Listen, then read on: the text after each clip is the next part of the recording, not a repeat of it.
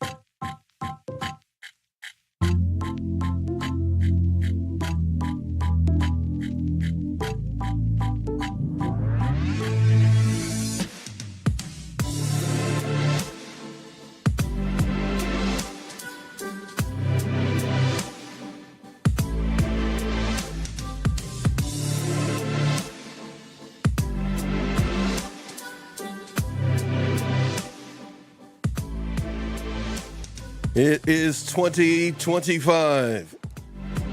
I know you were thinking, where are they? Are they ever coming back to YouTube? We are back. NATV Network, NATV Radio, all at your beckoning call. Thank you, everybody. 2025. 2025. No telling what's going to happen today. I know that I am not alone. There are others that are with me. There are definitely others with me. I know they are out there somewhere. You know I'm here. I'm here.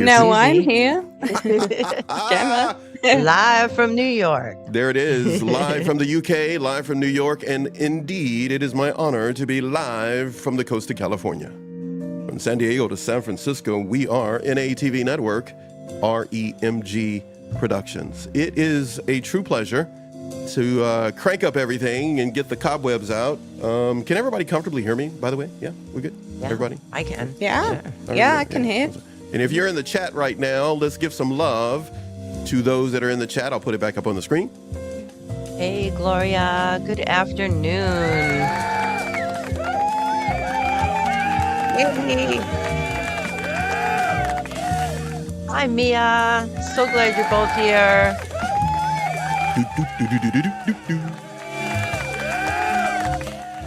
Today, you're going to embark on a journey with us, the live streaming that we did in 2024. We're going to continue that. I know you Some of you have wrote me and said, where did these people go? Are they coming back? Yes, we are here.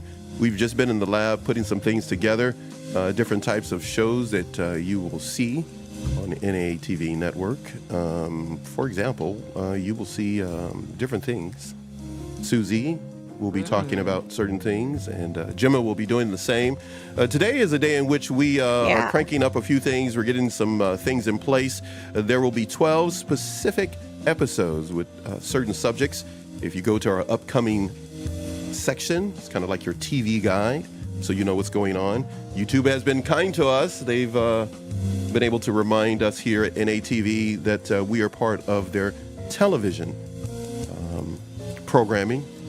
Much coming your way from YouTube, and we are happy to be a part of it. We have certain shows specifically geared for your wellness, mental health, and focusing on psychology and a whole lot more. So thank you for putting up with us. Time for us to get to the business at hand. And the business at hand is what? What are they going to talk about? What are they going to talk about here on this live stream today?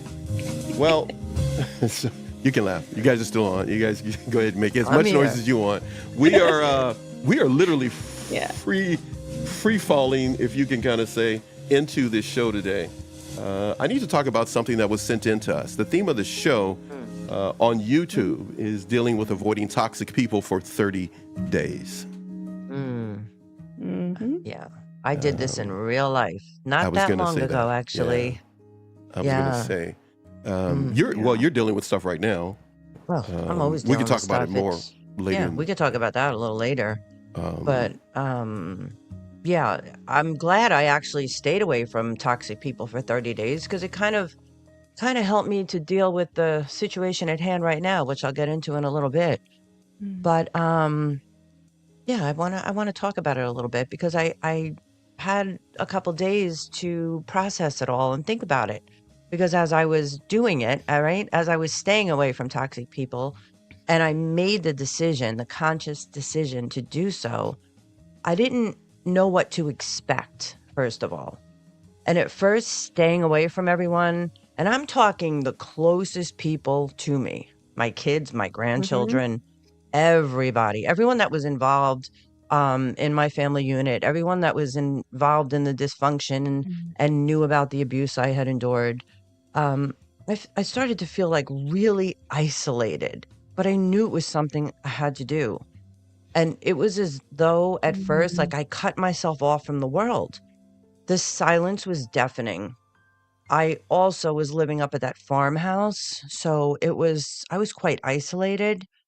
It was hard. I'm not gonna lie. It was hard in the beginning, but the first days went by and I realized that I really wasn't isolating myself. I came to terms with it and I was choosing solitude. I was finally giving myself the space to breathe, to think clearly, and to heal from all the years of disrespect, the manipulation, and the abuse. Choosing solitude over toxicity was the best thing that I could have done for myself. It really was. Yeah, it gives you that time to reflect. You know, initially it felt really lonely and I had to go through like a grieving process. You know, Gemma, like, I don't know if you can relate to that. Yeah, it's like that part of your life that you feel like you lost almost because of the weight that is carried a lot of the time when you're around somebody that's toxic. Yeah, I mean, I was like grieving not just for the relationships that I was leaving behind, but I found myself grieving for the version of myself that had tolerated so much pain. You know, like, who was I? Why did I allow that? It's not that I felt sorry for myself, but I had to let that part of me go. Yeah, completely. It was not easy. I had tolerated like so much pain. I really did. I think about it now, I could cry. It was really hard realizing that I allowed so much, and that version of myself, I just couldn't be that person any longer. I couldn't tolerate it anymore. And I had to face Yeah. my emotions head on. I confronted my insecurities and I acknowledged the ways that I had been complicit in my own suffering. I allowed it. I stayed. At the end of the day, yeah, it was hard to get away, but I did stay. And then something incredible happened. I began to find myself again. It took a couple weeks. It wasn't easy. The more time I spent alone, the more I discovered who I truly was outside of those toxic relationships. And I started Yeah. to heal, you know? Yeah. I It started to takes grow. time. Yeah, it took time. It was a couple weeks. I started to Yeah. grow and I started to understand my worth. I started to learn that I was worthy. And for the first time in years, I wasn't living in that state of fight or flight. I know you can relate Right. to that. Yeah. Like constant, like, what's coming next, you know? Like feeling on a cliff edge. Oh, yeah. Walking on eggshells. Not a good feeling. My nervous No. system was, my digestive system, my nervous system, everything just ran havoc Right? in my body. My mind and my body, I was a That brain mess. gut connection is no joke. Yeah. No, it's and until I decided to stay away from all this toxicity that I didn't even realize was toxic. When you're in it, I don't think you really grasp, you know, just how No. deep and how dysfunctional and how much it was No. hurting me. Because when you're in it, everything just seems like a blur. Mm-hmm. And life It's just seems to be moving fast, but slow at the same time. Because the situation changes so much. it almost feels normal, right? Yeah. Like if things were calm, I didn't feel normal. I needed the chaos in order to feel normal. I don't know how else to explain it. I didn't know how to be Yeah. calm. So when I No. got a few weeks in, I started to calm down. I started to feel a little bit more grounded and I started to feel peace. It was a very strange feeling. It's like Yeah. once Like you it's remove the toxicity from your life, you start to notice this profound shift. mm, Have you ever done it? yeah. Yeah, it's almost like when you feel like your feet touch the floor for the first time. Mm. And everything just seems a little bit more coloured around you. Mm-hmm. And as though you're seeing things that have always been there, but you're seeing them like for the first time again. Through I different started eyes to feel almost. safe. Mm, Yeah, I started to feel like a little bit safer, you know. Definitely was a yeah. good feeling. Something I was very unfamiliar. It was extremely unfamiliar for me in the beginning. Mm, And then once I started realizing that everything was shifting, I realized like I could never go back to tolerating disrespect, manipulation, or abuse again. Like, if I think about it right now, there is no way, no how, no one will ever treat me badly again. Never. Once you get out of it, you can never tolerate that again. yeah, it seems to be that once you get out of it and your eyes have been opened and relived almost what you've been through, it's almost like, whoa, hold up. How did I do that? And I certainly wouldn't go back to that because now I know what it was like. Shocking, right? It Mm, was shocking for me. It still is. Thinking back to certain circumstances and situations like, what in the world?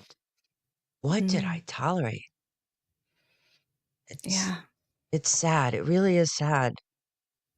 So and then, of course, you get to the point within probably around week 3, I began to like realize, okay, I can set boundaries. I can do this. I can say no. I don't have to run and take care of everyone. And every time someone has an issue in the family or a problem, here I am, grandma's to the rescue, mom's to the rescue, Susie to the rescue. No more. I started to like really realize it was up to me to protect my own energy and to Mhm. prioritize my own self-worth. Nobody was going to do this for me. No one ever did, and the whole time it was up to me. Mhm. Finally started figuring it out, and just this transformation wasn't just empowering to me, it was absolutely life-changing. Mm. The power of 30 days cannot be underestimated, and I was, like, looking up some statistics on it and stuff, and I was reading that research shows that committing to a new habit for just 30 days can Mhm. actually rewire our brains and create lasting change, and I'll tell you, I could feel it happening.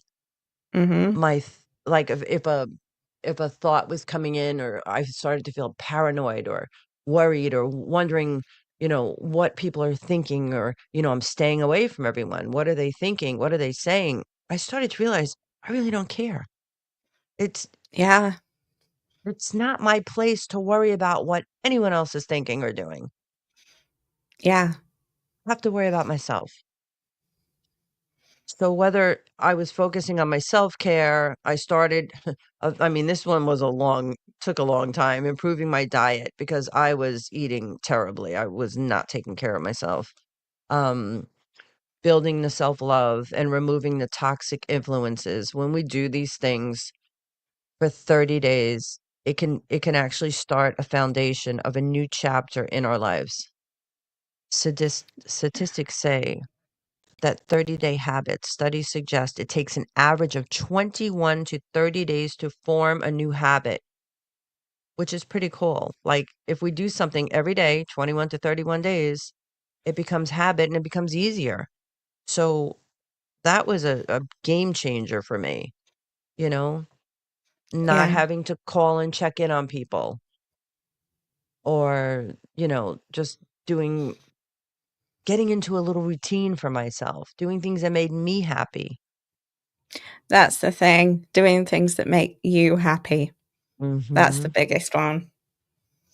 And that's something that I certainly didn't do to start off with because I was just so used to living in that bubble. Of dysfunction, right? Yeah. Mm. Yeah.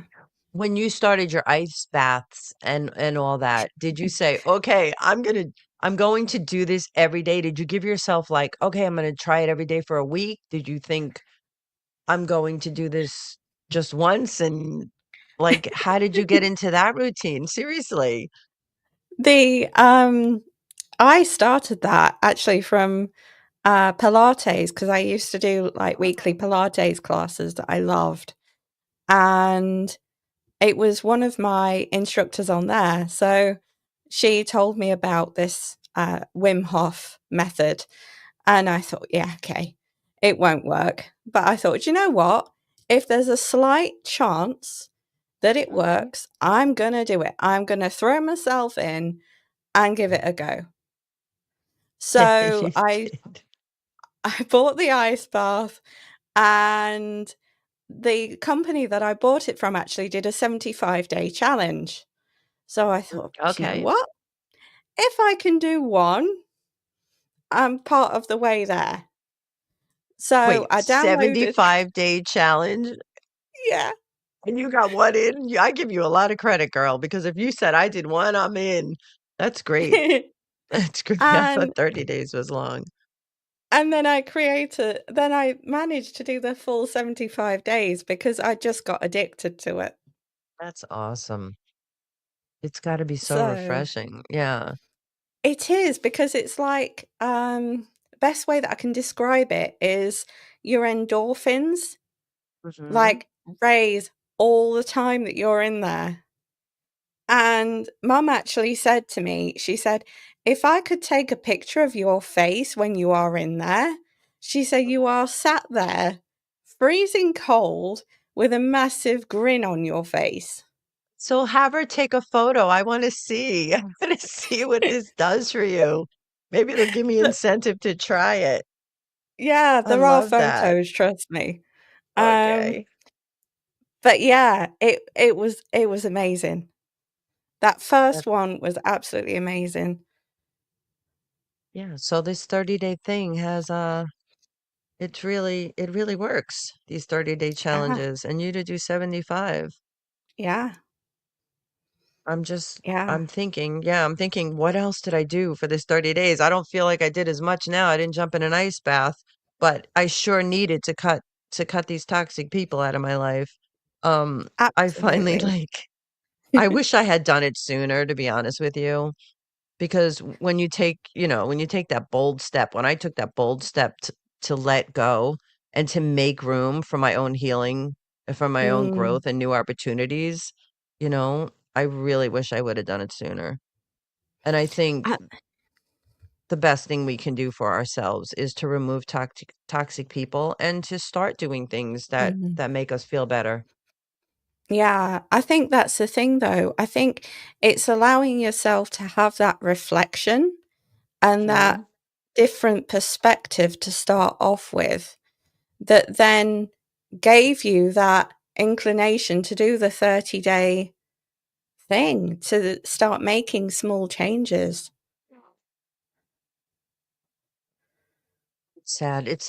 It has to get to that, but it's it's very necessary. Mia is saying, once I realized they were toxic to me, I didn't crave the need to have them in my life anymore. Mm, And that's so true, Mia. Um, really I is. think when I got out of the abusive relationship and when I got divorced, I thought that was it. But Mhm. clearly it was kind of a beginning of the letting go process for me, the 30-day, staying away from toxic people. Mia's saying also toxic people weigh us down, keeping us from moving forward. Yeah. Yeah. Yeah, I didn't realize that. Gemma, when you got away from your toxic situation, did you feel like, okay, everything's going to be okay now, or did you realize that was kind of the beginning, or different? You just start to heal, and then you start to recover, and all the steps. There's different steps we have to take. Did you find that as Yeah. well? Yeah, for me, it was weird because it was like almost the coming to an end of something. So Mhm. relief in one way, but kind of what's next in another. Like an excitement. Um, yeah, and it was the what's next thing that kept me going. Mm. That and my studies at the time, but I was sort of trying to put one foot in front of the other each day and kind of not guessing, but kind of having this little goal that I wanted to complete each day. That kind of reminded me that I know what's next deep down. Is that when you started your journaling? Yeah, yeah. That's exactly why I started it as well. Mm. I kind of needed that grounded habit. Uh-huh. Um, because I'd journaled before, but I'd like journaled, started one notebook, tossed it aside, forgotten about it. Um, and since that relationship, I thought, I need to write all this down. Mm. So then, like, my future self can go back and look over all of this to reflect on what's happened. And see how far you've come Yeah, with your growth, right? yeah, That's great. yeah. I mean, I was saying to mom the other day that I'd kept a journal from the court case when I was in my early teens. Uh-huh. And when I look back, this is typical me. I went through and I got rid of the journal. And I Oh, said to Mum, I said, how useful would that have been now to be right, to able to look? reflect back. Yeah. Yeah, Why do you think you yeah. got rid of it? The memories? I think it was the memories. I mean, that court case went on for 2 years. Oh boy. Yeah. And I was sat in that witness room for 4 hours.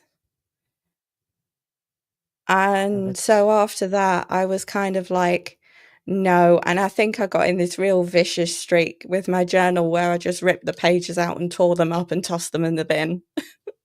yeah. Well, it's probably what you needed to do at the time. I mean, that's a lot. That's a lot.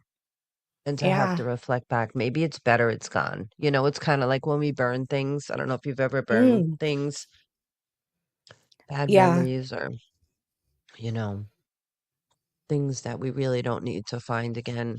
So it's over. Yeah. It's And our look at mind you and now. body's way of letting Yeah. go, right? Mm-hmm. Yeah, holding on. You know, another thing I started doing with this 30-day thing is I started going back to the chiropractor. And you're talking about Right. your ice baths. Have you ever gone? Have you ever tried chiropractic? No, I haven't. Because I used to do it years ago, like before I was Mhm. moved up to Connecticut. And it always, I don't know, it always made me feel better, especially because my back wasn't the best and I had a couple back surgeries. But Mm. I just started doing that again, and I can't believe, like, even that self-care I had given Wow. up Yeah. for so many years. And it's just, I don't know, it stretches everything, and it's not like massage. I was I actually was looking up the difference between, because I've never gotten a massage. I think we went over that in a show before. The differences between massage therapy and chiropractic care. Yeah. But both chiropractic care and massage therapy evidently play a vital role in promoting our self-care and overall health. But Alright. chiropractic Yeah, of care, course. it Mhm. it focuses on aligning our nervous system health, which I didn't know. Oh, wow. No, I didn't either. I thought it was just like lining up your spine, but it works on your nervous system. It aligns it. And then massage Mhm. therapy emphasizes soft tissue relaxation and circulation. Mm. So together, these practices complement each other. And I don't know, I think I just might have to cave in and get a massage, because if I'm doing chiropractic, right, Yeah. that targets my spinal alignment, my nervous system function, and it addresses the pain and tension. And then add it with Mm. massage therapy, and it'll relax muscles, improve blood flow, and enhances relaxation. So, have you ever done Wow. massage? Do I've you had a massage once. And did you like it? No. Was it relaxing? No? No. No, Okay. at least not for me. I actually left with bruises. No way. What? Wait a minute. Where'd you Yeah. go? What kind of massage therapist was this? Was It this was, like, at a spa not far from me, and I was like, "I've got bruises," like, this was the day after.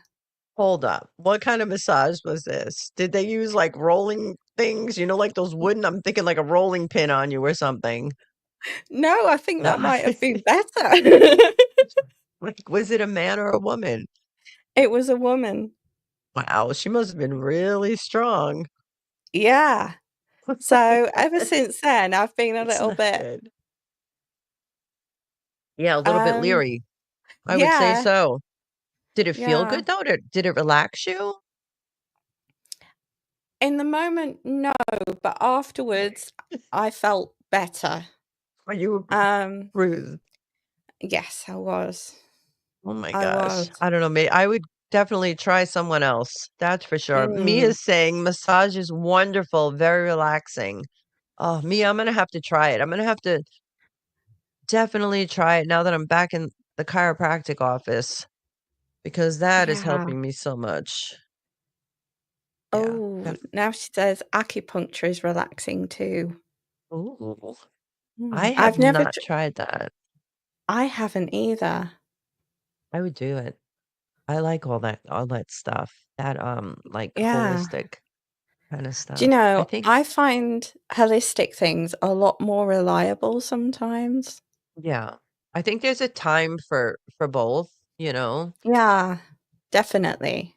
Like if you need to go to the hospital, if you're having an asthma attack, you need to go and, go get Yeah, of a course. treatment. But if you can do some Yeah. acupuncture after the fact, I think that's a Yeah. great thing to add, definitely. I used to do that with my kids. I used to take them we all used to go to the chiropractor, and then I used to take my younger son had asthma growing up, and I used to take him to an osteopath. So he did a lot of Alright. cranial work. Yeah. Mm. And my chiropractor does the cranial work too. So he was doing that on me last week, which felt really good. Kinda like they pull, like, your neck, like, stretch it out. I don't Oh. know. Yeah, it's very gentle, it's not rough. No bruises. Didn't get any bruises, thank goodness. Yeah. I'm gonna say, I think at this rate, I think I might prefer a chiropractor to another massage. Yeah, definitely. I don't know, it's working for me. Yeah. It just felt so good. Plus, I had back surgery, so I don't know, it kinda, like, just loosened everything up. We will Yeah. see. It's Yeah. amazing, like, when we've been through trauma and surrounded by toxic people, how much tension our Mhm. bodies and muscles hold without us really noticing. Yeah. It just that's what the chiropractor was explaining to me, and it was Yeah. really kinda cool because he would go to certain spots, and, Mm. like, one was in my like, under my rib cage on the left side, and I'm like, and he was just, like, massaging it a little and turning my body a certain way, and I'm like, "Oh my gosh, how do you know that spot?" And he says that's Yeah. where the old trauma is like I don't know how he put it, I don't know the terminology, but my getting of it all was that the trauma was, like, stuck in the tissue. It kinda, like, Oh, binds up wow. the tissue. Yeah, so when he was working on it and, like, rubbing it with his thumb, which I would assume is some kind of, like, little massage, it helped tremendously. It was really great, but, Wow. that's another thing that I was reflecting on with this 30 days staying away from toxic people was that we really cannot heal in the same environment that we're No, mistreated or abused in. We can't. You cannot exactly. heal No. if you're still in it. And I think that was, like, something I didn't expect. A lot of it was a surprise this whole last couple of years because I didn't know what I was getting myself out of, Mm. but also getting myself into because it's been, one thing after another to be where I am today, I feel like just beginning, but I've come so far, thank goodness. But that healing journey, it really does require a safe and nurturing environment.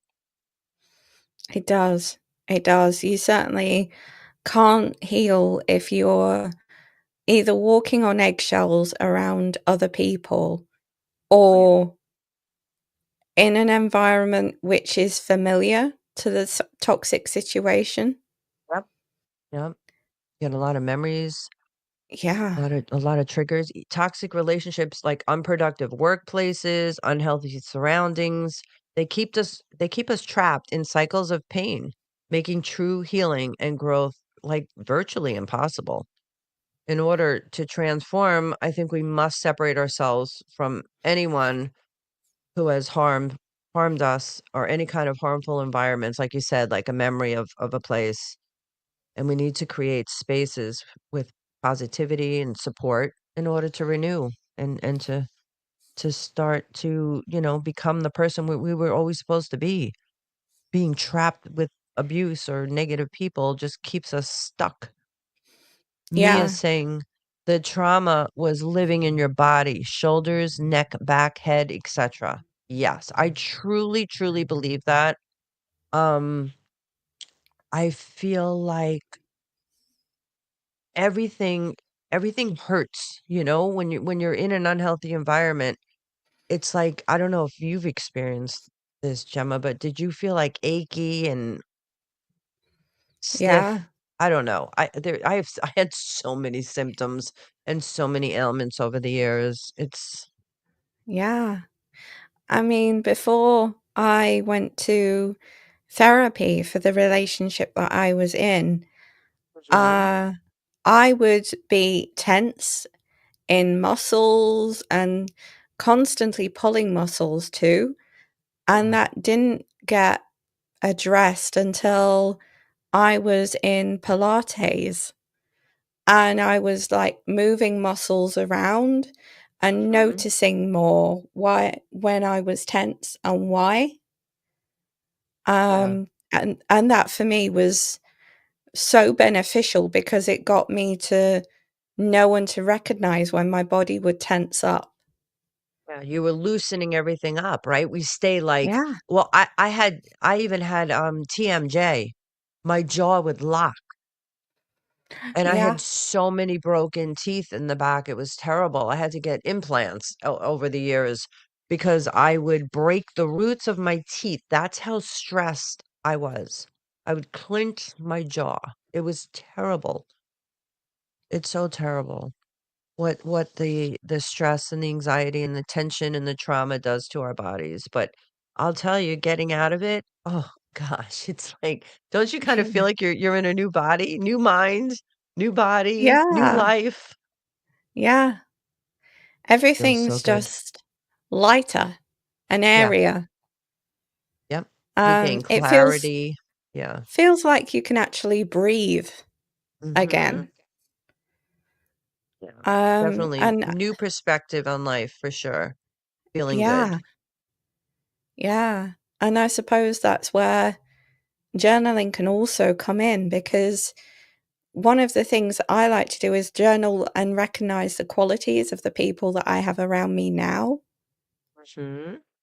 and compare just how different the people are around me now to then. Yeah. I And noticed the that's, same. yeah, that's so good too, because you tend to wonder, I don't know if you were like this as well, why you were attracting toxic people and Mhm. things like that. And really journaling and getting to the root of the personalities and the qualities of the people that you admire and then the people that you have around you can really help and almost heal and put a pathway in as to why. Yeah. And journaling about, like, how people make you feel, Yeah. right? Because I was never Mhm. I wasn't a writer per se, like, I had so much trauma in my brain, and I couldn't think straight, and I was so isolated, Mhm. so for me to start journaling, it took a while. So, like, when with your journaling, you do live journaling, what, on Mondays? Every Monday Yeah. morning?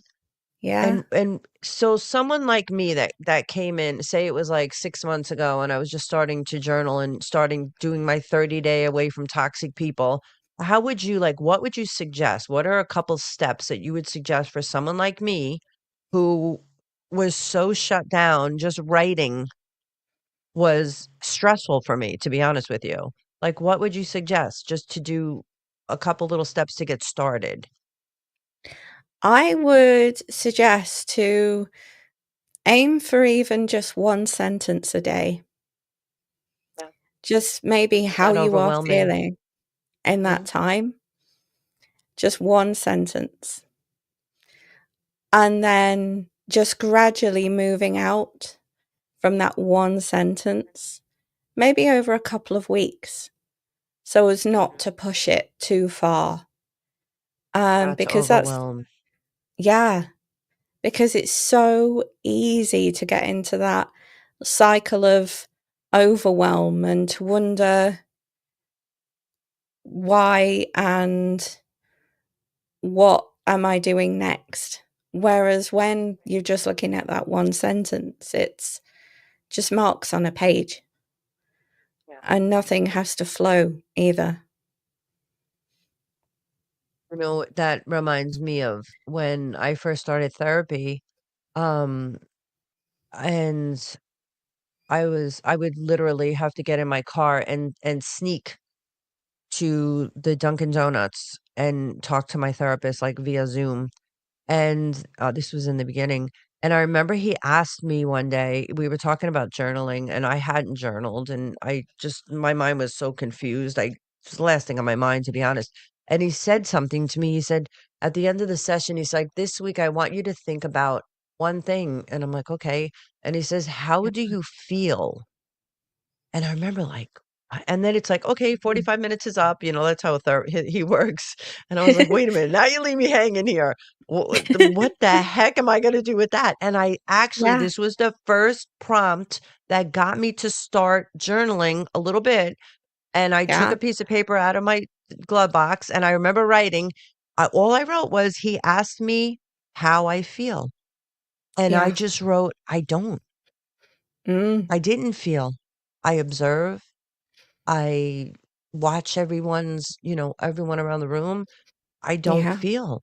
And that was the beginning, and you're right, that's all it was. It was one sentence, and I Mm. still have that piece of paper. Yeah. Mia's writing, journaling was freeing. There was so much spinning in my head, I couldn't think straight.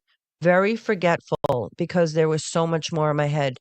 Mia, my thoughts, like, I feel like I'm finally getting oh my gosh, my thinking straight, as you put it, um, because there was just so much chaos or confusion or even the isolation, like, once I decided the 30 days away from toxic people, that was more I put myself in solitude. That was a decision I made that I was gonna work on myself, but when I was isolated, I couldn't think straight, and I was spinning. It's like the hamster wheel. What's coming Yeah. next, So writing it down it frees it. It frees your thoughts. Absolutely. I mean, it was like, another way that I can describe it is it's like a web, like a spider's web with Uh-huh. everything, with all your thoughts going off in one different direction. And Uh, then, like, trying to just clear that and just pull it apart because of, like, however much they've got into your head at that time. Just getting through the control was, yeah, it was. yeah. It was. It helps you It's make sense difficult. of it all, I think. Even though it doesn't make sense what's being done Yeah. to us or how we're feeling, it it does kinda put everything in perspective, and I don't think, like, I didn't realize anyway, I don't know, you know, more about this than I, but I think when I thought about journaling, I thought it had to make sense, and you just made such a good point before when you said it doesn't have to make sense, it could be one sentence. Exactly. Yeah. I mean, Just releasing something. our brains are hardwired to make things make sense. Okay. Nothing has to make sense. It's about destroying that rule that's been placed on us for years and years and years and years and years. That when we are faced with a blank page, we have to write a certain way. We have to put full stops in. We have to put commas in. Nobody else is going to read your journal. So it doesn't matter which way your thoughts go. It just matters that you open up and you just let your mind wander wherever it needs to wander. Express it. Yeah. So how many journals do you have now? Like, do you have, like do you save them? Do you do them weekly, monthly? Do you just fill a book? Is there like a do you start a new one every year? I tend to fill like a notebook. So I tend to go for when I'm thinking about journaling, I tend to go for like the thickest notebook I can find. Huh? And then I tend to fill that and then just put like the dates on the front. So I've got maybe 3 journals now. Because lockdown kept me busy. Yeah, that's true. Got a lot out, I'm sure. Yeah. Yeah. I wrote poetry in my journals too. So, Oh, you'll have to yeah. read one day if you want to share. I'd love to hear one. Yeah. Yeah, Are they absolutely. are they like all the same? Like, do you write about one subject, topic, just a little bit of No. everything? Yeah, I just like to let my mind wander. So a bit like if it's like sunny outside or whatever, I'll write down my observations, I suppose, and then it turns into a mini poem before I know it. Oh, that's so nice. Oh, I'd love to hear one day for sure. Mm. But yeah, so that's what I mean about journaling. It can be creative too. Hmm. So another thing I was looking into was like distractions. Like as I was on this journey for 30 days, the distractions Mhm. after trauma. And it's like I finally broke free from the unhealthy and dysfunctional relationship and the family dynamic. And then I found myself being distracted, unfocused, and scattered. It was almost like, okay, I'm alone now. I'm staying away from all the toxicity, but I didn't know what to replace my thoughts with because there was no more stress and drama. And that was a weird place to be. I don't know if you ever experienced that. Yeah, definitely. It can S- be so weird to have everything jumbled up. And then it's gone. Yeah. It was like it was just gone. Me is saying I had hundreds of pages of thoughts, phrases, sentences, whatever would come out at the time, even feelings, emotions, and reactions. That's awesome, Mia. Yeah, Yeah, it Mia's is. son actually wrote a poem that's in her book that Oh, we read on wow. one of the previous shows. Yeah, we're gonna have to get Mia on one day to talk about her book. Yeah, But it's definitely. yeah, it was pretty impressive. I think he was what, about 13 or something at the time when he wrote that poem, I think. I believe they had just gotten out of she was divorced, like an abusive relationship, so it was her son's perspective of the situation after. It was Wow. pretty, yeah, so that's Mm. pretty impressive for a young man.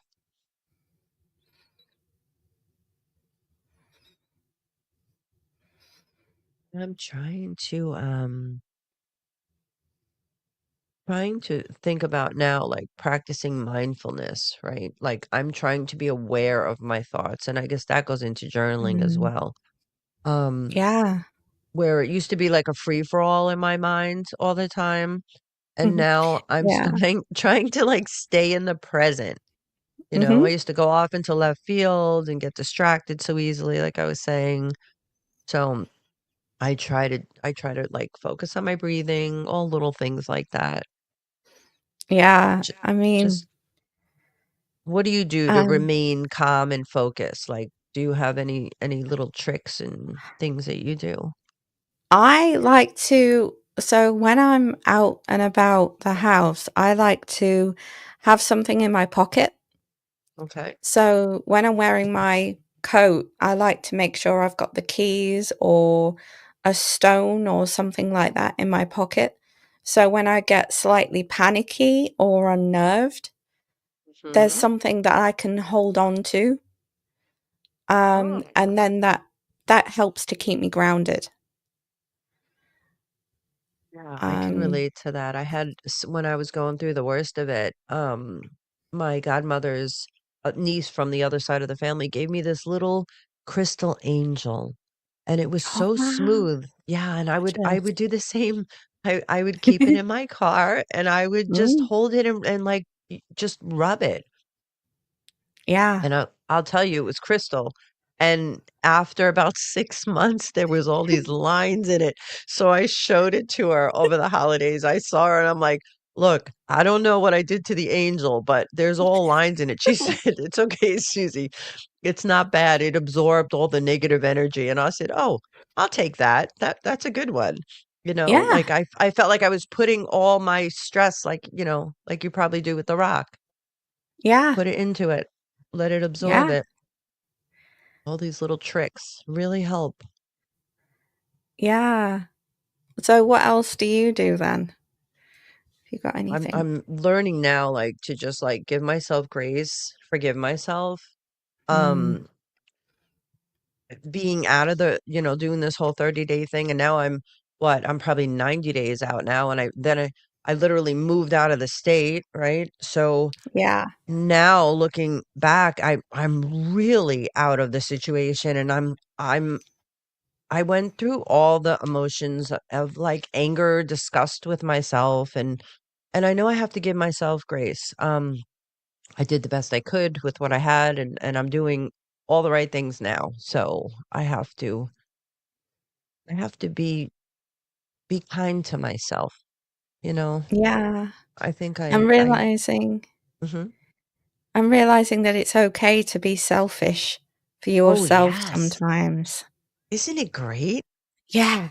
Like, It's it takes some of that power back. it's like, yes, I don't have to do anything today if I don't want to. I don't have to please anyone. I don't have Yeah. to, you know, I just can be irresponsible if I want to, not, within limits. But I Oh, yeah. always felt like I was I was the one that had to fix everything, do everything, and it was exhausting. So giving myself a break feels really good.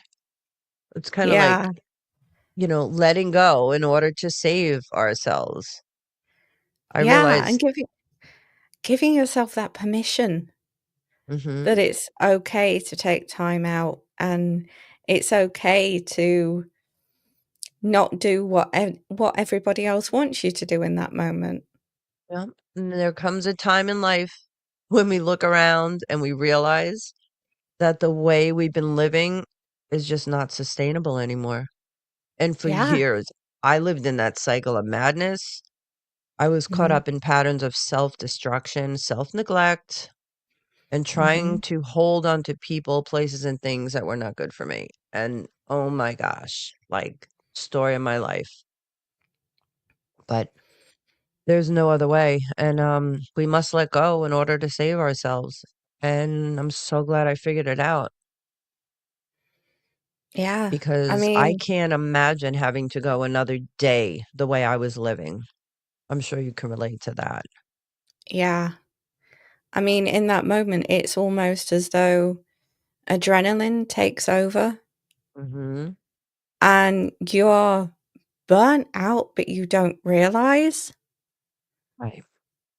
And that can lead It's to all survival kinds mode. of, Hmm. yeah, That's where all the pain comes in and yeah, the confusion and everything we've been talking about. And that's where journaling helps because if people would just do that one step, just like you said, write down one yeah, sentence, just start there. Then you can start to say, okay, why am I feeling this way? Or why am I in pain? Or why am I confused? Why am I depressed or unhappy? And little by little, it'll come out. yeah. Right. Because then you'll start to wonder what your future looks like, what doors will open for you, what new opportunities there are. I didn't even realize I had a future when I was in this. I Yeah. remember if I think back, it was probably 3 years. I can't even keep track of time. It's been a blur for most of it, but maybe 2 years ago, I was in my kitchen and I remember standing there like cooking as usual and thinking to myself, I am done. I Mm, can never do this again. I'm done. And yeah. I didn't know who, what, when, where, how, why. I just knew something was going to change. So, Mia's saying if you have the book handy, go to page 151 for her son's poem. Let me see if I can find it. I think you'll enjoy this. Gemma. Now, Mia, this was after the dysfunctional relationship was over, correct? I just want to let everyone know what this poem was about. If you could tell us, Mia, that would be great, so it's more understandable. I'm looking for it Yeah. right now. Mia's book is called Stepping Out of the Darkness into the Light by Marianne Mooney. Ooh, 151. Yeah, I I just love found that it. title. Yeah. Yeah, Mia has some story. Some story. Okay, so I'm gonna read his poem. And it's by his name is Victor Dudley. So stepping out of the darkness into the light. Darkness was all around during the day and through the night, always there, scaring you. 15 years of this was like hell. Wondering, worrying, what will happen next.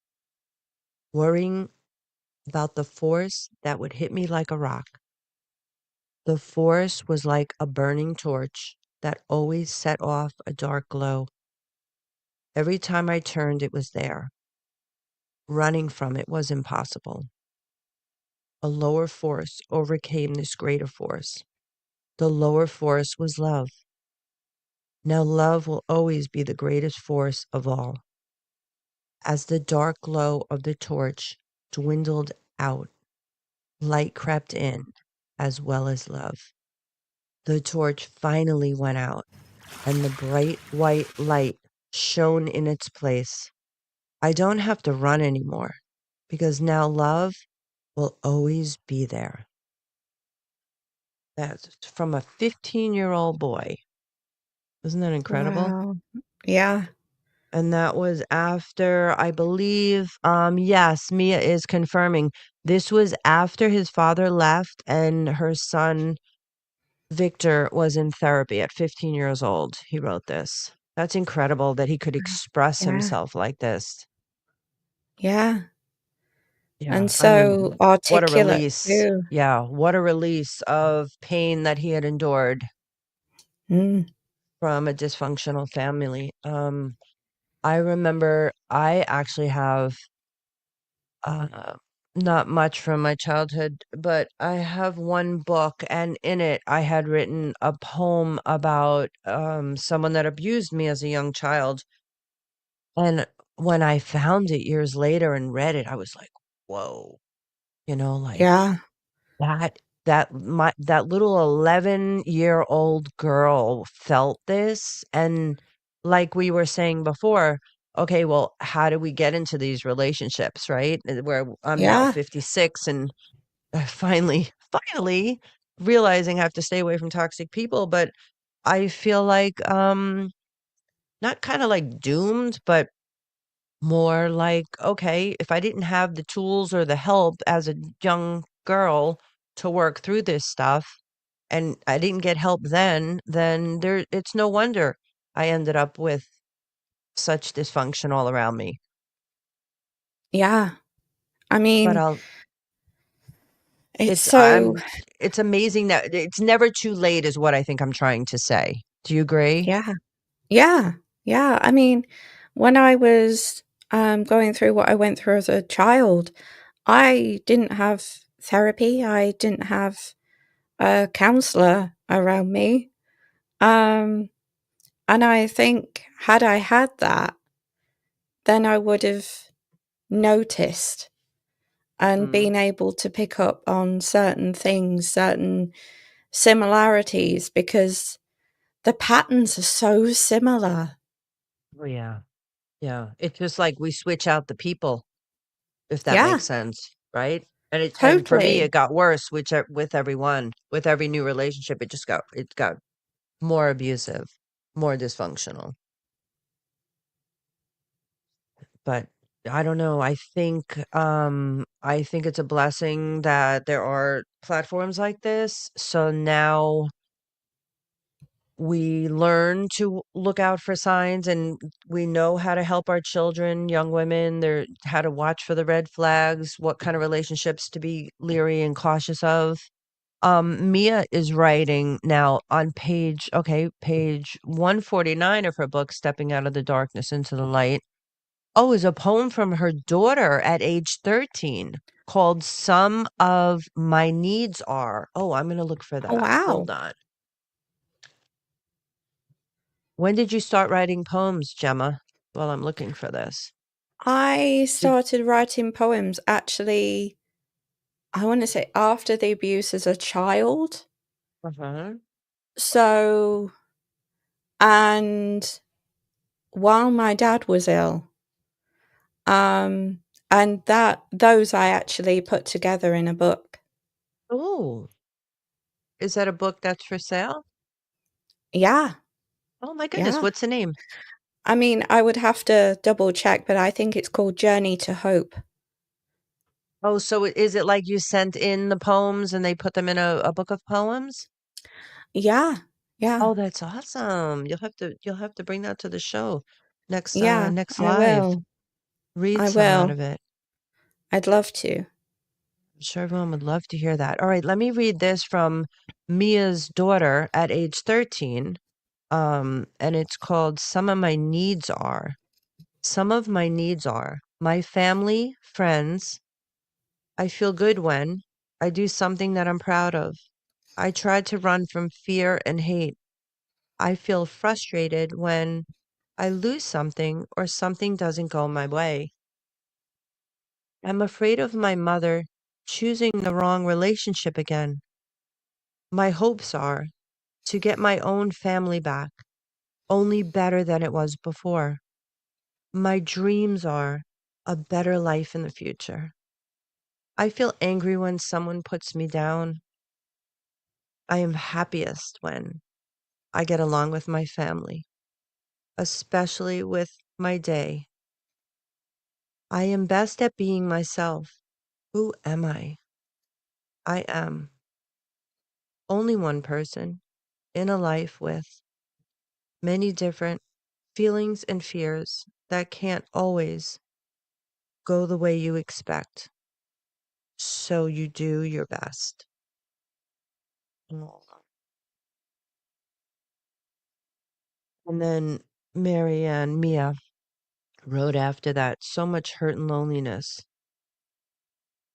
He was so afraid of things he could not control and not only wanted to be happy. My son wrote the poem. Oh, that was the following poem. Okay. Wow. That's beautiful, Mia. Wow. 13. Yeah. I'd Such a love to hear you. gorgeous poem. Beautiful. I love how children can express themselves. Yeah. It's so, Wait. the perspective that we get from children Mm-hmm. is so beautiful. It offers a different perspective, which, yeah, it's just incredible.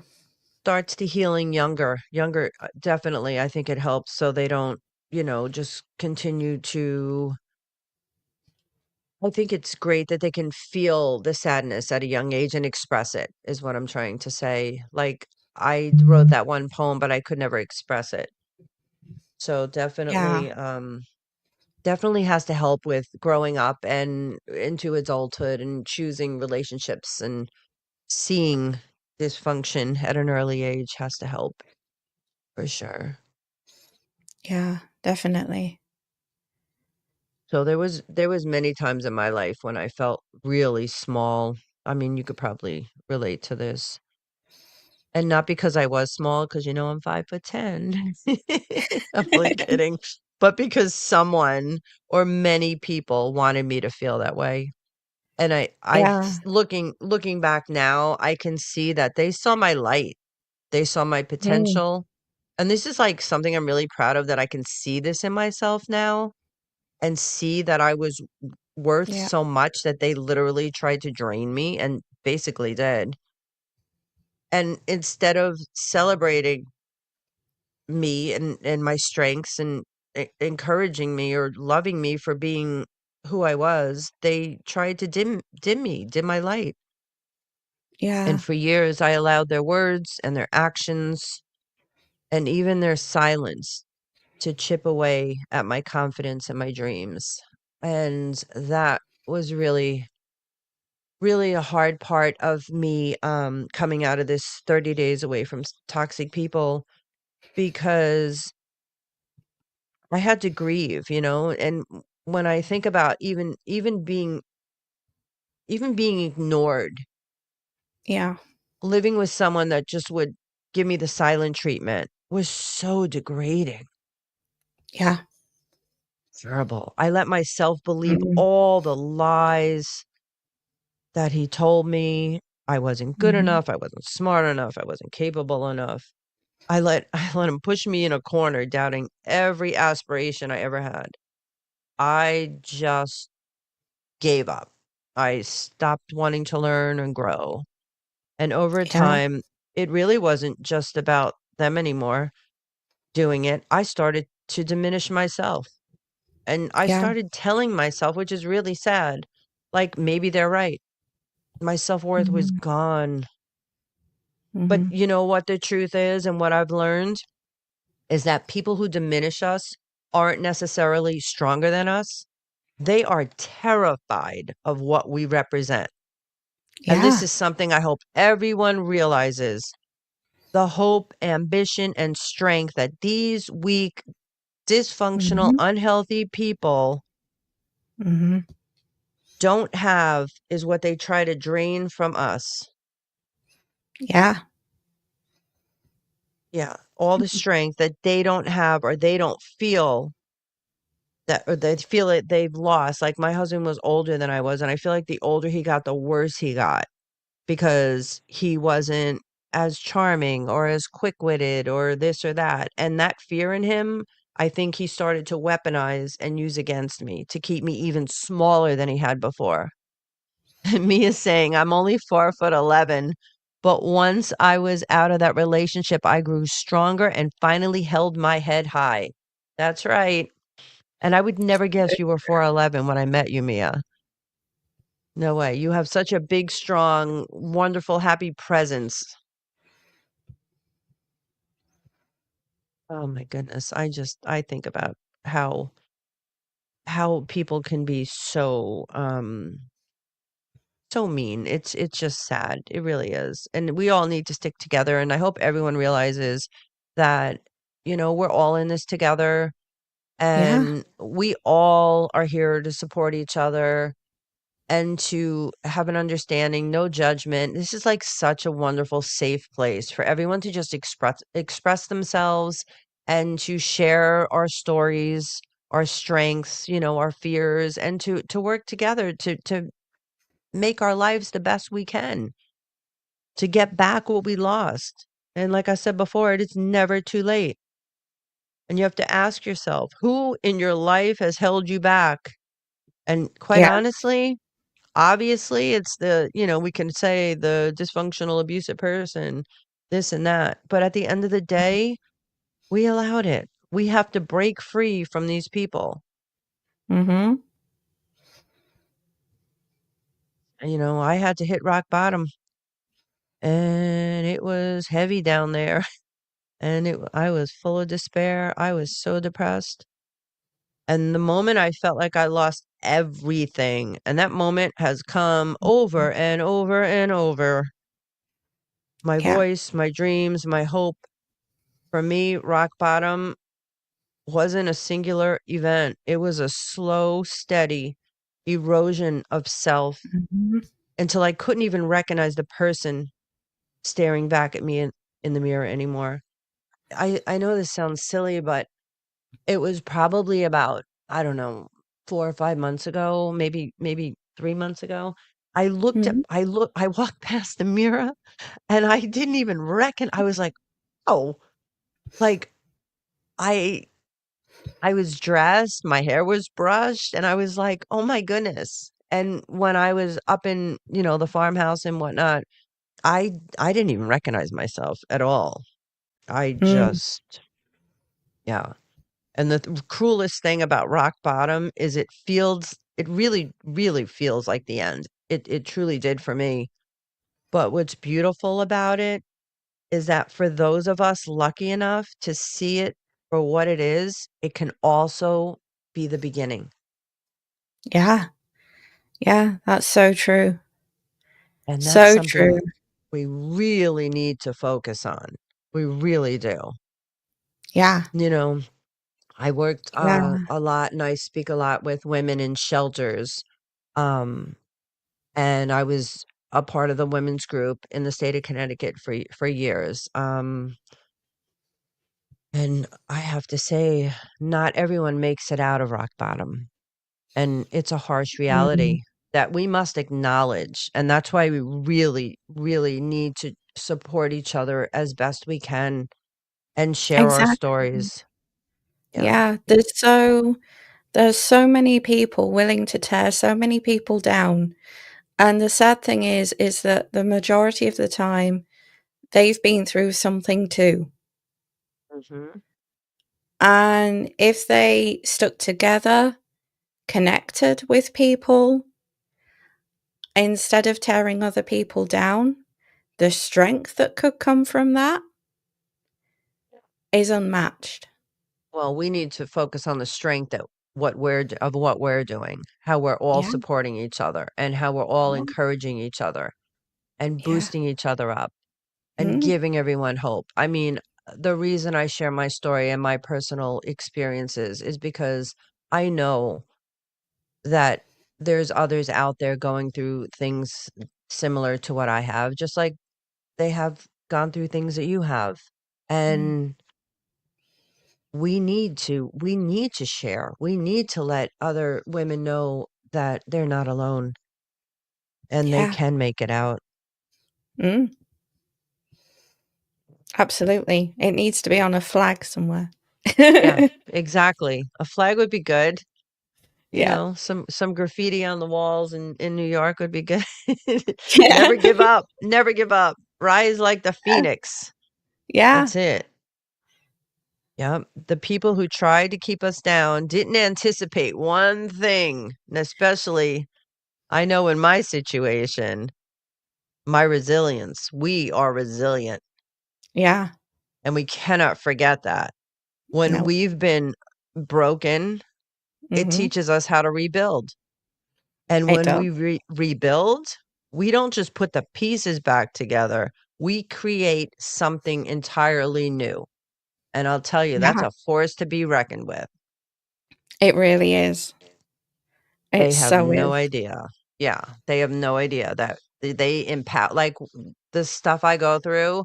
Sometimes I'm like, what in the world is next? And then I'm like, you know what? I'm taking this situation, that situation, and I'm just going to be even stronger. I use it to empower me now. I don't dwell in Exactly. it. Yeah. Don't sit there. That's a great thing to journal too. I should start doing that, Gemma. I should start Yeah. writing all these little situations down and saying, okay, so this is going on today. Well, you know what? I'm going to turn it into that. And Yeah. just even if I give myself 4 examples and one comes to fruition, that's great. Yeah. It's keeping It's my like mind positive. rewriting the negatives into positives Yes. I love that. when Yeah. imperfections become perfections. Right. Yep. And for me, like rising and taking the negatives, turning them into positives, it Mhm. really it's not about proving anyone wrong, No. right? It's about Mhm. proving myself right. We need to prove ourselves right. We can do it. Yeah. Yeah, absolutely. Because a lot of the time that living like that, it wrecks us of our self-validation Mhm, and our self-advocacy. mhm. Um, and gaining that back, there's so It's much power that empowering. can come from Yeah, that. so empowering. It really is. It's like we just have to consciously stop listening to the negativity, stop internalizing the jealousy from these people because basically they're jealous. They're Yeah, jealous. They're angry that we didn't fall apart and or aren't crying in the corner somewhere for the rest of our lives. yeah, We need to stop internalizing their insecurities, their attempts to make us feel small, and start focusing on us, on what we Yeah, want, and start exactly. focusing on the person that we were meant to become. All right, we had a little bump in the road, a little detour, but you know what? Carry on. Yeah. That's it. Head up high and just keep going forward. Can never give up.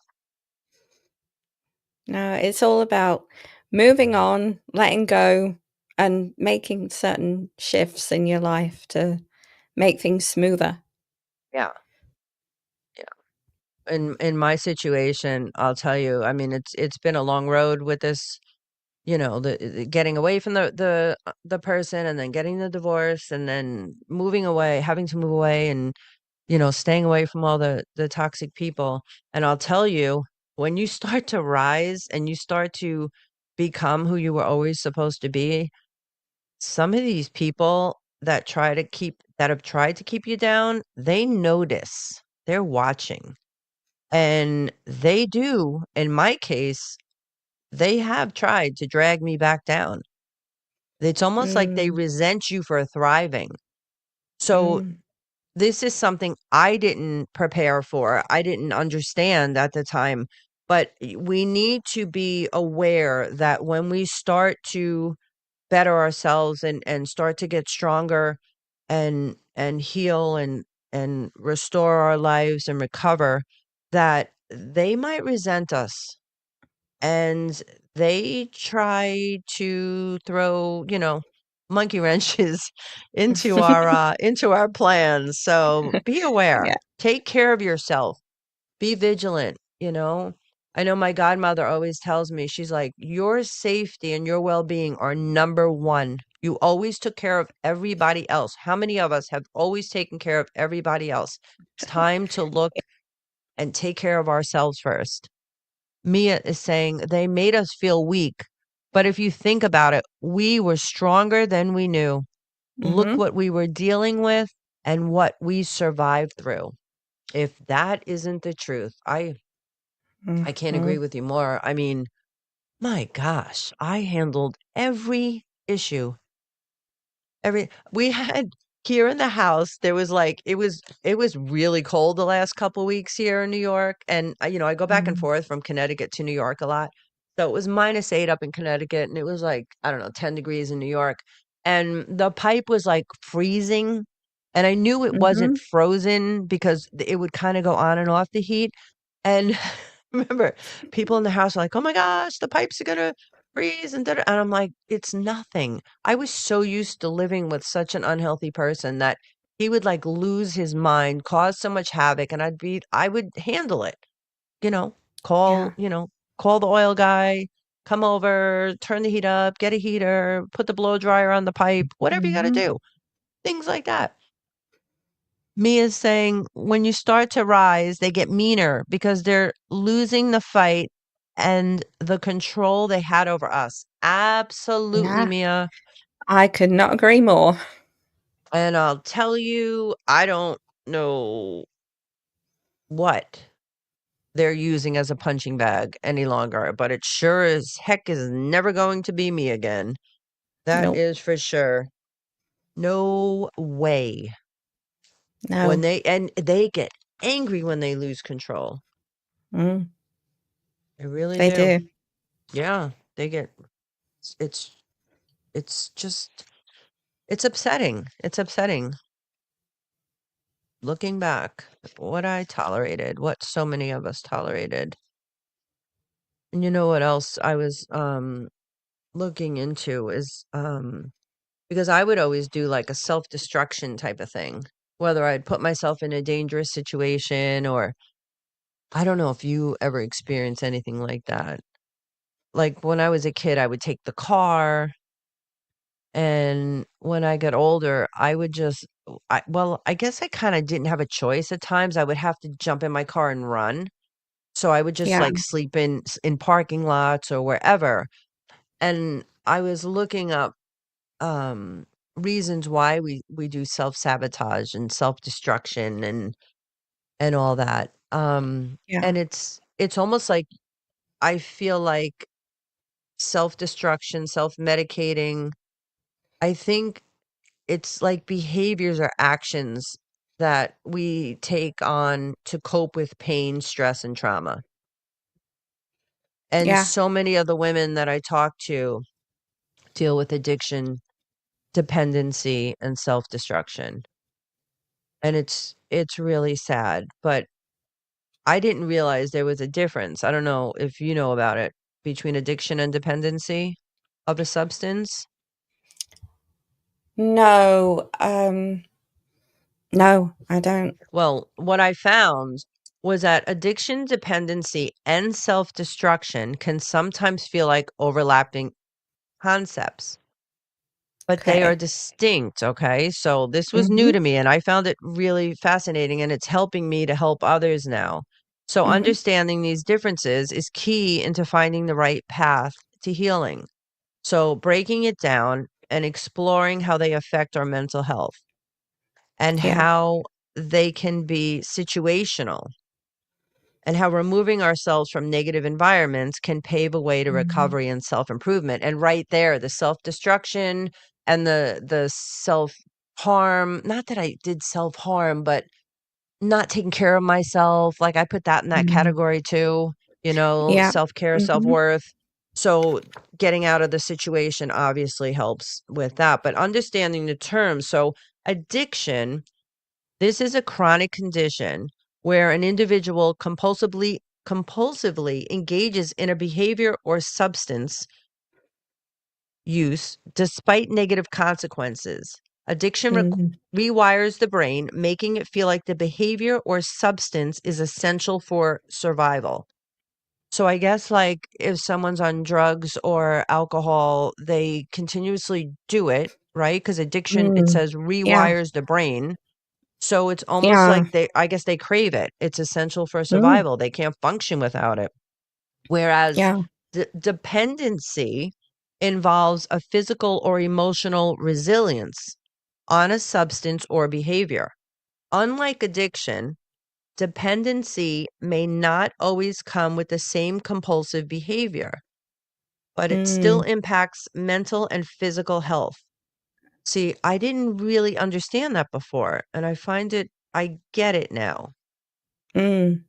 I think if you're dependent on something, it's more like situational, you Yeah. know? And Yeah. then Unle self-destruction and self-medicating, that's totally different. These involve behaviors or actions taken to cope with pain, stress, or trauma. While they Yeah. may feel temporary relief, these behaviors often lead to long-term harm. Mm. Yeah. Yeah. So that's something I could relate with, the self-destruction type of thing. It was like if things were calm, I would jump in the car and go for a ride. And then if my tire blew, it would be like situational. And my Mm. psychiatrist, Dr. Mack, is telling me that I almost created my own stress. Does that make sense? Yeah. Or dysfunction. I Yeah. had to learn how to live in peace. I had to learn to live in the calm. I had to learn to get out of the fight or flight. Yeah. 'Cause it's the constant, like, hamster That's wheel of self-destruction.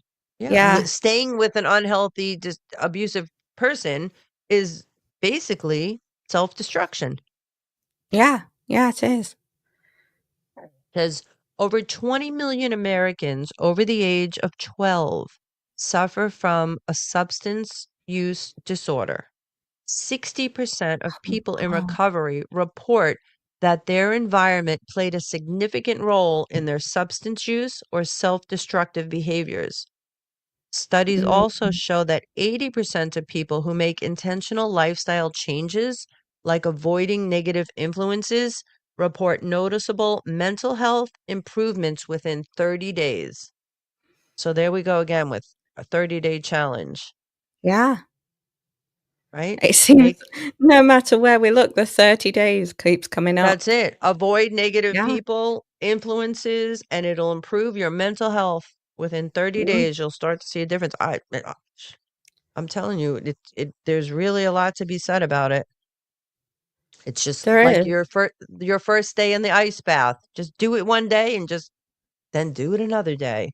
Yeah. Stay away from it. Yeah, a lot of Yeah. addiction, dependency, and self-destructive behaviors are situational.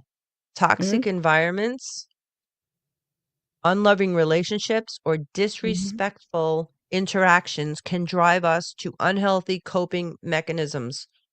Removing ourselves from these negative influences allow our minds and bodies to heal. Mm. Again, it's about breaking that cycle, isn't it? Mhm. It It's says about there's realizing. something you have to change something, right? Yeah. There's 5 steps to breaking free. So, let's go over these 5 steps. The first one is identifying your triggers. What people, Mm. places, or situations encourage your unhealthy behaviors? Awareness is the first step to change. And then Yeah.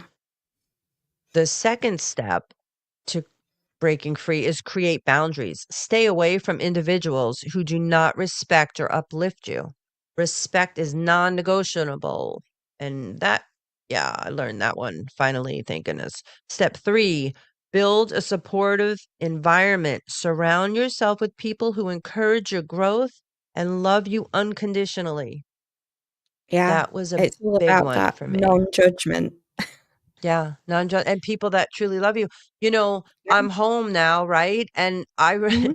I had this conversation only a couple days ago. I said, it wasn't me. And someone said to me, Susie, for a while I thought maybe it was that like this person in my life had everyone.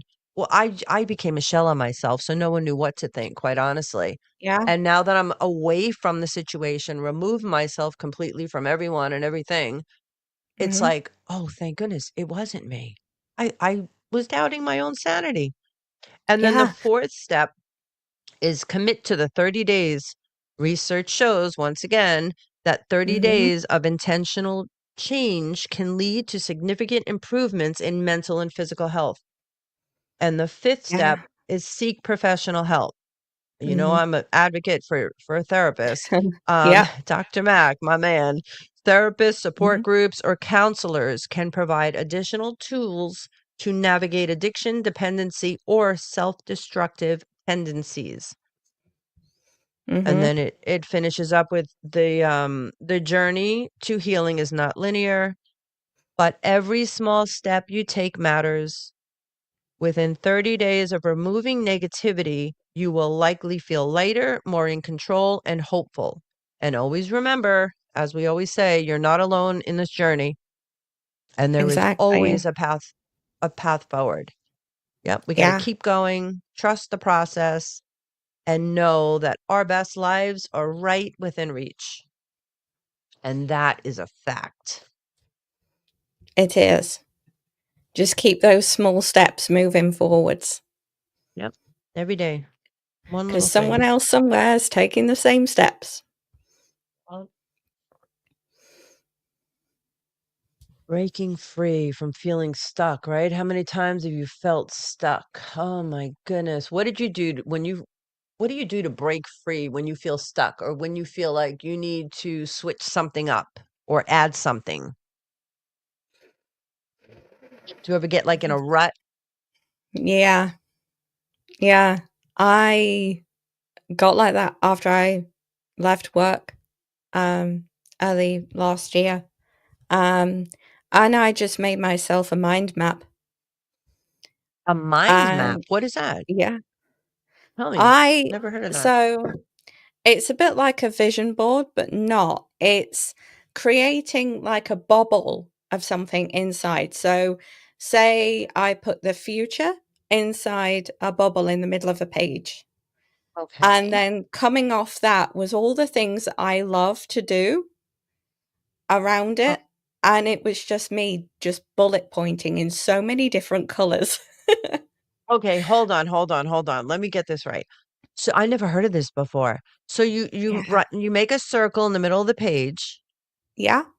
and you write, tell me again. The future. You write the future. Okay. And then Mhm. around it, you make little bubbles Yeah, and with you all the put, things that I love to do in. oh, that is so cool. I want to try that. So it's like visual Okay. and you can see it all the time. Oh, that's really cool.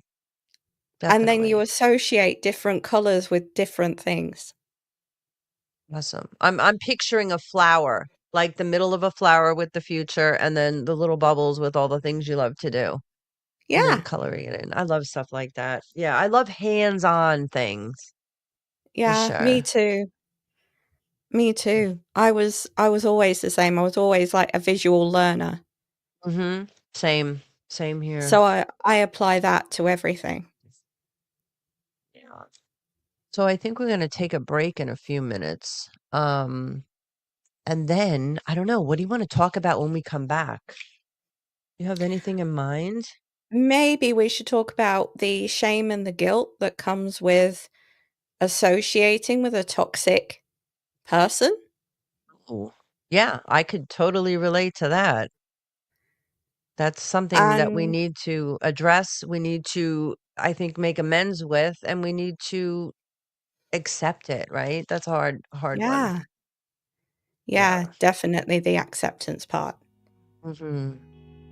All right. That sounds good. All right. I can't wait for that. I'll see you in a couple minutes. Yeah. Okay. Be right back, everybody. See you soon.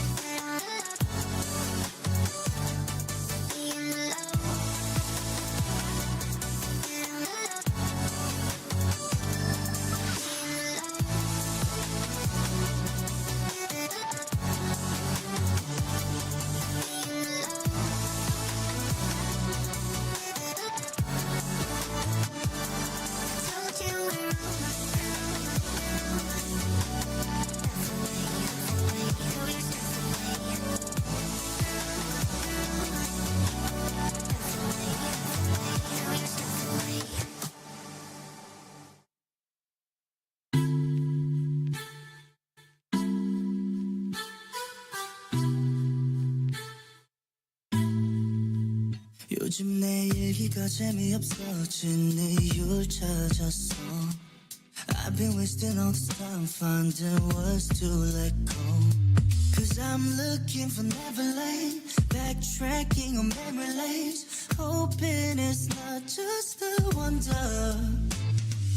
I can't be watching, waiting for changes, wondering for the right time. Cause I noticed we came to a pavement that crumbles. It's just a merry-go-round. I don't think it's you, might be me. There's just so many things going on. But when I'm with you, it feels so new. Cause I'm on a secret, I'm all alone for it. I've been off and on with you. Tell me why it's so hard to choose. Going in circles, running round. Cause I'm looking for Neverland, backtracking on memory lanes, hoping it's not just a wonder. I can't be watching, waiting for changes, wondering for the right time.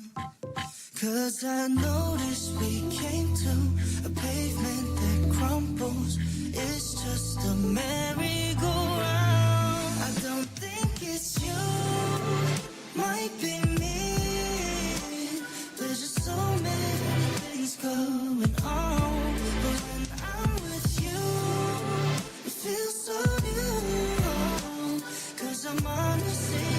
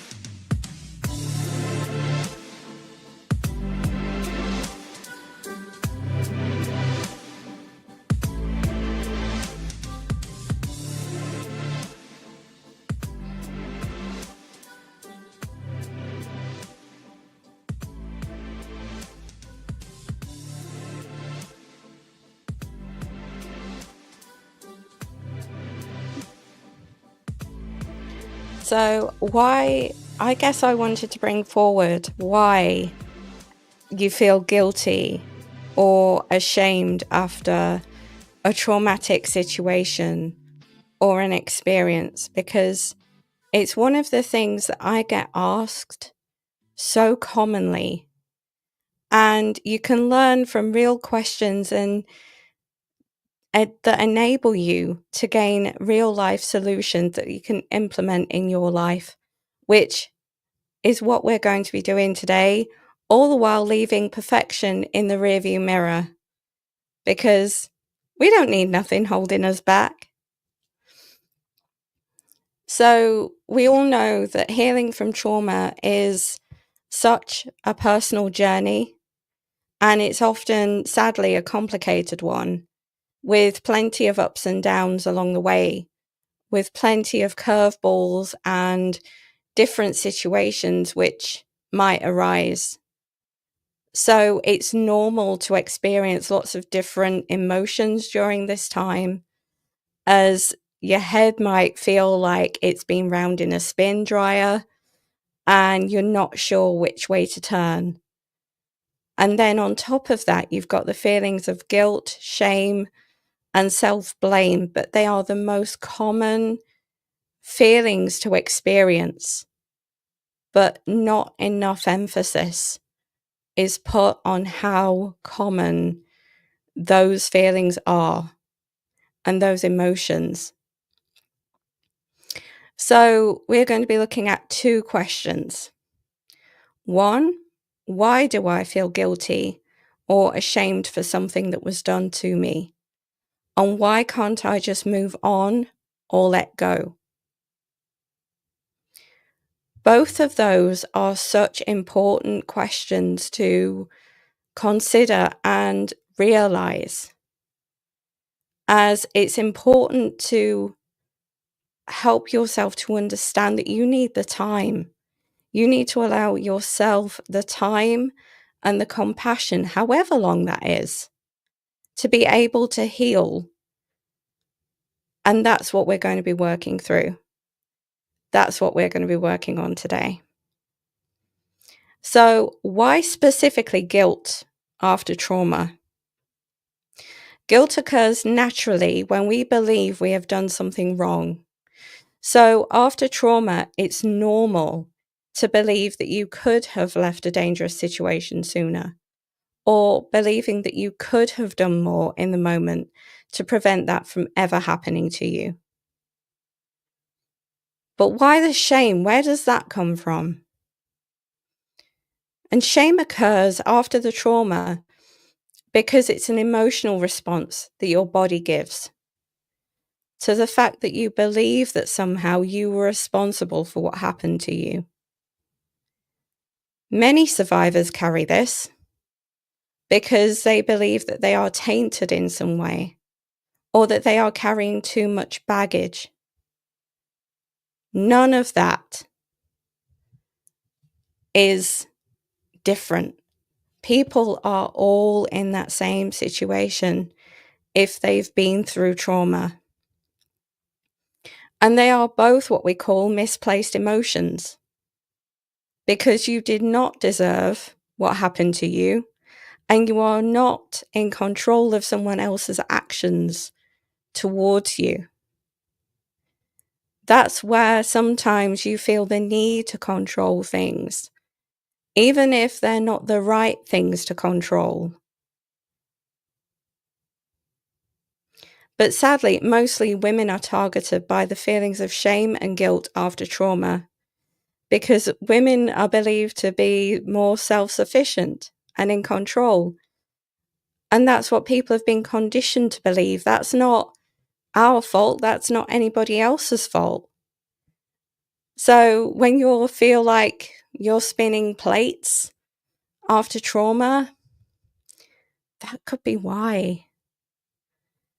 Because so many decisions, so many jobs, so many situations require people to be in control. And that's something that you need to look on. It's an expectation that's placed on a lot of us, which adds to the belief that survivors are responsible when they're not at all. Like I've already said, we can't control somebody's actions. We can't control somebody's words. It's the way that we are conditioned to believe in that way. Which is why there's a term for it, and it's called victim blaming. And it's a term often used where people blame women for what happened to them. because of what they were maybe wearing at that time. I remember being sat with the therapist that I talked to, just going through what had happened to me. And he turned around to me, and my therapist actually asked what I was wearing at the time. So, and then that really hit home to me. That made me question that again. But it's what you do next. You question your own actions. You question if you froze or didn't say no clearly enough, which adds to the shame you may feel as well. But just because you froze, it does not give them consent. It does not give them the okay or the green light to do whatever they thought was right to you. They are your survival instincts. All of it. And then you're given the emotional aftermath, such as questioning your relationships with how people see you. Sometimes you may believe that people see you as the little girl that was going through the abuse, or the woman who was in a toxic situation where all her friends were removed from around her, so she only had the one parent. But none of that is your fault. None of that means that you are damaged or weak. It just means that you've been through experiences, and it means that you are more resilient and, in a way, more in control of if something like that was to happen again. And so that carries the shame with it. Those emotions carry shame as well. So, yes, it's important to know that your body reacts in different ways during trauma, but it's never a sign of consent. It's a sign of your body doing what it naturally should do in times of threat and in times of worry and anxiety. So, yeah, you may freeze.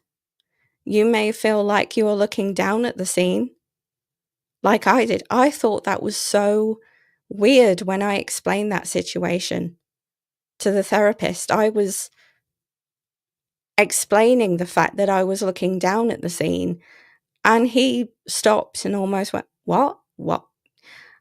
But he knew how to tackle that with me.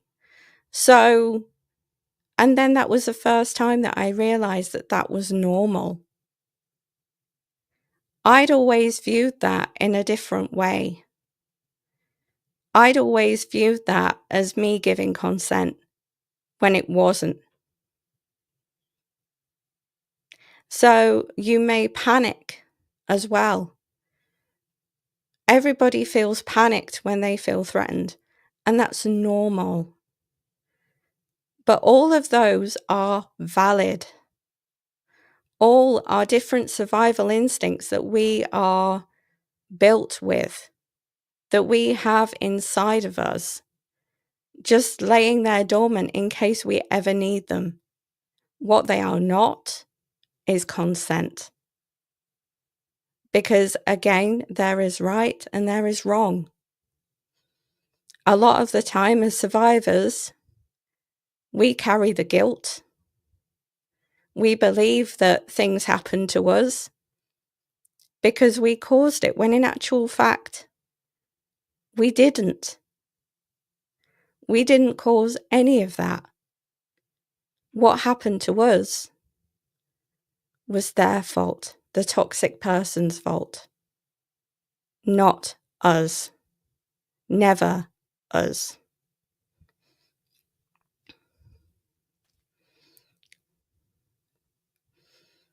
Oh, I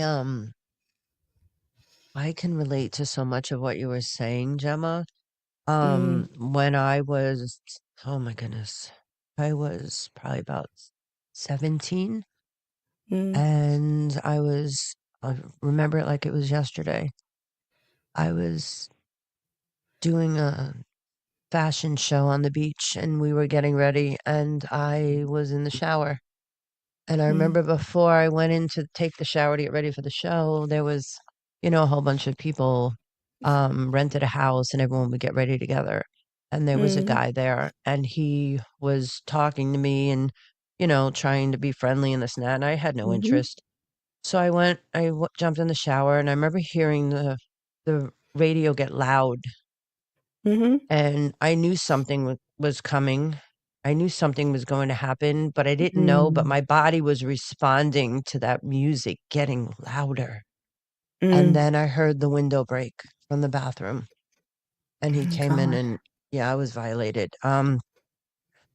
It wasn't until years later that I actually went on with the day. I mean, it happened and it was pretty bad and he left and I got Yeah, ready. I did the show. And it yeah. wasn't until years later that I actually Mhm. moved into a house and the bathroom was set up the same way. And I Gosh, yeah. froze because I Mhm, walked in and the window was set the same way and one of the kids had the music on mhm, and the whole thing came back. I mhm. had blocked it out for years. It was horrific. It was like, oh my gosh. Yeah, I never addressed it yeah. It's until then. crazy how different situations can take us right back to that moment.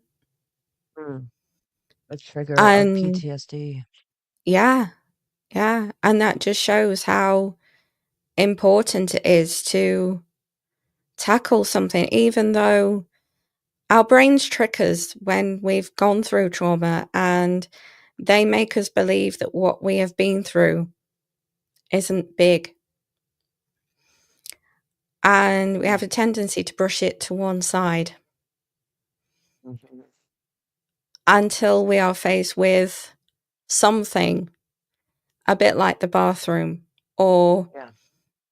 a similar environment. And we're right back to that moment again. And what you were saying about the like, okay, could I have done something different? All those Mm. thoughts, what you were just saying about the shame and the guilt. Okay, Mhm. well, I really didn't do anything. And then I started questioning myself. What Mm. could I have done different? I was getting ready like everyone else was. It wasn't what I was wearing. I was in a different room. It wasn't like it was, yeah, I Yeah. can't even really describe it to this day because I know it wasn't my fault, and I think women, Mhm.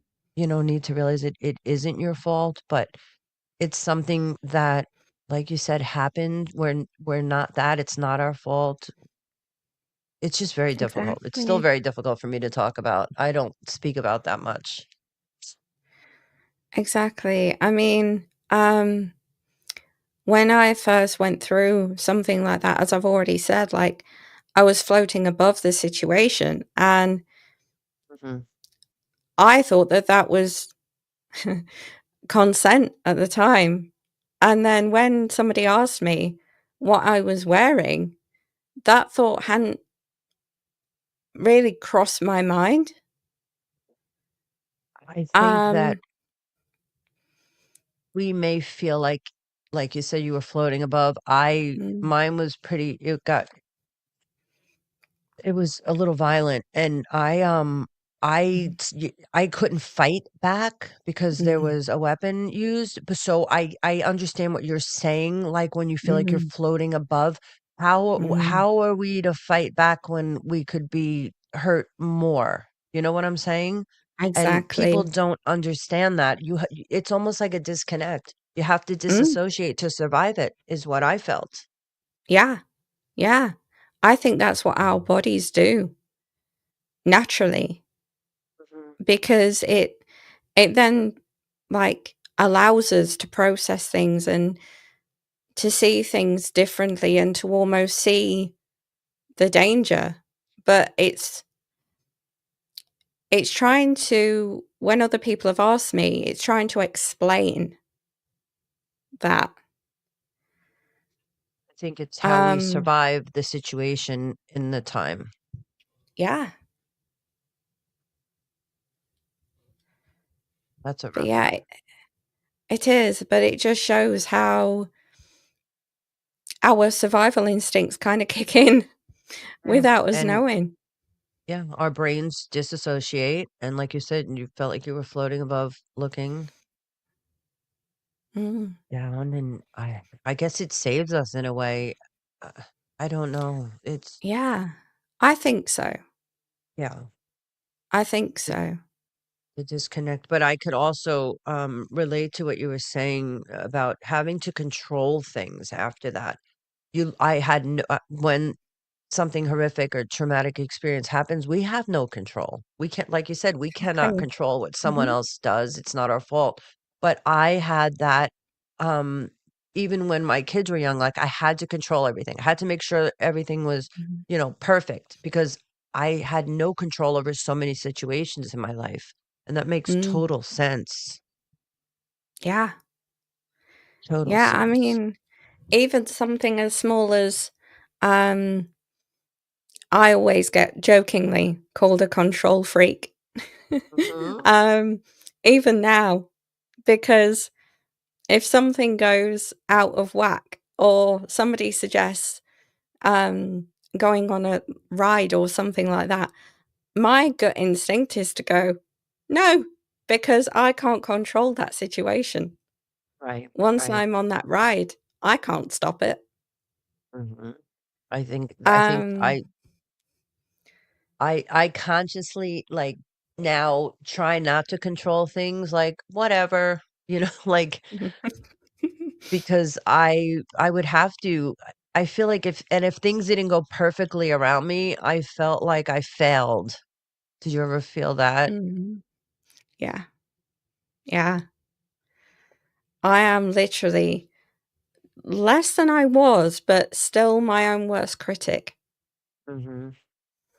Um, like an example of this is when like I was on a driving lesson once, and it was right at the beginning of my lessons, and something went wrong. I can't remember what it was, but my driving instructor picked up on the fact that I was my own worst critic. Right. And he said to me in that moment, he said, "There's no point in me saying anything to you because you know what's gone wrong, and me saying something to you would just double down on it." Right. And So I thought, you'd feel worse about it if you made a mistake or in your driving lesson, right? yeah, yeah. Yeah. And I thought, wow, the fact that somebody has actually picked up on that and it's not my fault that I need that reassurance in that moment. I thought, wow. And that finally got me to stop and take a breath and realize that it's okay if things go slightly awry. Right. Things don't have to be perfect. Exactly. But yeah, I Even think so. Yeah, go on. No, I was just gonna say when you were saying, like, feeling shameful, like we were responsible in some way. I remember, like, as a kid feeling, like, different. Did you feel different? Yeah. Almost like Yeah, people I could did. see something was different. Yeah. Yeah. That was a hard one for me. Mm. I And I mean, think go on. No, go on, please. I was always the odd one out through school. Um, Mhm. but then when I went through the trauma, I had two friends that I confided in, and they took the choice away from me of who I told. How was And that? from that was tough. That But was tough. you mean you told 2 friends and they what Yeah. I don't get that. Yeah. They They told you not to say told anything? No, they told a member of staff at the school. Oh. I hadn't even told my mom Oh, boy. about it. But they did And that something about it. Yeah, yeah, Thank goodness. they yeah. Um, but yeah, dealing with that was always quite tough. Um, because I've always been a big believer in choice and the situations that you've been in, you should choose to when and how to do things. Yeah, I agree. Um, so the fact that 2 of my friends had taken that away from me, I was like, "Really? Well, thank You God something really was did that?" done. I mean, Yeah. I think they were probably young and just reacted, but yeah, in my case, Yeah. nothing was done. I think that makes a big difference with healing after the fact of some kind of traumatic experiences. If, first of all, if you're believed, right? That's a Mhm. reason a lot of women don't speak up. And then Mhm. if something's done about it, if Yeah. justice, Yeah. I prevails. mean, So there were members of my family that didn't believe what I'd been through. that's so horrible. And when it went to court, he was found not guilty. Oh my goodness. Wow. So for me, it was like, yeah, people definitely grasped around me at school that something had gone on Hmm. and that something was different because I just couldn't handle certain situations. And I've always been comforted by books. So I was in That's a the good library. thing. Yeah. So a lot of my lessons were done in the library. And now Um, you're helping others, right? Now, I mean, yeah. such a horrific experience, but at least you have turned it into something good by helping Yeah. others. Did you journal then? Yeah. You I did. did. I Is did. that what you were talking about earlier in the show about not having those journals any longer and you wish you would have? Yeah. Yeah. Because everything went into that. It's a it's a hard one. I know I'm still like my mind is I have to switch gears a little bit because once you start going down that road again, I don't know if it happens to you. It's I think more disassociation. Like I literally just did it again. It's a Mm. disbelief that it happened, right? Mhm. It's degrading. I don't Yeah. I don't know how else to explain it, but it's something that we need to work through. It's something we need to Mm. talk about. It's something we need to support each other in Yeah. because it sadly happens more than I'd like to, realize. It's rape and sexual assault are real. Yeah, they are. I mean, all it takes is somebody to just sit back and say, "Hey, I believe you," or "Hey, it's okay." Mhm. Right. You're gonna be okay. Yeah, Exactly. And we are okay. Thank goodness, right? exactly. Exactly. So guilt and shame. What are like a couple steps that you would suggest if someone's like, say, just what happened to me? I started to feel shameful. Like, what would you suggest? Like, what's 2 quick things that someone can do if they find themselves, triggering back, and how do you snap out of it? I'd suggest taking some time to self-validate. You know what Mhm. you've been through. Nobody else does. They can guess, they can try and relate. But when you self-validate, you take back some of the power for Right. yourself. And then challenging your negative beliefs that you've held on to yourself as well, that can be huge. Even if it's just taking some time to write down the negative belief and then maybe strike a line through it and then write one positive belief about yourself underneath that. And maybe underline that Yeah. because Like it's that switch positive. Yeah. the narrative in your mind, your thinking. Yeah. Yeah. It's also good to like Um, for me, I change like if something happens and I remember something like that day, I just had to go outside or put on music or just distract myself to yeah. switch my thought process because I couldn't go down that negative road again, you know, that hurtful memory. Mm, yeah. I think when you take the time to really double down on the experiences and your own beliefs about yourself, especially the positive ones, so much good can come from that. Absolutely. And those are Yeah. things that people can't change when you think about it. Surviving, you know, an assault like that, it's a journey of profound strength and resilience, you know? And it often feels anything but that, but if you think about how strong you have to be to survive something like that and to carry Yeah, on, and yeah, a violation like exactly. that, it leaves scars. It leaves scars that go beyond the physical. It's deep wounds in our soul. Exactly.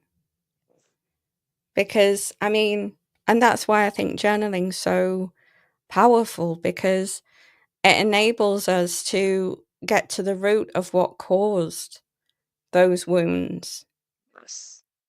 and to really explore the thoughts that we still have around those, but in an environment where we're not talking to other people, we're talking to ourselves on probably a deeper level than a therapist would. Exactly. That was always my thing with therapists. Like I felt like almost if they hadn't gone through it, how could they really know what you're feeling? Exactly. Yeah. Oh, I don't That's that's why I'm a huge believer in lived experiences less helping with because yeah, yeah. absolutely. I Yeah, mean, there's because go on. what are we gonna say? I was gonna say you can't put a price on how valuable lived experiences can be. And talking to somebody that's that gets it, that really understands what you've been through. Exactly. That's why I think women's support groups are so important because you're amongst other women who have gone through similar situations. And Yeah, for me, when I started, I went into all of it, not just the abuse from the unhealthy person, but I went into the all the assaults and whatnot, you know, throughout my life. And I couldn't believe how many of the women in the groups who were, you know, escaping abusive relationships, who these things happened to in their childhood or their teenage years or even older, you know, mm, assaults on top of being with someone who was abusive to them. And it's sad because I yeah, think it breaks our self-esteem, you know? It mhm, sets us up for we really if this happens to someone that you know,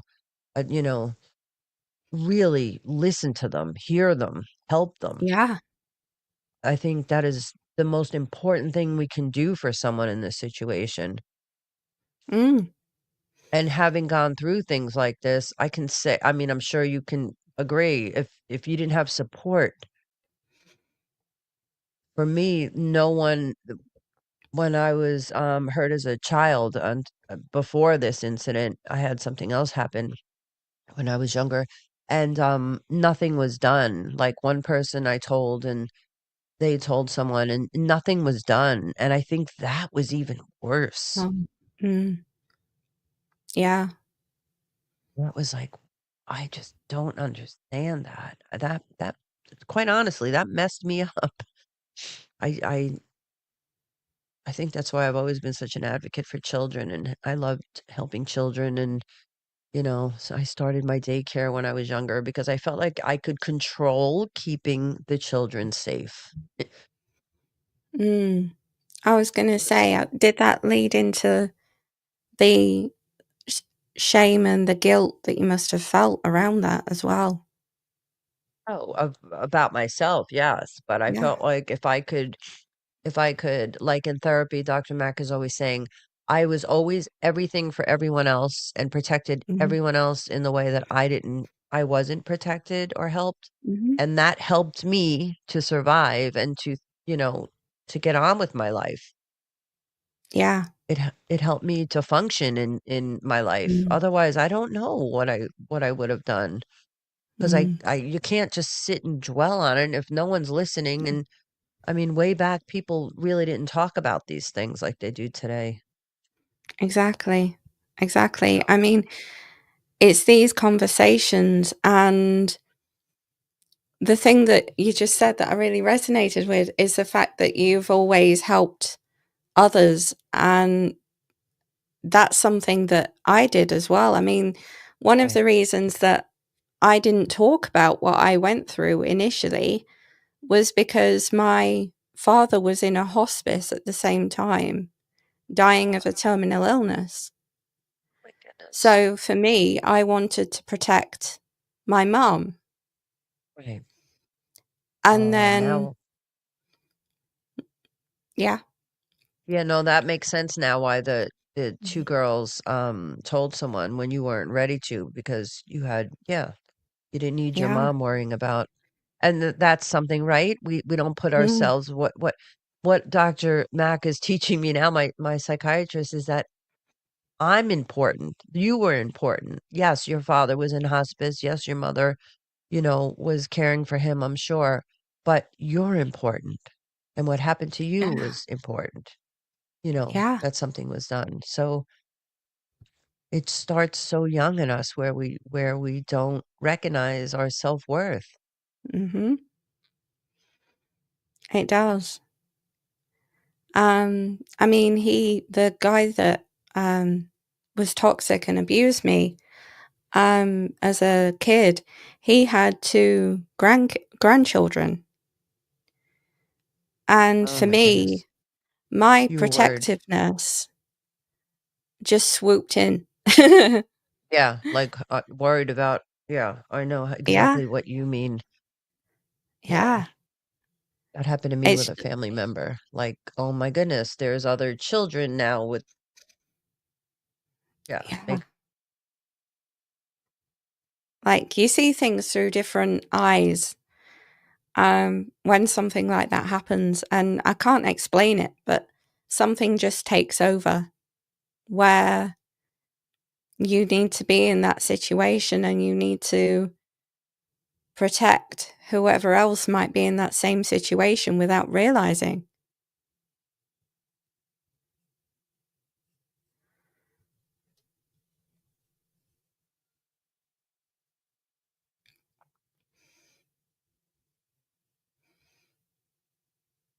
Yeah, it's So there is hope yeah. and there's healing on the other side of the pain, and Mhm. all survivors deserve to honor their journey with compassion and care.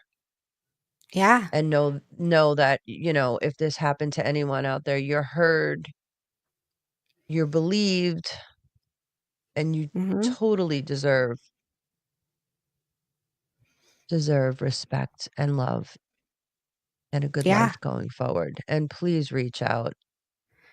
Please reach out and get support. Yeah, Reach out to one of us if you need to. We're always here to talk and to listen or to guide you definitely. to help.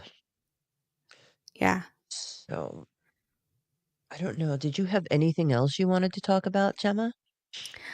I mean, I've got this book actually, and going back to Oh, the guilt and shame, it's a book okay. that I found quite interesting because it's a book on how to overcome trauma and find yourself again. And the woman that wrote it, Dr. Jessamy Hibbard, is a psychologist in London. And while the book goes into fantastic detail about nutrition, sleep, exercise, all those good things, it misses out the guilt and shame, which I thought was really interesting because it's something that affects so many trauma survivors. And I just thought, wow, how Like, confusing and yeah, like self-care, right? Self-care is yeah, learning to deal with our emotions and our feelings. exactly. Yeah. Yeah, that makes sense. Yeah, And I guilt and just shame. thought, Mhm. if you don't deal with the guilt and shame, then you can't truly begin to open yourself up to the rest of it. Right. It's Like like building, denying ourselves our feelings, yeah, validating. I agree. yeah, those are like your foundations and the need to have something to build on top of. So if you haven't cemented and accepted the experience that's happened to you, Mhm. then where is there to go from there? Because you can't begin to know where to go, know which habits to form, or have a clear path. So that's why that's why it's important. And to know, and having been through therapy myself, and to know others that are in similar situations and still struggling at some points with the game and shield and guilt and shame, um, it just shows how important it is to form habits that keep us on the right track and that keep us together. I mean, one of the most important things that I've done just lately is that I've taken up a habit tracker again to make What's a sure that habit tracker? What is that? it's Is that a UK genius. thing? No, no, What I is don't it? think it is. It's a list of habits that you have like on one side and then Oh. boxes that you have on the other. And every time that you complete a habit, you color in one of the boxes. You have the coolest things. Okay. So wait, are we talking good habits, bad habits, habits we want to Good change? habits. Okay. Good So give me an habits. example. What do you have for an example? So for me, it's journal every morning. Okay. So every time I've journaled, I color in a box. Okay. And then it looks really cool once you've built it up because you end up with all these different colors next door to the habits. So again, it feels like the dopamine and boosts your dopamine Ah, levels. yeah, like gold stars. I love Yeah, it. Giving yeah, yourself stars. So let me ask you, do you like challenge yourself? Okay, I want to do, I don't know, 5 good habits today, or, move up yeah, every month, do 6, do 7. Like, yeah, that's all. How many yeah. do you do in any given day? I normally aim for 8 because one of those is to like read 10 pages of a book. Oh my, I love that. That's And it's simple things, but the mhm. simple things can be built on. And again, they are things that I recommend to anybody. because Great. they are free things too. And fun. You make it Yeah, sound so fun. it is. Exactly. Yeah, Um, and that's why it's so important, because then it shows us that we're progressing. exactly. It keeps us accountable. And I didn't think it was going to work when I first started using habit trackers, but it does, because you can see the boxes filling up. It's a bit like when you look at a cup, you say a cup's half full rather than half empty. Do you have one of these with your journals I that you have do. a download for? You do. Okay. Oh my goodness. You're gonna have to bring one to the next show. That and your poems. I want to see this. This is Mm, great. I will. Um, but Mm, these are things that I'm looking to bring on to, like, my Monday morning journaling sessions as well. awesome. Because they're things that everybody can fill in, Yeah. and mix those with, like, intentions for the week, Mhm. things like that, and you've got a dream formula for the week. Love it. So that's Definitely. why I do my And your Mondays. future bubble. What is the other thing you would do? Your future bubble? My mind map. Mind map. Oh, you Mm, really should incorporate these on your Monday morning journaling. yeah, They sound yeah. fun. I'm planning to do So, another video, actually, just overlooking all of them, um, so then people have got a clearer idea. But yeah, so yeah, and doing these things, it distracts our minds, right? And it helps us to let go, like you were saying, of the guilt and shame. yeah, It's making space, replacing it with new fun little tips and techniques and fun little creative things to do.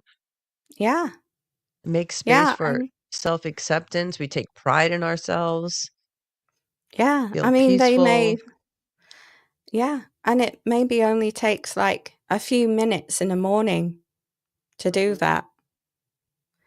I mean, I like to allow myself half an hour to do a good journal, and then, like, the rest of, like, the hour, to do my intention setting and habits and things like that, because then that really sets me up. It makes me feel as though I've accomplished something,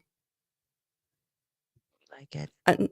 and then it leans into the self-validation too, because Feel you it's a know. reward. It rewards you. You know, you're rewarding yourself. You feel good about yourself. Yeah, I have to start doing these. I'm just like starting all this stuff again. Now that I'm out of now that I'm out of my old situation, it's yeah, I need to add things like this. I think it sounds really helpful for yeah. sure. Excellent. All right. So last week, oh, did I mention to you that I met Mel Robbins last week? Do you know who Mel No, Robbins you is? yes, I do. I love Mel Robbins. I went into the city, into New York, and I met her. I did like a meet and greet, and I got her Oh, book, wow. The Let Them Theory, and she was so sweet, really I was sweet. I was gonna Sh ask how she was. Yeah, very sweet. She's beautiful too. I was like, wow. Oh, there's a picture of us up on the screen. Um, It As was if by really nice to magic. meet her. It was so cold. It was freezing, um, but it was so worth it. And I Mm. started reading her book, The Let Them Theory, and when you're talking about this stuff, it reminded me of a technique she uses is I think it's called the 5-second rule.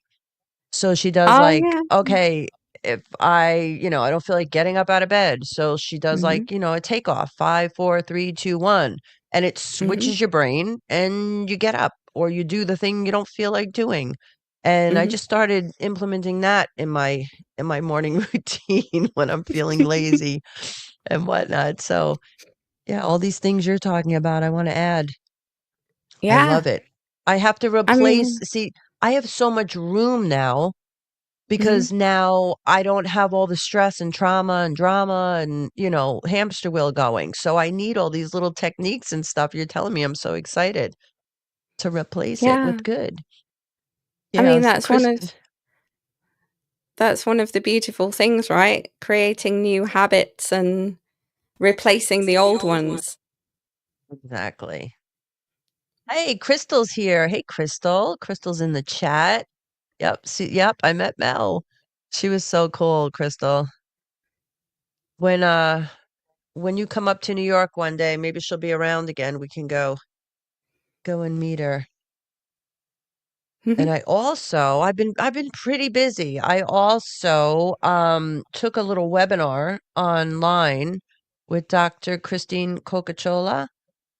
She's Oh, the wow. author of the book Framed. And it was so, oh my gosh, it was so interesting. And I learned so much. She was talking about like Mm, when people go through divorce or, custody battles or abusive mhm. relationships, how it affects the whole family Yeah. and even adult children, because I'm dealing with that now. Everyone thinks it's just the little Mhm. kids, it's the whole family affected. And Exactly. she was giving us techniques on what to do, because Yeah. the abusive person will turn the children against the protective parent and all Mhm. these little tips and techniques. Um, really informative. She's really great too. So that's it. And then I think I have actually next week I'm going to be meeting Karen Eldad. Have you ever heard of her? No, I haven't. Okay, because she's an executive coach and she's an author. She has a new book Oh, out, wow. Gilded. So I'm going to Okay. be meeting with her. I think she's doing her book release in the city. So that's next week. Oh, that's exciting. Busy, busy, busy. So yeah, Yeah, all this learning and meeting new people and feeling all that negativity, switching it with all positive stuff. It's such a good feeling. yeah. I mean, I must admit, it's the need for dopamine and the need for happiness Yes. that gets us through and helps the healing process. So important. It It's really is. And even if ridiculously we important. start with baby steps, Mm, you know, any little thing we do is an improvement and a step in the right direction. yeah. That's why things like the habit trackers and the mind maps are so good because they allow you to feel and think differently and Hmm. see things a bit clearer.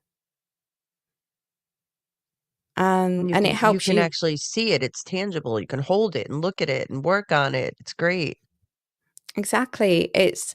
I mean, every morning I look at my vision board and then that sets me up as well. It's like when I can see things, it helps. Hmm. And I've talked to so many different people and they all say the same thing. If you can see what you need to do, it's a lot clearer than sometimes even writing. Yeah, that makes sense. Mm. You're gonna make any new things? Like, do you just think of other ways and new techniques that you can come up with My mind is from the ones you're using? You're always thinking? yeah. Yeah, my mind is constantly evolving and coming up with new ways because I mean the majority of things that people use to heal are things that have been around for years. Um and sometimes technology isn't always the best solution. Hmm. Um so I tend to come up with things that don't involve screens and they cut down your screen time and your scrolling time and things like that because the more time you spend scrolling, your dopamine levels go down and therefore your productive levels decrease as well. Makes a lot of sense. Being creative is such a good outlet. Yeah. Do you paint? Yeah. Do you play any musical instruments? No, I wish I could. You just seem so creative. I wish I could. Um, Well, there's but always time to learn. that's so true. That's so true. Um, but I mean, that's why I love writing, I think, so much, and speaking to so many different people, because that allows the creativity to flourish. Mm. It's a bit like I went to a drama class this week, Oh, and how one was of the that? things, it was so good. It allowed my creativity to spark back up again. Um, and one of the things that people were doing in there was like, make up a situation where you're late for something and then come up with something completely outrageous as an excuse as to Oh why my you were gosh. late. What did you come up with? I came up with a crater had appeared in the back garden and started swallowing things up. Wait, a crater, like a big hole in the ground? Yeah, I Okay. So that's why you were late? Did they buy that yeah. excuse? Oh, that's good. Oh my No, of course gosh. they didn't. I know, I'm only kidding. That's creative. Yeah, So when you do, because you know I want to take acting classes. I think we talked about that in a previous show. Um, yeah, is this like is this the kind of stuff I have to look forward to? This kind of improv? yeah. Improvisation is Okay. amazing What other because it get things? um a lot of thinking outside the box and looking at different situations in different ways. Okay. Um, I mean, we were given a script to do, and it was part of one of the songs from Chicago. And it's such a long song, and we broke down each paragraph, each section of the song down into lines for each of our characters too. Okay. So it got us to see the song in a different way. Oh, And that's so it's a lot of juggling words around and looking at things in different ways through different people's eyes. sounds like fun. I just thought it was like dancing and movement. That's what Crystal was telling me last show. Mhm. I think we were talking about. And I'm like, oh boy, I got to dance and sing now. But your classes sound a little more doable for me. You know, coming up with Yeah, excuses for being late. I can handle that one. yeah. Crystal saying, love Gemma's experience with acting and improv and apparently musical expression as well. Oh, so Ah, that's musical expression. there we go, that's what it's called. I knew it had a name. Crystal knows. Thanks, Yeah. Crystal.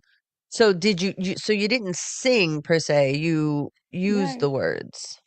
Yeah, yeah.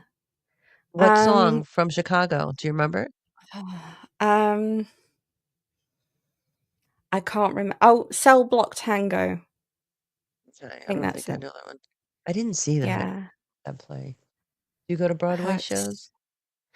um yeah. Yeah, because we have the West End in London here. Oh. And I love going there. So is the Um, West End in London, is that compatible to like Broadway in New York City? yeah, Oh, yeah. very It's cool. like we call it the Soho of London. Wow, that's so cool how compatible. Yeah. Do you have like hold on, Crystal saying Susie, she can certainly express herself now and have fun. She could do it, right? Susie loves music and attending concerts. Yes, I sure do. May not have direct and literal acting experience, but ain't no thing. Yeah. Gee, I'm gonna learn. I am excited about it. I'm going to take them in the city. Do you go into the city when you do yours, or you do a local little theater? I do mine online. You do your acting classes online? Yeah. How? Like a Zoom? Yeah. Huh. Yeah. So I go on, have like little workshops and things like that, and have like self-tape scripts to do. Um, yeah, just anything that I can do at the press of a button is good because there isn't much in the way of acting around me and where I live. So you're out of the city. Mm. Yeah. Okay. Yeah. I'm well and truly in the sticks. You're in the sticks. Yeah. Got it. Crystal saying acting is life and life is acting. Oh, yeah. When we Yeah. met in person, when we meet in person, I will show you a few simple warm-up techniques that are helpful not only for actors but for anyone living Mm. life. Oh, definitely. We're gonna have to video that, Crystal, for sure. Yeah. Could you imagine? Oh my gosh. I'll do it, but That's gonna be so I'm much not fun. gonna watch it back. You all can watch it and laugh. I'll do it, but I don't know. We'll Yeah, see. that's gonna be so much fun. Maybe it won't be too intimidating. It won't. It'll be acting if Have you done the right way isn't intimidating. have you done them in person or have you only done them online? No, I've done them in person too. And you'd rather the online Um, ones? if given the choice, I would be in person every day of the week. Um, because then you can really build up chemistry with other people, Uh-huh. Yeah. and be surrounded by other like-minded creatives. So, yeah, it's something that is really good, especially when you've got one good idea and then you bounce it off other people Someone else, to yeah. yeah. Awesome. You're gonna have to video one. Can you video one? Yeah, So I could see what it looks like? yeah, Like, take your phone and video your computer? So uh-huh, you all see each other acting then? yeah, Like, we're watching on the screen right now. I'd be watching you do a skit mhm, with someone online, yeah, but just 2 little boxes? yeah, Huh, I never heard of such a thing. Pretty cool. yeah. It is because you meet so many different ways and people from so many different backgrounds. Alright, so I have to ask you, is there such a thing as, like, someone being, like, really not it's not their thing? And, like, what do you do? Or A lot is when you go to acting class, is everyone considered good because 'cause they're expressing theirselves? Is it like artwork? the places and people that I've been taught by have said there's no such thing as a bad actor or no such thing as a person that can't act because there are no mistakes. There are only Okay. learning points.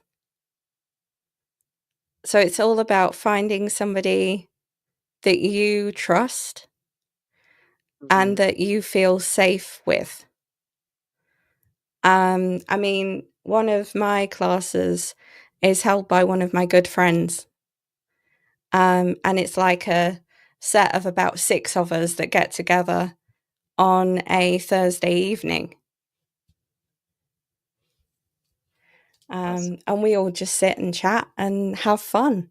That's what Crystal's saying on in the chat right now. She says, "The way I will introduce you, Susie, you are safe and supported with me." Crystal, Mm. OG, baby.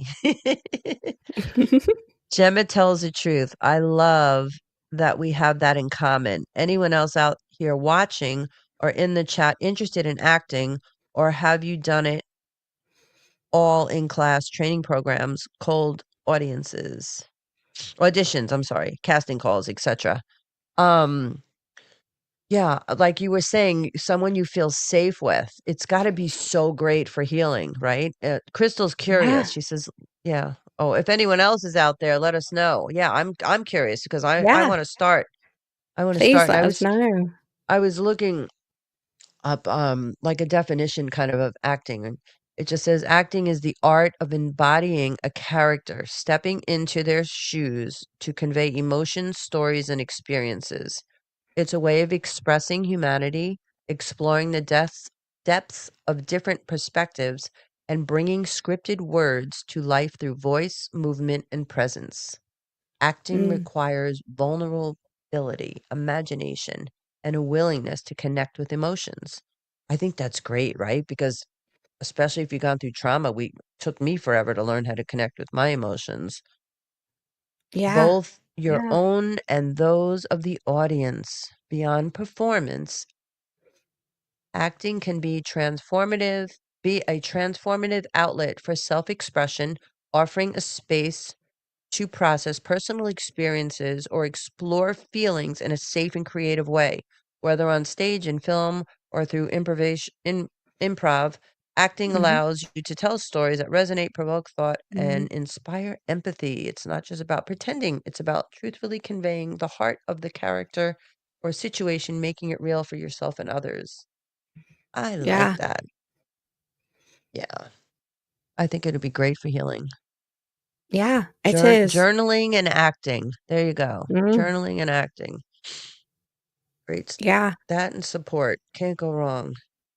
exactly. I mean, acting was such a massive support for me because I was able to access my own empathy after Mhm. trauma and also see it from the audience's perspective Yeah, I never thought of sometimes. that.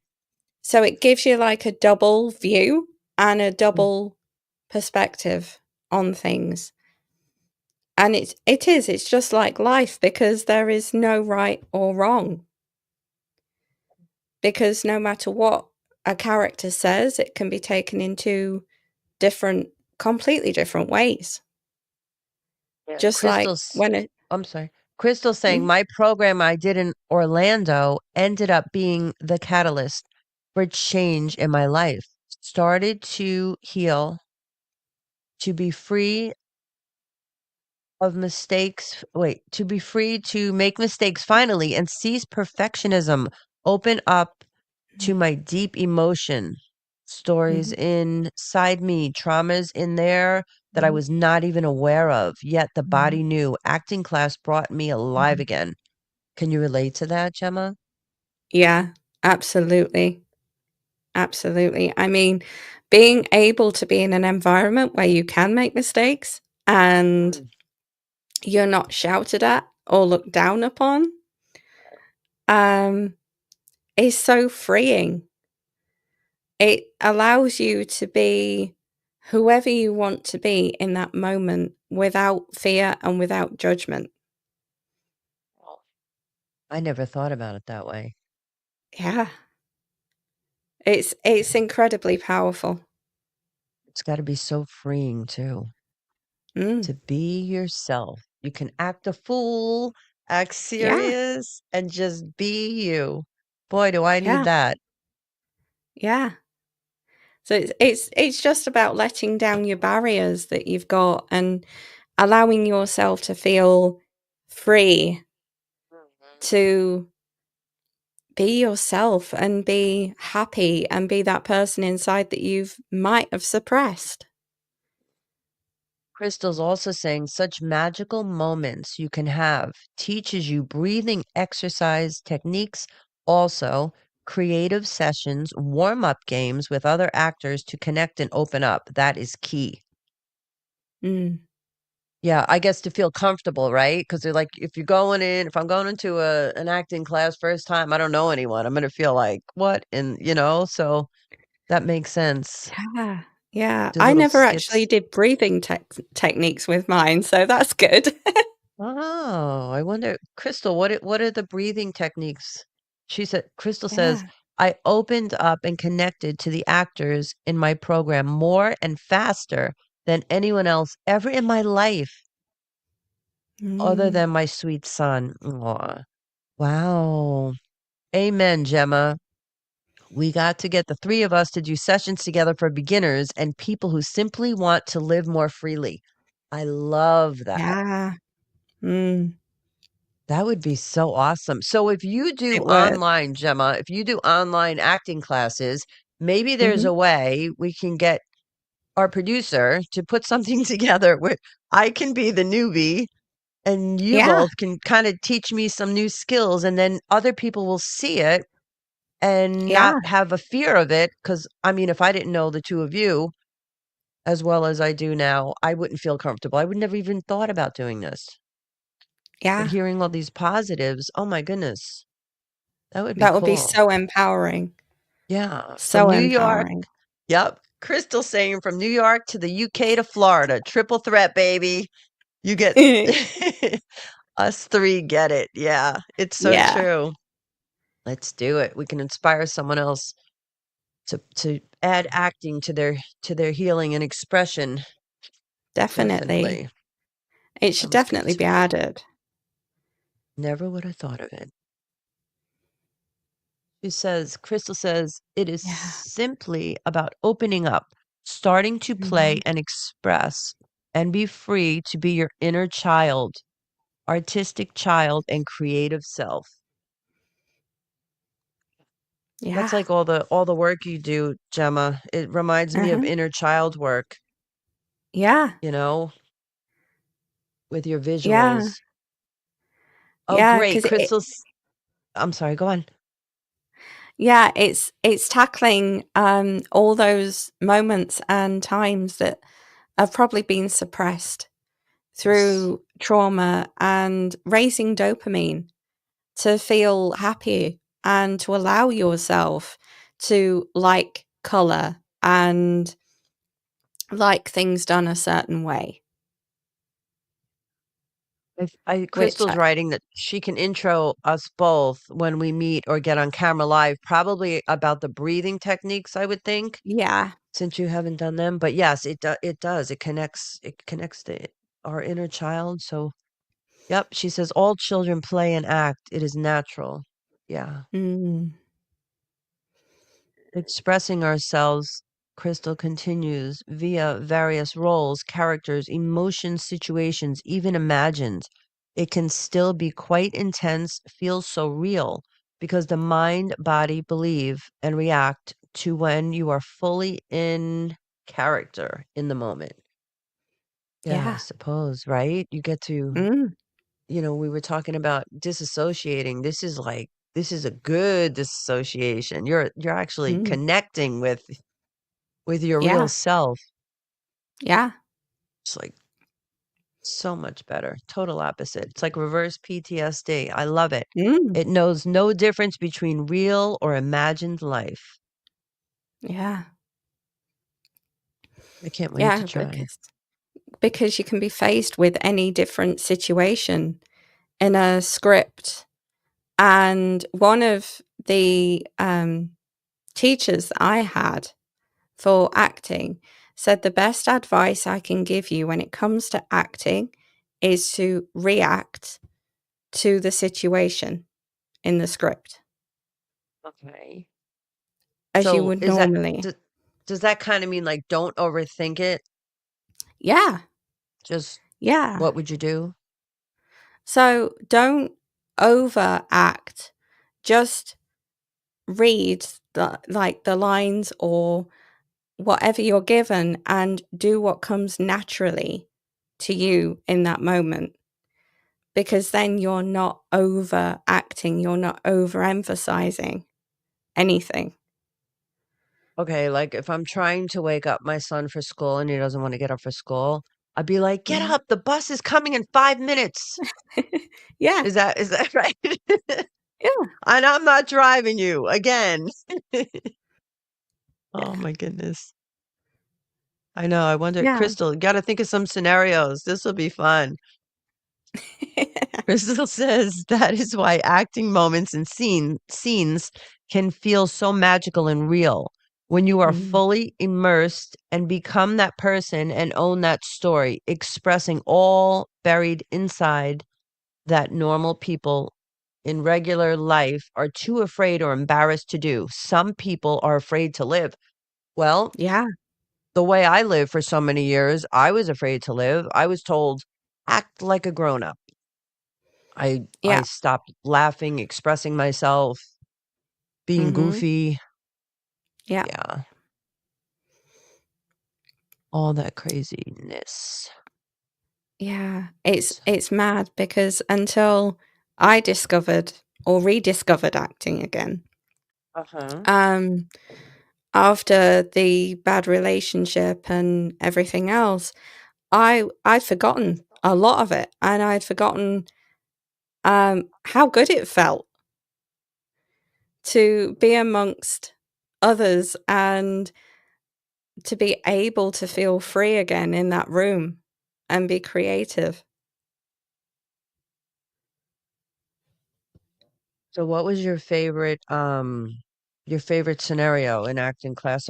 Wait, how long have you been doing it? How many years? So I've been doing it off and on through secondary school. Oh my goodness. That helped me so much.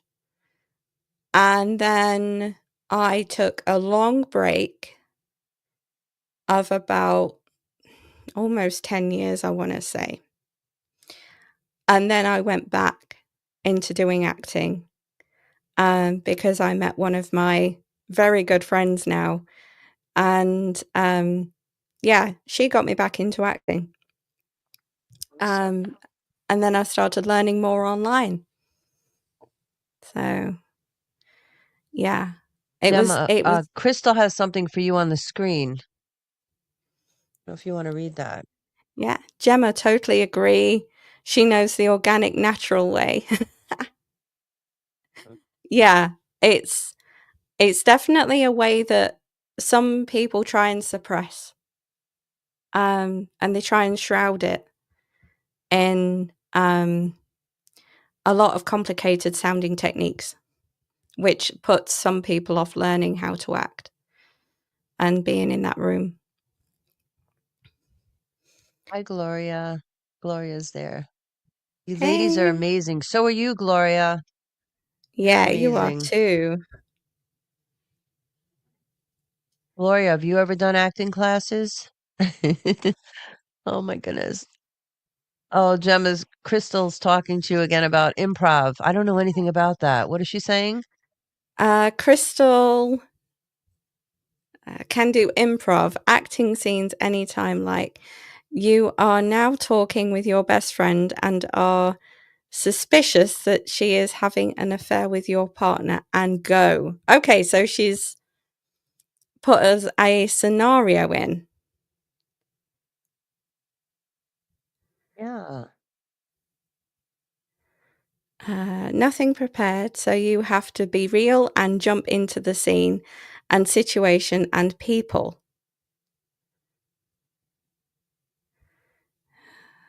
Okay. She's still going. Yeah. You And see it. Crystal, yeah.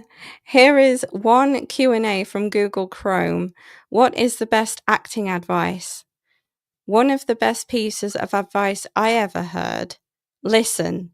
Make sure that when you're performing and in character, you are engaged and actually listening to what is said so that you, as your character, can respond in a way that feels motivated and somewhat more natural, believable, and present. Wow, that goes back to not like acting in that moment, but reacting to what's just been said. Because that's what a lot of acting is. It's not actually technique as such, it's listening and being prepared to listen to what's actually going on in that scenario. And then Crystal says, absolutely. And you got it. So, yeah, I cannot put enough emphasis on how good acting can be and how useful it can be. Yes. I'm pleased it's not only me that feels like that, Crystal. She says, I hate those actors. Lol. No, really, but hate those teachings that teach people to be fake. I completely agree. It is funny after a while. It really is, because you can tell when people aren't reacting naturally to what's being said in a scene and what's being portrayed and how accurate it's being. Because the whole point of acting is that it's meant to be relatable. And you're meant to be able to relate to the situations that are playing out either on screen or stage.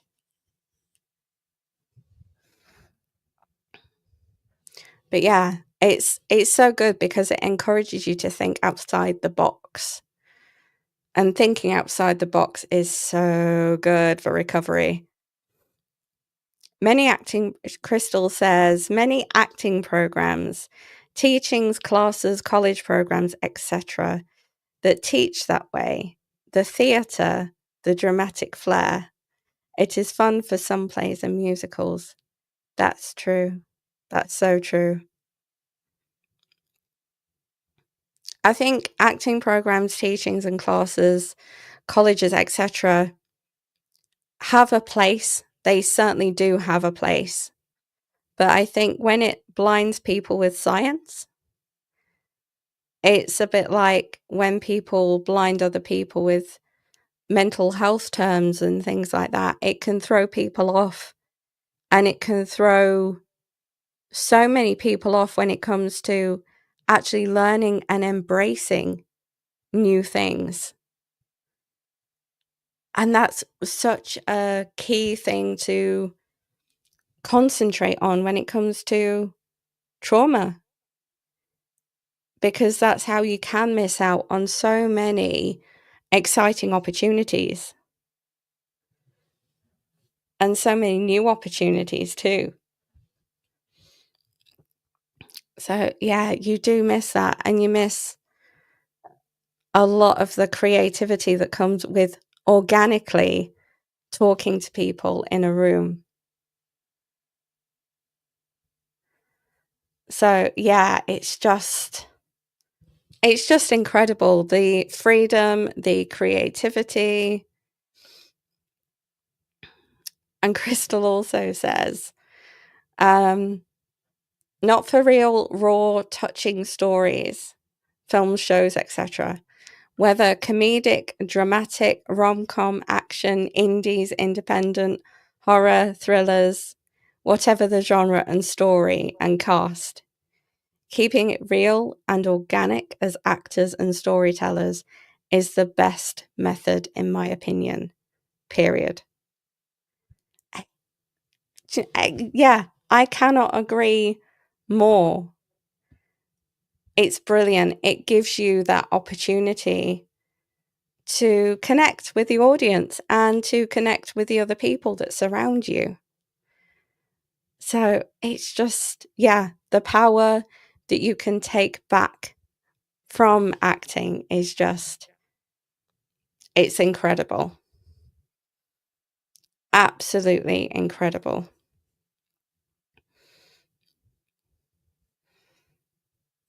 And as well, like we said earlier on, it helps with reconnecting with your inner child.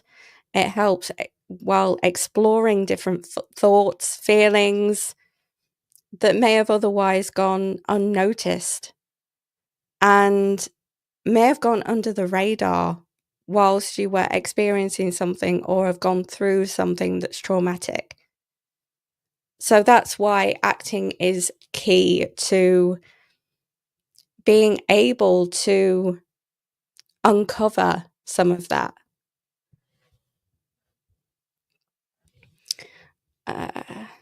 Crystal says, what are some of your favorite films, shows, other plays? So as many of you know, I love Harry Potter, so that's always going to come up top. But I also love Scream, which is like horror theme, and Dracula. I love a lot of the old films. plays. I went to see 222, A Ghost Story, back in 2022 in London. That was so good because it was right back to basics. It was old haunted house, that kind of thing. But yeah, so Awesome.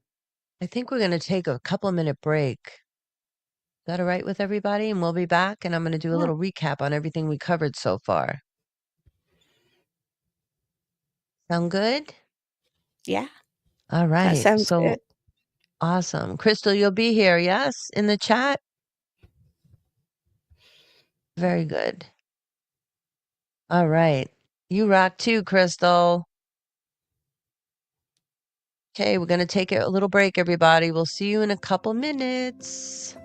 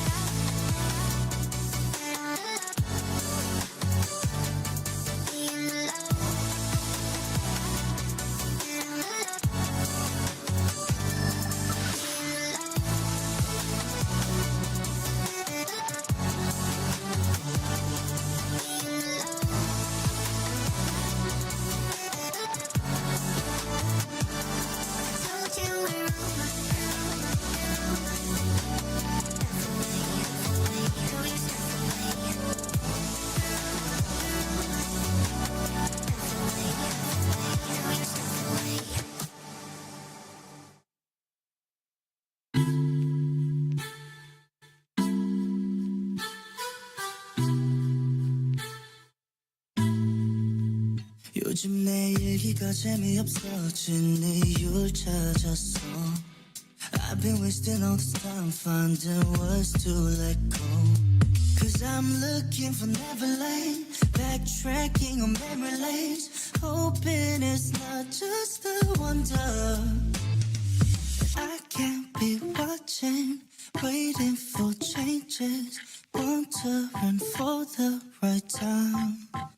Cause I noticed we came to a pavement that crumbles. It's just a merry-go-round. I don't think it's you, might be me. There's just so many things going on. But when I'm with you, it feels so new. Cause I'm on a secret, I'm all alone for it. I've been off and on with you. Tell me why it's so hard to choose. Going in circles, running round. Cause I'm looking for Neverland, backtracking on memory lanes, hoping it's not just a wonder.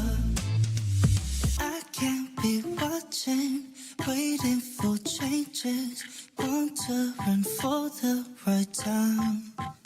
Cause I noticed we came to a pavement that crumbles. It's just a merry-go-round. I don't think it's you, might be me. There's just so many things going on. But when I'm with you, it feels so new. Cause I'm on the sea.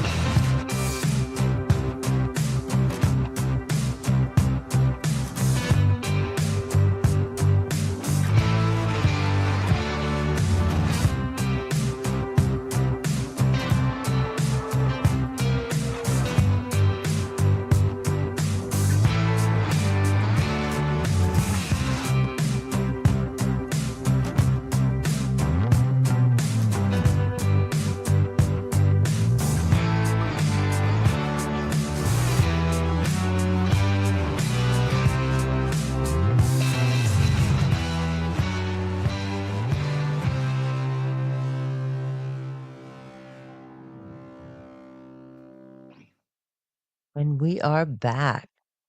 I just wanted to do a quick recap of the first half of the show, things we talked about. First, we started with staying away from toxic people for 30 days, right? And just to recap that, remember, the best thing that we can do for ourselves is to remove toxic people and situations from our lives because we'll never know who we really are or the joys of life and the blessings that could come our way when we surround ourselves with and accept negativity, disrespect, or abusive circumstances. When we do that, we block our own potential and happiness. So I promise you, it'll be worth it. Creating new habits in those 30 days won't be easy all the time, but I promise you it'll be worth it. Each day, focus on self care, journal, meditate, reconnect with things that used to make you happy, and you'll discover the person you were always meant to be. And I just wanted to go over a couple reasons why letting go of toxic people is so important. Because first, we heal ourselves, right? And when we heal ourselves first, we step away from toxic dynamics. We give ourselves the chance to recover, reflect, and rebuild. We can't pour from an empty cup. We must prioritize our mental and emotional health first. We need to set examples for our children. Children learn more from what we do than what we say. And when they see us choosing ourselves, setting boundaries, and prioritizing healing, they'll know it's possible for them too. And we need to break the cycle. Dysfunctional patterns don't have to continue. By letting go of toxic people, we take the first step in breaking the cycle of coercive control and abuse for future generations. And I just wanted to also mention that Gemma was so right about not feeling guilt and shame, right, Gemma? I mean, if Yeah. bad things have happened in your life, it is not your Mhm. fault. And I just want to make that really clear. Reach out, find support, and start journaling, as Gemma says, journaling with Yeah. Gemma, Mondays on Yeah. Imperfect TV Yeah. Network over on YouTube. Yeah. Yeah. I started off doing them over on Instagram, and Oh, since then I've branched out onto doing them on Imperfect TV because I just think that they need a wider audience, to encourage more people to just pick up a notebook and pen and just journal and do whatever comes to you in that moment, because you can't take away power from that. exactly. Express yourself. Yeah. Yeah. Get all those feelings out. It definitely feels good. Yeah. And Yeah. letting go of toxic people also is not giving up, you know?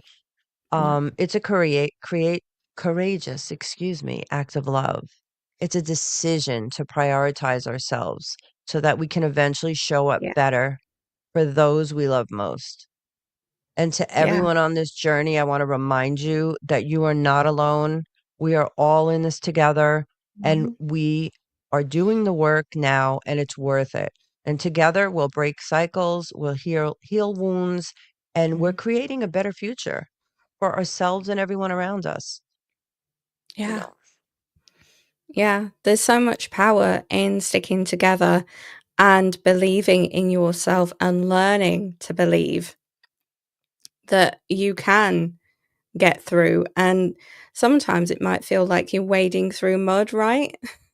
yeah. Oh my Um, goodness, been there. yeah. But there is an end in sight, and it's a happier one where that you aren't on your own or isolated. And it feels so good once you start to heal and to recover and look at things brighter, You write down, even if you have to write down all the negativity, like you said, and then switch it and write some positive things, it really helps your mental health. It does. When It you does. start your journaling with Gemmas on Monday, what do you do? Like, what is the first thing you do with everybody? Grab your journals, and do you have like a prompt? A subject, a topic?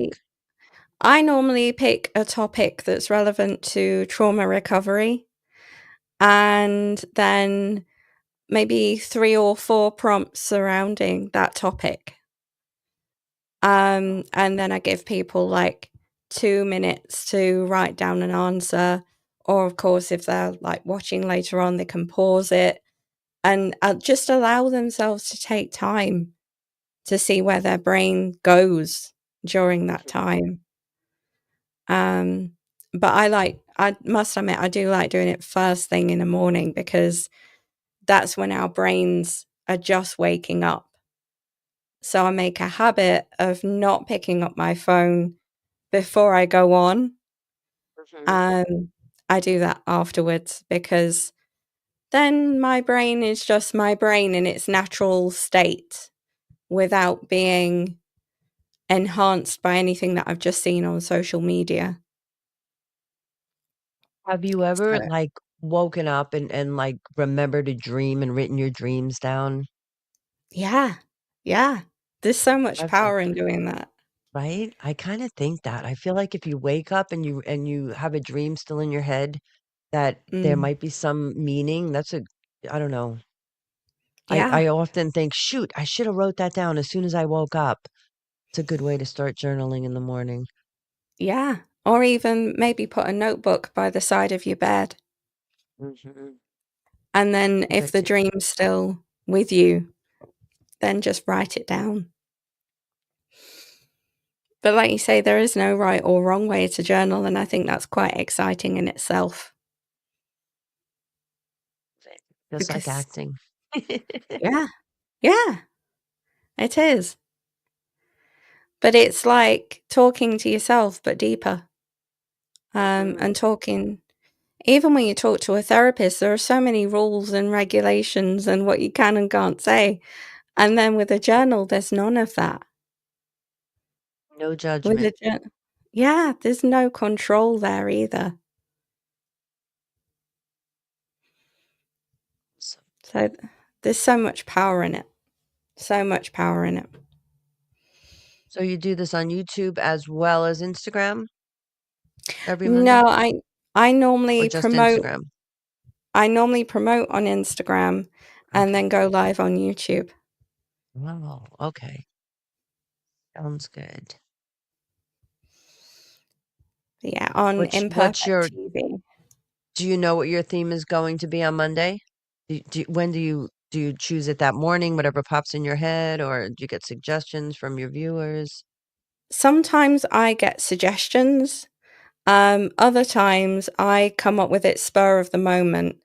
Sometimes it's based on what I've heard that people have got problems with. So through social media, through other mediums like that, I can sort of comment on Threads or Instagram and something and say, "Hey, I've got a journaling session that could help," and yeah, point them in the right direction.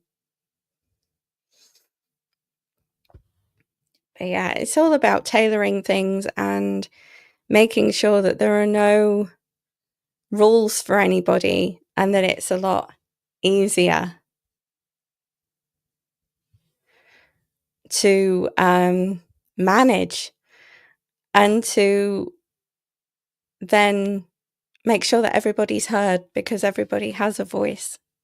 So it's so Yes. important. Yeah. Love it. You're so positive, Gemma. I love it. So positive. You bring so many good things to the channel. Thank you. I It's can't nice wait. to help. It's nice to help others. Isn't it? It feels good. Mm. I think it helps us heal, and I don't think I realize that how much it really does help. Crystal saying when Gemma is doing life coaching type sessions, she asks, do you find that they simply need a creative outlet to open up and express their artistic side? Yeah. Hmm. Yeah, sometimes. Sometimes it's needing a creative outlet. Other times it's different coping mechanisms, but they overlap sometimes, which is interesting because acting can be such a cool coping mechanism, and so can writing poetry and all that kind of stuff. Expression. Crystal says, do your clients and followers there make any special requests for you to cover certain topics? Yes, I welcome certain topics to be covered and different topics, because a lot of the time I haven't got an endless bank of topics without the fear of overlap. So yeah, I welcome suggestions, definitely. How long do your sessions usually last, your journaling sessions? They typically last anywhere from 35 minutes to an hour. So I typically make sure that they're not too long, because I don't like overwhelm or anything like that. But yeah, it's to make sure that it's like a bite-sized chunk that people can fit in throughout their day, no But matter what they're doing. if they can't make it live, they can always rewatch it, right? Follow Exactly. along. Yeah. Yeah. Sometimes I encourage people to rewatch, because you never know what else is going to come up for a certain prompt that you may not have spent so much time on during the live. So it's good to rewatch, and they're all up there, as far as I know, on Imperfect TV. Oh, the So past ones, that's great. yeah, So if you're not yeah, done, if you feel like, yeah, if you need another suggestion, you could go to watch another one and do another one. Awesome. yeah, yeah. I like to keep everything up there and varied, so then it gives people chances to go back over certain prompts that they may have found useful at a certain time. Because I always think that you can't ever get the same answer from the same prompt twice. I guess it depends on your mood or what's going on in your life, right? Definitely, yeah. Because sometimes you might be in like a mood where everything's all in one sentence, and therefore that's fine in that moment. But then you might be in another mood a different day where you write out a whole paragraph for the same journaling prompt. Do you ever go back and like add things to something you wrote in a journal, Yeah, sometimes I like an do in entry? different colors. Yeah, Oh, in in different different, colors? yeah. So You're then I so can see it creative. as a reflection. Kind of like Um, highlighting certain things. yeah, yeah, because that is why I like write my books and things like that, because it allows me to be creative in different ways.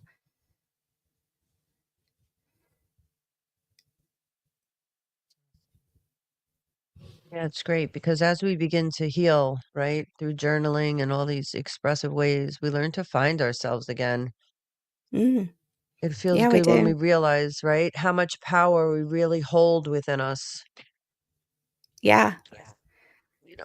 We forget for so long when we're stuck in a situation or a dull routine or whatever. yeah, definitely.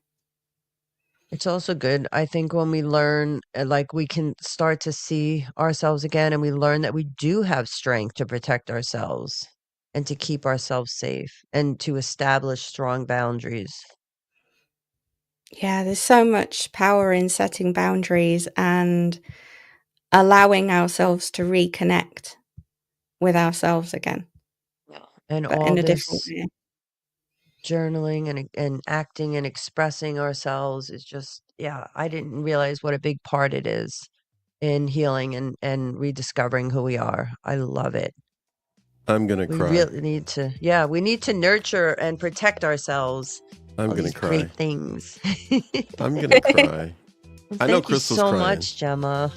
because Gemma's got to go. Everybody, she is 8-9 hours, whatever, from us here on the coast of California. It's her bedtime, Yeah. and a whole lot. Which you guys can't see her, okay?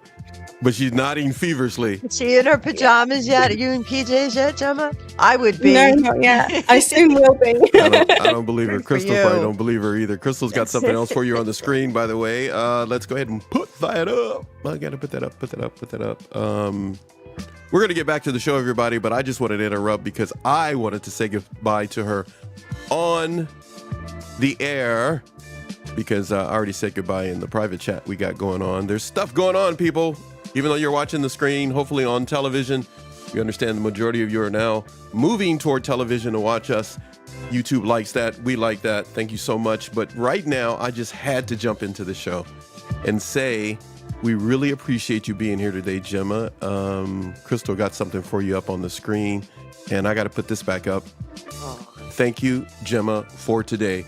We're going to talk about what Gemma went through today, maybe on the next show or another show. But you survived it, Gemma. I did. You did. She's gonna like, what? These people are crazy. They can actually do this. Welcome to our live stream. If you've just jumped in, or if you've been hanging out with us, and quite a few of you have been doing so, we appreciate you being here. Gemma is a successful live streaming YouTuber as of today. She did not pass out 3 hours and 48 minutes. She's shaking her head. You guys can't see. Did you take anything to stay awake as you are in the UK? And did you do anything special today or tonight? No, plenty of coffee. She's just awesome. That's all. She's just awesome. Crystal got it right. Crystal put up there. She says, "Thank you, Gemma." So listen, appreciate it. I wanted to say goodbye before you actually had to hit your hard deadline to leave. This is one of the songs I picked for you. I have an entire playlist for you. Anytime I play music, it makes me think. Music that I play is because I think of somebody or something. So I'm going to try something here. We're going to experiment on you before you leave, but we already Frankenstein experiment on you the first 3 hours. You joining Crystal and Nicole Black and Susie Cosbin and myself. So let me see. I'm going to put something else on the screen. So appreciate you encouraging everybody. So Crystal, I think Crystal's out there. We're going to experiment before you leave. Let me turn this down a little bit here. And let's see if we can get Crystal in here. And if it doesn't work, everybody, if you're listening, you know us by now. If you're new here, this is literally live streaming. So I want to see if Crystal can come in and actually verbally say goodbye to you. Let me see. I'm gonna hit the right thing here. We're testing it out, everybody, in front of everybody. See if Crystal can literally say goodbye to you. Hold on. You there, Crystal? Crystal, you there? No, that's not the one that we want. Okay, hold on, everybody. Just hold on. Oh my gosh. Are you over here? Oh, I hear the laugh. I hear something. Oh, okay. So can you hear us though? Yes, you can hear me then. Oh, yes, we can hear. Hold on, everybody. There she is. We're not going to even tell everybody what we were trying to do behind the scenes to get here for over an hour. So we were trying to, it's like, man, we had feedback a few times and we finally got it. Crystal, thanks I know you're a busy person there in Florida. So we had to kind of put everybody together here, which we got Gemma, who's about to finally go to bed. It's the UK, East Coast, Upper East Coast. That would be Susie from New York. And then we have, of course, Crystal in the Sunshine State of Florida. And of course, humbly, I say to you, what a joy to come from the central coast of California. So everybody say hello together. Everybody, 1, 2, 3, say hello to the audience. Hello, everybody. Hi. Hello. What's up, All guys? right, what's up, people? We are Okay, here. all right. Gemma, thank you very much. We love you very much. We'll take you out of the studio, but we appreciate you being here. And we are so proud of you today. I love being here. Oh, you do. We were wondering because we already knew, the three of us knew we were going to torture you. We've had many meetings talking about how we were going to torture. No, I'm just kidding. Thank you for joining us. Our correspondent from the UK for our live streaming network, that would be Gemma Blythe. Check out her blog and a whole lot more. You guys will see more of that later today and other stuff. We are going to go hopefully for another 4 hours or more. Depends on what's happening. Or we may go a full 12 hours today. But right now, we're going to say goodbye to Gemma. Gemma, we love you very much. And later. See you. Bye, Gemma. Thank you. Bye. Love Had you fun all with you too. today. Always fun with you. Chill. Have fun journaling. Yeah, she's a journal queen. Journal queen, right, Crystal? She's a journal queen. There it is. Okay, so everybody, please make sure you go to the links that will be provided, of course, in this description for this particular video. And you'll see a bunch of other things. You've got to go support Gemma. She has 3 YouTube channels, and we will give you the information on all of that. You'll see something on the screen in a little bit. It's enough for me talking. I'm back out of the show. Ladies, it's up to both of you. Susie, go ahead. Give us another recap or whatever you're doing. Please follow, subscribe, support Gemma Blythe. Love it. Crystal, you here with me? I am. I just wanted to make sure you could hear me and I wasn't going to mess up. I can hear you. You sound great. I can't wait. I really want to do this like online acting thing with you, if we can. I can't wait. So now I'm like, well, can you figure it out? You're good with that stuff. Of course. I'm like, we can either do that or I'm going to see you in person. Yeah, oh, even better. Magical. Yeah, we need to pick a date for sure. Like, seriously, that could be part of our thing because it's fun teaching someone some of those techniques for the first time. Because people usually have the same reaction. People are like, oh my God, am I doing it right? And like, I don't know what to do. It's like, this is the whole point. There is no wrong way, right? Like, everybody is in their head and worried about it until you like get used to it. And then you either love it or you hate it. You know, you're on one side of the fence or the other, which is good. That's what I like about it. It's like, it's for you or it's not for you. No middle ground. There's not. Yeah. I've taught different people it, and it is very clear how different people feel about it. That's cool though. I didn't know like you actually taught people. That's really cool. I've tested it out, going around in my life. But it surprises me when someone actually likes it. I'm like, maybe Susie would. My whole family and they hate it. Really? How about your son? They don't want to actually keep it real and digging deep, like that. So. That's why they hate it. They're like, what the hell am I supposed to say?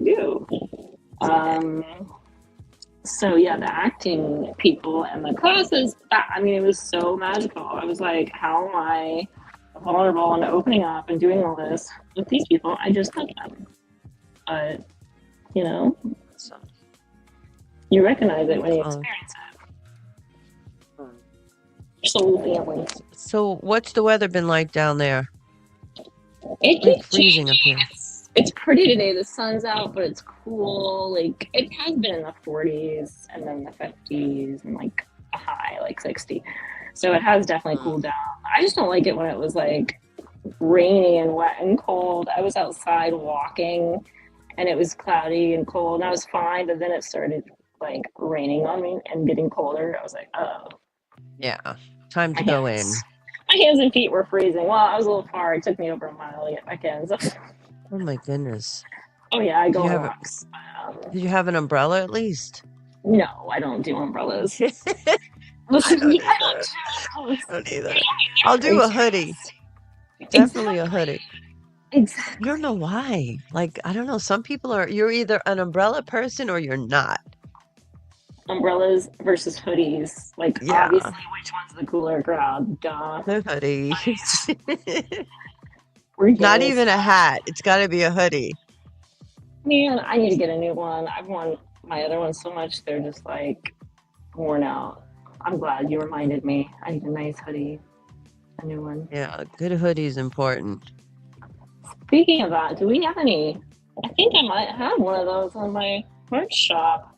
On my fourth wall, Crystal Black Shop, fourth wall, something like that. It's on the links on my YouTube channel. Very cool. Yeah, we're working on new merch for me. New merch and some downloadable You had a few things that I was like, yeah, guides and books coming. Yes. I know. I think we're all working on a lot of stuff. We are. It's been a busy month. I know. In the meantime, you know what I did? I was just having fun. I would, like for a digital product, I was like, how about this? Like house rules. It was like 5 house rules, like how to live a better life. It was like, dance, that's cool. Dance, express yourself, be kind, that kind of stuff. Just keep the house happy. Keep it upbeat. But hopefully I can share I finally ordered a sample, so we'll see how that goes when I get it. I'll have to show you guys. If it's trash, I'll just like redesign everything. But I'll find That's out all. soon. Switch it up. Keep it real. Yeah. Switch it up. That's it. I know I'm working on mine. I love it. I love working on workbooks and stuff. And I'm kind of doing it like, okay, what did I need at this time? Going through this or going through that. And that's what I'm doing. And it's really working. So It's interesting though, yeah, because yeah. it's so different at different times. Like, okay, when you were in the thick of it, like going through the abusive, the toxicity, when it's hardcore fight or flight all the time. Like, I don't know about you, there's no way I could write or journal or do any of that stuff No. that I had spent years doing and I love it. But when it got more intense, I couldn't even write. Like, literally, my handwriting turned into like a scribble scrabble. Same with me. Yeah. So now it's like I'm able to like actually write in the lines now, think, concentrate. That's why I'm loving all this stuff that Gemma does, you know? All the journaling, and I love all her little ideas. Were you here when she was talking about like making the bubble of the future and all the things she loves to do and coloring everything in? Oh my gosh. I love feel the same way about all that, but I think it's great. It's just not for me. Yeah. I do journaling and writing differently, but I really support that and love that. So I'll how do just you keep it do it? real. What do you do differently? I'm just gonna keep it real. What do you do though? That's different. You just write. I do brain dumps, thought dumps, like where it's like there's a voice in the back of your head. What are those thoughts? That's not really you. It's your inner critic. It's, your critical parent. Like Whatever. automatic writing? Yes, I do a lot of automatic Ah, writing, brain dumps, and then writing prompts. I love writing okay. prompts. It's just something simple. It could just be a word. It could be an idea, whatever. And then you could write a prompt that's like anything. You could fictionally just imagine something as a response to the prompt, or it could be super real, like literal response from your life. So I So have. give me an example of a Yeah. writing prompt. Okay, let's see. I had put a few in front of me to try to see if I could share. Okay, like this one. I didn't date this one. I'm trying to remember what I was going through, but it was almost like there was hope here when I wrote this. This was not in the middle of the, hellhole, but there was something I don't know what I was going through, but I wrote this. It's not a poem. It's like if someone looked at it, they would be like, "Is that a poem?" But it's like, just free form writing, whatever comes and feels through me, my thoughts, my body, whatever. So I wrote, I don't remember the prompt, but it could be. It was a good one though. We'll make up one. It could have just been like, what am I feeling right now? Or like, what's flowing through me? Because sometimes I feel things very intensely and I go on writing. You say automatic writing. I have sat down and done automatic writing for 2 to 3 hours straight until my hand couldn't move anymore.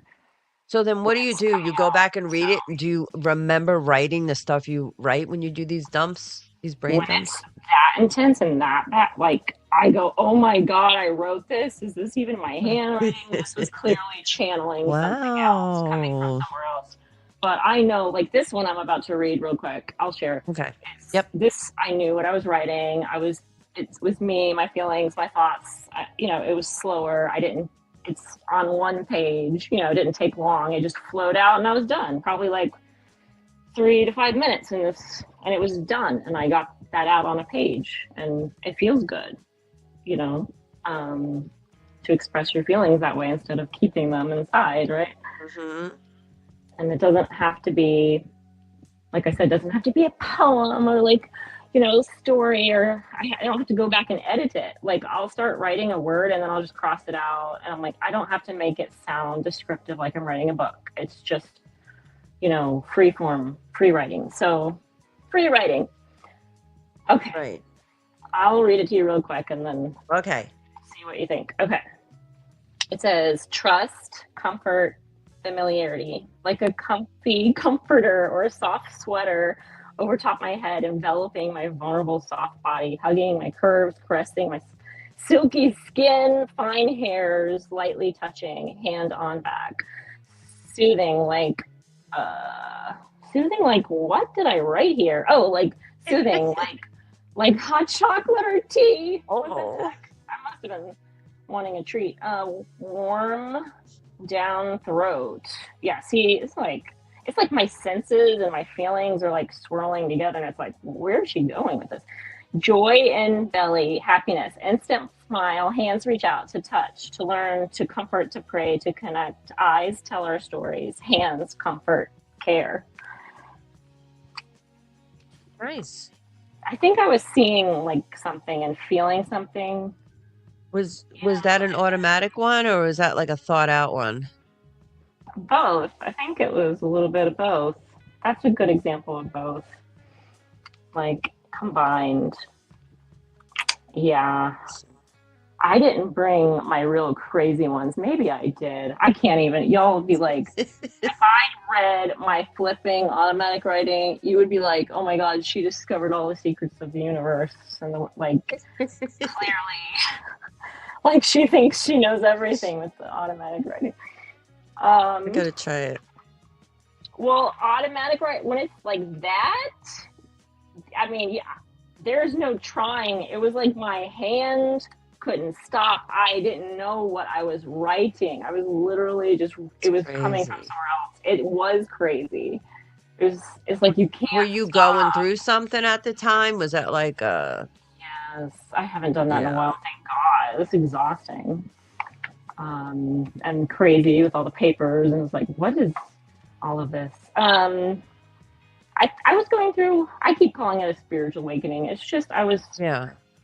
you know. I like that, because I used to always call it like, you know, going through an, I don't know, a bad place or whatever, but I like a spiritual awakening, because if we take all this negative stuff that we go through, we may be like stuck for a minute, but what's on the other side? It's amazing. Well, you know, it was just like what you said. It was the worst, and it kept getting worse and worse and worse until I literally thought, well, I'm dying, because I couldn't breathe. I remember I was in and out of the hospital. These things were happening to me. I remember I felt like somebody was strangling me from the inside. I literally was like, I can't breathe. I can barely breathe. Like, it was just so much pain and weird things happening. And I finally got fed up and like gave up on everything. And that's when I had that awakening moment, because I just fully was done and opened up and said a prayer, and I did this meditation thing, and I put some sound frequencies on, and whoa, I won't even want to tell you what happened next, because it might blow your mind, but that's what I call spiritual awakening. I might have been there. Trust me, I've been through it too. Yeah. Isn't it amazing what we endure, like what we survive, what we endure, what we get through? If you think back, like, holy, I mean, I'm pretty cool, pretty strong. Like, right? Some of the stuff, my gosh. You had no idea, right? You No. thought, oh, It's weak, like, I'm not good enough, I need to do that was just like, a no. projection. That was just interesting. That was the pre-show. That was just a role we were playing to show everybody what happens when people. And then it's over. Or whatever entity. And then you realize you can make your own life. Like, whatever happens around us, we don't have to, like, become it. We can just play our little role outside of it. That's what I'm doing right now. Just like, okay. Yeah. So no sense. Like your voice and your. Get through it. Yeah, you get through everything. One way or another. It had to get worse, right, before change. Because when you're too strong, things have to get real bad. Sadly, gotta learn. Some of us have to learn the hard way. Yeah. But I think that's a lot of people. Right? You know, right? Think about it. Like, you're right. If it doesn't get really bad, certain circumstances, then you don't get to the point where you're like, enough, like you said. Enough. Something's got to change. I'm done. Yeah. I mean, and we deal with it in different ways. Like that particular moment and experience, I call it a spiritual awakening. It was how I responded in that moment. I began to cry, and I was broke. I finally, it was the moment of surrender that a lot of religious or spiritual Yes. people would say, you're surrendering. I surrendered finally, which is difficult for me to do, like all the Mm, way. And then cry, open up. I said a prayer. This happened, that happened. Before you know it, right. spiritual is really just our senses and our experience. And we It's say spiritual when it's just so profound, there's no other way to explain it. yeah, it's like letting it all go, having hope, having faith, trust in ourselves, and knowing that at the end, everything always ends up okay. Yes. And Like having even good if intentions. yeah, like even if it seems like the worst thing ever, it's gonna be okay. It's always okay, however it turns out. I was it's true. I was going through something lately, and my aunt's like, "You know what? We've been through everything else. We'll get through this too." And I'm like, "You're right." She's like, "Whatever." She's like, "One day we're gonna look back and laugh about this and about that." And it's true. Have you? Like the I have. oh You yeah, I look back, I'm like, "What in the world?" Like, what was yeah. that? Do you ever have moments where it's like that freaky laughing where it's like, oh my God, this lady's crazy. She's laughing at, like, Oh, I would just be I do that all the time. You know me. people are like, I what are can you laugh at laughing the silly I need a good laugh today. Like, yeah, at? it's You need, almost like laughing heals me. Probably because I wasn't allowed to express myself for so long. I wasn't allowed to be goofy. So now when I'm goofy, it just like it's such a release. yeah, that's who you are. It Yeah, actually just prevents and heals diseases and illnesses and it's true, right? toxicity. They say Yes, comedy, watching funny movies, that's definitely. that's why it was always a go-to. Like before things got really, really bad, and I had to like, yeah, really try. But it's like I would have a bad day, something. I'd be, yeah, whatever, just bad stuff, and I would bounce back so quick. I'd be Yep. like, watch, yeah, SNL on my phone, Yeah. or like watch a funny, or just start talking to myself and doing funny voices and saying crazy stuff. And before you know it, I'm like, I don't care about what just happened because I'm laughing. Oh my gosh, I just did that. Like last night, I was like, here we go. What the heck now? And then this morning, I'm in a mood, and then I'm like, whatever. Talk And to I yourself. just, Yes. yeah. You know what I've decided the last couple days? I'm like, the haters, the people that like just like to cause drama and issues, whatever. Could you imagine having to be like that? First of all, I I don't understand how they're like that, but what sad human beings. Yeah, I have thought about it, but it doesn't compute with because it's not who I am. Doesn't make sense, right? But I feel like I can't imagine having to live a life making someone else feel bad or, whatever, doing something to hurt someone's feelings or, On purpose. having bad actions in them. It's just, it doesn't make sense.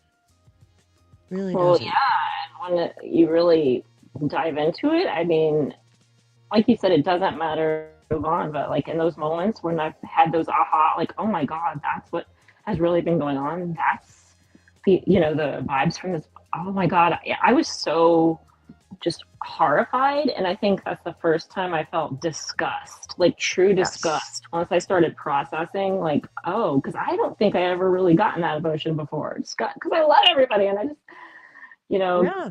Same happy go thing. You want the best for everyone. Do good.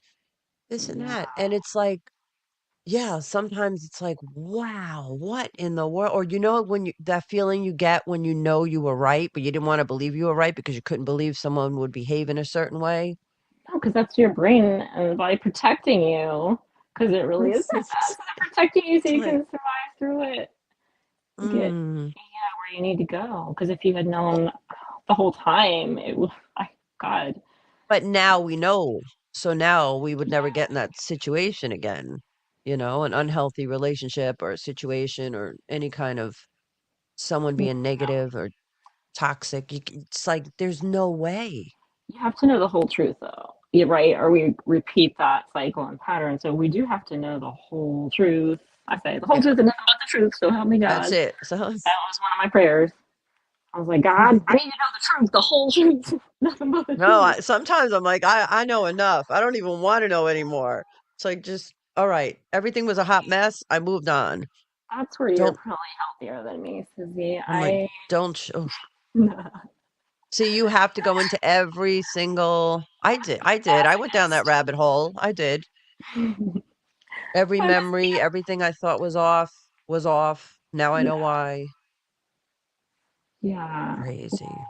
I mean, you had an amazing transformation. It's like you're sharing your story and you're going out there and you're making moves and actions. And after a while, it's like you don't have to keep telling your story. You can refer back to it whenever. And now we're Right. like, it's so cool, like the positive lessons and like vibes and just exchanges, right? And that we have now, it's like we are laughing about something traumatic and awful.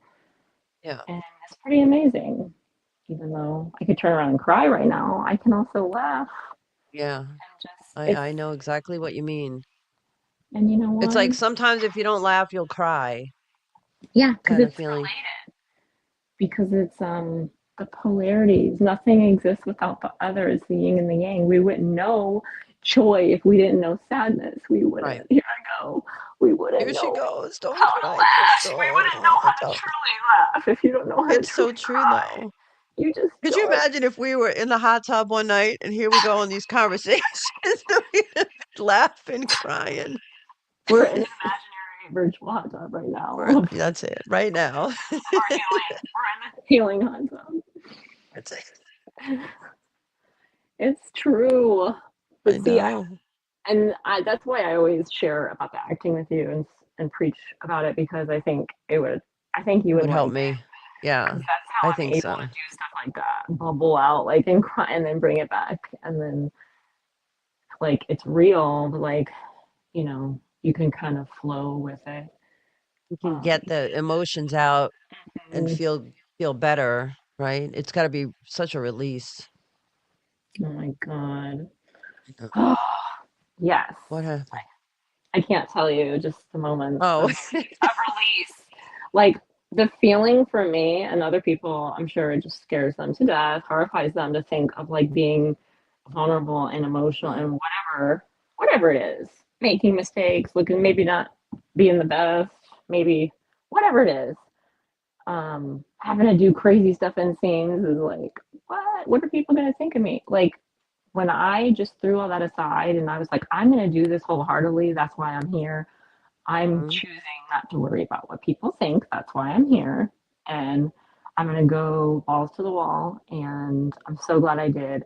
It's like I forced myself to focus and be in the moment and do it and not feel the eyes on me, because we would do it in front of each other in the class or we would put on performances and, it's like people are watching, but it's almost like I can feel them and kind of see them out of the corner of my eye, but yeah. it does. I'm in it. I'm in the moment. I'm in that life, and nothing is distracting me. You don't look at anybody's face. It's like you can look out, but you're in yourself.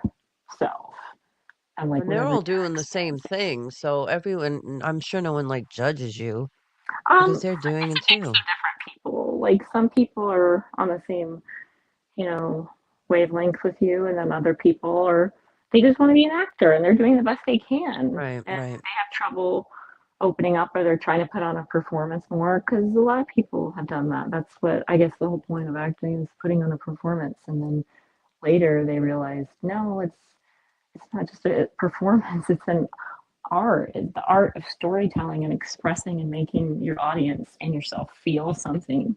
To feel something, not Right, to right. put on a show. Guess what? It's like anybody can put on a show and be an actor. It's That's so like true. that doesn't But to take a actually feel it, yeah. yeah. Oh, yeah. I mean, shoot, I put on an act for how many years? That's not the same. I can't, I wouldn't go into acting class thinking that that's what I'd be doing. No, because that No, was, no. Yeah, this would be totally different. no. But here's like reverse, switch it around, like the you now, the real you, that would be like, okay, I'm going to do this role and I'm going to be this woman that's been in toxic and abusive relationships for this many years and I've been beaten down. And so I'm going to kind of cower and like clean up around and make sure people please make sure everyone's okay. And you would go through that process of like living that life of that Susie. And it's like, that's what we've done. We've done it in reverse. We've done Right. acting not meaning to, because we were conditioned and taught how to act, Right. how to be right. And Yep. now we're undoing it. It's so weird. When I've done things like volunteering or when I was in Costa Rica, it was things I never did before.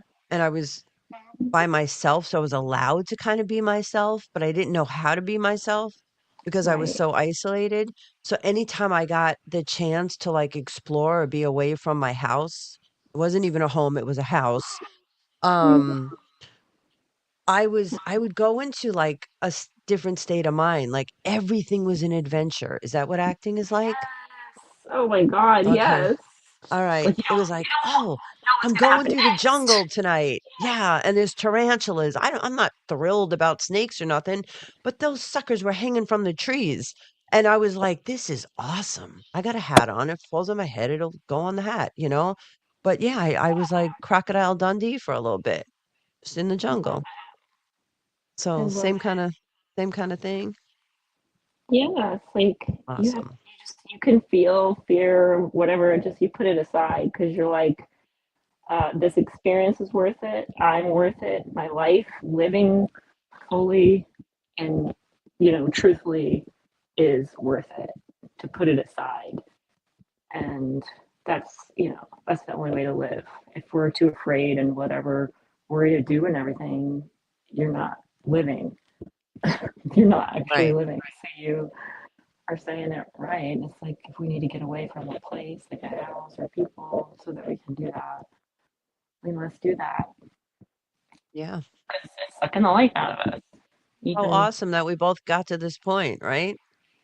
huh, How many people finally get out and oh my gosh, I hope they all realize that it's just the beginning of being free and being able to be themselves, as scary as it may seem in the beginning and as hard and I mean, it seemed impossible for me at really, times, but no, it's when did not. it feel that way? Like when you were still trying to get away Sometimes from. it yeah, when I oh, forget when I was trying to get away and then when I got away and then finding a new place to stay and then every step of the way felt impossible, and every step of the way, I made it to the next step, Yeah, and there's bumps in the road and all these things, thrown at you that you don't expect along the way, but you just do one little step at a time. Just keep going. It sounds ridiculous and silly, but it's so true. You just keep going. And then if you yeah, can't keep going and you have had enough, you sleep, lay down, do nothing, you know? yeah. I Give finally yourself got that grace. Me one. Oh, too. Finally got that one. that one was Oh my hard. gosh. It's weird because I used to, we were talking last time about like cleaning and OCD and organize and controlling everything. And now it's like, I don't, I mean, of course, everything is clean and organized for the most part, but I'm not like obsessed. It doesn't matter as much anymore. Feels so Right. good to have let that go. Yeah, because you're channeling whatever trauma and whatever into something physical that you can do and have control over. So that makes sense. If you don't Like, feel like doing anything, do nothing. It's okay. I never knew it was okay. yeah, right? It's Oh my God. Me neither. like, yeah, go for a walk, go to sleep, whatever. It's It's fun to find ourselves again, you know, it's once we amazing. begin. I will It's say it's so harder for me to rest, like you said, and do all those things than all the acting and the because I am full of life and energy and expression, and it's like I want to go like pedal to the metal all the time, but I do burn myself out. So I've had to yeah. learn the hard way about the rest and all that.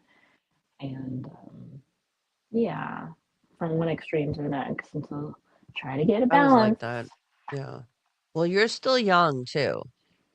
Trust Young, me. I When love you, it. oh my gosh, enjoy it, please. Once you hit 50, sometimes I have to remind myself, girl, you're almost 57 years old. Like, of course you're tired. Can't be cleaning everything and oh my gosh. I don't know where all the time went. Time goes so quick. I can't believe I lived that much life. 56 years. It's a long time. I think I lost you, Crystal. I don't hear her. I don't know if anyone else can hear her, but I know I was just talking about finding myself again. Finding yourself again, right? When we begin to heal and find ourselves again, it's just amazing. It's amazing how I never realized how much power, right, I had in me, how strong I was, how strong we are. Definitely, definitely has been a journey. Oops, Oh, I hear you. I got you back. it knocked me off. Oh. Yeah, too much truth. Be like, the frequencies are going crazy. They're telling too much truth. That's That's it. what happens. You look so pretty. Your face and your hair and your mic. I don't know. Oh, yeah. You know what it is? It's being in New Oh, York. I I'm wasn't not. supposed to see you. My bad. Oh, you can see me? How are you I did, seeing but now me? I can't. It went back and forth. Uh-huh. What's happening? He had I actually have a bit of a cold today. I wasn't feeling so You good. can see. I didn't realize you were looking at me. Wait, Look. Oh you my I god. can't Wait. see Barely you. if I can. Oh, I'm looking at I don't myself. know. That's weird. It's all good. Great. I can see myself. Hope everybody enjoys my weird look today. If you I can see can't me. see. You're good. I see this really cool view on the Oh well. screen. I see It that almost too. looks like ice reflecting. Yeah, it's our worlds reflecting, mirroring each other. Girl, ain't As we nobody can see you. transcend. Ain't As we nobody can see. Ain't transcend. nobody looking at you, but you looking at Oh, good. yourself. She can Sit see there. Well, me. it's How I can is see. fine. I that? can That's what see I want to you. know. Hey, see, You're looking at me, then I see the she's whole so phone. I'm like, humble. wait, that's me. She's so Can humble. she see me? She's so humble. Crystal's so humble. She's vain. Hmm. No, I'm just. Oh, I can see her. I can see. Look at her face. She going like, "What in the world is he talking about?" Listen, like what? it's been 4 hours and 25 minutes, and Mhm. I'm trying to figure out how can you guys go on and keep talking because the stuff you're talking about is amazing. I want to cry just listen to you talk about it. Um, Well, did you? You want to, Just but talk about life. Life. Wait Crystal till we go. get in the hot Wait, did you tub. hear Crystal? She goes like, "Did No. you?" Wait, yeah, get in the hot tub. So I'm just now. I gotta ask a question to Okay. Crystal. So Crystal, Mhm. why do you cry? Now everybody's gonna hear that and go like, "Well, a stupid question. Why would of course?" It's not But Crystal, thank you, Crystal. So Crystal, why do you cry? Not what makes you cry, just why right. do you Why? cry? To release trapped emotions, traumas, experiences, whatever thoughts, whatever that no longer serves me and I need to let it go.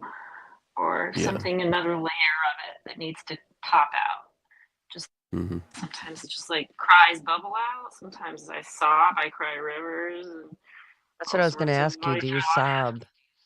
Yeah. Yeah, I do. And those are See, I the ugly can't. cries. Sometimes I cry pretty when it's a happy, joyful cry or like grateful. Like I'm so grateful. It's like the prettiest cry. And it's like, I'm like, how is that? See, I can I can well up and I can cry for happy things and joyful things. And if I get sad, I can start to cry, but then I You stop. It's, stop. yeah. Why? I don't, well, I'm working on it. I don't know. It's too much. It's So You want Crystal, to coming. know why? so Crystal, I know why. Yes. wait, Why? before you say why, Crystal, so there are people that write us and talk about this subject of crying. because they want to try to fit in with others that don't cry. What is your advice to them? Why would you want to fit in with anyone? That doesn't. That You means you're mean with be the tough? wrong crowd or people. Is it I them that don't. wants to be that? We'll try to make them feel that way. Crystal, say it wish I again, could but cry. try not to move when you say it because the microphone gets you in and out, and your audio's going in and out. But go ahead, say it again. What were you saying? Too fast. Just, do they want to be that way? Like, for whatever people around them make them feel that way. What is your advice to them, though?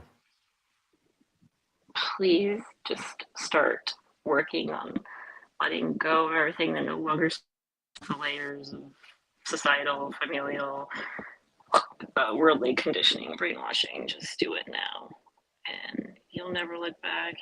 You might have to go through layers and layers, whatever. It's worth it because you cannot go back. It's like impossible. Can't go back. Right? It's true. You cannot go back. Yeah, somebody might try to, whatever, go through it, but it's like, it's never back because you already know. So you make different decisions, you have different thoughts, you say different things, you make different choices. Because you know the truth. Truth that you got to try. just looking at the act of crying. Let's kind of stay there for a little bit because I'm talking to a certain part of the audience that's been with us for a while, since 2020, and so they struggle with. I mean, Susie highlighted the point that she doesn't sob. I mean, there are different, like you mentioned, different types of crying. But we're just having a discussion, everybody. For those of you who are passing through, never been here before, but mainly this is we're pinpointing this toward those who are the regulars that have been here with us for a few years. This subject came up. I looked to do a show on it. I mentioned it to some of you that wrote me, but I'm going to touch on it now because Crystal brought it up, and Crystal started tearing up. The benefits of crying. Anybody can Google that right now that's listening. We could do it also in real time right now.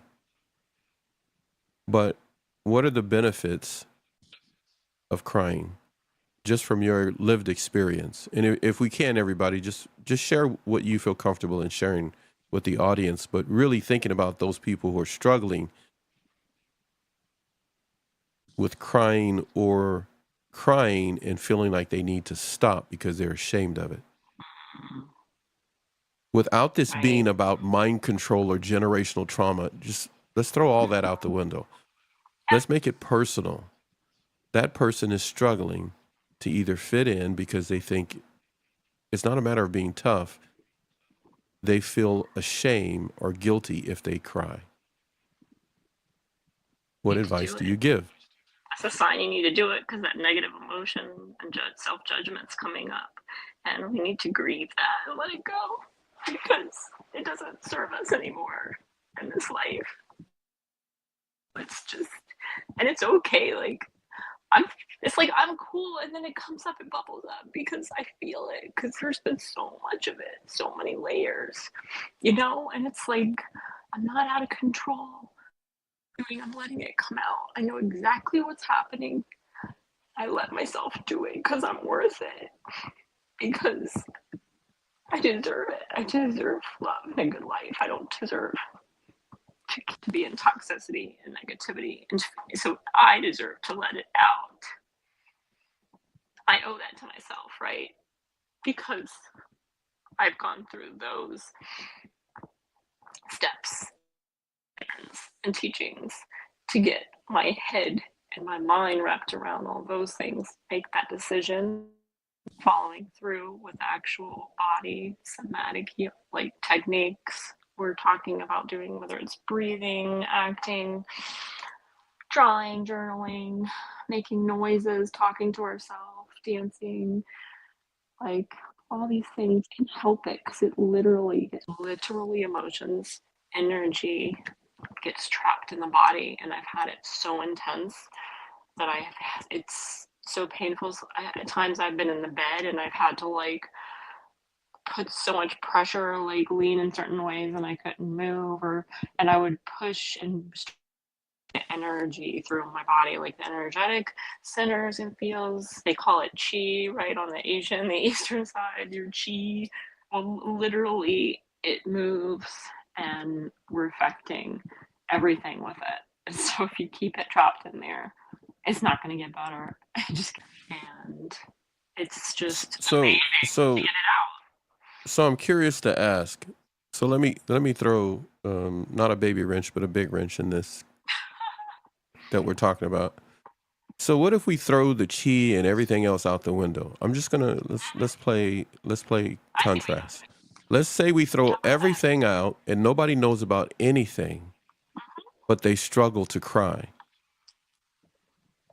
But they stay busy. I'm just gonna give a hypothetical. They stay busy running from their emotions. Let's throw that into the caveat of this discussion instead of Eastern philosophy, the Bible, religion. Let's just set all that stuff of your mama, your daddy. Let's throw everything aside, and a person is just struggling because they never sat with their emotions.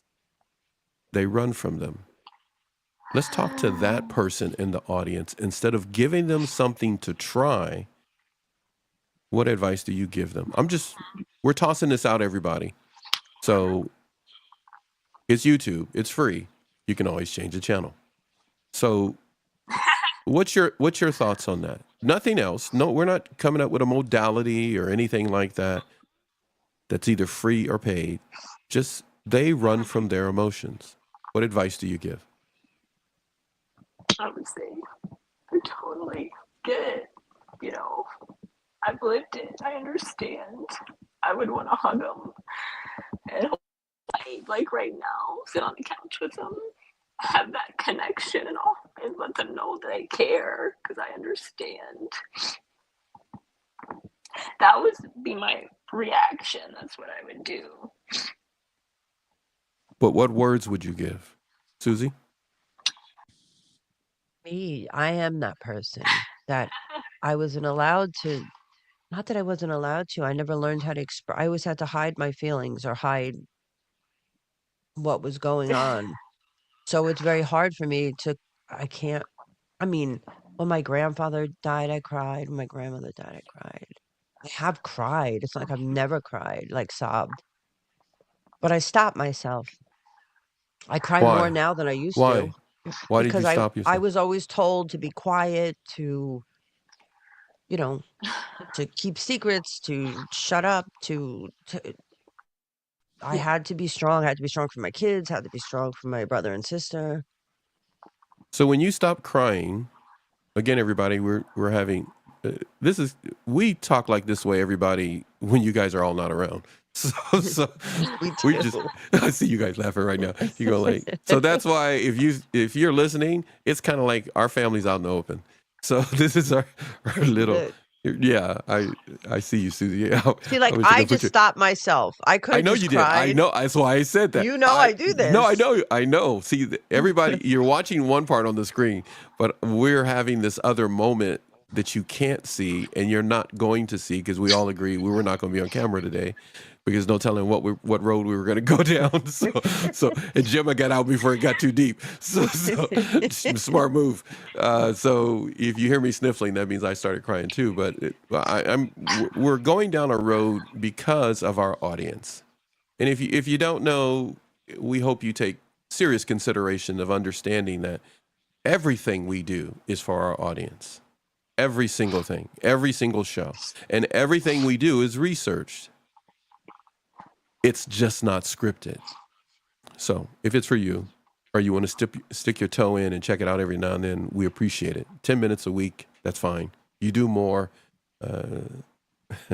may you receive happiness during the week. But when it came to you stopping, I see you laughing. Like, Paxton's so crazy. When it comes to stopping yourself from crying, that's what I'm talking about addressing, because we have a part of our audience that we've never really addressed that's dealing with that. But you stopped yourself because of what happened in the past. But in that moment where you stopped yourself, were those people around to stop you, or was this a self-inflicted stopping of your emotions? I think when I was younger, it was self-inflicted. I had to be strong for my siblings. Because of the environment Yeah. and present? Yeah, okay, I see what you're saying. And then, see, now I'm going to cry. And then this last person, I was told not to cry. Everybody need to, just Yeah. in case you popped My in and you ex. don't know, I know majority of you may know. Yeah, Yeah, my I was ex, gonna clear. Go ahead. Yeah, go like I'm ahead. thinking when Keep my going. grandparents died, I was hysterical. And he's like, wow, you're really crying over him, your grandfather. Demeaned you while you were Yes, yeah, I see what yes. you're saying. And Yeah. I literally went in the bathroom to Crazy. cry.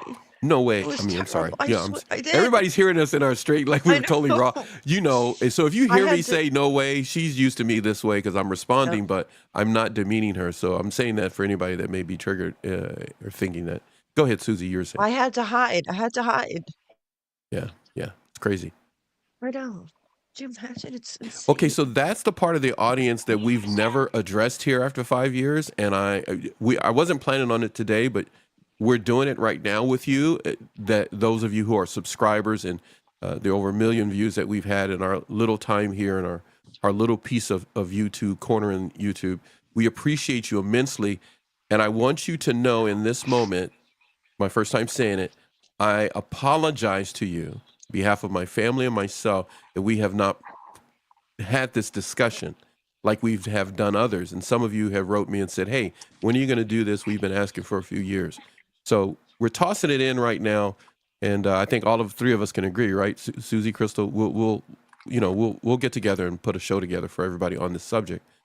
But people are struggling with this aspect because yes, we can go back the way they were raised, other things, there's modalities that they could use.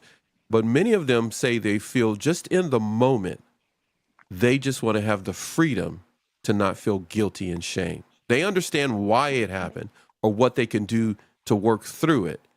What they're processing is what you and Gemma talked about, shame and guilt, and how it's connected to them just feeling free to sit with their emotions. Because sitting with one's emotions can seem really overwhelming. It can really take a toll. I think that's what Crystal really highlighted to us really well. Susie, you're saying you're going through it right now. Yeah, Crystal, could you always cry, or did you have to learn Yeah, to great cry? question.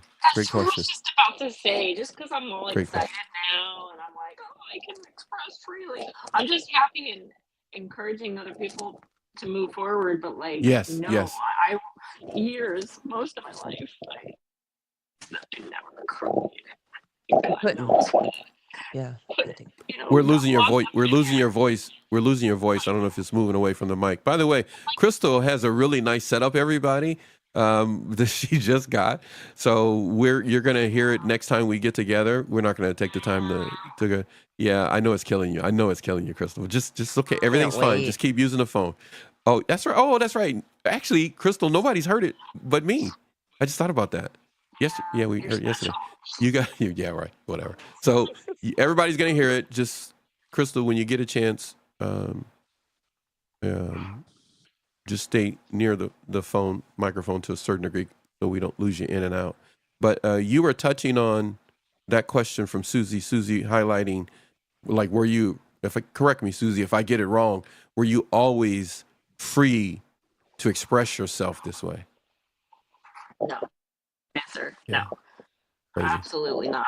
I was a little soldier. Like, I've been punched in the face. I've been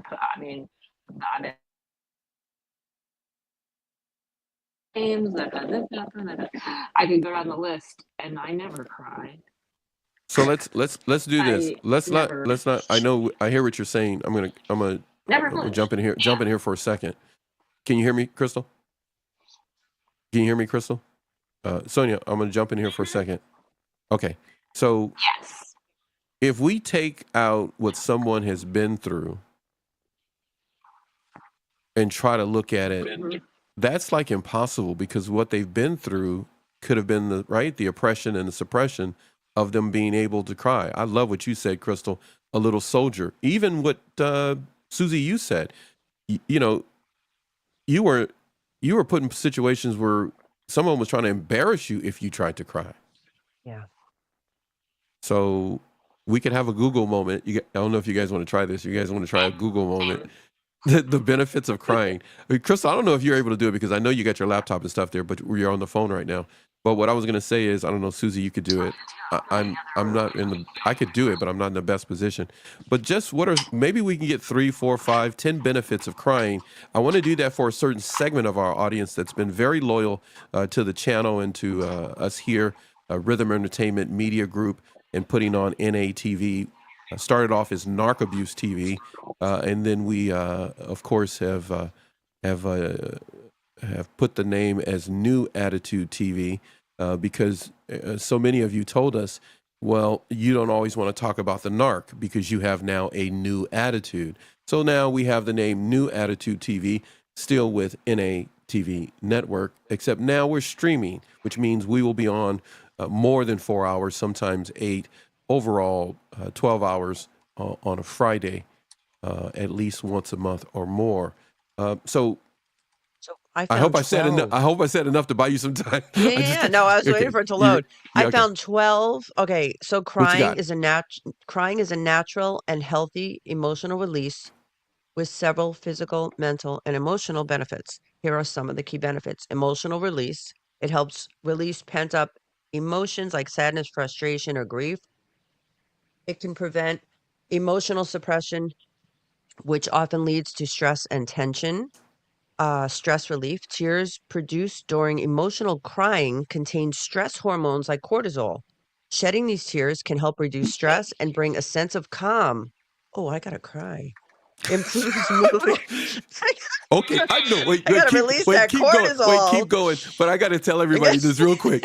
This is almost like a show prep, and we're actually doing it live because when we're right, because that is this. You guys are getting behind the scenes without us even trying to do behind the scenes. But that's exactly, you would be reading it while you're telling all of us what the show's going to be. Out loud. Yeah, I'm thinking out loud. Yeah. Go ahead. You were saying. Okay, wait, what was I? Stress relief. Okay, improves your mood. Crying triggers the release of endorphins, the body's feel-good chemicals, which can help boost mood and provide a sense of relief or euphoria after a good cry. Shoot. Okay, detoxification. Emotional tears contain toxins and chemicals that build up during stress. Crying helps flush these out of the body, acting as a natural detox mechanism. It enhances emotional clarity. Crying provides an opportunity to process emotions, clarify thoughts, and gain a better understanding of what you're feeling, which can promote personal growth. It soothes and calms. Crying activates the parasympathetic nerve. We'll call it the PNS.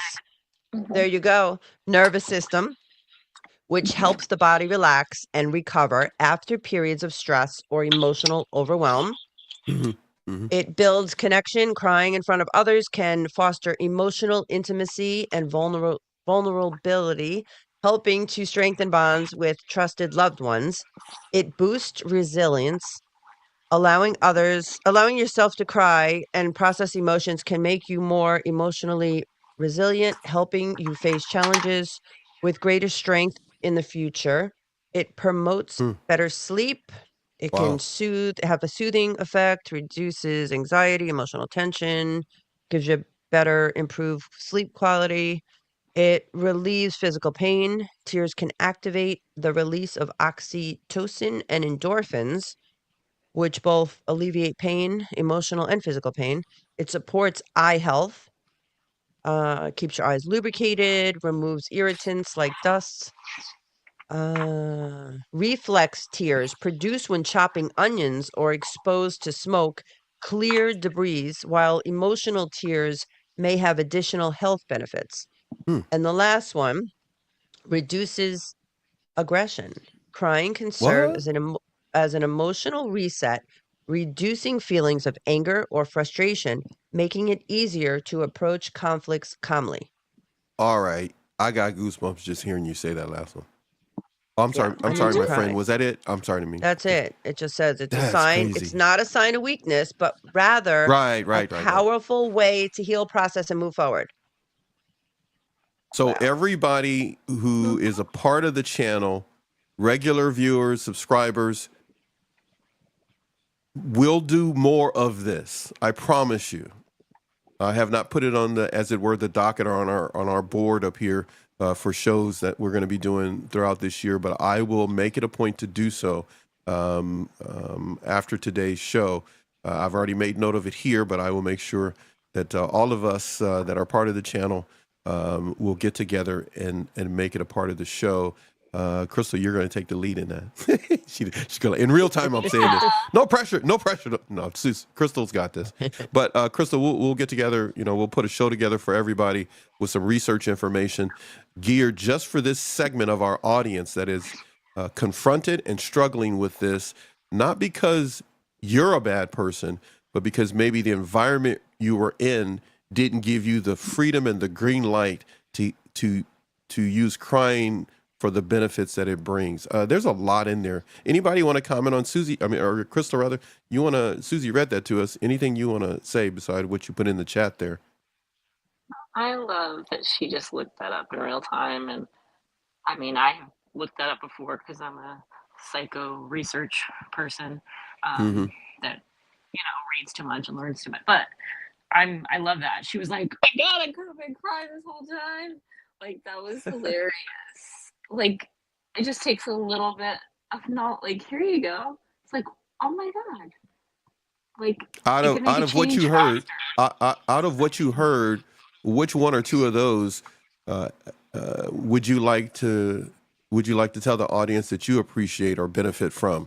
Would you read 12 things there, Susie? Or I don't know what you said. Yeah.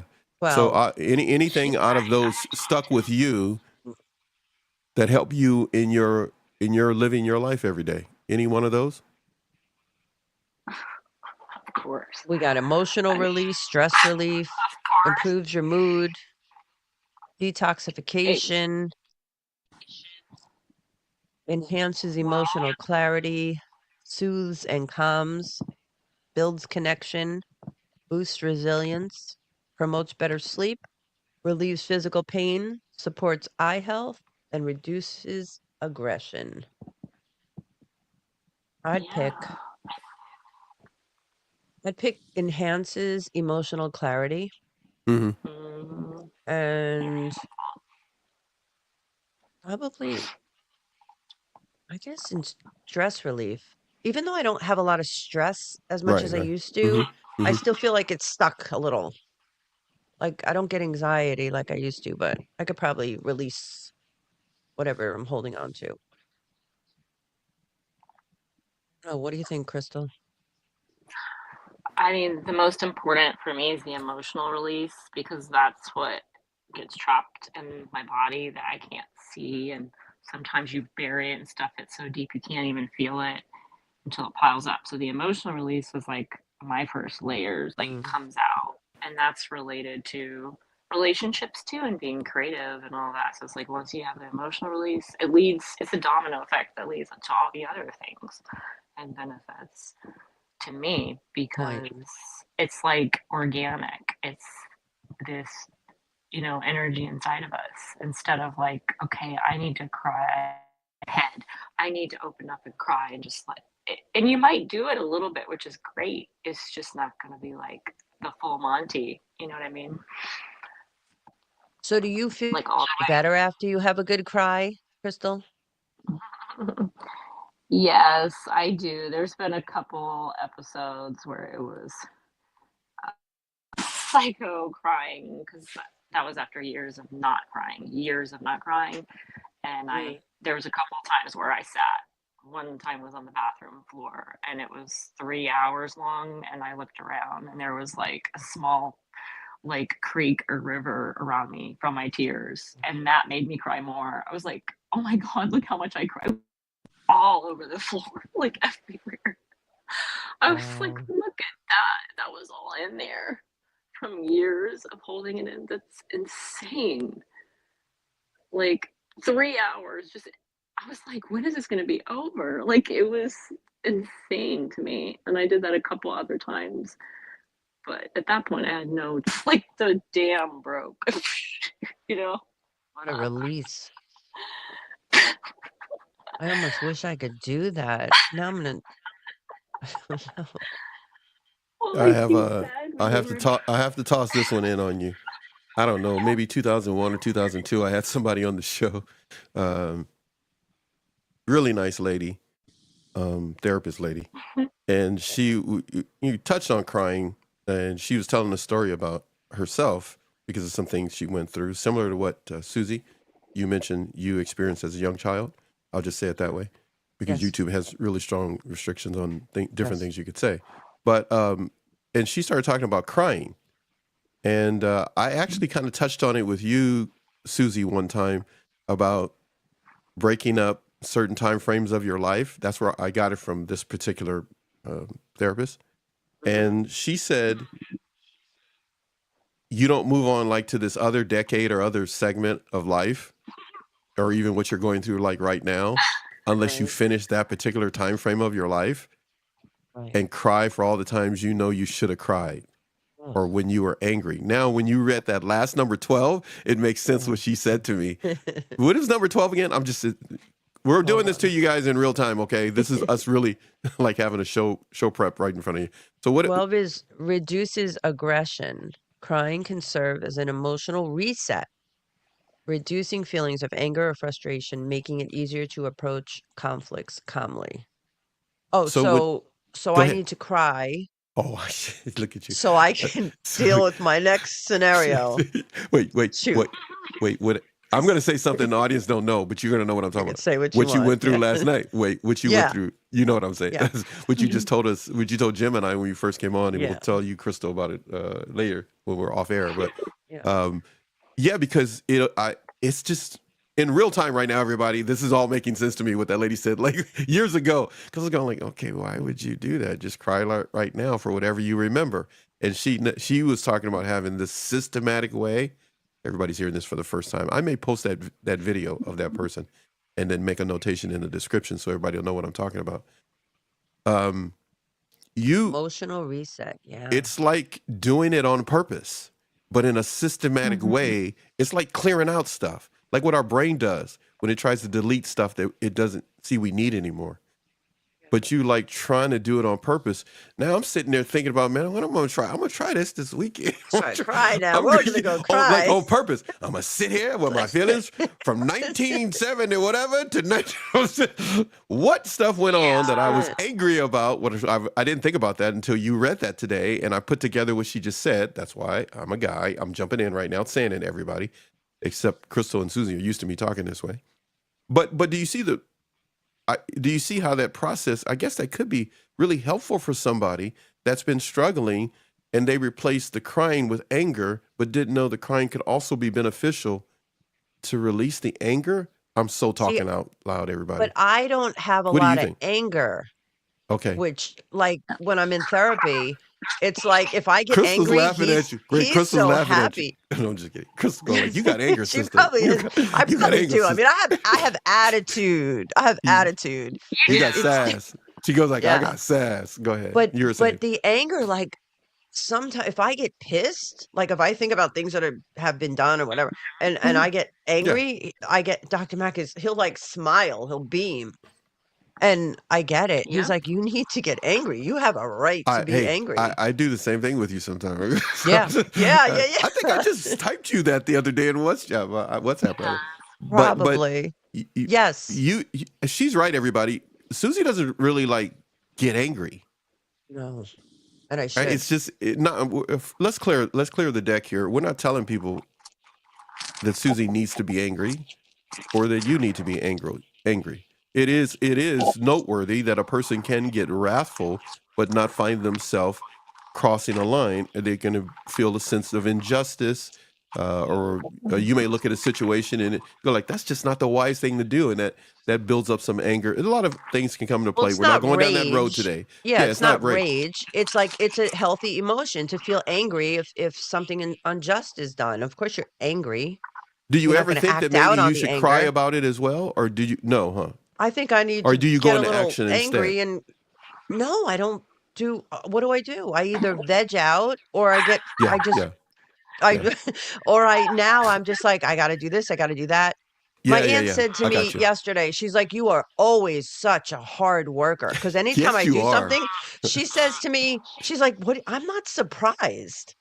Because I'm Yeah. like, "Oh, you think I could do this? You think I?" She's like, yeah, you're finally waking up and learning that you've been this way all along." And she's rough on me, I've been but telling you that forever. you, It's Dr. like, Mac, my aunt, the it's like, three of you are like, what is this woman gonna without the listen to three of me? you, I don't know where I'd be. I'm But telling you, man. she You're a hard said, worker. You're I've not always lazy. done, I've always worked for everyone else, Yes. never I for told you that myself. too. Yeah. You Yeah. got to do it. You got to do it for you. So Yeah. now I'm doing it for me. So this Yeah. is like, I'm in school right now. So if you're going to do any crying right now, you're doing it for you. Right. So I And need to learn that's how to, what Crystal that's does, though. okay. Yeah. Right? That's what Crystal does. When Crystal cries, she cries for her. That's I right. have to go to acting classes, Crystal. I have to come down there and you got to give me a couple, Oh, what love is it the called? acting class idea you both talked about. Oh yeah. It Acting almost, class yeah, in the we're gonna hot talk about tub. that. That's We got to you make guys. plans. Yeah, I don't it's care pretty where we cool. are, what I'm wearing. I can do it anywhere. Oh, I'll do it. I 'Cause don't care. Like you said, on the front lawn, at this point, I'll do it on the front lawn. You want me throwing stands Hey, on the no, front hey, lawn? you Let's gotta be do it. like my mom did. My mom would do this thing where she's like, "Okay, I'm fed up with all of you people. I will be right back." So and be like, "Okay, she's just gonna go across the way and find a vacant lot and just stand in the middle and scream." Nope, she went for her little crying walks, and she did it Aw. more and more as she got older. Okay, as we, her children, got older and moved on, with our lives and got married, whatever the case may be. Right. But she did this thing where she would just go for this walk where she could cry, not for the public, but for her. But what we're talking about, far as I know, wasn't something that was common knowledge back then. But I could see where when you were reading it, a lot of things make sense for me now, looking back, not necessarily in regards to my parents, but just in discussions we've had with one another. Yeah. That you felt the freedom to cry, but you were really doing something for yourself. And that's powerful. And I want everyone here to understand that there will be those that won't understand when Crystal cries or when Susie says what she's saying. But for those of you who need this, I repeat what I said earlier. I apologize. We didn't make these the discussions you've been asking us to do. And you are our priority. Outside of our families and our own personal well-being, you are Susie's, Crystal's, and I priority as an audience. And so we will have more discussions on crying and the benefits and how to do workarounds. And Crystal's going to bring in different, she doesn't know this, but I'm going to do it to her again. Crystal's going to bring up different step-by-step things a person can implement. Right, Crystal? Right, Crystal? Just, Oh, you can yeah. she's going to bring things that you can implement, but both of them will go into more detail on their individual YouTube channels, SZ TV Network and Crystal T's TV. What's next, boss? Bosses? I don't know. What you got over there, Susie? What Boss. you got? funny. What you got, Crystal? Bosses. What do you got, Crystal? Threw you She's off still, today. hey, she's still crying. Leave her alone. Crying. She's still. She's going to get a tissue. She's going to go get a tissue. Man, I'm gonna probably cry later. Do not let anyone talk you, my dear friends, out of crying. No. When you're No. journaling, when you're doing whatever you're doing late at night, during the day, midday, having a cup of Java or tea or anything else, when you feel it coming, when you're sitting with it, what's your advice, Crystal? Let it out. There you Try. go. There you go. Yeah. I think when I was living. Say it, Crystal. Say it, Crystal, again, but a little bit slower. You're on the You're on the phone. If you say it too fast on the phone, we lose you. But say it again.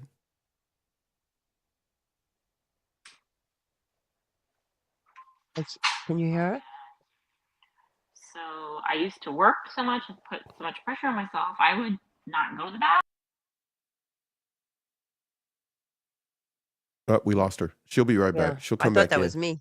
No. It's not you. You're good over it. Hey, you're not in Connecticut anymore. Ooh, I'm gonna get flack for that. Mia might come Oh, and beat I me was up for just that. there. I was just there. No, no, I no. know, but I saw Gloria. I meant Wi-Fi wise. That's what I meant. Oh, That's okay. what I No, meant. no. I go up all the time. Visit. Saw Gloria. We had coffee. You did, huh? Going back up. Oh yeah.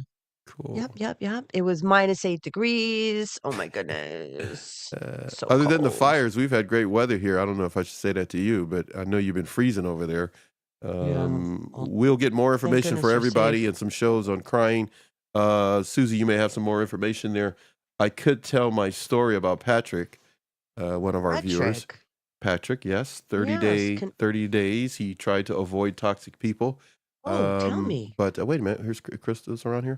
Oh, Yeah, she just said, everybody look on the screen. If you are watching this on television right now, Crystal's talking to everybody. She says that everything dropped it out there. dropped. Oh my goodness. We Not can't sure hear you we can can't hear hear you me. right. Yeah, we can't hear you right now. If you're there, I'm just gonna type on the screen. I'm just gonna type Crystal a message, Oh, she everybody. can't hear us? You can hear. I don't see her over there. Okay, so just everybody on. I'm gonna do this in real time with really huge letters. Oh wait, she's typing. Oh wait, no, I don't have to type. She just answered me. So you can hear. She can hear. Yes, she Oh, can. okay, Oh good. wait, she's doing other stuff here. Hold on, everybody. Just give me a second. Happening in real time. Crystal, if you can, Crystal, you mentioned you can hear us. Just go ahead and come back into the stream again in the back end. Just relink and come back in with the private link and just join us again. Because let me see. Unless she went over to her other stuff. Hold on a second, everybody. You may hear something strange outside of me. Crystal, you there? Yeah. Okay, stay right there. Wait, whatever you do, don't use your phone. Okay. I know I you were know. typing. I know you were Oh typing. my or gosh, whatever. you sound so much better. Crystal, Yeah, whatever right. you do, Crystal, do us a Mhm. favor. Don't move. Can you? Don't No, move. you can't. Don't talk. Wait, Don't just move. hold on a sec. I got to say this.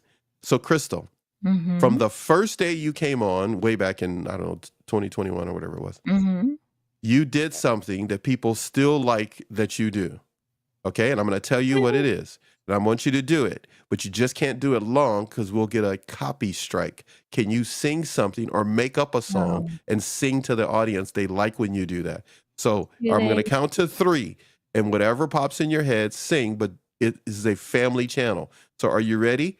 1, 2, 3, go ahead. Whatever you want to sing. You are not alone. I am here Okay, that's good. with That's you. good. That's good. That's good. All right, that was good. All right, that is a sound check in real time, everybody. That was a sound. Love it. Susie, she has Sounds her good. microphone now. Good. Sounds good.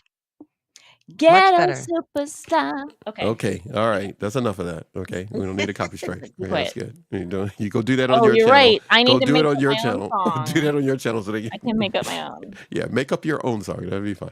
But not too close to the microphone because now you don't have to be that close. All right. So that was really good. Everybody, please welcome Crystal to the show. Yeah. Wow. And if you've been enjoying yourself, then you've been enjoying yourself because Gemma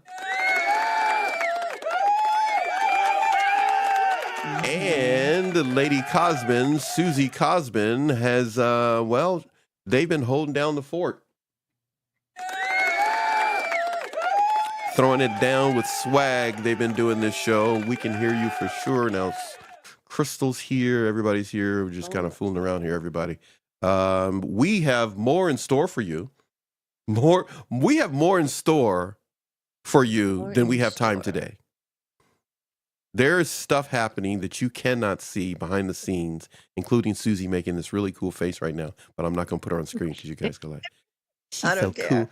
And by the way, can I say this can I compliment you on your hair? I'm trying to find a thank nice way to you. say what you said I before the watched show it. started. I watched it. Yes, I watched wanted you to say it. I wasn't going to say it. Then you beat me up when we're done. It's clean. Friday Fun Day here on NATV Network because Crystal's here, because Susie's here, Gemma was here, but mainly because walking into the show, actually it's not a show, it's a stream, Eric Jackson, Mr. EJ's in the house. EJ's in the house. Thank you, Eric, for being here. Appreciate it. Great deal.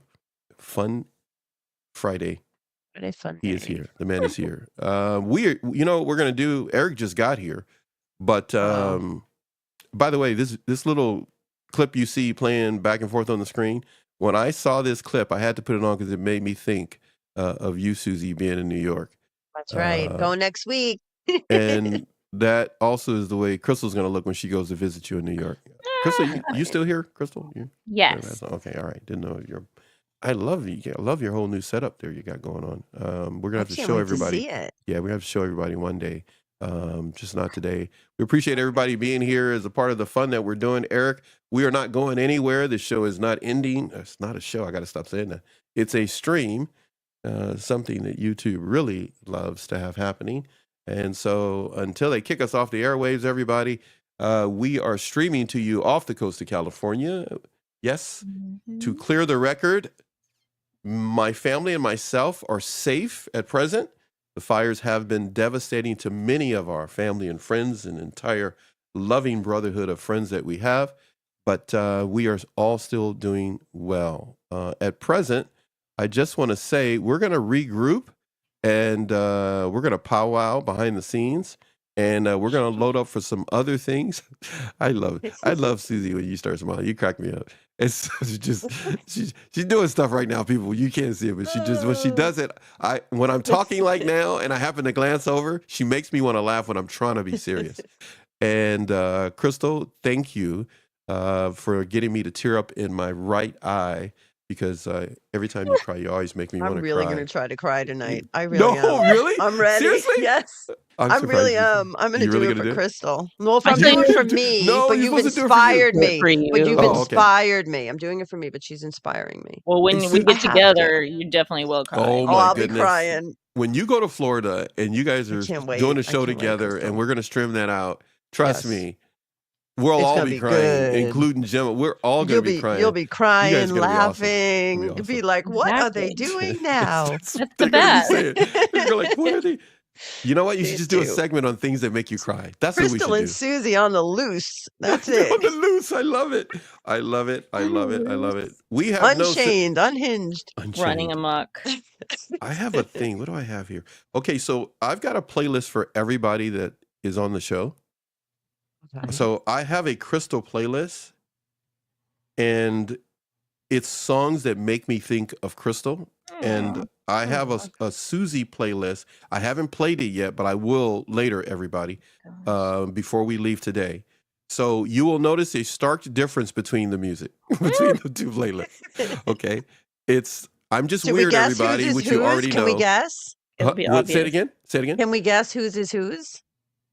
Well, I just told you I'm going to play hers right Oh, now. you're gonna do Crystal's first. Oh, Yeah. I missed that part. I'm sorry. You That's wasn't actually paying attention. yours is a better idea, though. I like yours better. I don't know. I mean, I'm sure it's obvious. It's too late. but I already gave it out right now, so I just already did. And I don't know if you have any Eminem and Post Malone in there, but Let's just put it this way: from our private events, we'll take care of stuff Yeah. like that. But on YouTube, unless I buy their know. music, and I'm not going to give up my money. It's like, I'm not you- doing that. Copy strike. But Yeah. what I was going to say is, I've already got you covered on that. Okay, so just Okay. I All got right. you. I'm gonna hold you to I got that. a whole thing on Spotify, which is for your Nice. music. Crystal's the Perfect. one that is like all over the place. Mhm. So Yeah. I haven't made one for her on Spotify yet. Like She goes, eclectic, but rap. Yeah. She's all over. Yeah, no, I got that part. I know she's got that part. I got stuff for that. I know Anyhow, you I like wanna some give it old away. school rap, Crystal. I've Yeah, heard you she's on like- some of your old YouTube videos. She's a I'm like, gangster, girl, that's can why. jam, man. She's a We'll gangster, be in the man. car singing. I can't wait. Crystal, you love to I know sing, those don't old you? tunes. Right? I do. I do. I I do. I do. Other people, you know how What- they probably react. I Yeah, don't but care. see, we just had this discussion. Why you always weren't thinking about other people? That's It's why I like, keep doing it because well, I don't care. Well, you do it because you're rebellious. That's what you do. Because you're a fighter. You guys gonna have some fun together. I can imagine yeah. how much. Yeah, they're gonna have to call the You're gonna police be on you missing two out. people Yeah, when that's you guys it. are together. They're gonna You and noise. What Crystal do they in call it Florida? when you're too loud at night? Dude, they're gonna- Noise violation. Noise What do you Yeah, call that? that's what it is. Ordinance. I Oh told my Crystal you God. guys should get like a hotel suite and then see how long before they kick you people out. You guys should get Oh man. We'll be I've Crystal like never gonna be 3 tried in to the do morning. that. Let's go get Crystal gonna be something to jumping on eat. the bed. She's gonna be jumping Yeah, on the we bed. will. Pillow Let's get a pillow fights. fight. Oh, I God. mean, You know Yeah, it. you guys. All right. Taking So it that's a out. challenge. I can do it, but hmm. See, I look gotta at buy the stuff. See, Crystal she's some already thinking right candy. now. She's thinking I'll right just go now. streaking. I'll just like go, See, and then this is why they'll you call the can't. police. I This don't is know. why you Skinny can't. dipping, maybe. I don't know about streaking. They'll be See, like, At least I'd be somebody's this is in the why. streaking. water. I know Everybody, please let's tune in on my voice. Both of these people are obviously trying to get me kicked off the air Don't because mind they them. just go over here. It was a family show 5 seconds ago. It's just a word. kidding. It's just a concept. We're kidding. No We're not visuals. really doing that. Yeah, It's all whatever. good. All right, there goes. It's all good. All right, you guys done? You guys done? You guys? We're done. We'll Can't behave. take it. No, you won't. No, you Yes. won't. No, you won't. These two Yeah, I will. people do not have the word behave in their vocabulary. They only have it in their vocabulary, not in their vocabulary. Only in their. I don't know what that means. Okay, we're going to be right back, everybody. How do I know that? Because I put it up on the screen. There it is, right there. And one more time, everybody, for Eric Jackson.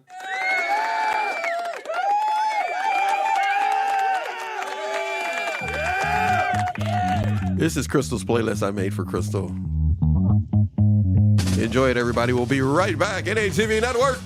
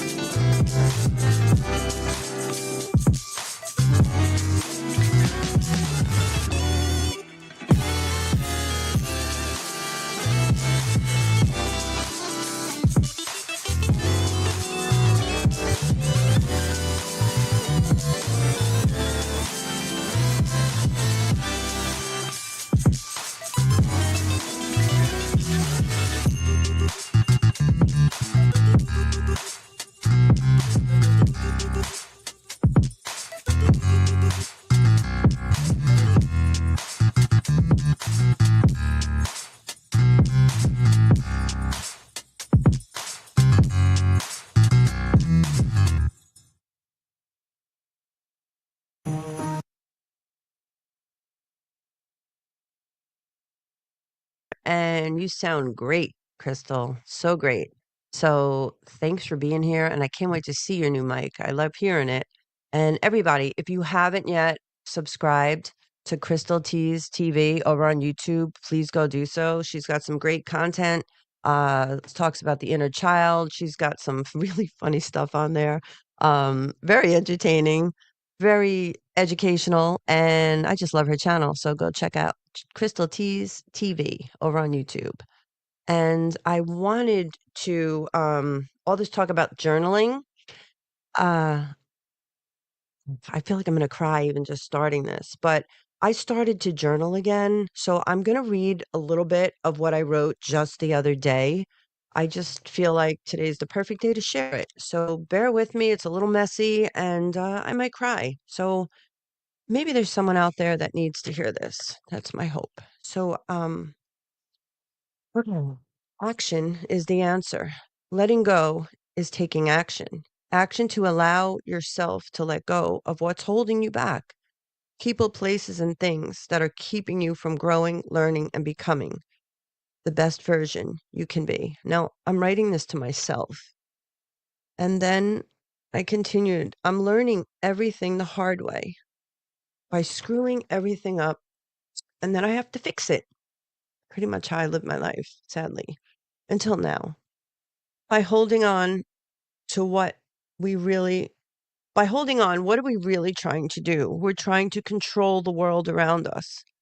And I've learned that my need for control comes from a place of fear, from always living in fear.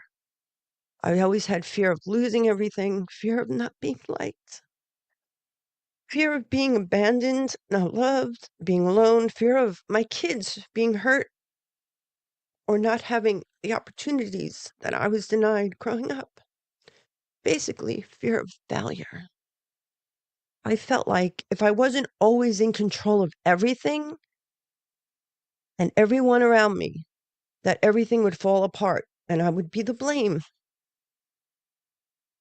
When we're in control, we believe we can protect ourselves from being disappointed. At least that's what I thought. From being left out, from being rejected, and ultimately from feeling pain. Control gave me the illusion of feeling safe. I realize now that if I fixed every situation, I didn't have to feel. By letting go and letting things be, I am taking back my power. For years, for actually most of my life, I didn't realize that the people I was surrounded by and chose to surround myself with held no real power over me. I was in actuality giving my power away. Letting go is choosing to take it back. It's to take me back. I now realize that I did it all to myself. Yes, it's a hard pill to swallow, but it's the truth. What we allow will continue, and when I allowed myself to continuously be disrespected, abused, and hurt by those closest to me, I taught everyone else that it was indeed okay to treat me like garbage. So I have no right to be disappointed or hurt when this dysfunction continues. When we let go, we free ourselves from all of the negativity that keeps us feeling less than stuck.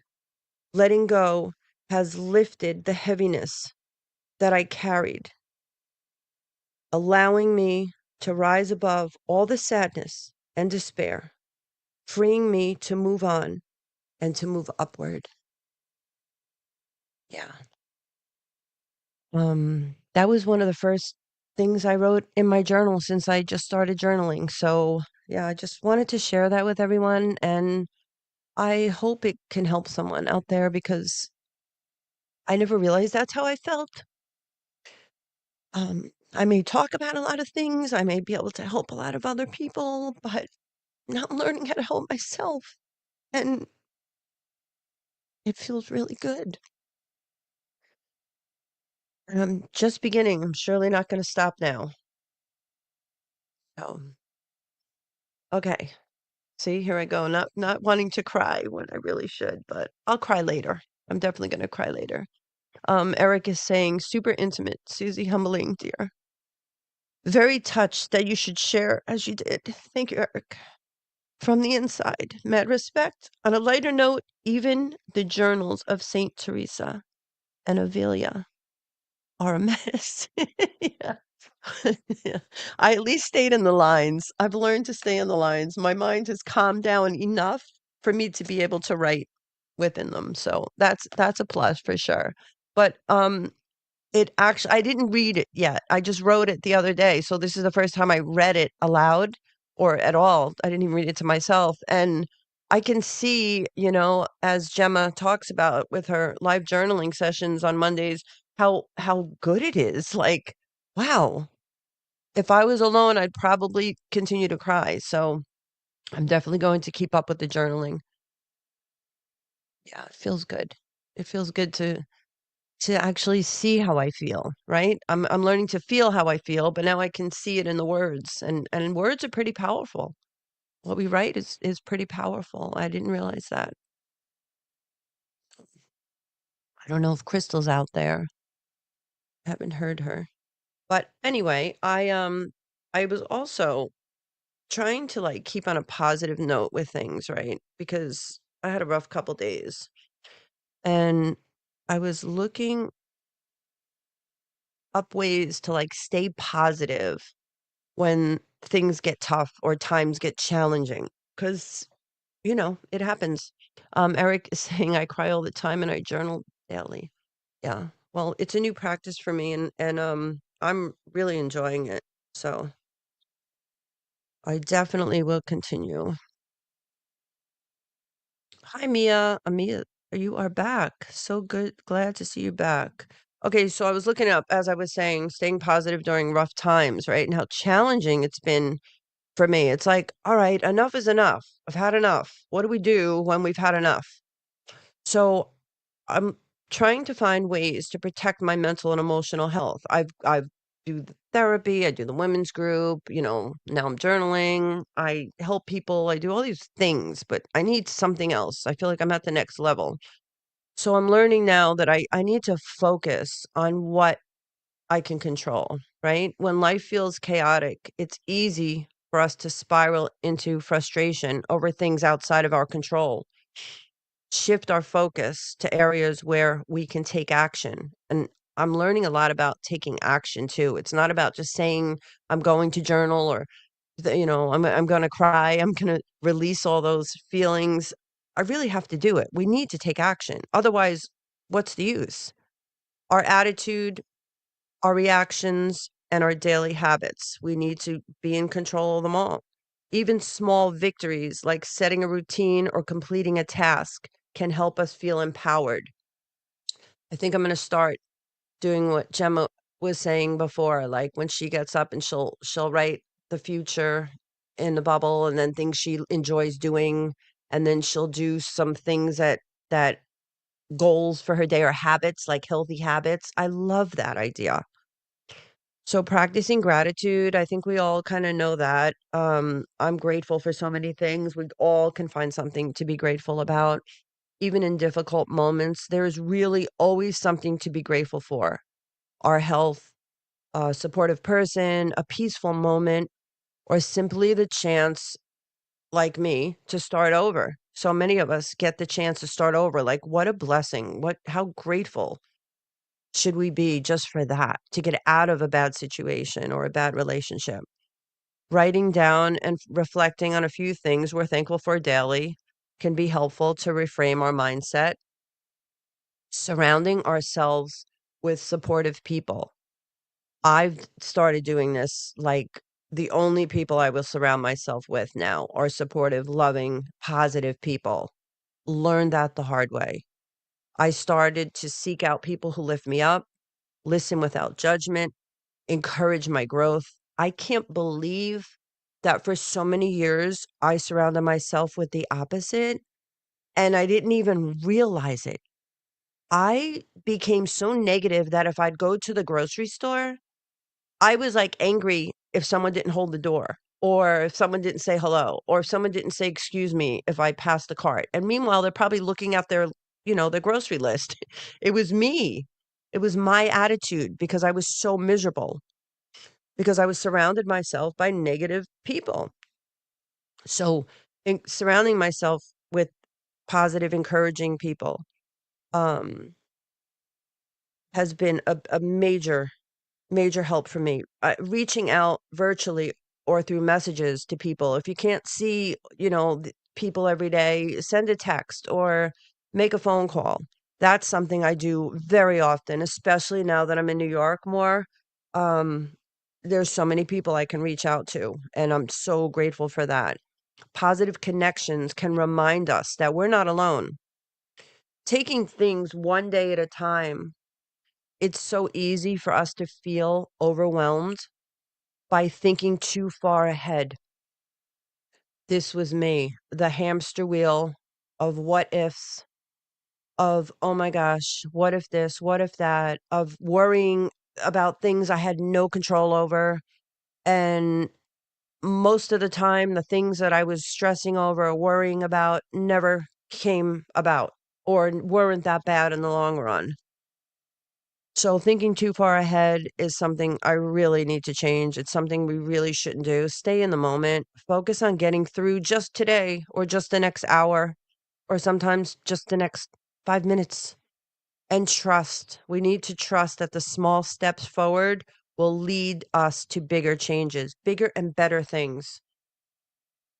Embracing solitude for reflection, right? I was always isolated, but now I understand that solitude is something completely different. I'm choosing to spend time with myself, to understand myself.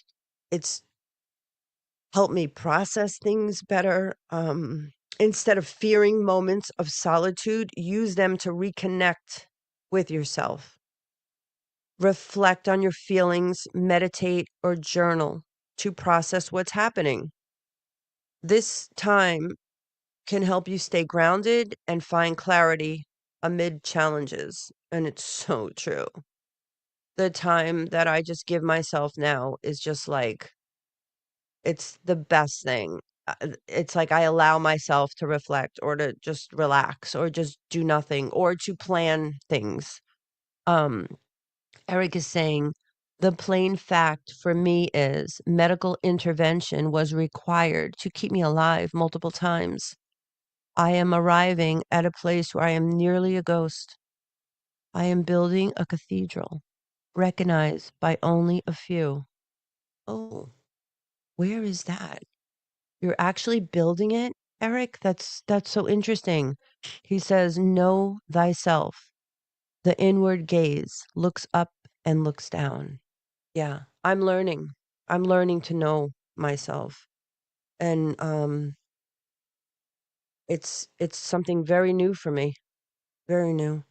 Find a release for stress, whether it's through exercise, creative activities, deep breathing, or even venting to a trusted friend. And I emphasize trusted friend because how many times I know have I confided in someone and they've just twisted or used what I said or sabotaged something I said or I was planning. So I've learned to be very um careful with who I talk to, who I tell my plans to, who I entrust, because sadly, some people don't have your best interest at hand. And yeah, that hurts when you're betrayed. I'll tell you that firsthand.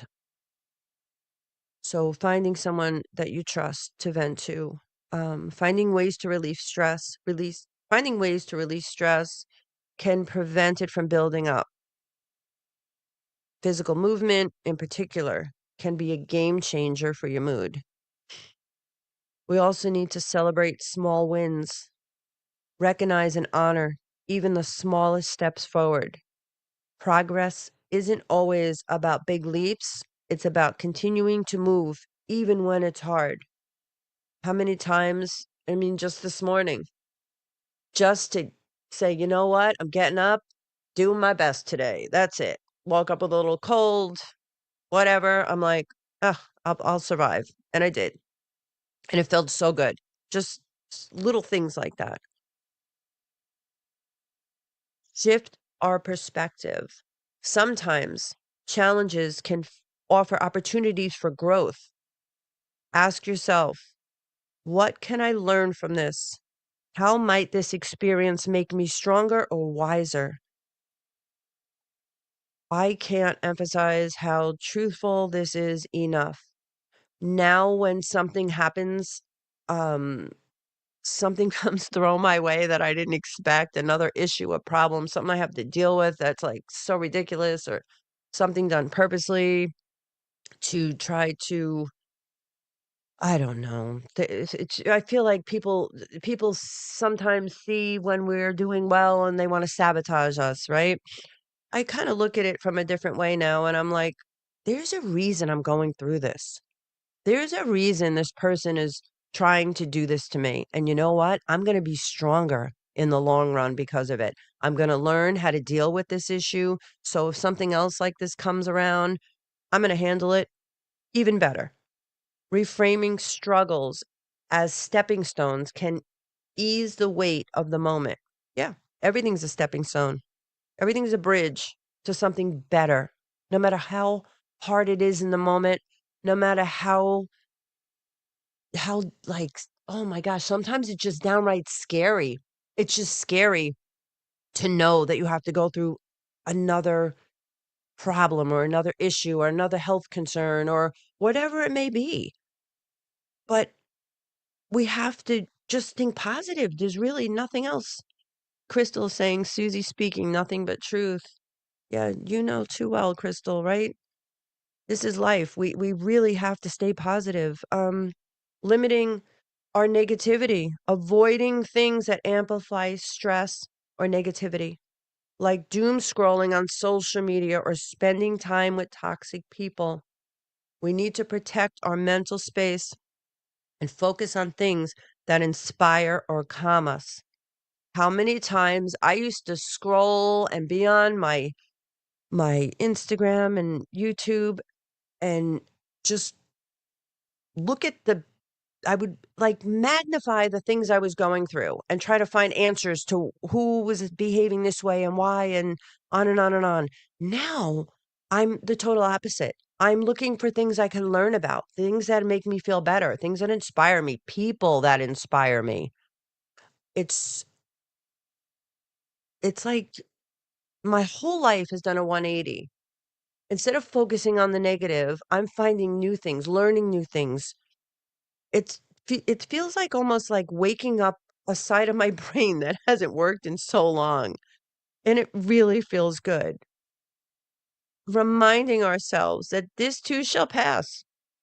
Life is full of seasons, and no matter how hard this one feels, I promise you it will not last forever. Keeping hope alive can keep can help you weather the storm. Keeping hope alive, right? We have faith and we have hope.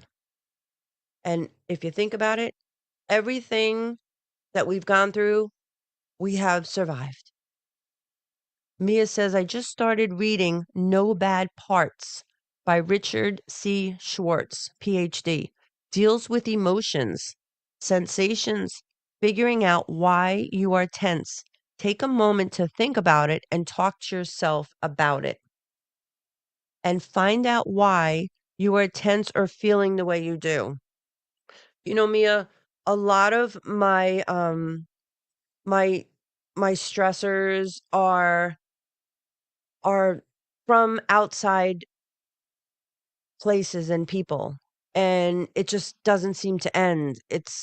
I'm away from certain situations, but sadly some of it still lingers, and I feel like certain people see you doing well and they wanna bring you down. So, just like the 30-day staying away from toxicity and negative people, I'm just continuing to do that and just staying around supportive people because I can't let anyone hurt me anymore. I can't let anyone bring me down, and I'm responsible for keeping myself safe and my mental health safe. Remind yourself, yeah, that this too shall pass. Even in the darkest of times, positivity doesn't mean ignoring the pain. It means finding a way to move forward while holding on to hope. What's something small you can focus on today to keep going? I like all that. Fruit of the Spirit, trifecta. Is that a book, Crystal? Faith, hope, and love. They are related. Triple threat. Yes, that's it. I mean, that's all we need. We can get through anything. And support. And support. Definitely. Definitely support. I'm just so grateful for everyone in my life nowadays. Like, I had a conversation with my godmother the other day, and I said, I thought it was me. I started believing everything everyone was saying about me and when I was in the dysfunctional relationship. And she said to me, she's like, Susie, they almost had me convinced because I started almost acting the way they were telling me I was. I was so depressed and so negative that it fit. So it wasn't until I removed myself 100% completely from the situation that I realized, oh my gosh, I'm not that person that I was told I was. I wonder how many people can relate to that. And if you're in a sad place or with someone that's not making you happy and you're depressed or they're not treating you well, if you can, please, at least, at the very, very least, reach out to a women's group, a men's group, and talk to someone. Call a hotline because I promise you, you're not alone. And you're probably feeling worse than you should because you're surrounded by such negative people and situations. Yes, Crystal's saying reactive abuse is real. Oh, yes. Well, I used to re abuse abuse, I didn't abuse. I used to act out, and I used to try to defend myself. So, if someone was accusing me of something, I would be like, "What are you screaming back." So, yeah, I looked crazy. Of course I look crazy. I'm like, "Who are you talking to? What are you That's not true."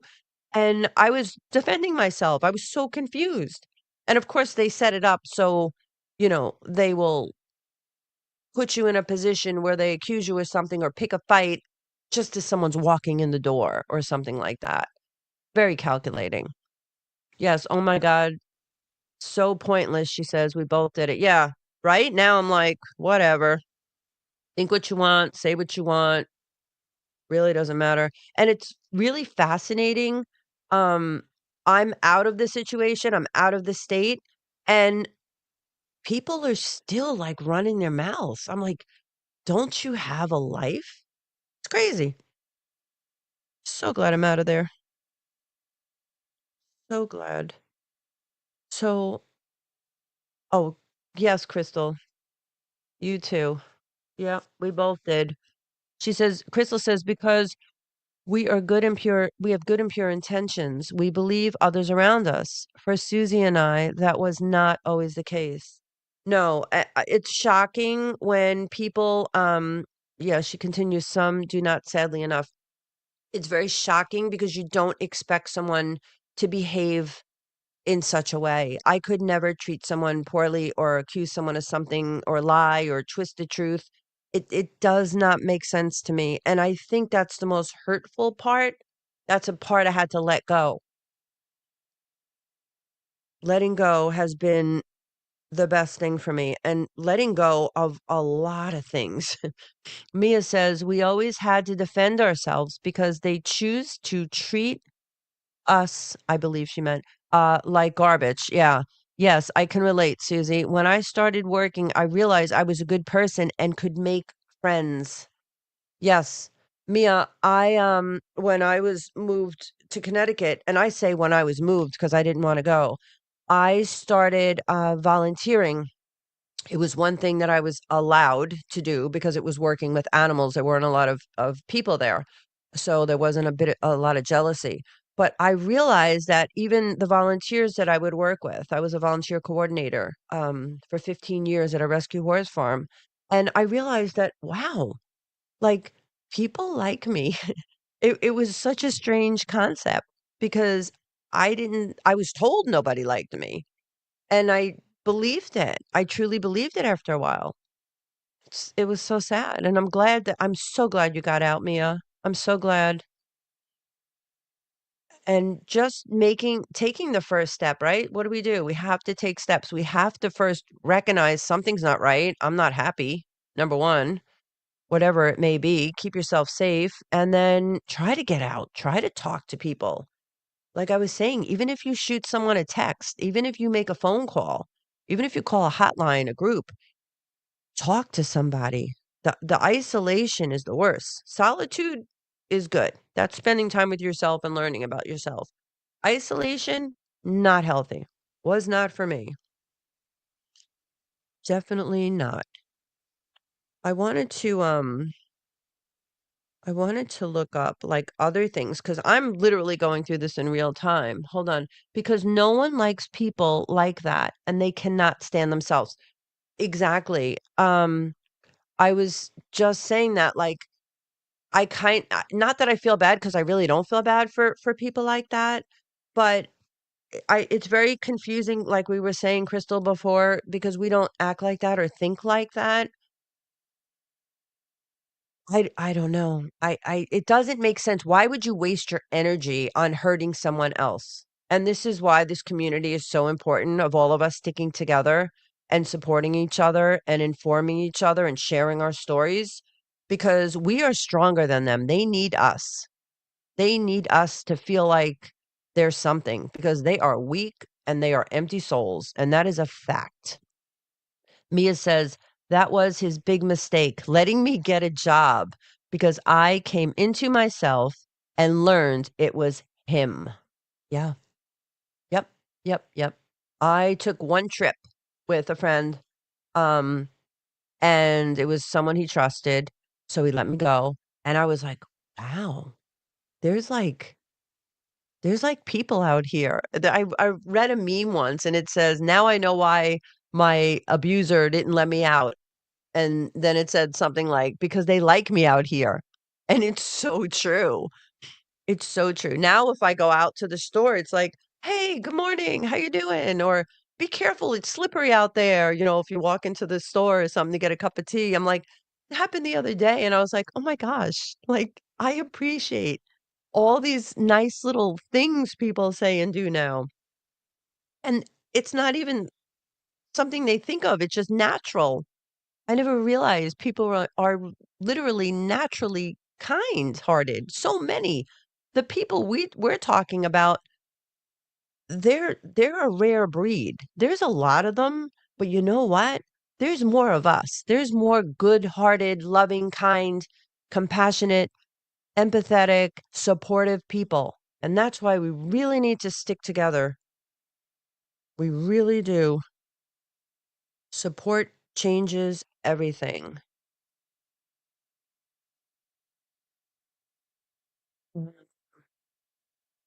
That was a big thing, yeah. Well, me, I'm curious, where was your first job? Like, where did you work?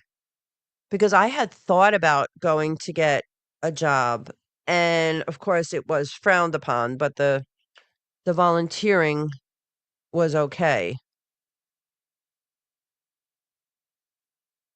I was just curious, like, where he let you work, because I know when they have their claws in you and they're jealous or that they keep you confined, it's not easy to get out, that's for sure. I wasn't even allowed to see family members.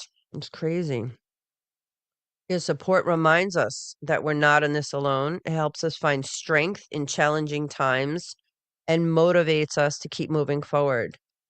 The power of us connecting lifts us, teaches us resilience, and pushes us forward to be the best versions of ourselves. How true is that? Volunteering was okay. Yeah, Crystal, did you yeah, for me it was okay. For me it was okay. Eric says, I was reading on the sidewalk one day. I saw a woman with $300 Nikes on kick a homeless who was sitting against a wall. Greg, I jumped up, ran across the street, and got in her face. She got scared. What in the world? That's not cool. That is horrible. Crystal's saying volunteering was okay. You know why? Why? because it was animals. There were people there that helped the animals, but it wasn't. I don't know why. Tell me. I never thought about it, to be honest. I just thought because it was mostly animals. Mia's saying Lego in the factory on third shift. Cool. So you were in a factory because it keeps you in a master slave. Yes. Yes. State of mind, physical state. Oh my gosh, I never thought of that, Crystal. Energy and how others scan us. Yeah. I never thought of that. Because I was allowed to wear and don't get me wrong, I'm so grateful I did all these things, like the soup kitchen or the homeless shelter, things like that, the horses. You get a good job and someone will eventually discover how intelligent, how amazing, how resourceful, how strong, yeah, you are. That is true. Like a boss. Never realized that. With the sauce, baby. Got that right. Mia saying children felt hurt when they rejected them. Children feel hurt when oh gosh. The thing that fascinates me is these type of people will now that I'm doing like the coercive control little webinars and stuff, they're talking about how it affects the children, and we're not talking just little kids like I was saying before, it's adult children as well. They ignore the children, they use the children, they dress the children up when they're little to take them out. I mean, I experienced that. And then it's almost like if the kids are successful, I found they kind of ride on their coattails. Everything comes with a motive, everything they do, any attention the kid gets is for a reason. It's it's insane. And the protective parent is usually the bad guy, the one that's put down all the time. Crystal saying, and then they lose you, which is everything. They could live, survive, suck your good energy from you. Yeah. I was a prime host. I think we all were. We all were. He hated me being on third shift, Mia says. We did. Yeah. The ones that got away, that's what we are. The ones that got away. Thank goodness. Thank goodness. He hated me. Oh, I'm sorry, Mia. I thought you wrote something else. Yeah, he hated you being on third shift. Why was that? Because it was at night? And maybe he had to, like, be there in case the children woke up or something? That was probably it. Had to put the kids to bed. God forbid they do something, right? When no one's there to watch and give them praise. We didn't see each other much, and I loved it. You had peace. I think that's why I never questioned when he went and I used to say, "Where are you going gallivanting today?" He would just go gallivanting. I didn't care because it was nice and quiet in the house.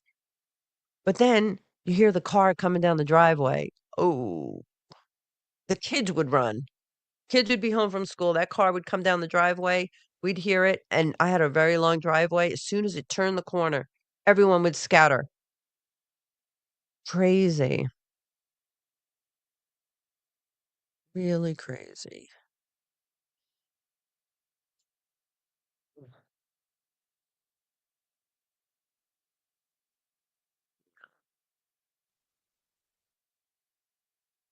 That I don't know what you're talking about, Crystal. Yeah. It's often it says I'm looking up the ones that got away. The reaction alone says it all. Yeah. Oh, the reaction alone that yeah, everyone's scattered like rats, right? Is it rats? Is it rats that scatter? Yep, everyone's scattered. It is bittersweet to reflect on the ones who got away. The good ones, right? The people who could have been part of our lives in ways that felt meaningful and true. Sometimes it's timing.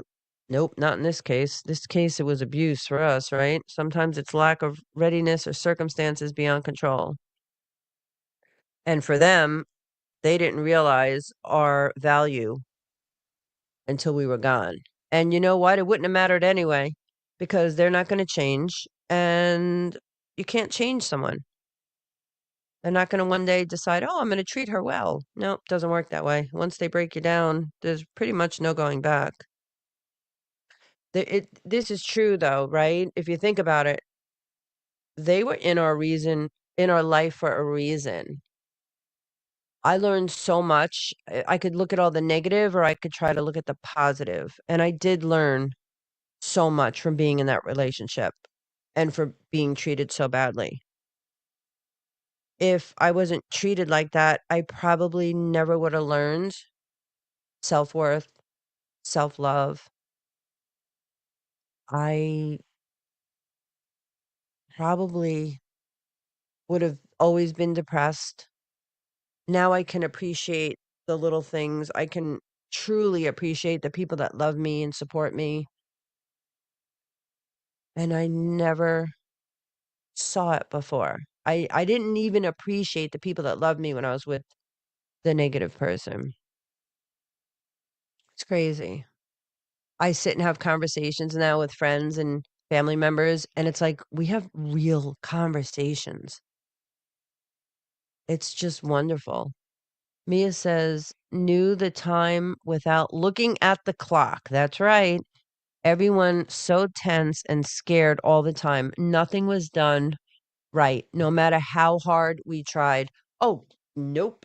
You cannot do anything right. You know, it's not a funny thing, but it's a funny thing. I thought I didn't know how to drive. I've been driving since I'm a kid. Okay, I drove very young. I learned to drive with my grandfather and stuff. They had a big driveway, so I used to like go around the driveway. And I drove a stick, and he had me believing, he had my kids believing I couldn't even drive a car. Like, oh, mommy can't drive. Oh, mommy's gonna wreck the car. Oh, mommy's gonna get a flat tire. Or you can't trust her to drive that. She'll scratch it. Like, what are you talking about? I believe that. And just the other day, I took my Jeep and I took it to the car wash and got it. It's not like detailed, full detailed, but I'll tell you, they took everything out of the trunk, even out of the back hatch, and cleaned it. They armoralled it. They cleaned the inside of the windows. It's the first time that I've had my Jeep cleaned in years, at least a year, more than 1 year for being cleaned that thoroughly. And it's like the little things are so exciting to me now. But I used to take care of my stuff. Crystal says, I used to think I was nuts and negative and hard on myself when I got anxious, fearful, or hyped. To dis- to distracted when these people came home, walked in the room on me, pounded on the door that I locked, demanding in. Yeah, I I had situations where the door would be like physically opened for me if God forbid I locked it. So yeah, it's like it took me so long for my nervous system to calm down to not be afraid if I hear like people walking up the steps or something, because it was always something. It was so many triggers of I could tell by the way the microwave closed or the person walked up the stairs or drove down the driveway. Crazy. Absolutely crazy. So many people go through this. So many. That I kept the door unlocked because it was their house. Yeah, like, it's your room. Yeah. Crystal saying, "So sorry." The more they say it and you hear it, you start to believe it, and then it happens. Yeah, it's like becoming who they say we are. We can create our own reality. Yep. Something in me always knew that I would get out, or I knew I wouldn't live that way anymore. I'm just grateful I got out in one piece. Crazy. And, children who are exposed to dysfunctional families and whatnot have a higher risk of behavioral and mental health issues. Like, don't they even think about their own children? It doesn't make sense. Survivors often experience long-term financial instability due to economic abuse. I could tell you that firsthand. There's just so many negatives, but having the chance to get it all back and do it all again my way this time, is so exciting. I'm so looking forward to it. Mia saying, the only locks on the house were on the outside doors and our bedroom. He told the kids never to come in the bedroom no matter what they heard. Oh boy. Yeah. Not good. Thank goodness you're out of that. And thanks for allowing me to share your kids' poems before from your book. Eric saying the horizon line goes right through that woman's heart in the image on the screen. Does it? I'm trying to see. Eric, where are you seeing that? It's got to be the angle. I don't know. Eric is continuing. I carried my neighbor around the house for 18 months as she was dying from ALS. Aw, that was so kind of you. I've done many great things in life, but those 18 months are the crowning achievement of my life. Nothing compares. That's wonderful. You're a good man, Eric. Thank you for being such a kind soul. Definitely appreciate kind people. So I don't know about the rest of you, but I don't know about you, Mia, how many times you tried to leave. But on the average, survivors attempt to leave an abusive relationship 7 times before succeeding. I think I had to be at least 10. A long time. Oh, I hear somebody. Is that you, Crystal? Huh? Huh? Yeah. There she is. Hold on. Is that your new mic? Can you hear me? Yeah. I sure it is. can. I sure can. I didn't realize what time it was, and I was gonna stay on here, and I did tell my friend that I would go spend the night with her and Aw, what are kind you of gonna like do? connect. It's been a while. We haven't That's had that much time nice. together. She's one of those that she gets your heart, like, Beautiful. yeah, soul Yeah. sisters from another mister. Oh, I love it. But yeah, I don't want to Very let her good. down. I was No, like, oh of course gosh. not. Of course not. But I don't want to let you down either. So I was like doing both.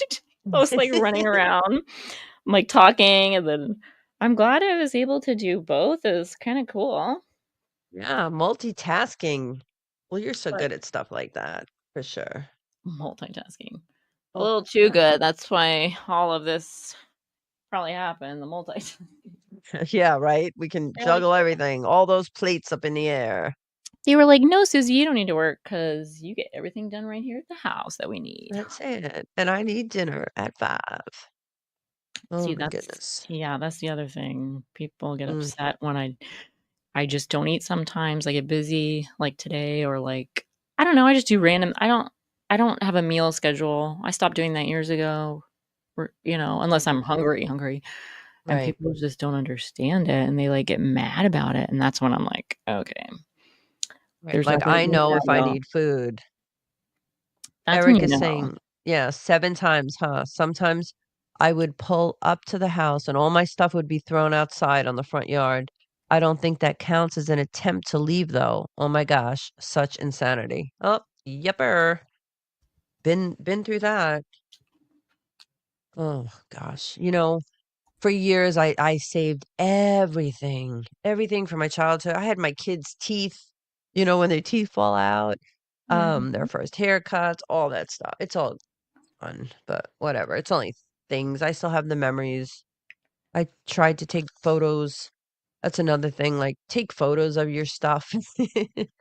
Because if you ever don't have the things anymore, at least you'll have a photo of it. It's made it Yeah. easier for me. Yeah, A lot that's easier. true. I Yeah. take a lot of random pictures. I thought that was like my ADHD thing because my screenshots and my pictures got a little out of hand with my other iPhone that I had before Yeah. it got messed up. And I was like, dude, there was like 50,000 Oh, pictures girl, on I there. got I'm like, like how? 40,000. I was like, how did it save all that? That's kind of weird. Isn't it crazy? I didn't back it up or anything. And then one day it just Mhm. locked and then I couldn't open it. Oh my gosh, I better do something then because I have so many, especially my grandchildren. Like, I knew that I was gonna be leaving and disconnecting from everyone and everything for a while. So it's weird because last year I just took millions, not millions, but tens of thousands, literally, of photos because I just Yeah. knew. It's like something in me always knew. But it's all Wow. good. It's all good. It's the multitasking, like you said, photographer, mother, chef, There you go. homemaker, Homemaker, homework helper. I used to nurse, homeschool. doctor. Nurse. No, Yeah. that's one thing. I'm Teacher. not good with blood. I'll get you to the hospital, but then I'm gonna pass out. I'm good. I can handle I'm the pretty good. the emergency, get you there, but then yeah, I've literally taken someone to the hospital and then slid down the wall, passed out. Just too much for me. Slid down the wall.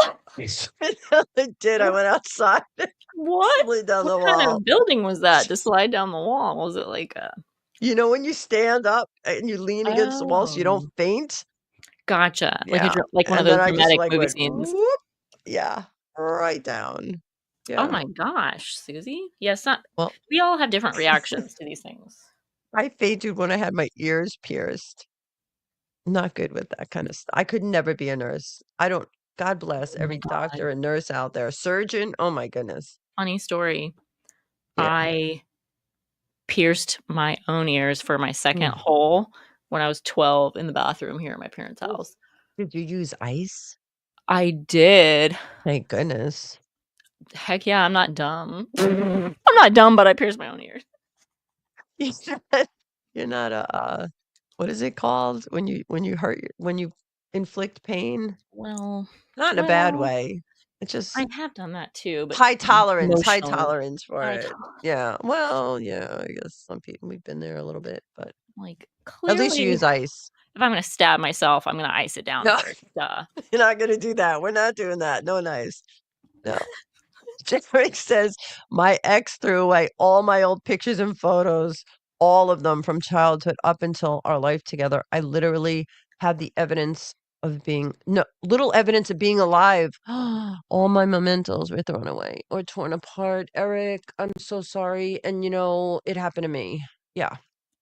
Burned, thrown away. Yeah. But you know what? That's okay. All right. I'll make new memories. We'll both make new memories, and that's it.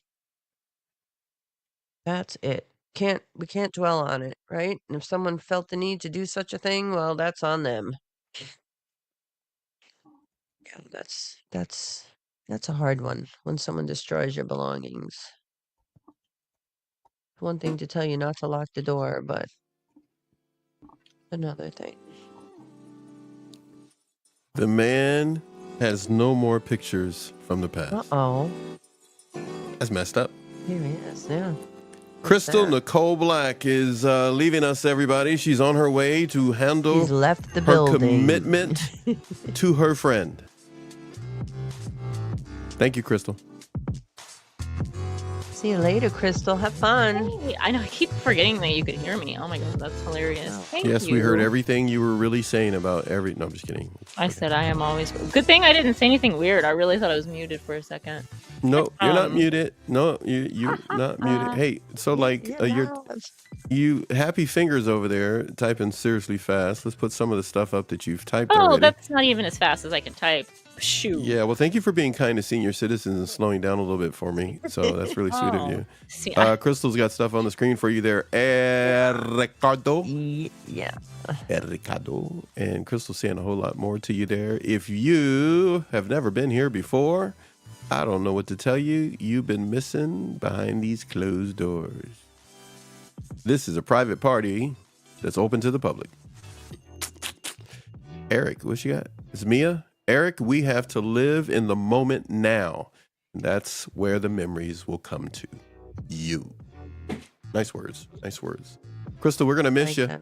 Go handle your business. But see you next time. This girl, you know what? Who taught you how to type? Why don't you be the secretary for somebody in a big corporation? Look how fast she's typing. I can't even keep up. That's awesome. She's showing off right now. That's what you're doing. She showed off How right now. many words a She minute can you type, She Crystal? going. She breaking it down with one word at a time now. She just messing with me. So you just She's breaking she just messing. records. She just put one word at a time. Just so I gotta click a bunch Stay of out times. of trouble. I see it. Why does everyone tell me to stay out of trouble? Crystal, stay out of trouble, and you must figure out why Tell we me tell that you that. too. Yeah. That's because everybody's gonna find out when both of you are together. We're together. In Florida, That's doing it. a live stream It'll be fun. on SZ TV Network, Crystal T's TV, and NATV Network. Ow. Look at you. She will not stop. I thought you had to. Te The quiero languages mucho. and stuff. Oh my Te goodness. quiero mucho.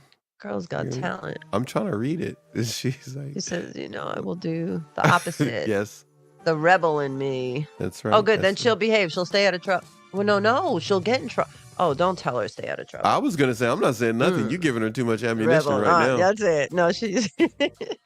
Just go to the movies or something. Watch a movie. Make some popcorn. You still have to tell her stay out of trouble. Yeah. All right. I'm not saying it. Okay. She's Bye, my going friend. to. Bye. Here we go, Crystal. Bye.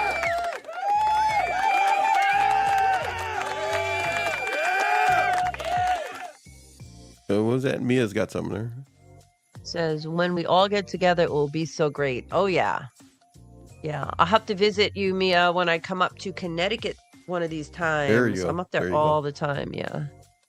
Yeah, It's so cold right now. Figure out how to do something when you're up there. You know, Yeah. you got With another her. set of mics and stuff that you could take and Yeah. figure something out. Maybe you could do, even if it's an audio portion of a show, we can do a live stream that way with Mia. Yep. Or Mia, we have to give you Or the phone record number so you can call something. into the show. Record something. Yeah, Oh, that's what a good idea. But I was thinking she could call in, but that's if you're Mia, you just have to tell us if you're comfortable. Mia, you just got to talk to us. You got to meet with Susie and I. Yeah, well, now that maybe I'm like Crystal. settled and Yeah. it's 2025, yeah, Mhm, we can get organized. Because Mia, Crystal's got, Crystal, my goodness. Mia, let me turn this down a little bit. Susie's got some equipment to be able to not, Figure it out. I'm just totally losing all my words. I don't know. I'm We'll figure I'm it out. reading We'll what she's figure it saying. out. We'll Susie figure it has out. my number. Yeah, Susie. Yeah. Yes. Yeah. You know, But, Mia texts me. She checks in mhm. on me every single day. Wow. How awesome. How supportive is that? Awesomely good. Every day, man. I'm so grateful. Excellent. Yeah, I love it. That Thank you, Mia. is what a true friend does. Yep, I appreciate you, Mia. That is what a true friend does. When you have a true Mhm. friend, you can look to the sky with hope. That's right. Just commentate on the picture on the screen. That's it. I know. That's what I was doing. I'm looking for the sun, but there's none in here. So, Feel- wait, that's Feel right. that heat on my face. Yeah, you guys can't see it. I put Susie on for a glimpse. That's all you're going to get of her today. But hold on a second. That's right. There is no sun because we passed that time frame when you're blinded by the sun. goodness. When you're blinded by the sun. No, and I'm looking up. Like, what am I doing? I'm inside. Oh my! What do we got on the? What do we have on the It's screen? happy there? hour. Is it? 18 emojis every day go out. Oh yeah, she's got the best emoji. Oh I'm my like, how does she get this goodness. stuff on her phone? Like Mm. things blink and light up and flash and colors and flowers and rainbows and oh, it's just hearts. Make Willy Wonka sad. You There you got go. you got chocolate Willy emojis. Wonka. So hey, Chocolate. so to be safe to say, at 411, she is the emoji queen. There you go. Yes, You're absolutely. the queen She of is. emojis now. 18 Yeah. every day. Wow. Hey, so if you had to describe Mia to everybody that may be new to the channel, outside of the fact that Okay. she's an author and she has a book and Yes. an amazing son that does poetry and daughter that Mhm. expresses herself so well, we found out today. Give us a couple of words for the audience so they can get to have an idea of what you think and feel about the queen of emojis. I think she's just a fantastic person. She takes all the pain that she endured throughout her bad relationship and she Mm, supports other women. She hardly misses a women's mm, group, always there to support. She knits. She mm. knits hats and scarves and Wow. little animals, and she donates them. I believe, is it Mia, correct me if I'm wrong, but is it hospitals or children? I know you donate to a lot of places, but she's very talented. Um, she's just really, really a good human being. A solid, good, loyal, decent human being. And I'm grateful to have her in my life. That's Yeah. that's enough to make you cry. That's the That's beautiful truth. what you just said about her. Absolutely beautiful. Is the truth. And you met through the Wonderful. women's shelter? Yes. Yes. She met Gloria, yeah. you when you were just coming back to civilization from the abuse, Mm-mm. She or met what? me when I was a hot mess. Yeah. Okay. She's been with me through the good, the bad, the ugly, Oh, okay. some really hard times, and Hmm. always supportive, judgmental, never judge me, always kind. To the Center for Employment and Education. Oh, is that where you donate them? Okay. Very nice. You're adorable. She makes like all kinds of little characters and animals. Hmm. You have to take a picture and send me. I know you have in the past on my text, but if you the next time you get a whole bunch, take a picture so I can show everyone. Yeah. Keeps busy, that's for sure. I have something that I'm pulling up for everybody from one of our from one of our. Hopefully, it will be encouraging. I'm going to share with everybody. Susie, if you don't mind, I'm going to jump in and share this. Okay. Everybody can comment on it if you like. I tried to put it together so it makes sense. Patrick's story Oh, challenge. this. I think how old this is. I've used bits and pieces to highlight in a show or two or thereabouts, but let's go through it, everybody. Your mic will still be on. Susie, you jump Okay. in anytime you like. Wait a minute. She's got something else here. What do you got for us there? What is that? Okay, you use it. I don't. Thank you so very much, Okay. Susie.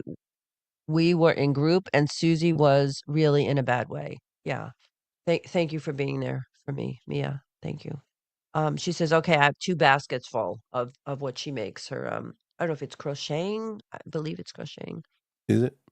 Yeah, I'm pretty sure. Yeah, get some pictures of that. You got Yeah. some pictures. Make sure you get them over to Susie. Susie knows what to do with them. She'll get them over to us, and we can show everybody, so everybody get to know you. We really would love you to call into the show when we finally put the phone number up. We could do it today, but we're not going to do it right now, so that way you have a heads up. But we're going to have the live streams where you can call into the show and other stuff. But we'd like you to, for the audience to get, and the viewers to get to actually hear your voice at some point. But of course, you're always welcome to join the show and be on camera with us. We can always work that out.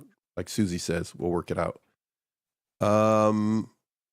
Patrick is a 29-year-old graphic designer, everybody. Now, he's struggled with the ability to actually tell people no, or to put up boundaries. He was the guy. I like the way Susie said it. He's the male version of Susie in the sense that he was the go-to guy, making everybody else happy, making sure that everybody else was a part of whatever he had going on. And so he never put himself in a position to stand up for himself, whether it was listening to endless complaints, cleaning up others' messes, situations, circumstances. He was the guy that put up with manipulation. He tolerated it. Just in case anybody's wondering, Mia said that she had 2 baskets, and here it is. She said of crocheting. That's something that Susie mentioned. And we're going to look to have you on. I just wanted to make sure to put that up for everybody so they can read that. Patrick one day decided enough was enough. He resolved to avoid toxic people or situations, circumstances that undermined his peace. He lost his peace. Whatever I'm telling you right now is the cleaned up version. so I'm laying this out for you, but Patrick had had enough. He felt that others were manipulating him, misusing him, and treated him as if he didn't exist. He was invisible. They didn't see him for who he was. They only saw him as an object to be used for their personal gain, whatever it was, especially at work. All right, so here's the story of Patrick. He turned his life around by taking, again, this has been shaped and condensed. He took 10 key steps. That's what he did. He took 10 key steps. So, Susie, that's what we're going to look at right now, these 10 key steps. Again, these 10 key steps, everybody that's out there, I have used them before, but never all at the same time in the same setting. Let's do it right now. Step 1, he identified the toxic people in his life. So Patrick decided that it was time for him to make a list of individuals who he felt were not contributing to his energy, his success, his mental well-being. NATV Network is about 3 fundamental things: wellness, mental health, and the psychology of human behavior. This story fits in because his wellness was under attack over decades. So taking a long look at his life, it was time for a list. He makes a list of people who drained his energy or consistently brought negativity into his life. So who are we talking about? In a nutshell, anyone who was manipulative, a coworker, a friend. For example, a friend who constantly gossiped about others and belittled him and his successes or ignored his happy times. And even a member of his own inner circle, his family, a family member who used guilt and shame to control him, to get what they needed. Recognizing these toxic patterns had an effect on him. That was the turning point for Patrick. Step 1, he began to identify toxic people in his life. It became real to him, Susie, that he needed to do something. Yeah. Step 2, it's one thing to point out a problem, and it's another thing to provide a solution that you can adapt and customize to your own personal life. Just because you hear it in a YouTube video, just because you heard it on NATV doesn't mean you can do it in your own personal life. You must customize the boundaries that work for you. And that's what Patrick did in step number 2. He set boundaries. Easy to say, but Patrick had to customize it for his life. Not for Paxton's life, not for Susie, not for Crystal, not for Gemma, not for anybody else on YouTube or anywhere else. Patrick decided to set firm boundaries for Patrick. He practiced saying things like, I can't talk about this right now. He also said, I need to focus on my own priorities. Now that shook up the world he existed in prior to boundaries. People began to process in their own twisted mind that something's wrong with Eric. For people who constantly sought his attention, think about that. Maybe you're experiencing it. Constantly seeking his attention. When would he have time, as Eric put it, I'm going to say it the nice way, to have some attention for himself, to take care of himself? Or like he said, I couldn't even go buy cologne.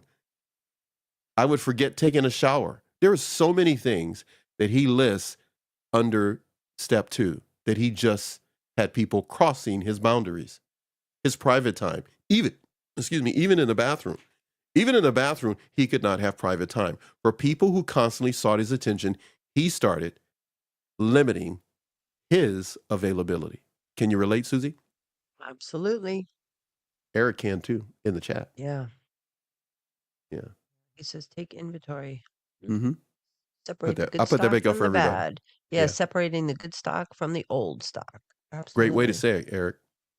He had something before that too. I'm gonna put up. What do you say? I bet Patrick has now got emotional kung fu.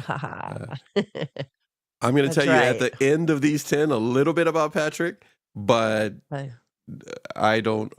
I would hope one day he could come on the show, but he's loving his life, his quiet life right now, because it. he's cleared out individuals that don't need to be there. Step 3.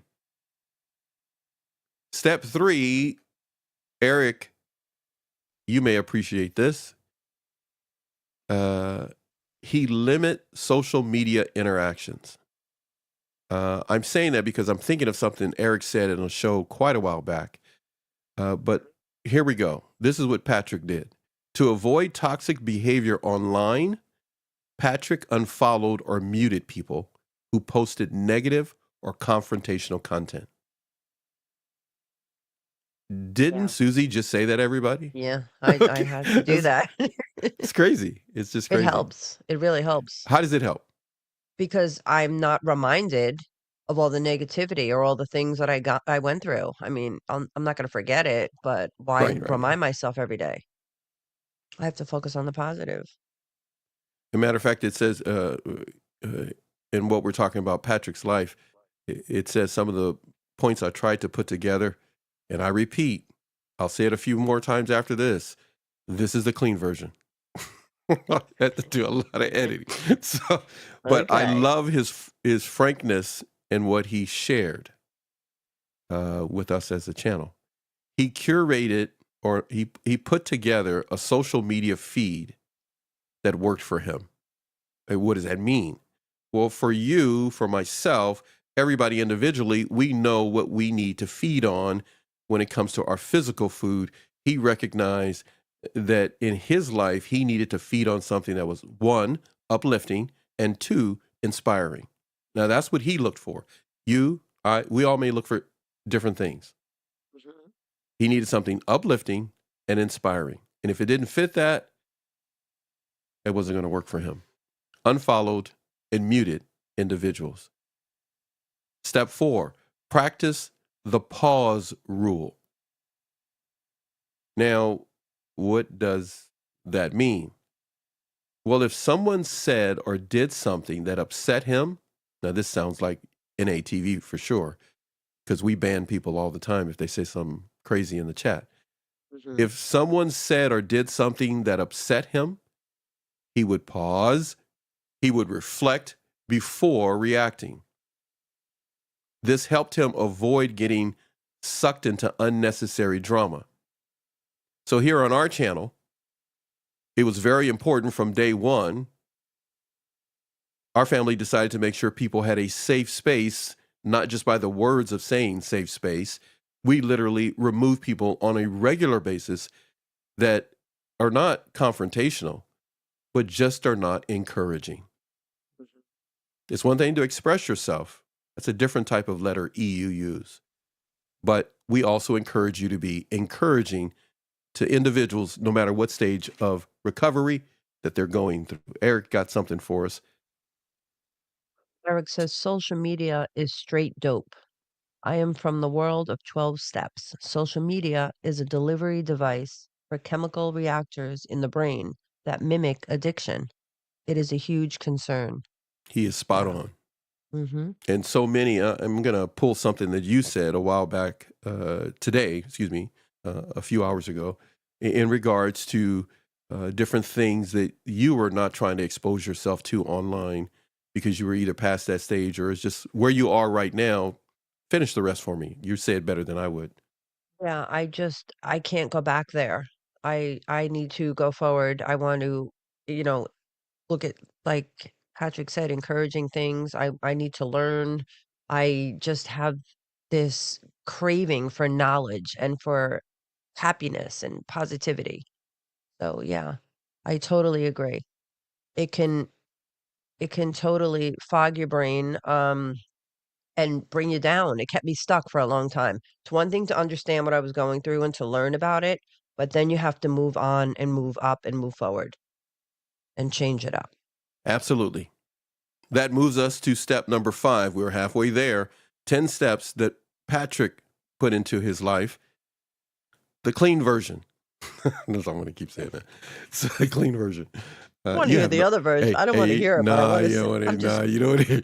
You don't just be like, I'm done with these. You know how you can either speak or talk to someone and they're just letting it all out. Yeah, just venting. And it could sound like wild talk, and that they're just uncontrolled Sometimes anger. you need to do but that. actually, their brain is deleting stuff in files, but it's doing it out in the open, where it's like this stuff. I'm done with this. Just got to get it out. Yeah, and that's the way it has to come out, and that's it. And it comes out.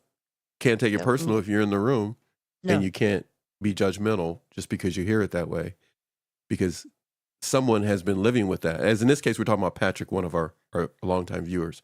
Patrick did step number 5: spend more time alone. Sound familiar, Susie? You just said that a little bit earlier. Yes. When you were saying things, I was going like, well, I'm not going to even read this thing about Patrick's letter that he was like that I cleaned up.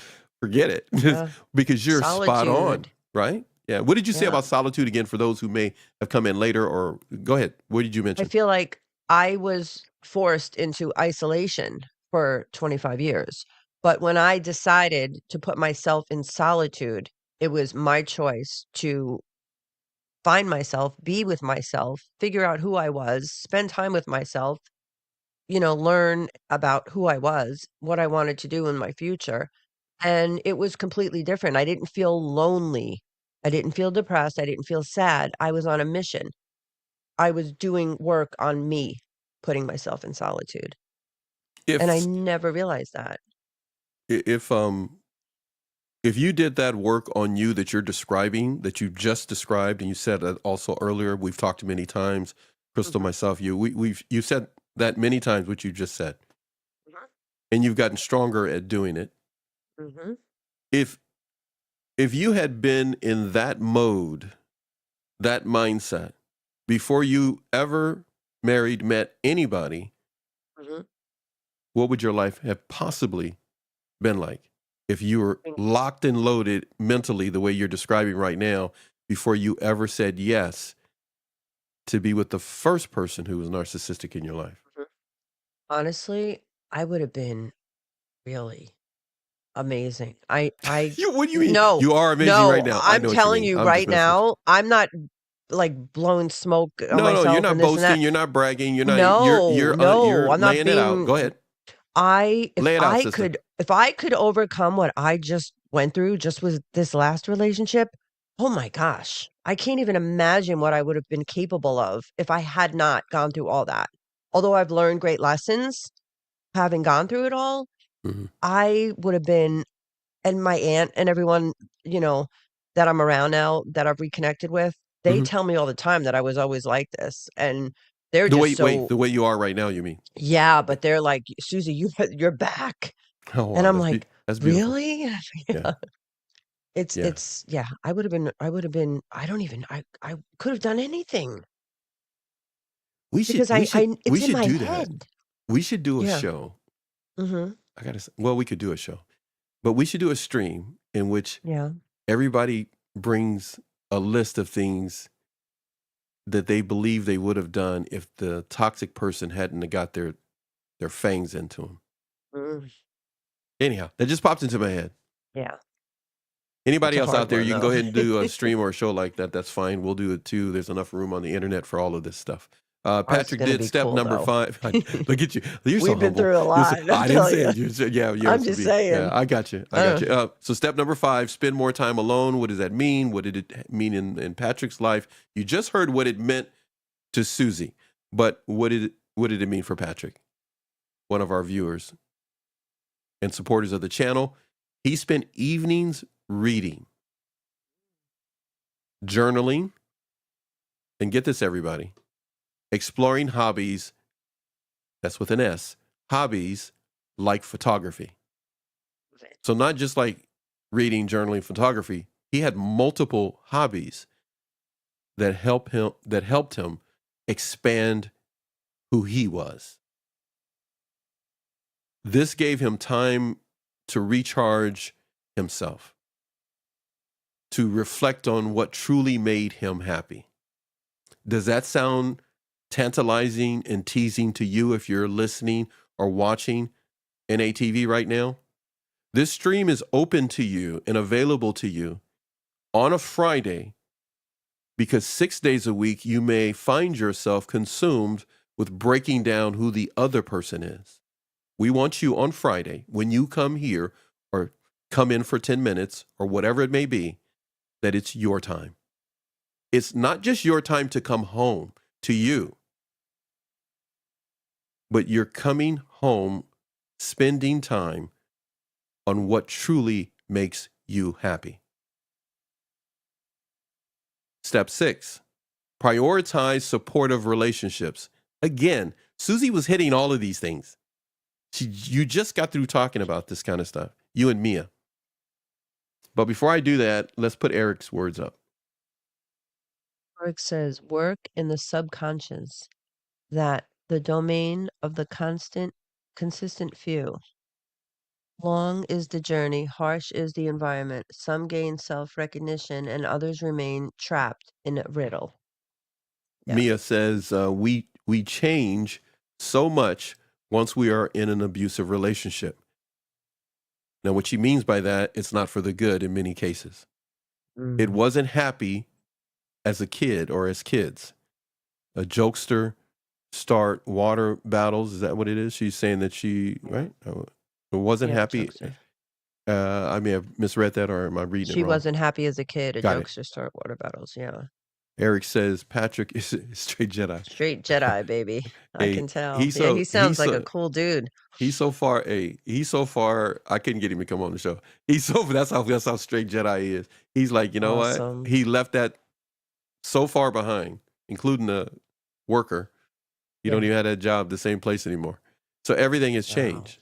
Priorities, prioritizing, good relationships, healthy relationships, supportive relationships. We can just keep going with words, but what does it really mean? Well, to offset the absence of toxic people, when the void is gone because you've diminished their contact, their association, you can see them coming. There's a void there that needs to be filled. Well, Patrick decided to invest more time in nurturing relationships that were supportive, people in his family, supportive friends.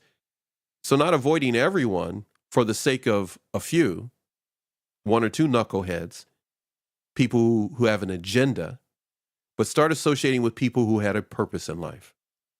And they also had a plan how to get to that purpose. Sometimes if we're not careful, this is not in Patrick's words, and it may be Eric's words, but these are not in Patrick's words. These, you guys are stuck with me. I'm going to say this to you. 4 fundamental things to keep in mind. And this is what I love about point number 6, step number 6, prioritize supportive relationships. There are 4 fundamental things you can pick up off of people. 1, they have a purpose. 2, they have a plan. 3, they have an arrangement. 4, they have an agenda. Most of the time, we're focusing on someone's plan or agenda. We can get confused. It can continue to shift. But when people have a purpose, it is unmistakable in their tone, in their vocabulary, and it's unmistakable in their ability to get back up through disappointment or being knocked down.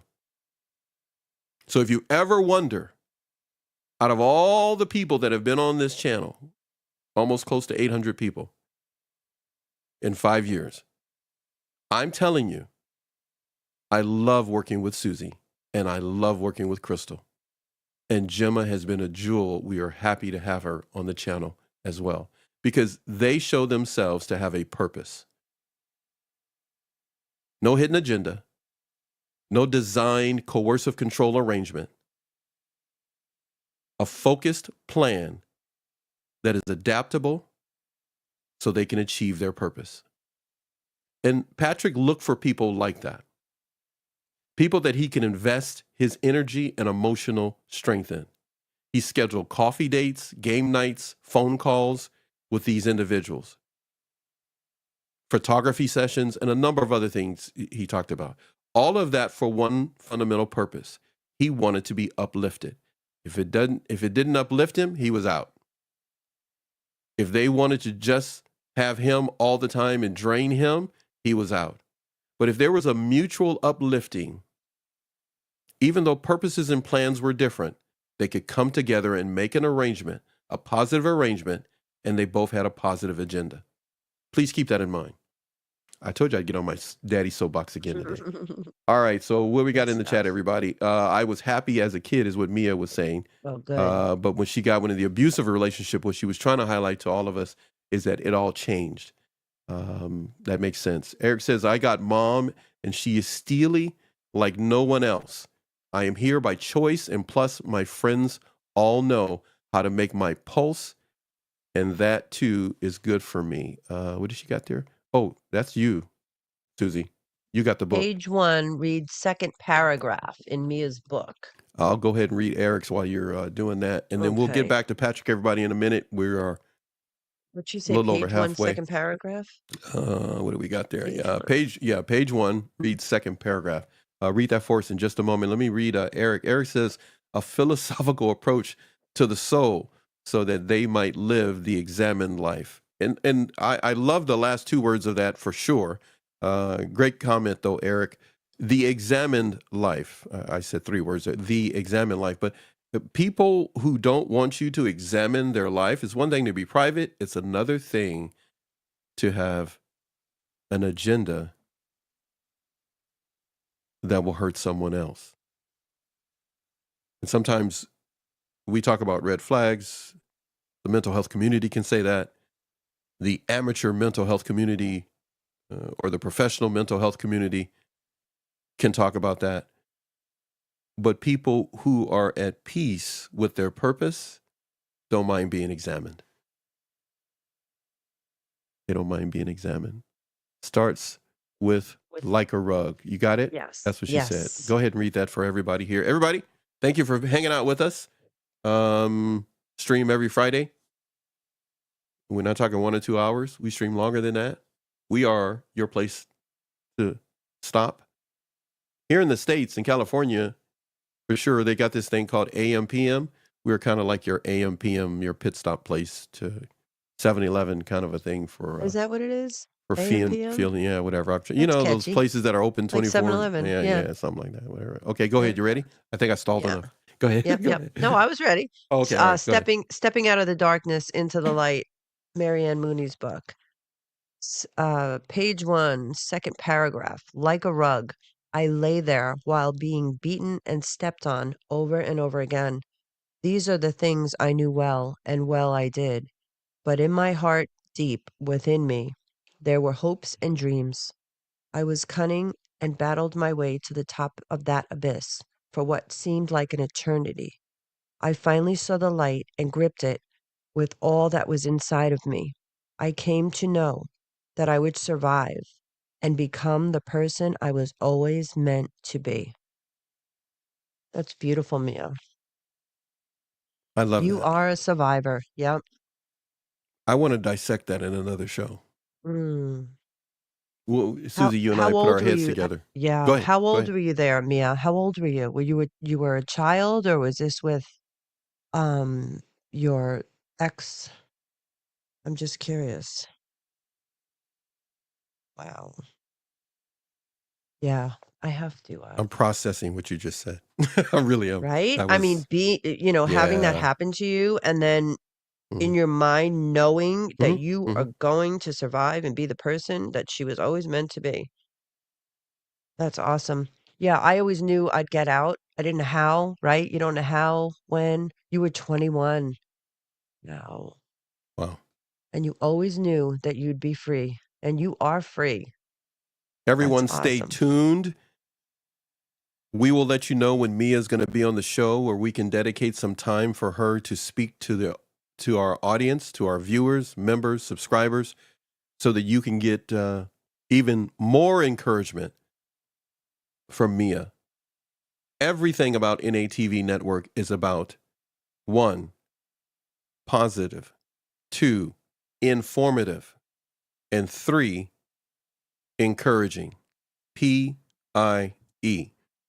You may like cake, but when it's time for you to come over and get a piece of pie, come over and get it from us. PIE. Positive, informative, and encouraging. That encouraged me. I seriously want to, we're going to dissect that. You got to come and read Totally, read a couple more we're gonna have chapters for to. us yourself, Mia. Yeah, that's what we need That'd to be do. cool. Yeah, Yeah. I like the idea of doing some pre-recorded stuff with Mhm. Mia, and Yep. we could just insert it into the show. Mia, we're gonna make you. And I know Susie's gonna say yes to this for sure.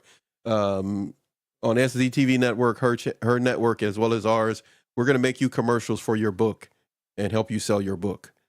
Okay, Absolutely. we'll talk to you about that.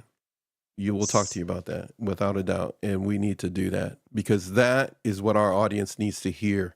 What Susie just read out of your book. Those words came from, yes, your mind, but definitely from your heart and your lived experience. Step number 7, Patrick declined invitations and he did so guilt-free. Remember Gemma was here talking to us about shame and guilt. Made some really strong, valid points. When toxic friends invited Patrick to go do something, Patrick learned to politely decline. Where in the past he would have said yes, he would have said yes out of obligation or a sense of responsibility, but not out of wellness or mental health and well-being. He began to understand the importance of saying, I'm busy. I'm not available. I'm not able to handle that task. Saying I'm busy became his go-to phrase, and then he had backup and follow-up phrases that he could use. And to certain individuals, he needed to say it a certain way, where others, he could just say it and be done. With others, he had to make sure there was a note of finality in his tone when he said it. So they knew, I'm not going to keep repeating myself. He reminded himself that saying no to others was what we all understand and have heard many times over. It can become cliche. You are really saying yes to yourself. So if you've never heard that before, I like that. check this out. He reminded himself that saying no to others was saying yes to his own well-being. NATV Network is all about well-being. And that's what he was focusing on. Please take some of these points to heart. The whole point of making a stand like that would be for what reason, Susie? Tell the audience and for our viewers, what would be the point of him declining invitation? Because he's just a jerk? No, he's protecting his peace, his mental health. He's protecting his life. He has self-worth, self-respect. How many times have I gone into places, even family members, and been disrespected or eyes rolled at me? Like, no. I think it was 2 years ago. I think I even told you. One time I just got up, I was like, "I'm going home. Yeah, I know. Goodbye." Yeah. And it was Yeah. like the first time ever. What I did I finally tell you? chose me. When you told me that, You're wait, so everybody, this is happy. pretty much I'm gonna make this up. This is kind of what I said. Everybody just hold on now. Everybody don't go anywhere. Don't say anything. Just hold on a second. I Let me know see if it's coming. I got it. Oh, wrong button. Hold on. Hey, okay, hold on, everybody. Just don't move. Oh man, where is it? It's the first show of 2025. I don't know where it is. Game over. Game over. You There know you it's go. gonna do it. You know I knew it. It's been months. I haven't used it, so I was just, That's Game right. over. game over, baby. And it was game over. You That sit there was go it. like, oh yeah, game over, buddy. I ain't playing. I'm out of here. Nope. You Peace. go ahead Peace and out, keep Cub that. Scout. Yeah, peace out, Cub Scout. We got to go to the chat. She got some more homework for you to do in real time here. Do you see it?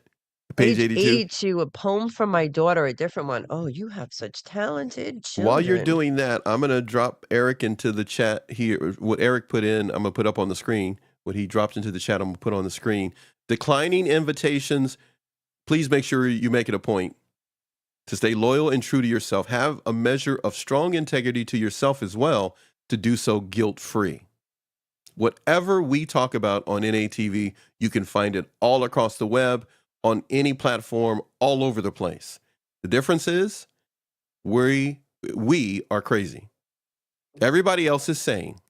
Everybody we tell you to go see, Tracy A. Malone, everybody. I could list a bunch of people and you'll start seeing names. We're going to do tribute shows to people that have been on the show. We're going to say a lot of things say thanks to a lot of people. But we want you to know when you come here, you're the one that's sane. We're the crazy people. Sometimes, as somebody told me, we go watch these other videos because we feel crazy and they help me be sane. I want you to know when you come here, it's in reverse. We're crazy about you getting better. We are crazy about you expressing yourself through tears. We are crazy about you taking care of your children, no matter what the situation is at present. And Susie said a little bit earlier, you're going to be okay. You're going to make it through. And we're crazy about you looking back and coming on here or being with us or looking in the mirror or dancing all night laughing. I made it through. And what does it mean to make it through?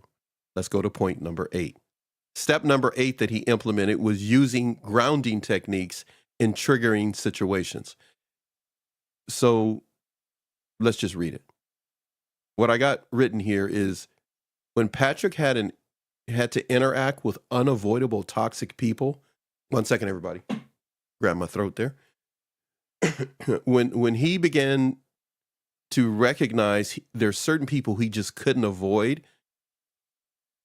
certain toxic people, such as a coworker, he used grounding techniques. Like this came up earlier from Gemma. Deep breathing, focusing on a neutral object. And these techniques and methods, Crystal, I think, touched on it as well. These methods, modalities, whichever way you want to look at it, survival guide techniques, helped him to stay calm.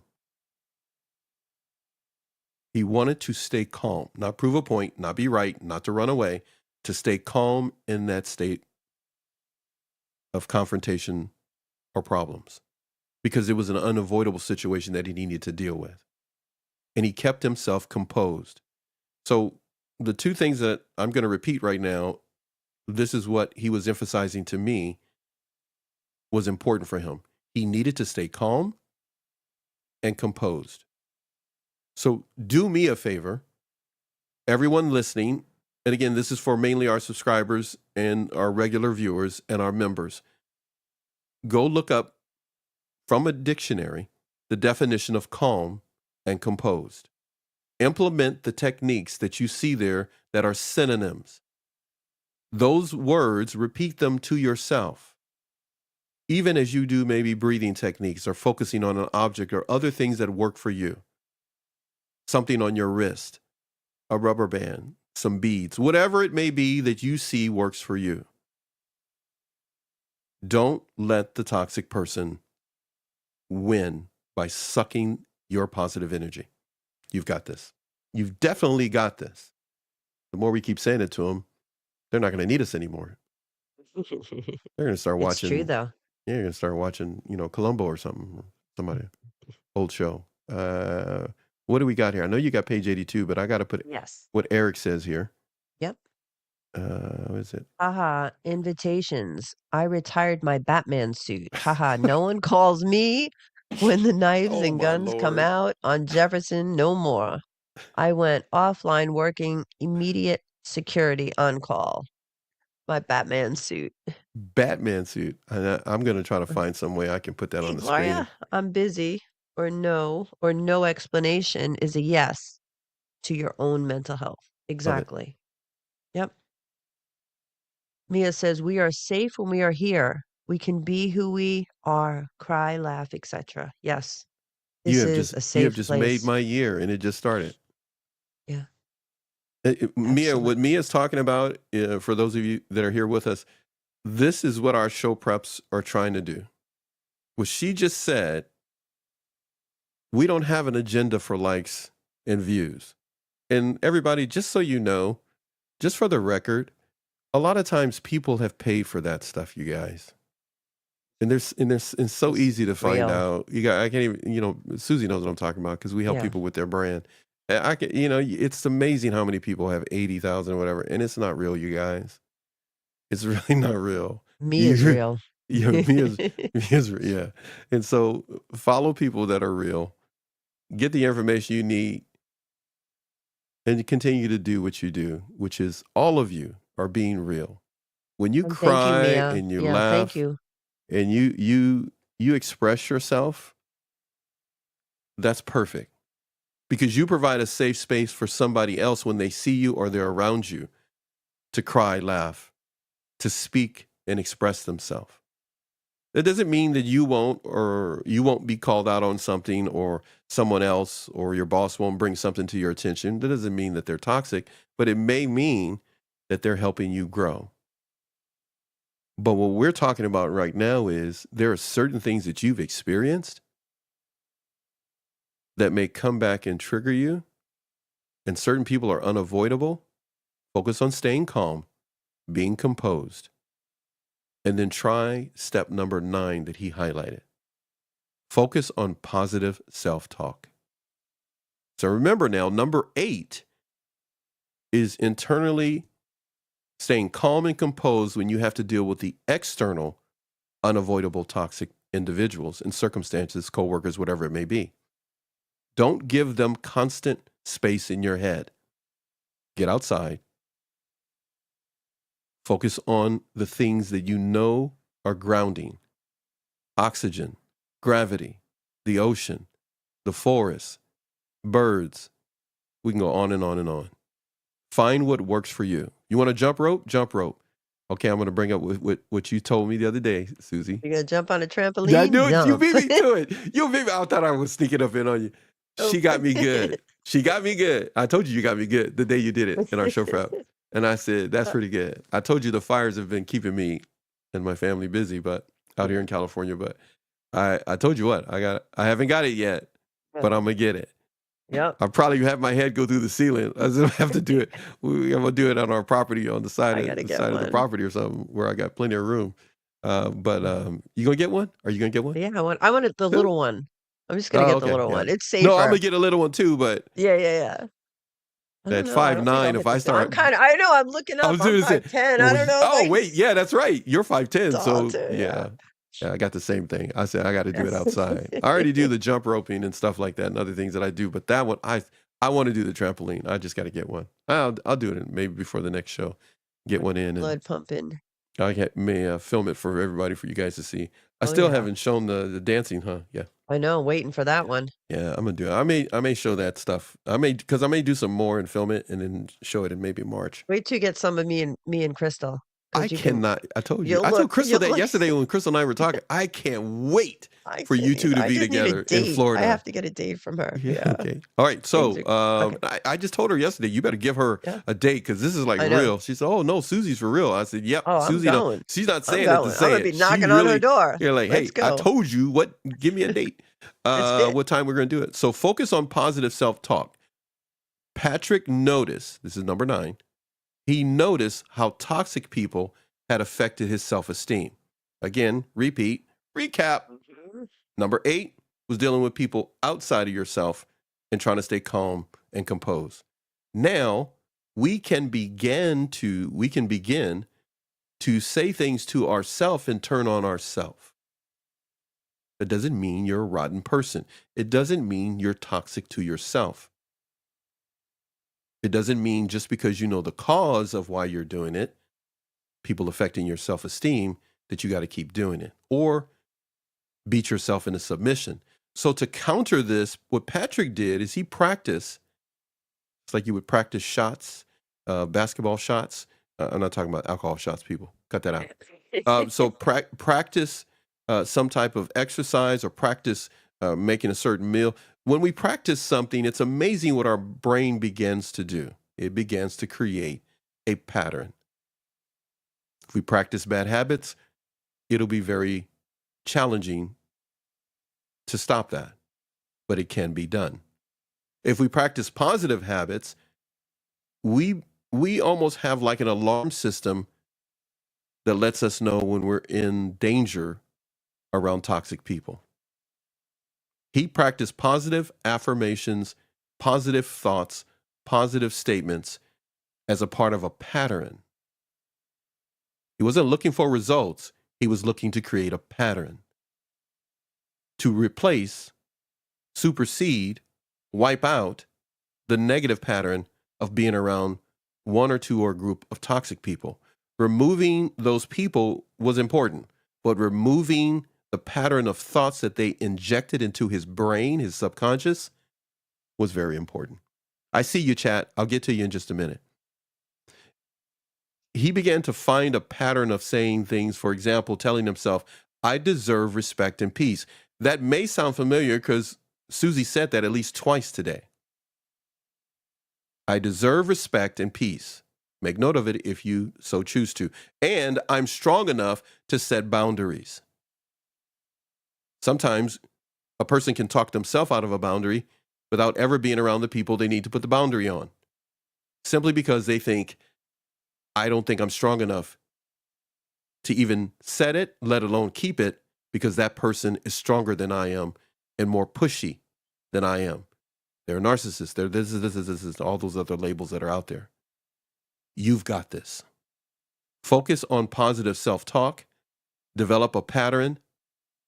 When you falter, or if you falter, whatever it may be, pick yourself back up and go to it again. I'm going to read step number 10 in just a moment. Susie, tell me your thoughts on that, and I'm going to turn my attention to the chat because they're talking about trampolines. My thoughts on respecting ourselves Positive self-talk. and positive self-talk. I think it is so important. I didn't do it. I don't think I ever understood how important it was, positive self-talk. I believed what I was being told. And now I understand that, like, I can do it. And if I just tell myself I can do it, I inspire myself to give it my best shot. And usually it's pretty good. So definitely, definitely important. So Eric is saying, haha, I'm working through the first lines of, oh my goodness. Can you say that, Paxton? Alcibiades? Plato, I'm currently. going with Plato. Okay, Plato, Hey, currently. We don't mess with Eric because Eric be reading books. So I go with Eric, Plato. Eric, and he can spell. He is an intelligent man. Plato, currently. Even there, I had to pause to ingest the synonyms and antonyms for what Socrates said in the opening lines. Interesting. I have to say, if you've never had the experience of doing what he's talking about, I touched on it a little bit earlier, but Eric is expanding and expounding on it. If you've never taken the time, I've tortured many people that come on and do shows with me, including Susie. You guys can't see Susie. She's nodding her head right now. And Crystal, I've been working with Crystal since 2021. Susie since 2023, 2022, something like that. 2022. I think it's 2020. Is it 3? I can't remember. It's 3. Okay. 23. It's only a year and a half. But check it out. If you come and deal with me on this show, I will tell you, make sure you have a calculator and a dictionary. Oh my gosh, yes. Okay? I've Because you can't learned. talk to me unless you got a calculator and a dictionary. And if you're ever wondering, and many of you have not met my daughters yet, they walk around with a calculator and a dictionary because they never know when I may go on dad rant. And it's not what you think. If you got a bad dad, I'm not in that category. What? But a couple times ago when we had meetings, I actually figured out the numbers before. I don't know if you noticed it. I caught it. I did it like a webinar thing, and I was like, okay. I didn't even mess with you yet. I know what you're talking about. I feel like, I already know the numbers. She's already ahead of me. I did my homework. She got the numbers, man. I know. I told you I'm easy to figure out. That's it. Yeah. I'm easy to figure out, and I'm easy to live with. Don't believe the people that live with me because they don't know what they're talking about. So except my daughter. So what I'm going to say is, too. Oh, you are. I told you that before. I told Crystal that too. I said everybody calling you crazy are people that can't. You ain't crazy. Right. They can't control you. Nope. Yeah. So they rather, the But there's expression. really nothing to control. We're just us. That's the thing. There you go. They can't figure it out. There is nothing to control. That's what freaks them out. Yeah. And they're always trying to figure you out. Okay, so everybody understand the whole synonym, Eric has brought this up to our attention for the chat. The synonym antonym thing is where you want to go. I got two people that brought that to my attention. One was my dad. And the second person in my later life, now that I'm over 60, was people that I've had on this show. Professionals. One of them being Sam Vaknin. Like, people are saying words and they don't have no idea what they're saying. Go look it up. And when you look at the synonym and the antonym, live off of that, not the definition. We'll have a show and we'll do a breakdown on screen just for the fun of it, just so we can all sit and laugh and talk about it. But you will be surprised how your understanding will not just go deep, it will broaden. Sure. When you are able to change your vocabulary, not by the definition, but by the application of the variations of that word. So I know you've been listening all this time to these beautiful women, and now I'm confusing you, or I'm not confusing you, and you're taking it one way or the other. Just trust me on this. Whatever word that you hear labeled in mental health, try to understand there are other sides to it. Don't let people just confuse you or run behind a label. I get you in the chat. I know you guys are doing stuff. So let's do this before we get to number 10. Trampoline is so cool to do. Mia is spot on. I just haven't done it in years, and I need to buy And one. she can do it in the house because Mia said she's 4'11". Oh So my God, I she's believe good. you just You're said good. that right now. What? It's true. Well, it is true. I'm just, Well, Mia, that's funny. it's true. She's lucky. Me, we'll go through the ceiling. Both of us. That's what I told you the other day. That's the only reason I was like, You got it made, Mia. You got to get a man. trampoline in the Take house. it to the park. You be doing it all day long till you pass She'll out. be up. Well, Eric's got something else before we get to number 10. I am retreating further into myself. This is my last run, and I'm putting it all in order I can understand. A simple man is what I shall become. Go on dropping those lines like that. That's really good. Mia says, no, you are not weak to put up boundaries. It's how they made you feel. That sense of feeling unsafe, unsecure, and thrown into isolation will cause you to be in a state of desperation. Yes. And they know they did that. Yep. It does not Scary matter thought, who huh? else knows or doesn't know. You know they did that to you. So instead of what you and I think Crystal were talking about reactive abuse or something like that. Instead of being pushed or baited, or as one time I heard it, instead of being seduced into reactive abuse, let them have it. They want the game, go ahead and have the game. I'm not playing because I know what you did. I ain't got to tell the whole planet. Yep. I just have to let you go. Or That's no, it. wait. What is you have a segment called it's letting go, Letting right? go. Yeah, letting go.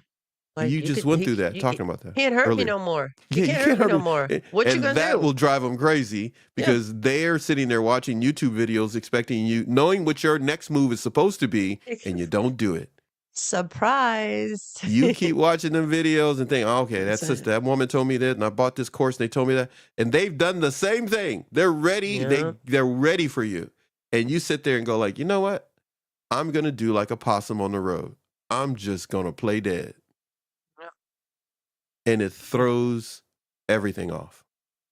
If you find yourself in a dangerous, violent situation, what should they do, Susie? You've been there. What should they do? Get help. Get support. Call a hotline. Call a support group. Call 911. Call someone you trust. Get to safety. That's why I always had my go bag ready. Get out. Don't wait. It's not going to get better. Get out. Get help. Get support. I don't know how many immediately. times I've posted what Sam Vaknin said. Professor Sam Vaknin, when he came on the show, he was so vehement about what we were talking about right now. Yeah. It's not a joke. Literally saying it is not going to work. No. It will get worse. You don't know how worse they will get and how quick. Each one is different. Situation is different. Just when you think I got, would you say 7 times or whatever? No. Yep. The one should be enough. Yep. Like, the last one was almost my last one. Right? Yeah. Yeah. From It's no joke. And if you don't know Susie's story, We are at some point going to go into that again, but we'll tell you more about that. And Susie and I are going to talk some more, but there's something that we're planning on our end for many of you new viewers to get to know that. Eric's got some other things up. I'm going to get to point number 10. Eric, it says, I got my calculator and my dictionary. That I think, you know what? I think I'm going to have to make a Liquid? shirt. I'm reading the last part. Oh, okay. But I'm leaving it up for everybody else to read that's there. But I'm saying the whole calculator and dictionary, just make sure you have a calculator and dictionary when you come now from to NATV Network.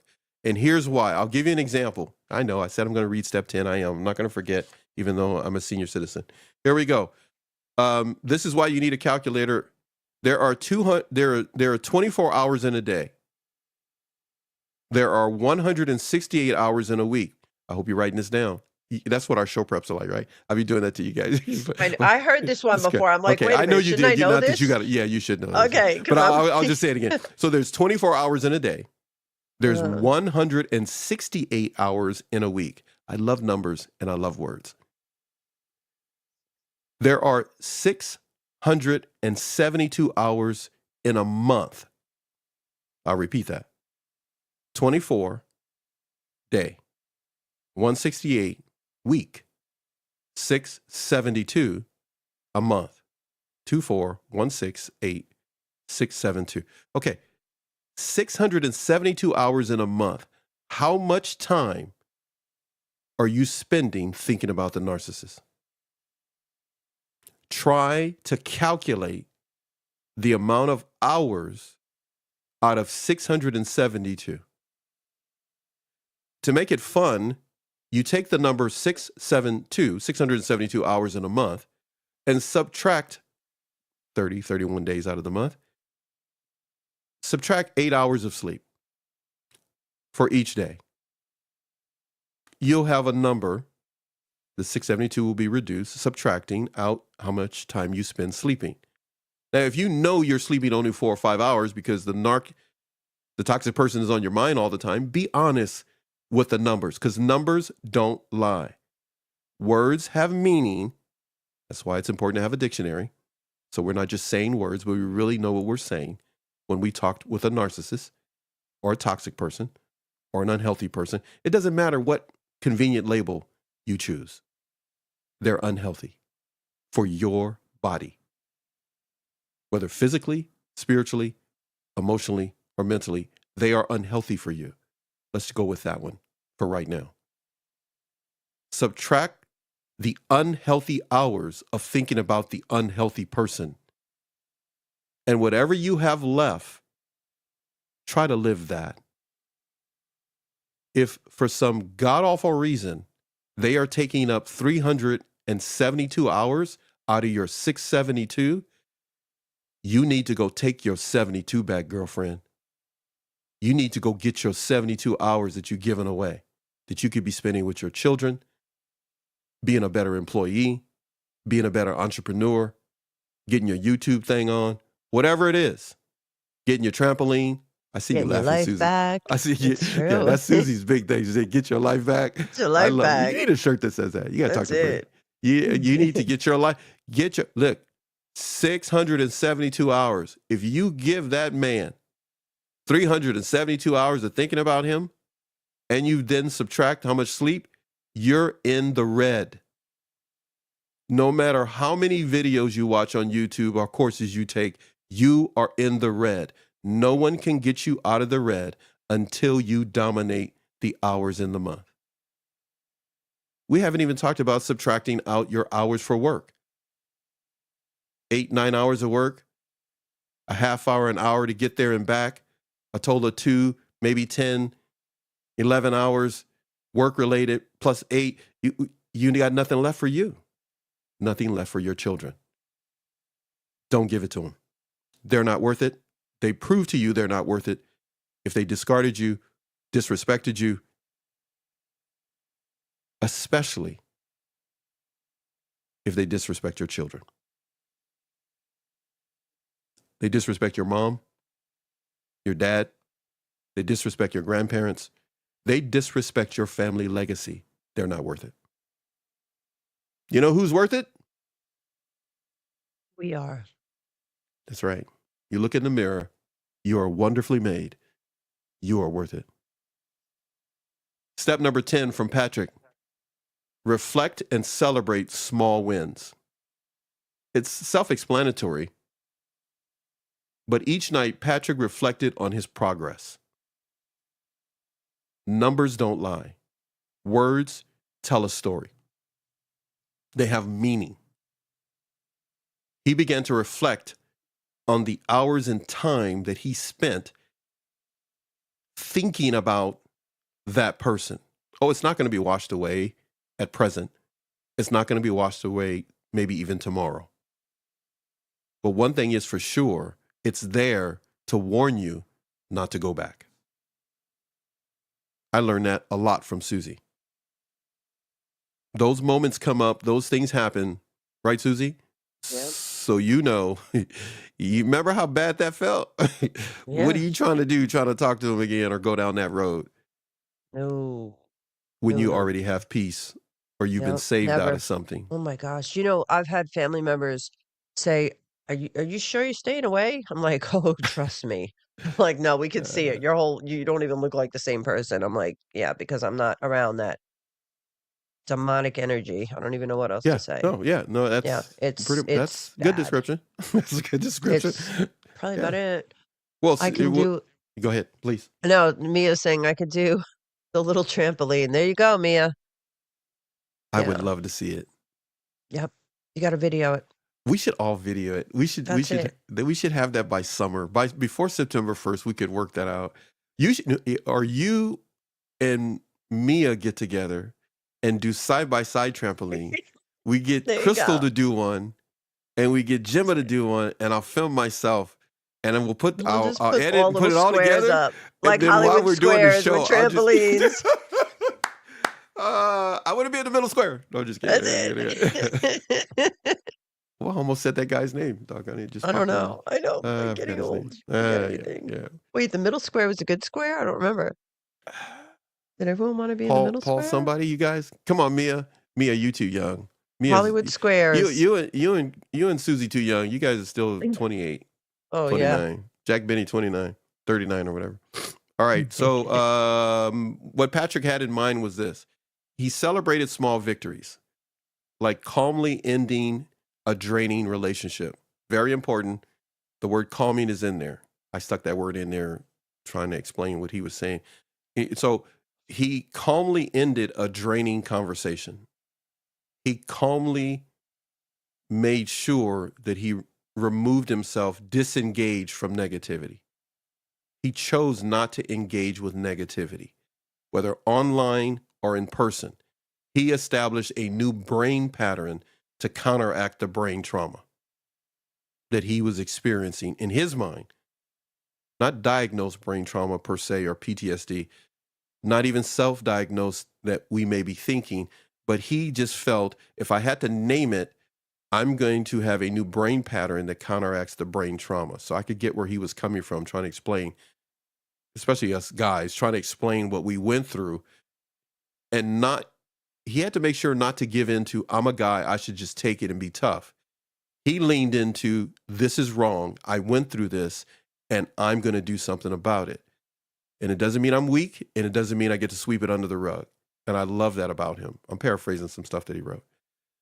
So his ability to reflect and be motivated to do these things was one thing. It's one thing to get started. It's another thing to stay on track. So to him, he was trying to not just get started, but come up with a pattern to stay on track. I like that from you, Susie, a lot.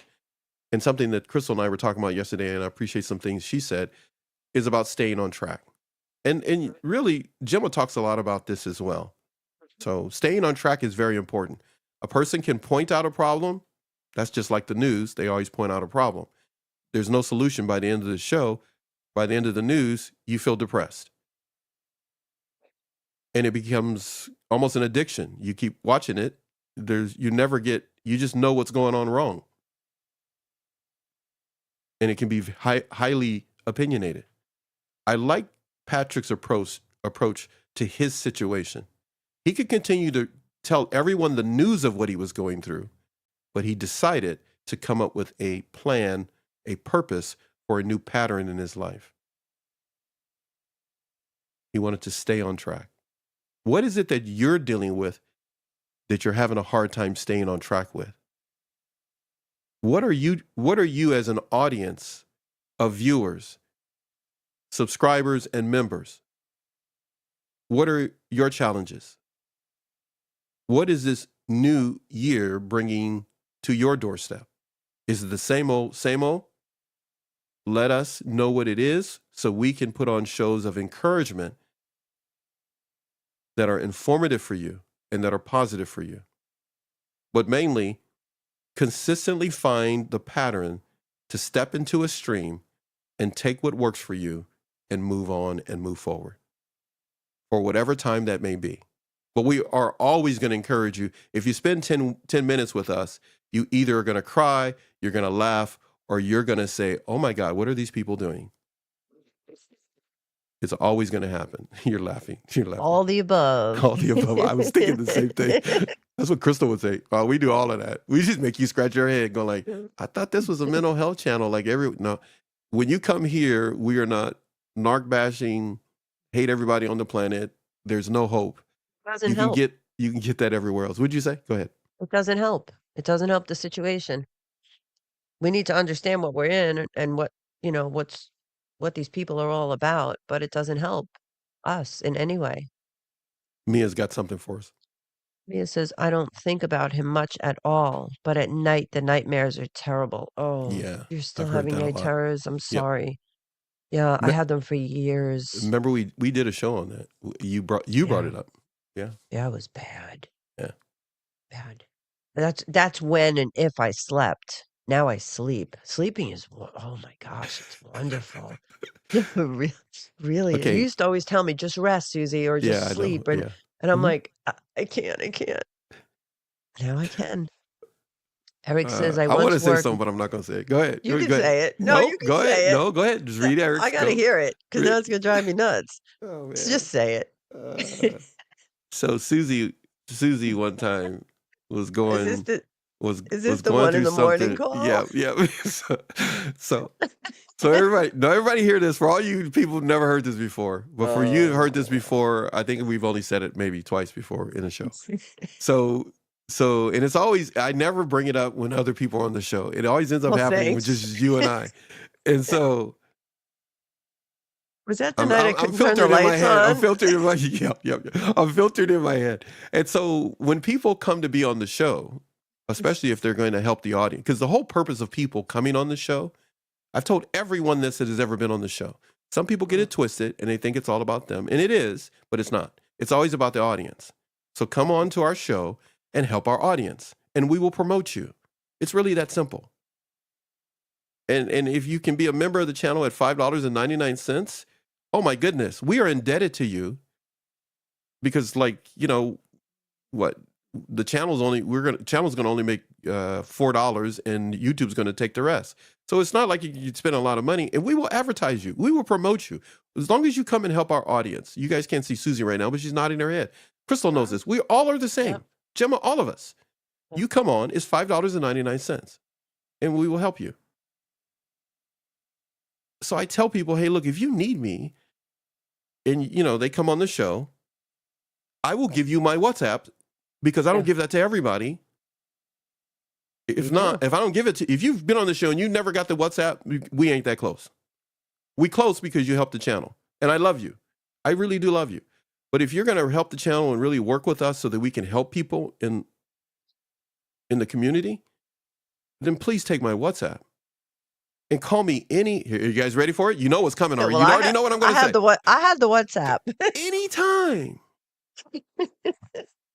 I am adaptable. Just call me anytime. Never thought she was going to call me. Ever thought 2, 3 o'clock in the morning? I can't remember what it was, or whatever, or 1 or whatever. I don't know. We talked for 3 hours, 4 hours. I don't remember something like that. Which is not a problem for me because, as you all can tell, my parents taught me to express myself and talk. So if you ever meet anybody that says, "Well, Paxton, I don't know, he's kind of a closed book," me, though. I don't know. I did not expect her. She expressed herself in such a way. I got to know her better. I got to understand what she was insecure about, what she felt that didn't make her feel safe, and what she felt let down about. I probably called you because I couldn't sleep and I was Yes. terrified, and you Mhm. made me feel Mhm. safe. Yep. Period. And you all talked Yep. about how you And you felt stayed on that the you let phone. your children down and other things. Yep. And Yep. what's interesting is all she was doing, and I gotta be careful what I'm doing because I'm going to start crying. She reminded me of my Hold on. parents used to tell me. She got like, when you're at one of my sisters is dead, and they would tell me, when you deal with her, all you have to do is just listen to her.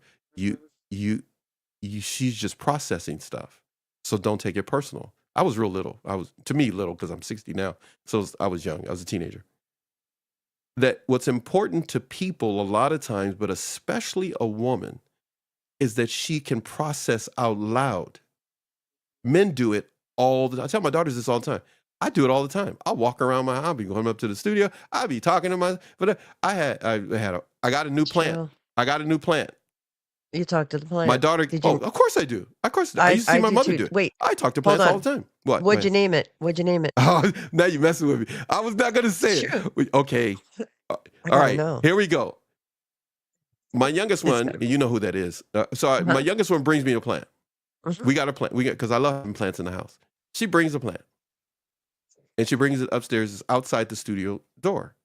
Because that's where I wanted it. I wanted to be able to leave the door open and I can still see the plant when I'm in here editing, doing other stuff, right? I don't know why I said that. Now I'm about to move it's your everything. new friend. Yeah, right. My new friend, right. Exactly, Yeah, right.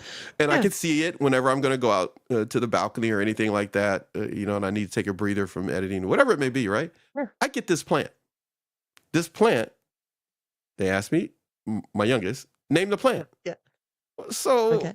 I'm looking at the plant, and this is how weird I am, everybody. All I could think of, I don't know if I told you this story. Did I tell you the first thing that I ever did entrepreneur-wise was shining shoes? Did I ever tell you that? No, Did I tell you that? didn't hear Okay, that this was Crystal one. I told you yesterday. Okay. Anyhow, so the first thing that I thought of was the time that my father told me about shining shoes. And I'm not going to tell everybody the story right now. You guys will come back for next show that we have next month in February. I'll tell the story then. But I told Crystal this yesterday. The first time I ever made money, my money. My father funded me to go start this little shoe sign business in this business complex. There's way more to the story. Okay. And he said, okay, you can have a business, but your business has to have a name. And so I said, okay. I said, are you ready? This part Yeah, I'm ready. I didn't tell Crystal this, but everybody just hang in. I'm going to tell you the name of the plant. You're going to get it in a minute. You probably already got it. I said, I should name my business for what I do.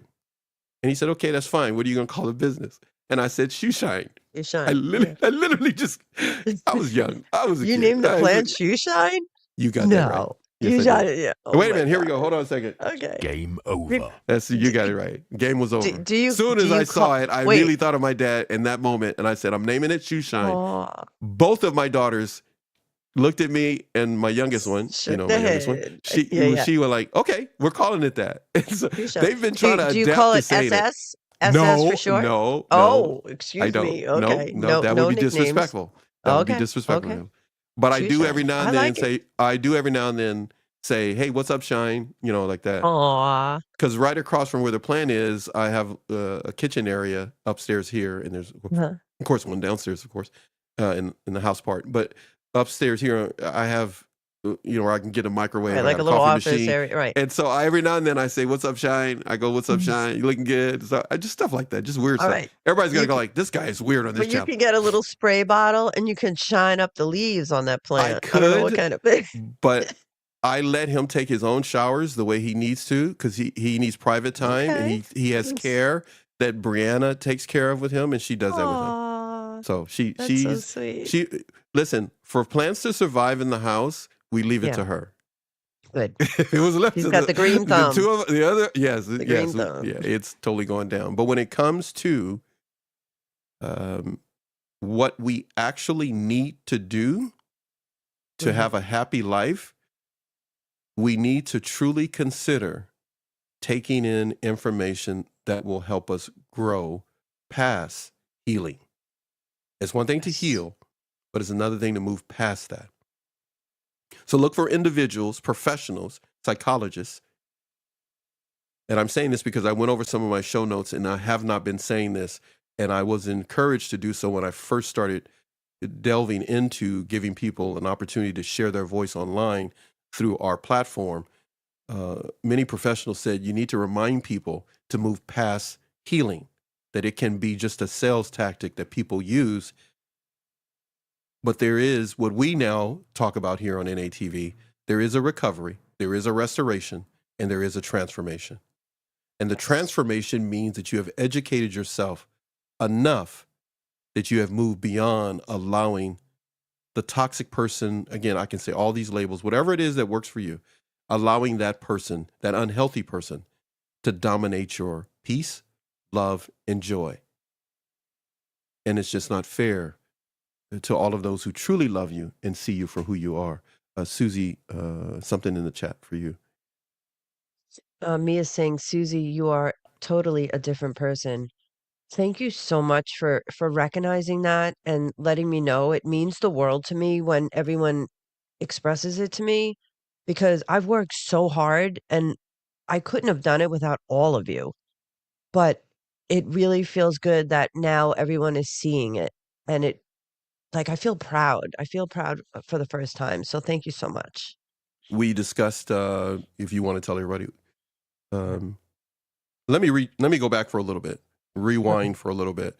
When Susie called and we were talking, I think you said something to me is what it was, and then I just went ahead and called you. Or I think I asked you first, can you video chat? Yes. And yeah, I think that's what it was. Nice. I asked respectfully, is it okay? Can we video chat instead? Typing a lot because I'm old and that's too much, and I wanted to see you. And it was in the middle of the What you night. doing over there? I ain't getting no. You didn't watch? Yeah. Because I call my friends and they be over at your house knocking at the door, dragging you by your hair. No, you're not gonna do that. Get back in. Or you're not gonna go back to toxic either. No. And I see you, chat. I'm going to get to the chat in a minute, Eric and Mia. Just give me a moment. But what I've come to appreciate about Susie is, and we touched on this last week, I think, or whatever, it may have been this week, is the fact that you're not the same person when you first came on. And I mean, we have the tape, y'all. You have the evidence. We got the evidence, okay? I've seen it many times. I've edited it many times, and you will be seeing it as time goes on. And that was one of the things I didn't bring up to you the other day when we were talking, and I touched on it again when I was talking with Susie or the Crystal yesterday about you. I was touching on the fact that we both were saying with each other, you're not the same person. You don't have this. You don't even have the same assets or possessions. The same. Oh. The microphone has even changed a couple of times. Yeah. You gave one to Amber, you moved on, you upgraded, as it were, you kept upgrading your life. You are not the same person where many others that were with you at that same time or whatever the case may be. Everybody has gone through different things. Myself, everybody's gone through different things, but you have had a sense of purpose that you've never wavered on. So she may not have a number one selling book. She may not have a course that costs $1,200 or $400 or other things. And you may know people like that.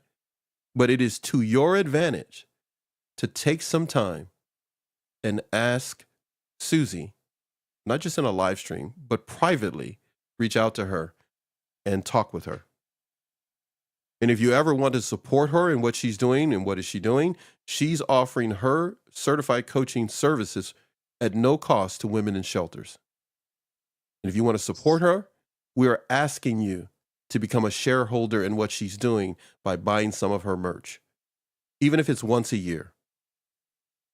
Donating to her so that she can continue to offset any costs.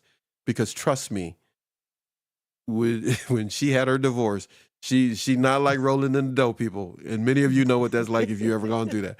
She not like rolling in the dough. She can just keep, she's doing this because she has a purpose, not a plan in the sense of, I'm just going to do this because I feel this way and I want to help people.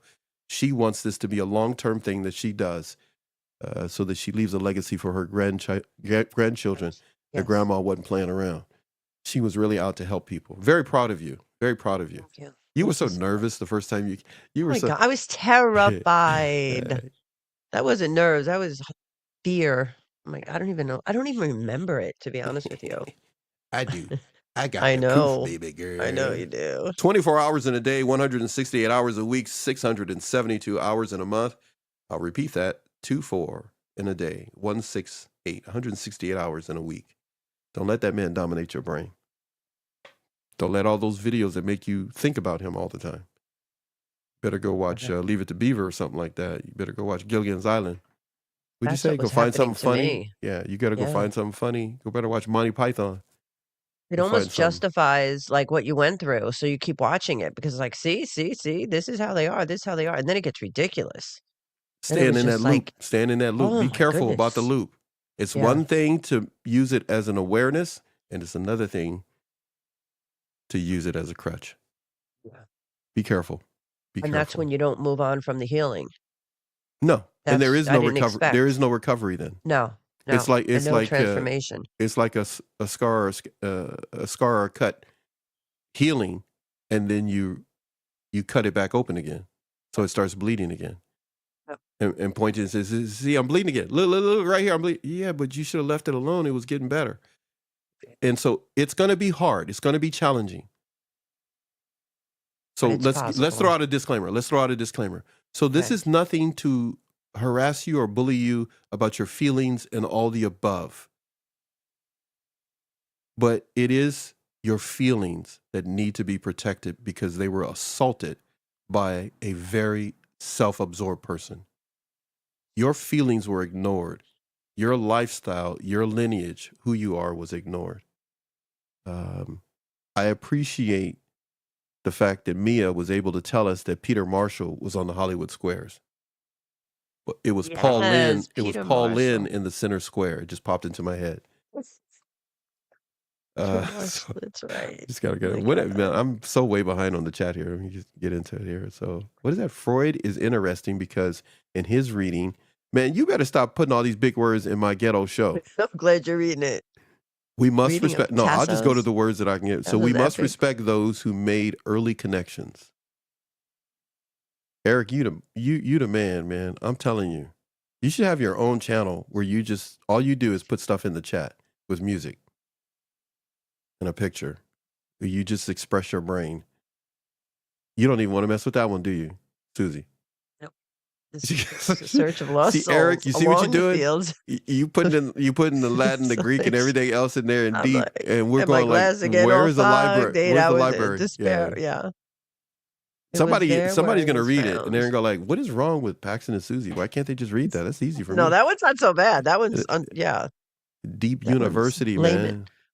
Yeah. This is what happens when you live in Portland and you've had a lot of great experiences. You get online and you educate the universe. Is that what it is?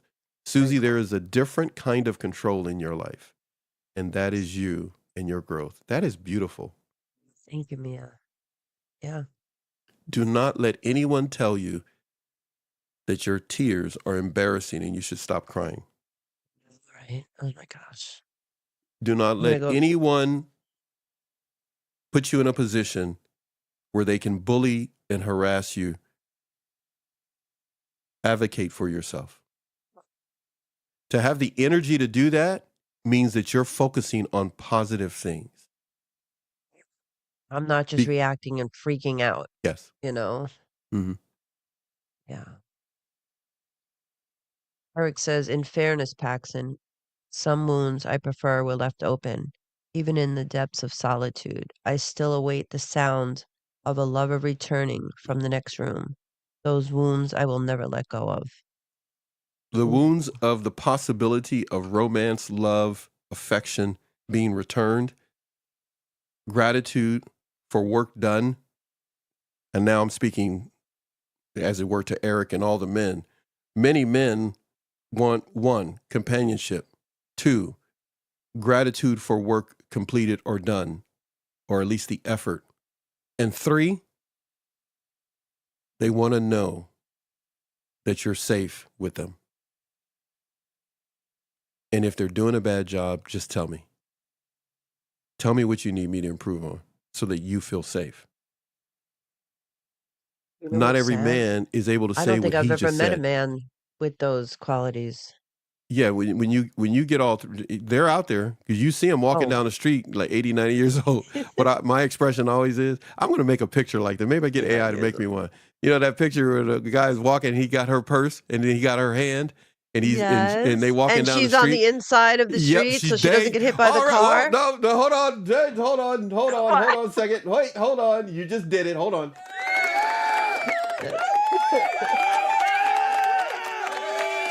Preach, Funny. sister. Preach, sister. It's true. Man, hey, let me tell you something. I would get knocked out if I let my mother or my sister walk on the outside of the street and I'm walking on the inside. And we Imagine walking on that. the curb, right on the sidewalk. You And then just it goes said it. And both if some of you ways, young though. people don't know what that is, well, actually it does. Then Or, he needs to open the car would door it- for you, and you need to reach over and unlock it for oh, no, him. she's starting trouble today. Yes. She's starting It's trouble, true. everybody. She's trying to change the planet. That's it. Watch it now. Trying to change the planet. That's when you get yourself in Respect. trouble, man. They might strike this And video they're from really gonna YouTube. call me crazy. They're gonna go, hey, man, you're gonna have a bunch of women calling you up and guys too. Go, hey, mind your own business, lady. So it's just, you guys can take that one as you want, but trust me, it works. Don't you dare let him open that door and walk around and you got the And have door to open. put the key in. By the time and he opens, you got the door open before he gets there.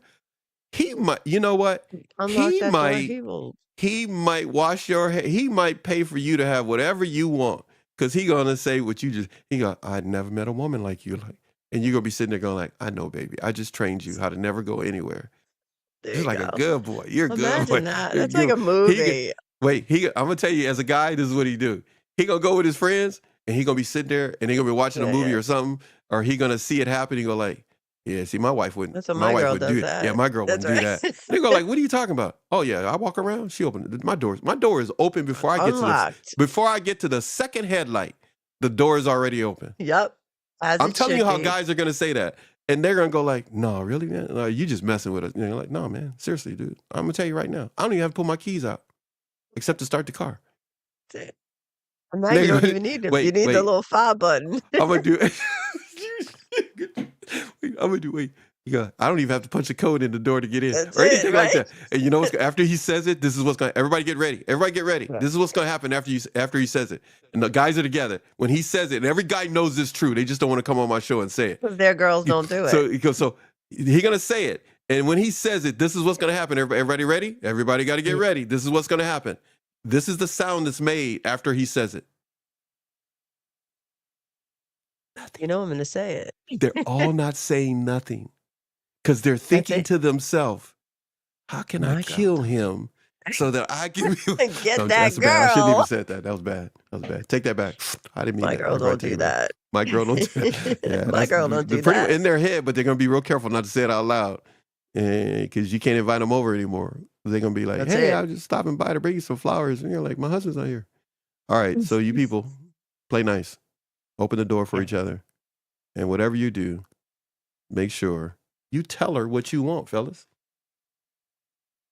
And if she don't want it, you guys don't lose sleep over it. Right, Susie? No, it's not worth it. They Just want to unlock pack the their door. bags and go. Just Let them unlock the door. That's you all. know what? It's all right. It's all good. It's all okay. good. It's okay. It's okay. It's just around the corner. You just gotta just be faithful and true. You'll be all right. Man, Eric, you got a bunch of stuff happening over here, man. I don't know. Where did I stop last? Susie, what? Susie, what? You're different. I love what she said about you, Susie. I got to put it up again. That's so sweet. Yeah, that's so cool. Awesome. Yeah.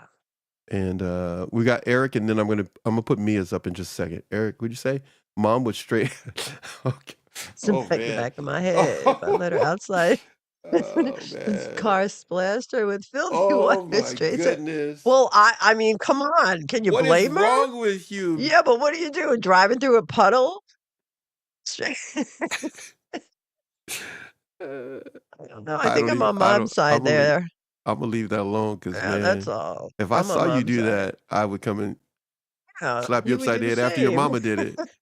Mia says my husband holds my hand and carries my pocketbook. My father used to do that with my mom. He warms up my sweatshirt. Is that right? For me Yeah, in the in the morning. morning and much more. He's a gem, going on 23 years married now. Aw. I met Oh, Mark. He's Mark, right? Yeah. mhm. He's a nice, nice man. He loves Mia. That's awesome. You deserve it. You so deserve that. And I'm There are sure you're great to moments. him as There are well. moments when it becomes clear, right, that somebody loves another person. You can see it, Yeah. right? It's pretty It's over incredible. 2 decades, Yeah. or And look at how sweet. yeah, I heard it. What they like each other. Yeah. They're good That to each other. outweighs what they They don't respect like each about each other. other. In respect to, yeah, they Yeah. respect each other. Eric No says one's what? perfect. Sure. Oh, yeah. Chivalry I agree is with you on not that one, Eric. dead. I Same agree with here. you on that. Yep. It's there. Yep. It's there. It is learned behavior. We men thank the deserving woman in our life for being the teachers full of grace and forgiveness, chief among them. I remember when my kids were young, I would stand there until they opened the door, and that's how they learned. I wouldn't open the door. They had to open the door. I can't carry mom's pocketbook. It's too heavy, and my credit is suspect. Oh my goodness. Eric, Oh my you goodness. out You of your better mind. hope she don't bop you in the head with that You are pocketbook. out of You go your splash at mind. her. Yeah. You should be in trouble, period, for just flashing your mom, man. What's wrong with That's you, man? it. She's not on here watching. You're a good man, Eric. Yeah, you are. You're an internet king. Susie, we have gone Yes. 8 hours and 2 minutes. Oh, I But want to read yeah, Mia's page daughter's 89, poem, I think it was, please. right? 82. Hold on one Yeah, second. I'm just gonna go back to it. sure. Just give me a second here. I'm gonna put it up for the sake of. Ooh, wait a minute. Are Yeah. you on page 129 or no? You're on a different I one, right? think I did. She gave you two. I think. Didn't I I think she do gave you that two. one? So let me Oh go my back up goodness. here. Let me go back into the chat and let me. Yep, 82. You're correct. 82, a poem from my daughter, and then she also mentioned page 129, the first paragraph. Could you do 82 for us, and then the other one when you get a moment, and I'll do some stuff in between both of them. Sure. Whenever you do page 82, Sure. Okay, I'm going to do if you got page it, 82. go right ahead. Okay, a poem by Martini. I think that's how you pronounce her name. Betrayed. Friends. Maybe not. One who's there. One who's not. One who cares. Maybe not. One to look to. Then again. Something to think about. Are they real? Are they trustworthy? Maybe not. Are they worth it? Then again. Think. Why? They don't care. Why? Why? Do I? That's the way I am, not the way they are. Me, myself, and I, always alone. Different values, different tastes. Now I have to figure it out. They don't care. Why should I?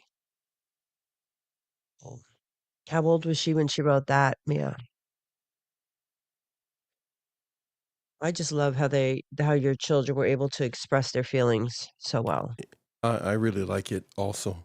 Yeah, I mean, I mean, Mia, coming from two other parents, from Susie and myself, compliments to you that they yes, felt safe enough to yes. express themselves in print. Yes.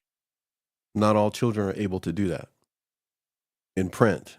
They can say things verbally when they're upset or when they feel confused or stressed, but to take it and eventually put it down in print, that's amazing.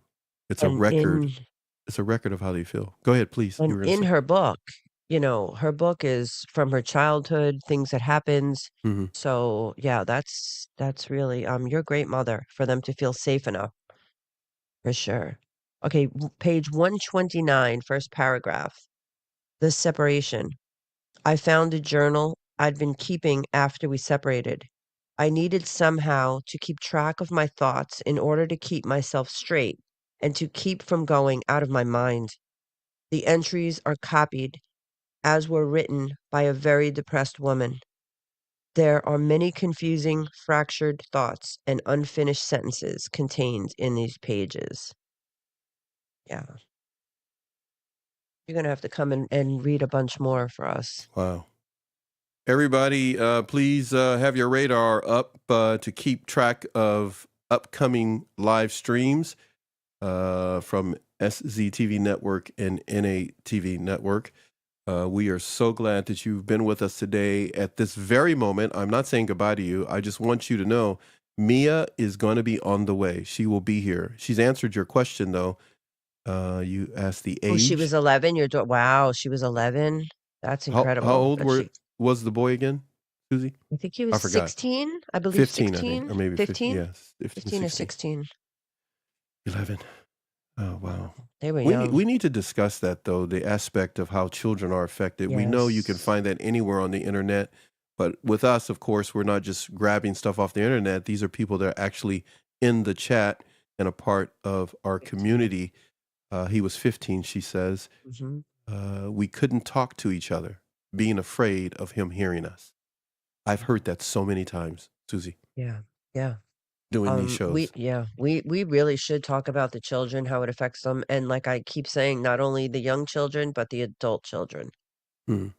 It affects them more than, oh my gosh, like I didn't even think about the kids while I was in it. I knew everything was off, but we were all in such survival mode. It Mhm. didn't, I don't know, I just ran around trying to make everything perfect and fix it all, and I guess I did the best I could at the time. But That is something people need to maybe take in consideration, that they're doing the best they could at the time, and their best should not be compared to somebody else, maybe? yeah, it's hard. It's hard when, to know that your own life was affected by this person, but then when you realize your children and your grandchildren as Yeah. well, it just goes down the line until somebody breaks the cycle.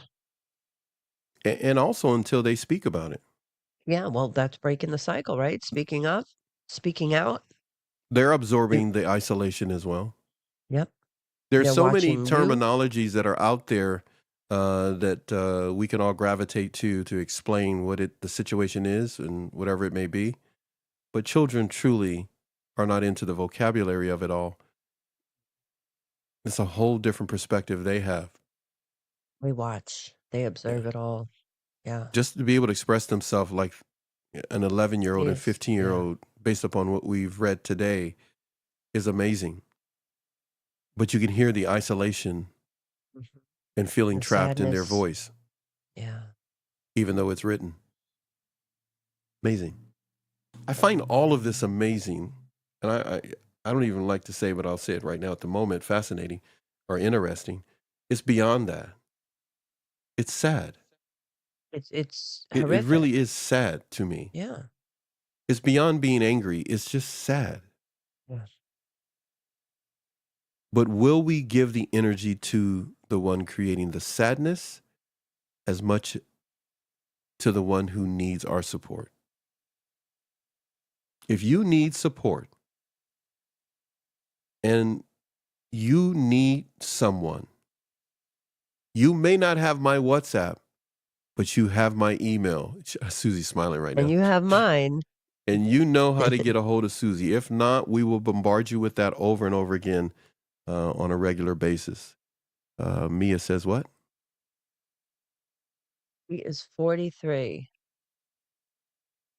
He's Wait, I 43 skipped now, something. your Hold son? on. Oh, I Hold missed on. one. Here we go. My daughter is 45 and in therapy 2 times a week. But my son has buried it. Oh, so he doesn't, well, he's 43. Yeah. My sons, yeah, they don't want to deal with it. I think it's different for girls. I'm glad she's in therapy. Hopefully he'll start therapy. Hopefully my sons will follow my lead and start therapy someday. Can only hope and just keep, setting a good example for them. That's it. Just talking about it can be a very powerful example. I'm going to take a moment to bring some awareness to a human being that has been amazing to our channel. I want everyone to take the time to send their love and support and energy, positive energy, as it were, in your words by connecting and writing to, speaking to, researching and looking up Dr. Marnie Hill Fodorero. I'm going to do something here, everybody, in real time. Just hold on. I'm going to do something, everybody. I got to look around my microphone and do this. I'm going to put something on the screen and everybody can go from there. I'm asking you, if I did that right, we did that. Here we go, everybody. So you see the name. Oh, hold on. I did it wrong. Bear with me, everybody, here.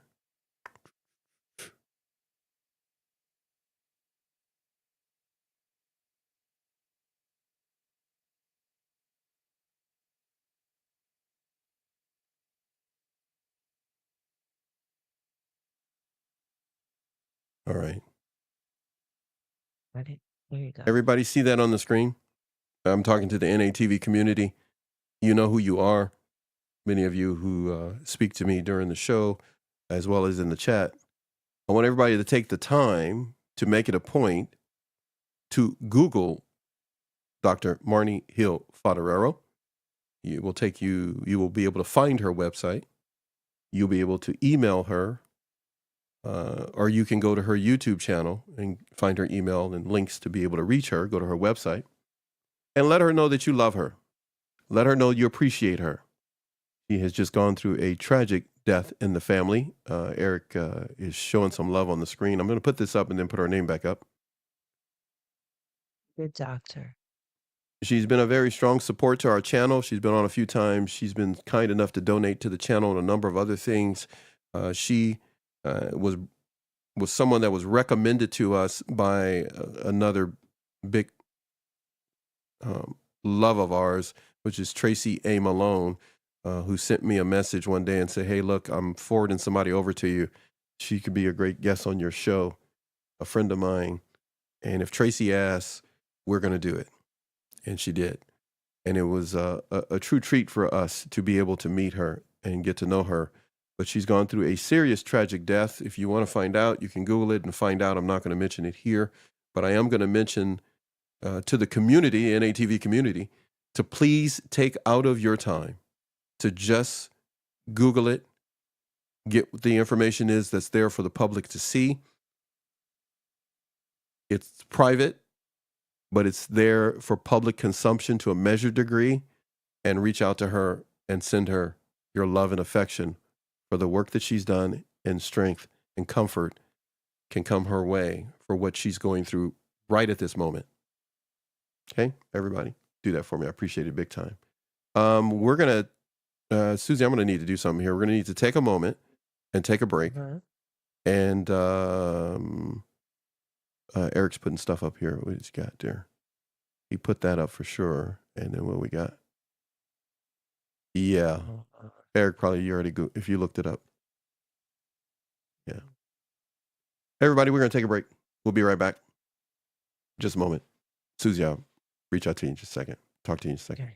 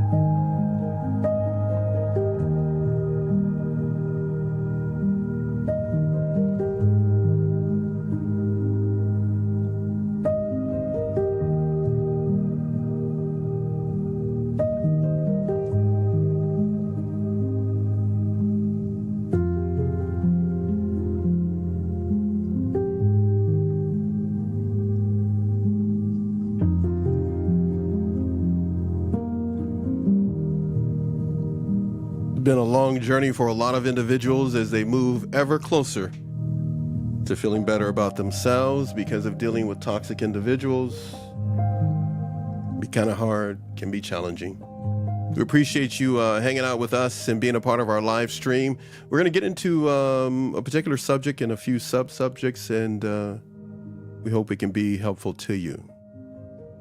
I can't say we save the best for last, because we have so much more to tell you. But right now, at this moment in time, we want to talk to you about walking away. What does that mean, to walk away? Susie, what are your thoughts when I say knowing when to walk away? We're not advocating people in regards to certain relationships or whatever the case may be. We're talking about, well, Susie, tell them what comes to mind when you hear knowing when to walk away. Knowing when to walk away is one of the most powerful acts of self-love and self-preservation. And it's not about giving up. It's about choosing yourself over situations, people, or environments that drain your energy and hinder your growth. And I want to give you 5 tips to help you recognize when it's time to move on. The first one is to pay attention to patterns, not promises. If someone's actions consistently don't align with their words, believe the patterns. Promises can be empty, but patterns reveal the truth about whether a situation is serving you or not. Trust how you feel. Your emotions are messengers. If you constantly feel anxious, unappreciated, or disrespected, take it as a sign that your needs aren't being met.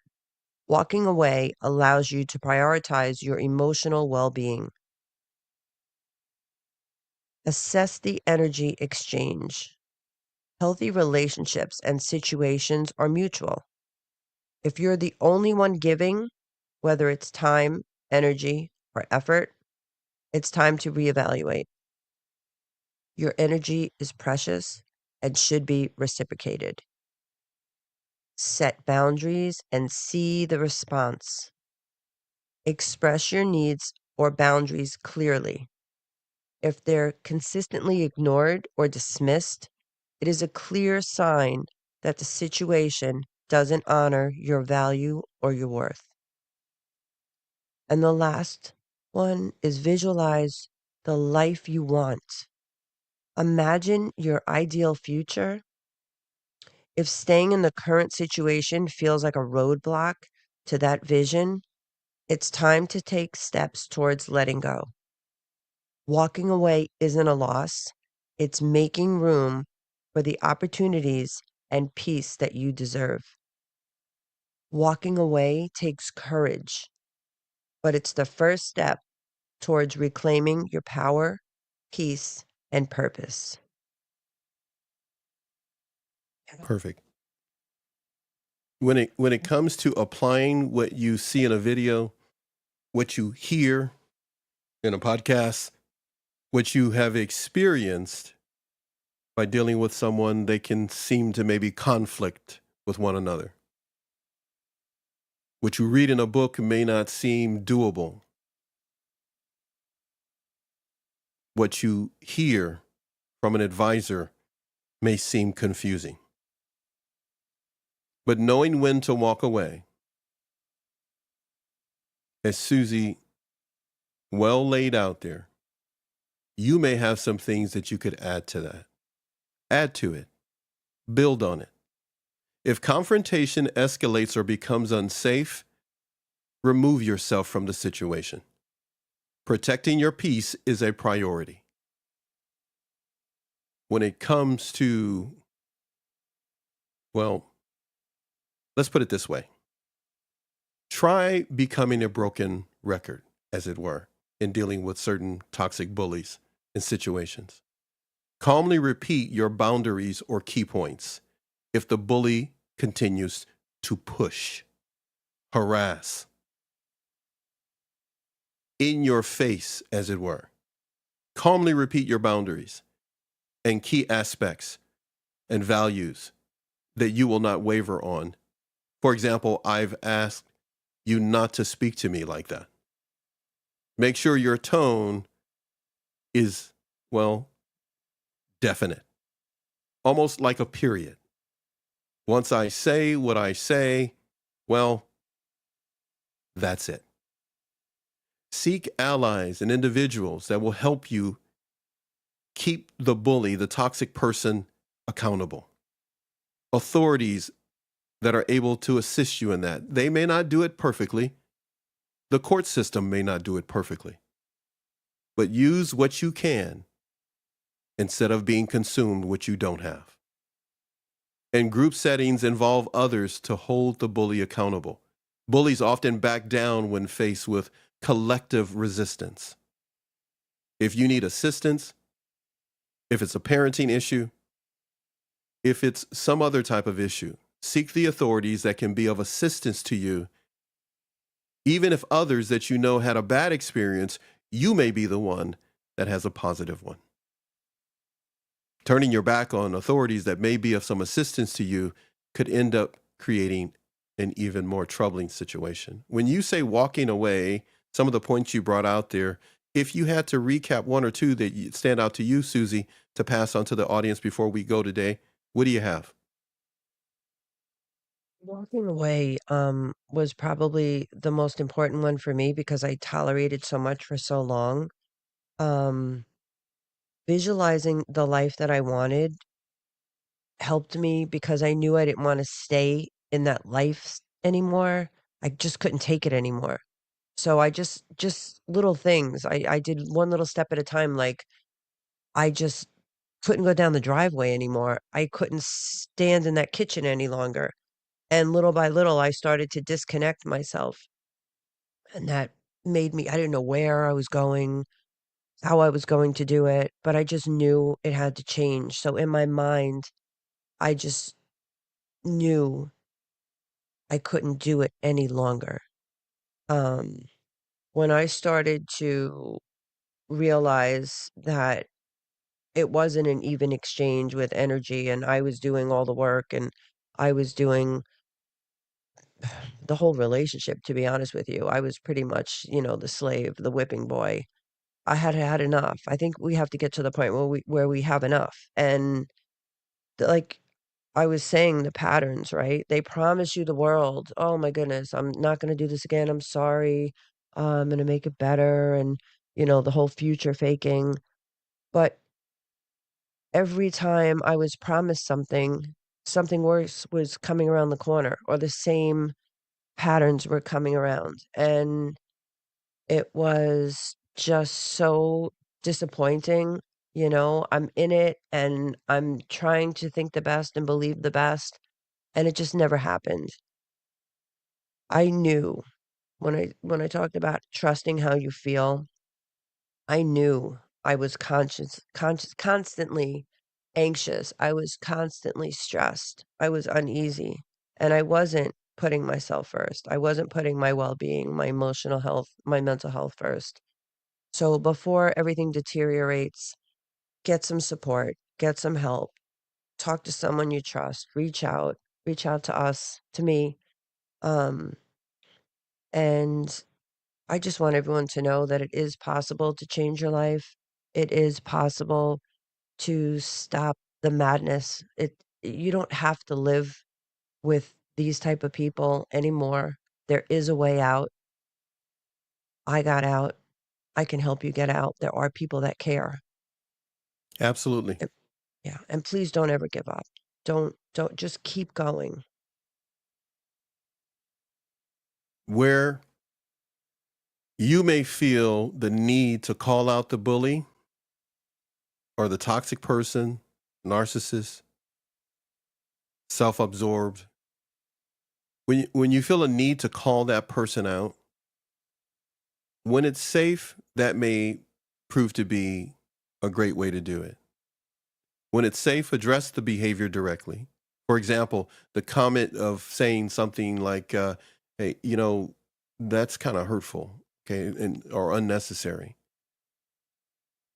That statement may disrupt their behavior. Trying to measure someone else's mental health and the intensity that it could in a moment switch, we don't have the power to do.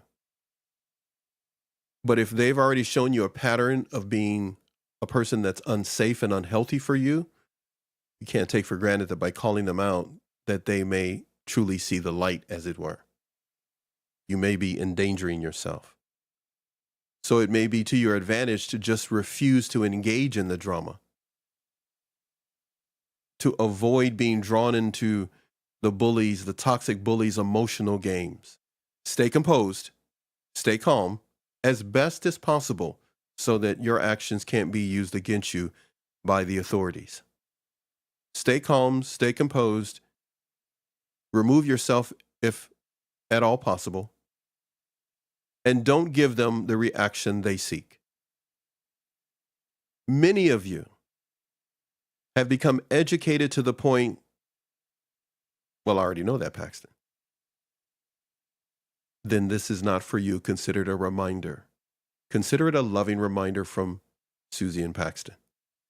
But for those of you who are just embarking on this journey, that you're with someone, your boss, family member, whatever it is, and they're not who they say they are, but portray themselves a different way in public and a very violent, devious, troublesome way in private, be careful. Be extremely careful. Refuse to engage in the drama. Become a broken record. Know that calling them out may not be the direction that you're going in, because not every self-absorbed person is the same. Not every narcissist is the same. Not every toxic bully or boss is the same. Be measured, be discreet, be shrewd, be mindful, be whatever you need to be to keep the peace for you and your loved ones, even if you have to, how'd you put it, Susie? Even when you need to maybe know when to walk away. Walk away from that argument. Find a safe distance. Get in a protective space. Susie, anything else? And remember, one of the most important things for me was surrounding myself. Now I'm seeing it with uplifting people, because the drama these unhealthy people cause is so contagious, but so is positivity. So if you want to avoid drama, align yourself with people who value peace, respect, and growth. Evaluate your relationships, as we said earlier, and let go of those that constantly bring chaos into your life. And it's that easy. It's that easy. Focus Really on what you is. can control. Mhm. You can't control the toxic bully's actions. You can't control the emotionally unavailable, unhealthy person. You know what you're dealing with. Can you control your reactions, though? Your children are watching. Be careful being seduced and baited into uncontrollable reactions. But you can control your reactions because we believe that you can. You have a heart ready for peace. Dealing with someone who's at war with you simply because they're envious of you, jealous of you, or whatever it may be. Consider how much influence you have over you. Not so much how much influence they have had over you. You've got this. You need someone to speak to? Susie is at your disposal. She deals with women who have to seek refuge in a shelter. She deals with a number of women who have stories that you will be able to relate to, maybe. I'm quite sure you probably could if you hear some of the stories, and especially some that she will be sharing, so that you know you are not alone. When it comes to what we do here at NATV, it's one simple thing. We want you to stay calm, stay composed, to use techniques like deep breathing, counting to 10 when confronted by the bully, remaining calm, disarm their attempts to provoke you. We want the best for you, to be as well informed so that when you need to make a decision, you become a place of refuge for the people that love you. We need to have something read to us by Susie. If you can get to page 191 in Mia's book, and can you share that with us? I'm going to put a couple of things up from Eric, and then you can read that. I'll put it up on the screen what Mia has here. Mia says, Susie, page 191. This is what Eric has for us, everybody. You can read it on the screen. I'm going to do a couple of things while I have it up there. Susie, when you get it, just let me know or give me a I thumbs have up. it. Okay, Yes. give me a second. I'm going to move that around. Everybody, please remember Dr. Marnie Hill Fodorero. Show her some love and support. Appreciate it a great deal. I'm doing a couple of things here, everybody. Let me get that off the screen. Going to move around here. And we're going to do this.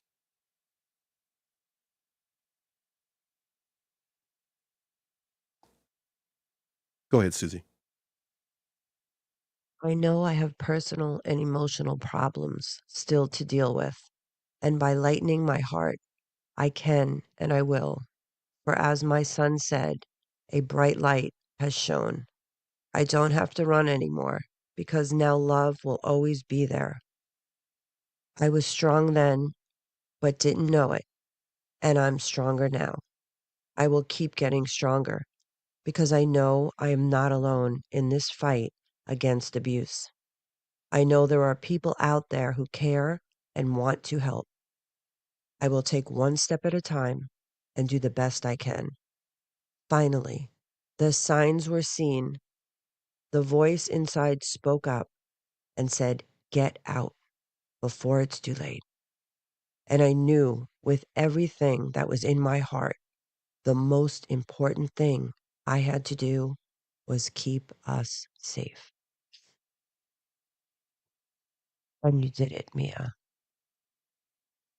You did it. Living examples, we bring you best we can.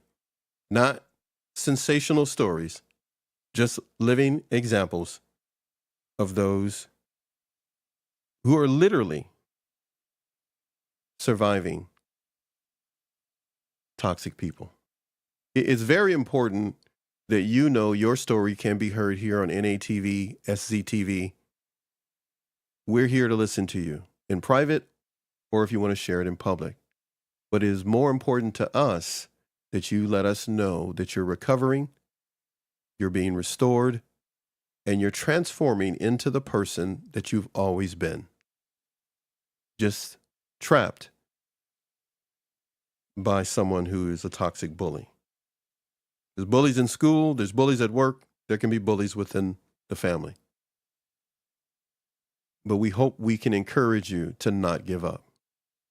Yeah, Susie? Absolutely. Never give up. Can you imagine if you would have gave up? Oh my gosh. Yeah, I was pretty close to it for a few times there. It got that bad. Thank goodness. Thank goodness. I'm okay. Made it out. And that's why I share my story. And that's why Mia shares hers. Mm-hmm. So we can hopefully help someone else know they're not alone and they can make it out too. Eric is saying it is not those who leave that feel the pain in parting, but those who are left behind that suffer. I forgot who first wrote that. I am in a state of shock. Oh, I know.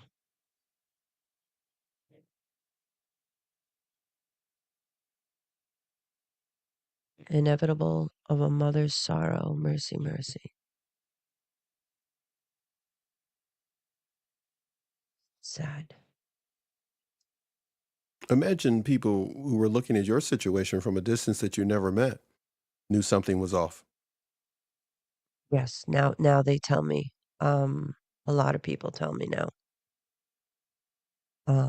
That they didn't like the way he spoke to me, treated me. I wasn't the same person. I disappeared.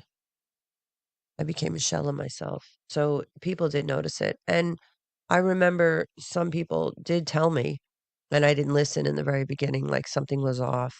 And I saw signs. I just ignored them. Yeah. But on the flip side, now that everyone, that I'm reconnecting with Mm-hmm. is seeing that I'm back and I'm coming back, and it just feels so good. It's like, thank you. I'm so grateful. If you had to say, what is it that they see, Susie? I mean, I'm just curious. I Right. didn't I never ask you even that question. thought about that, to be honest with you. I think I know a Huh. lot of people have said they see a calmness in me where I'm able Okay. to sit and have a conversation and Hmm. actually be present because I Hmm. was always always like looking around and nervous and, running around and keeping myself busy so I didn't have to have conversations. Wow. I was hiding, running from myself because I knew I wasn't well. I wasn't mentally well. I was living in survival mode for the entire time and then trying to keep my children safe and then my grandchildren safe. So I think they see the calmness. Um, I think I'm more sincere, like when I smile, it's real. If I laugh, Yeah. it's real. Not forced or fake. No, exactly. I was so forced and fake. I had to be. I wasn't happy. Hmm. Absolutely. Wow. There's so many things. Do you dance now? I try to. She didn't see that coming, I don't y'all. have much rhythm, Y'all.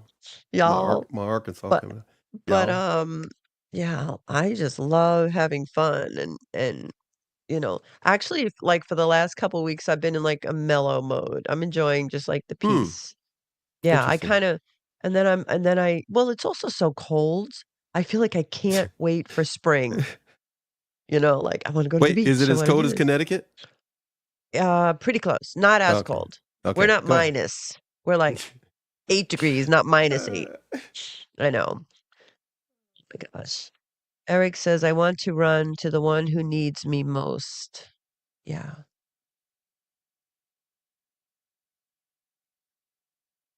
what is it that brings you joy now? What brings I me could name joy a couple of things, but I want to see what you're going to say. now? Name 3 things that bring you joy Learning, right now. Okay. absolutely learning. Hmm. Feeling peaceful, Okay. meeting all these fantastic people is like, I can't. Uh, My aunt's like, it's going to be freezing on Thursday and you're going into the city again. I'm like, I don't care. It was like pouring one day, the worst weather ever. And I'm in the city all 3 times. Doesn't oh, bother me. man. And sleeping. That's 4. Okay. Sleeping. Oh, I can What else? keep going. No, go ahead. No, go ahead. We got a little bit Be before we're going to go. Go ahead. yeah, being able to eat, like I can eat and not feel sick.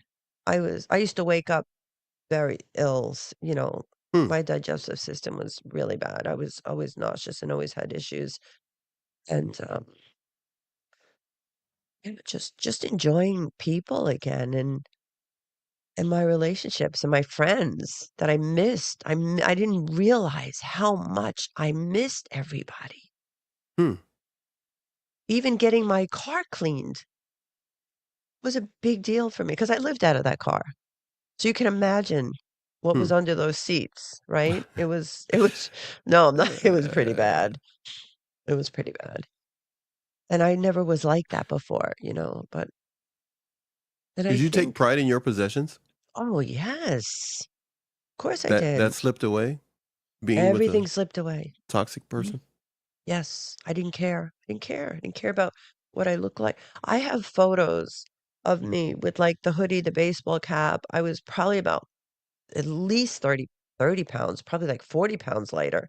I was skin and bones, and I'm tall. It was not an attractive look. I looked unhealthy. I Hmm. felt unhealthy. I Hmm. behaved unhealthy. I was. How can you be healthy in such an unhealthy, dysfunctional relationship? Hmm. Even my children growing up weren't weren't 100%, you know? How could they be? It was sad. It was really sad. But the learning thing, I'm really excited. Like Monday, I'm doing someone's helping me with computer stuff, and I found a typing class. They give free typing classes at Staples. I I had no clue. I am So okay, everybody. excited. That's the first time I'm hearing that part. I know about some other stuff that she's not talking about, but I can tell you this much: that makes me, I'm smiling like a little kid over here. That Uh, I like hearing that. there's I so many like things. hearing transformational successes. Some people have transformational horror stories in which they transform into the narcissist because they live with them and then they regain themselves. I've heard those. People have wrote me or said they're going to be on the show.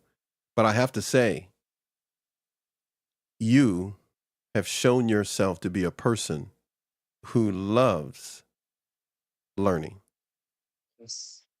I have never experienced the type of focus you have about learning. I make a suggestion to you or give you a reminder, you're on it.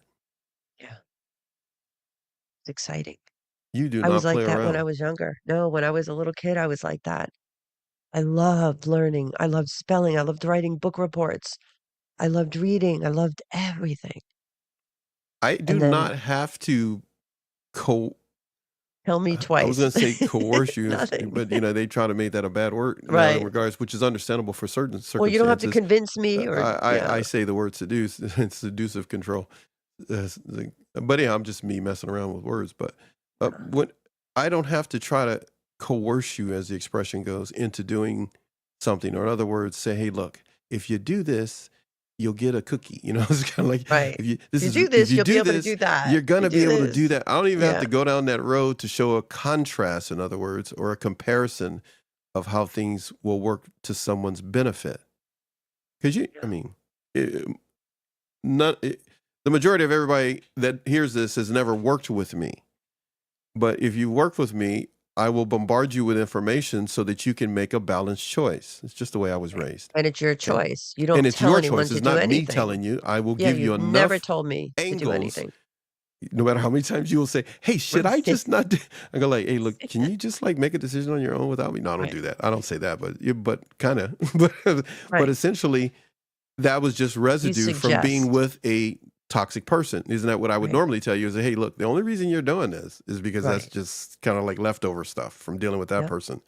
I'm not that person, and you were better than that person. That's why they ran.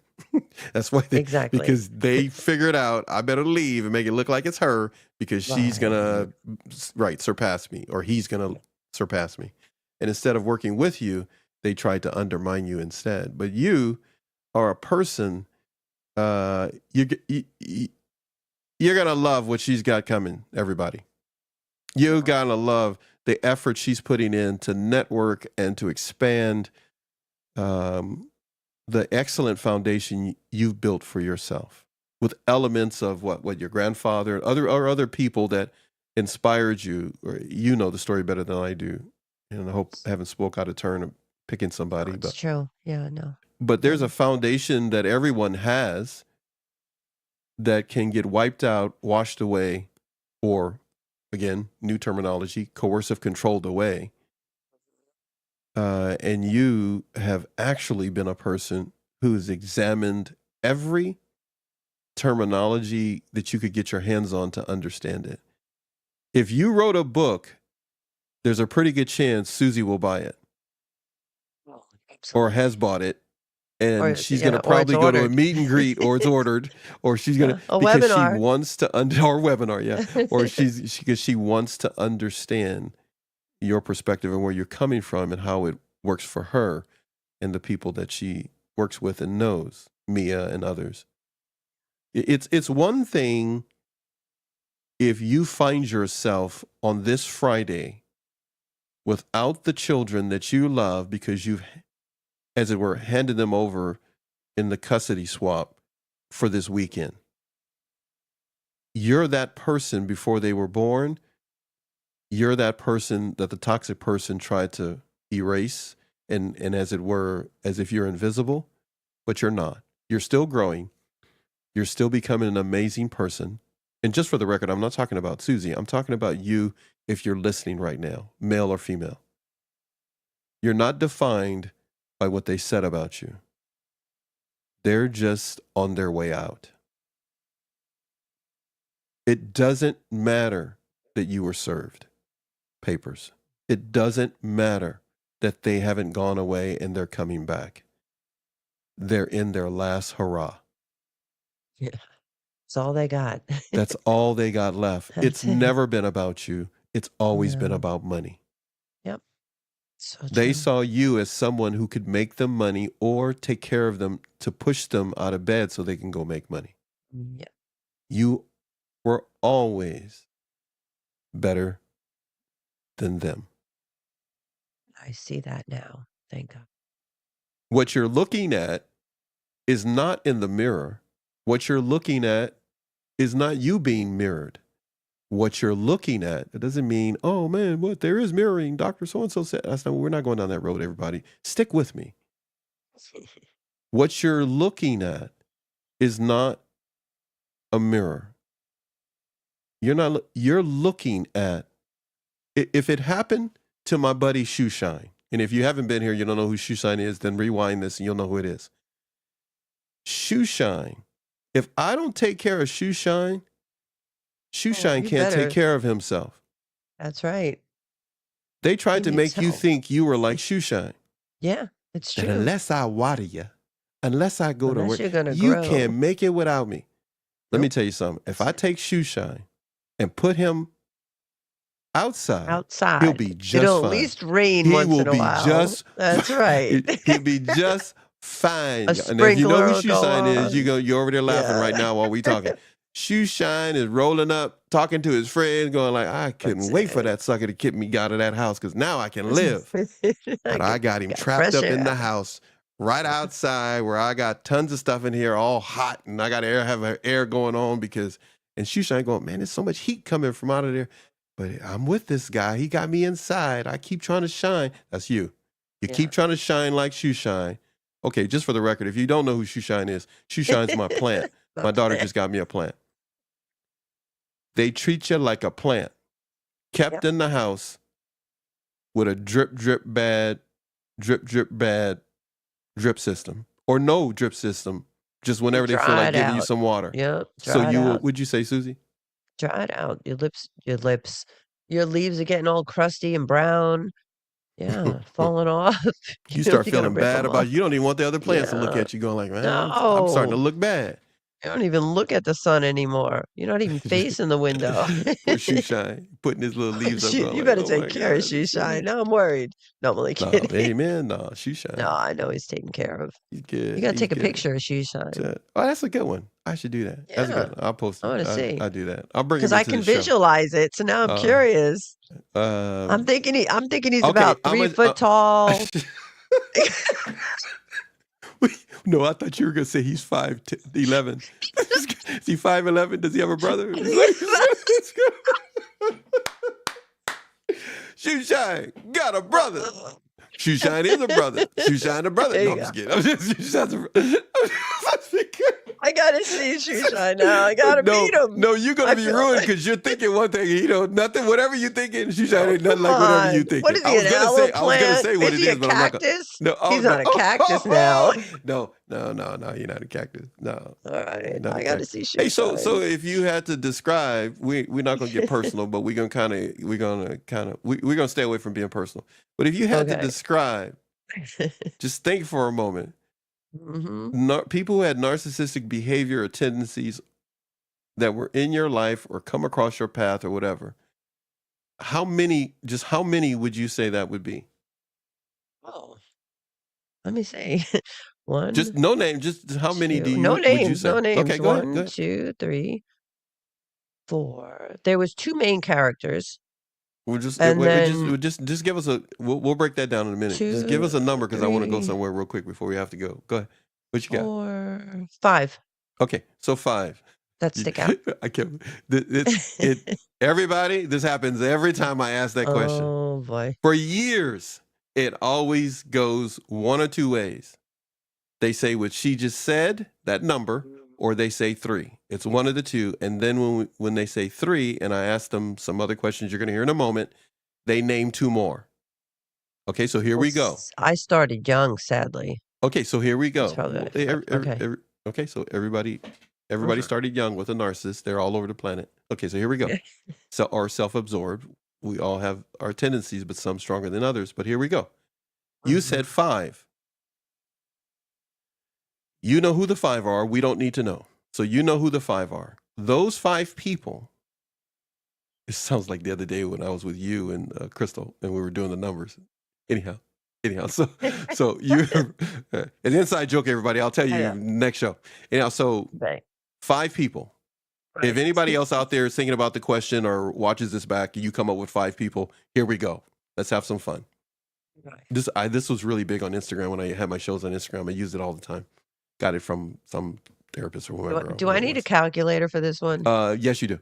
No, you don't need the calculator. No, you can write this out. So here we go. So 5 people. Okay. You take the 5, the 1, 2, you list on a piece of paper 1, 2, 3, 4, 5.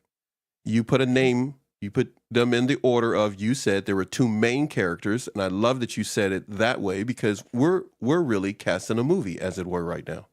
Right. We're approaching having narcissistic abuse recovery, restoration, and then transformation on the template that we are casting a movie. Okay. So there are 5 people, and there's 2 main characters. Now, you're writing, this is your personal. Everybody else, if you want to join in, feel free to do this. Welcome to NATV Streaming Network. So you got 5 characters, 2 main characters. So it would be safe to say the other 3 are sub-characters. Yes. Comparison to the main 2.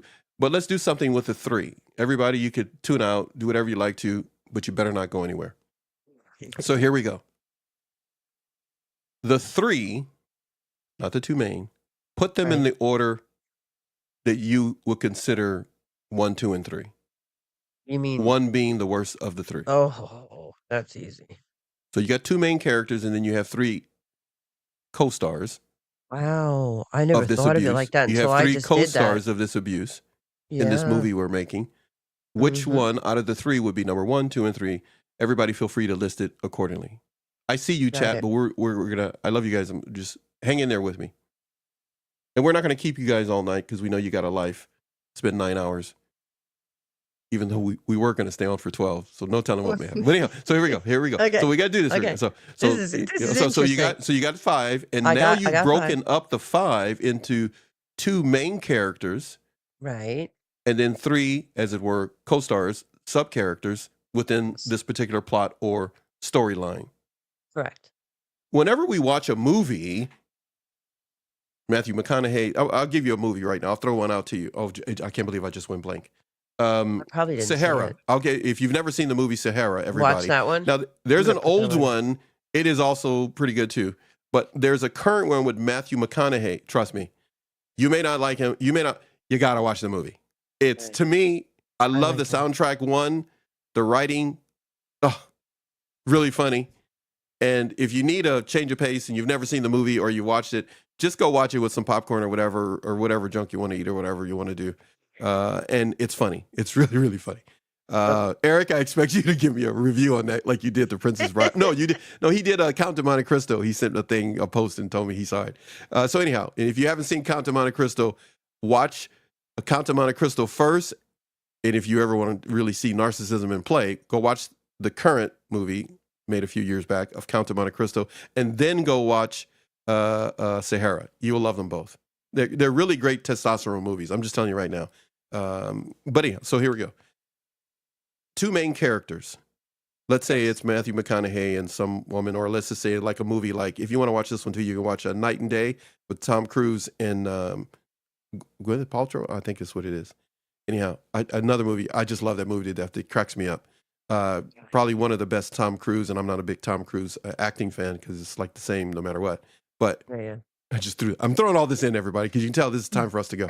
But anyhow, so you've got these 5, 2 main characters. I'll pick the movie Night and Day. Let's go with that one. 2 main characters, Tom Cruise and Gwyneth Paltrow. Doesn't matter. Yeah, right. So 2 main characters. I'm just throwing that out. You go watch the movie. You guys will laugh. And you're like, that has nothing to do with narcissism. It's a really great movie. So anyhow, so the 2 main characters, that's who you're going to always think of, and that's who is billed by the studio so that everybody remembers the movie. Right. But if you like the other people, you'll remember them too. Oh, yeah, that so-and-so was in it, and but it was Tom Cruise was the star. Top Gun, whatever you want to think of, Mission Impossible. You start thinking about that person and the jobs they had and what they did, their mom, their dad, and they were narcissists too, and they can't act just like he can't act. You start doing all kind of things. It's the Okay. same thing. But let's go even further. Let's widen this some more. Here we go. Yeah. Mia says she's got the 5. So the therapist is Oh, telling she's me got about 5 this. too. I'm doing a See? show prep with this therapist, and they're telling me this Yeah. about the whole 5 thing. And I go like, okay, this is Mhm. just weird. You know how I am about numbers, right? Yeah. I like numbers don't lie. And so Right. now I start asking this question, what I just asked you, show after show after, and I'm doing all these shows, right? I'm doing like, Right. 3 shows in one day on Instagram. I'm slamming 4 shows. I'm just asking it because I'm fascinated by what people are saying because I'm a social scientist. I'm doing all this Right. stuff and I'm going like, I'm taking notes and I'm going like, somebody just told me that, like this Right. morning and now this afternoon and now Right. later, early evening. And then late today, I'm going like, what is going on this planet? It's like, Look at Mia. I'm- She's 5 too. Yes, and I'm sitting there Yeah. going like, what is going on that everybody's telling me the number 5? I mean, not the numbers. No, you guys don't get that way. I'm not that kind of person. Oh, it's symbolic of. No, I don't do that kind of stuff. That's just me. You can do it. Knock yourself out. Well, what does it I don't mean do that you have I'm 5 gonna tell- people let me in tell- your let me life? tell you in a second. Just check it out. Check it out. Like, So she's telling me about this, right? And I never really bring it into the show because I'm going like, it sounds kind of kind of iffy. I shouldn't even bring it Yeah. up. Nobody's gonna watch the show anymore on Instagram if I keep going into the 5 thing. But I found it fascinating, so I kept asking the Right. question. I didn't ask her that question. She brought it up to me. She said, "Name 5 people," and like you're doing right now. Right. And I'm trying to think, and this is in 2020. I'm trying to Okay. think. So anyhow, this is what she gets down to. And here we go. I'm not going to say it exactly like her. I'm going to put it in my words. Like I'm say, you got Okay. your 5. Yeah. You're making a movie. Yeah. Okay. And you run Narcissistic Studios 101. Okay. And everybody you meet is going to get this movie that they got to be in. But you have 5 main characters that they will never, ever forget. It does not matter that they have another 7, more than that, 8 billion people on the planet. They're going to always, just like you're remembering certain movies that I mentioned, if you've seen them or not. Right. So when somebody says, yeah, I don't understand the whole narcissism thing, they haven't seen that movie. They haven't seen those characters. Right. Just like when I tell you about Sahara or whatever, you go to write it down and go, I'm going to check that out. Well, they're going to Yeah. go like, hey, let me check this out, this thing. Everybody's talking about narcissism. I don't know what they're talking about. And then they go like, wait a minute, I got 3 people like that. Right. But when they've actually experienced narcissism, they are definitely going to think of 5 people that they know for a fact, Right. let me never go down that street in that neighborhood because they live there. Right. It's like, Got that right. let me not go to that gathering because No. they're Let there. me not and go to that post office I ever have, yeah, I again. can't believe you just did that. I was going to do it. You beat me to it. We That's get you. kind of an inside joke for everybody in the NATV community if you've been part of our streams and our shows. So what are we talking about here? We're talking about 5. Right. 5 people in your life, 2 main characters and 3 sub-characters. You can call them all the terminologies you want. Flying monkeys, all let's throw the Right. terminologies out. Let's make a movie together. Yeah. Okay? The movie is coming from Narcissistic Studios 101. Basic torture of human beings, whether they're good or bad or whatever way we want to look at it. Let's Right. not call them empaths, whatever. Let's throw all the labels out. We're making a movie that people will never forget, and every time they watch it, it will make them sick to their stomach. We need 2 main characters. Yeah. And those people that are the main characters are people out of the lives of everybody coming to watch the movie. So nobody has the same main character, Right. but they all have the same experience. Right. Right. So right. she's explaining this to me, and I'm sitting there It's going like, okay, true. I can kind of find that, but I honestly, I'll be honest, everybody, I didn't see it because I'm green to all this stuff. I'm trying to understand it. I find it, it's just kind of really cool. And I'm looking at it, and she's telling me, and I go like, okay, I'm following you. I'm doing like you. I'm writing it down. I'm Right, looking right. because I'm trying to look at it, right? And I'm going like, okay, I kind of see, yes. And you sell tickets for everybody who's innocent to come in and watch this production, but they think they're coming to watch something that will be uplifting, inspiring, thought-provoking, exhilarating, dramatic, romantic, comedy.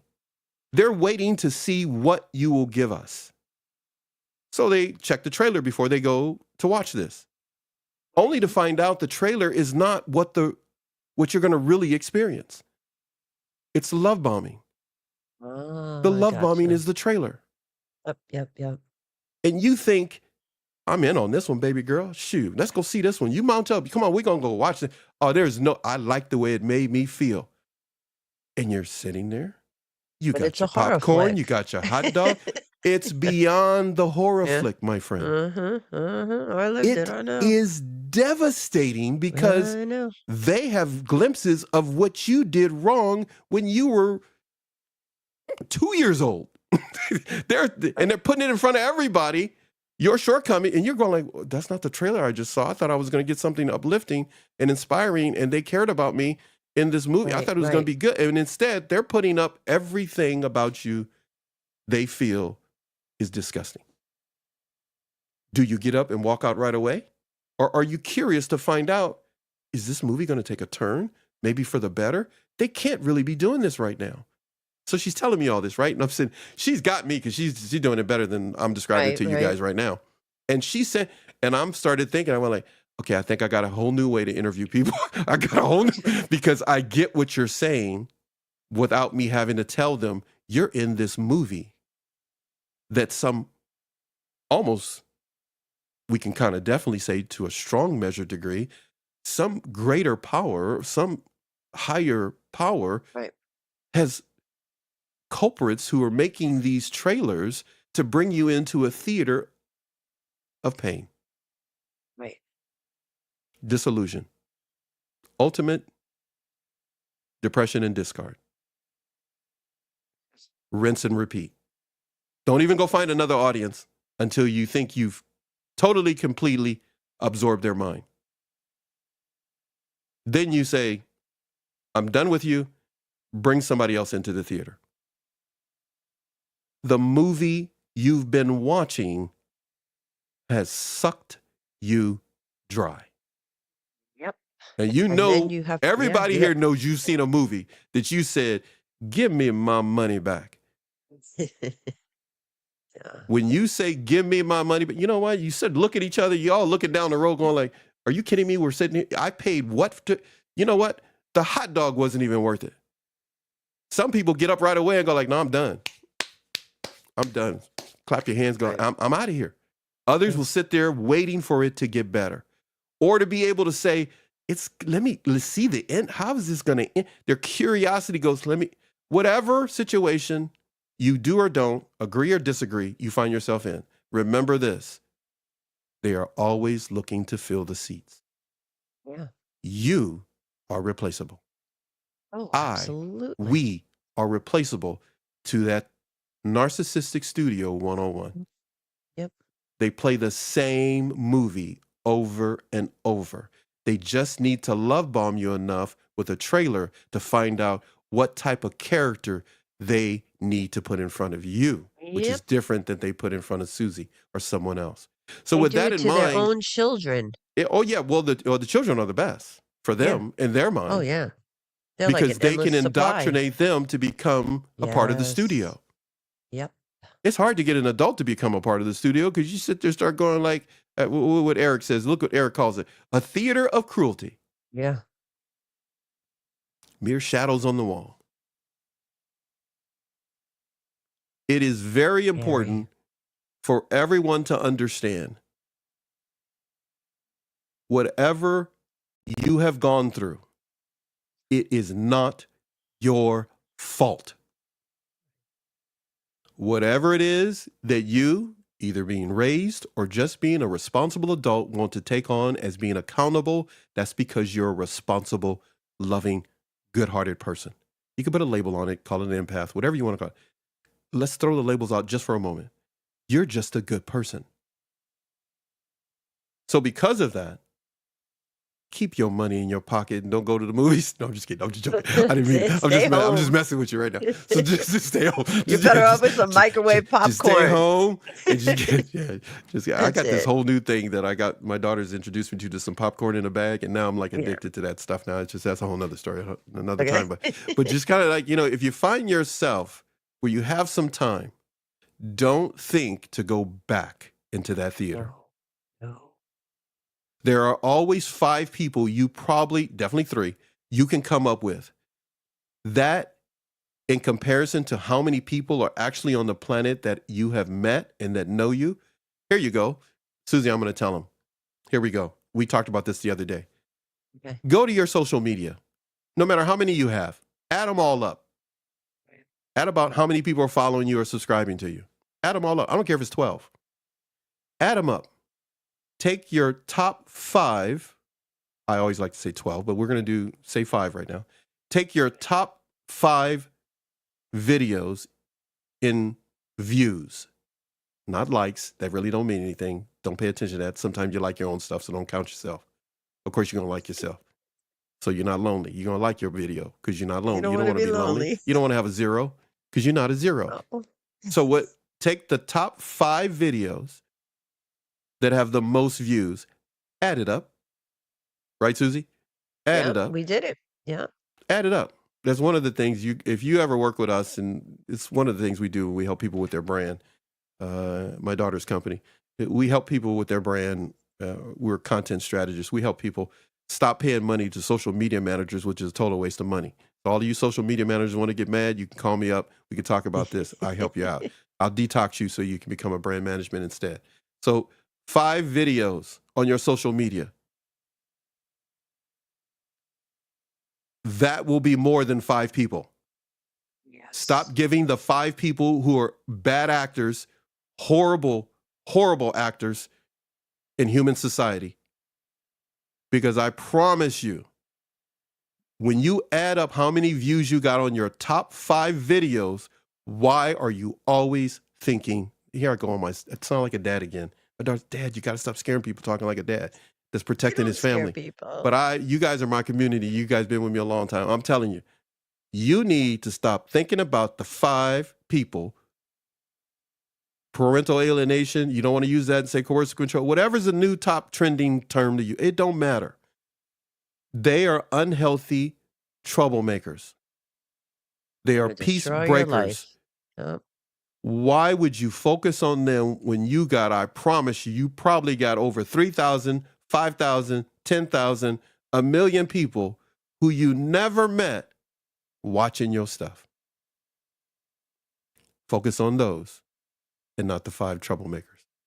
You take that any way you want. Just consider the dad dropping some dad stuff on you. This is not the time, so close to things that are just around the corner, to lose your joy, to lose your peace, to lose your faith. Hold on to your mildness, maintain your self-control. What you need, you already have. And if they're not in your life, Susie, that's a pretty good, if what you need is what you already have and they're not in your life, why are you always thinking about them? Right. Well, you don't have to like what I just said, but you need to share what I just said. Even if you share it mad. I can't believe that man said this. Holy moly, that's so incredible and interesting. See? Mia gets it. The 5, you ain't got to put them on your refrigerator. I'm going to take somebody right now. She's not here right now, but I'm going to say it. Crystal added hers up. She had, and I'm just going to say it. You guys can all do this if you want. And if you don't want to add it up, take Crystal's number. Crystal added her 5 up, and it was 232. Not 232. She had 232,000 views on 5 of her many videos that she has. Yep, on YouTube. 232,000 views. Now, what does that mean in social media world? Forget social media world. That's 232,000 people who looked at her, even if it's the same person 232 times. That's more than toxic people. 232,000 times. Excuse me. Yeah. That's more than any toxic person has ever looked at any one of us. Yeah.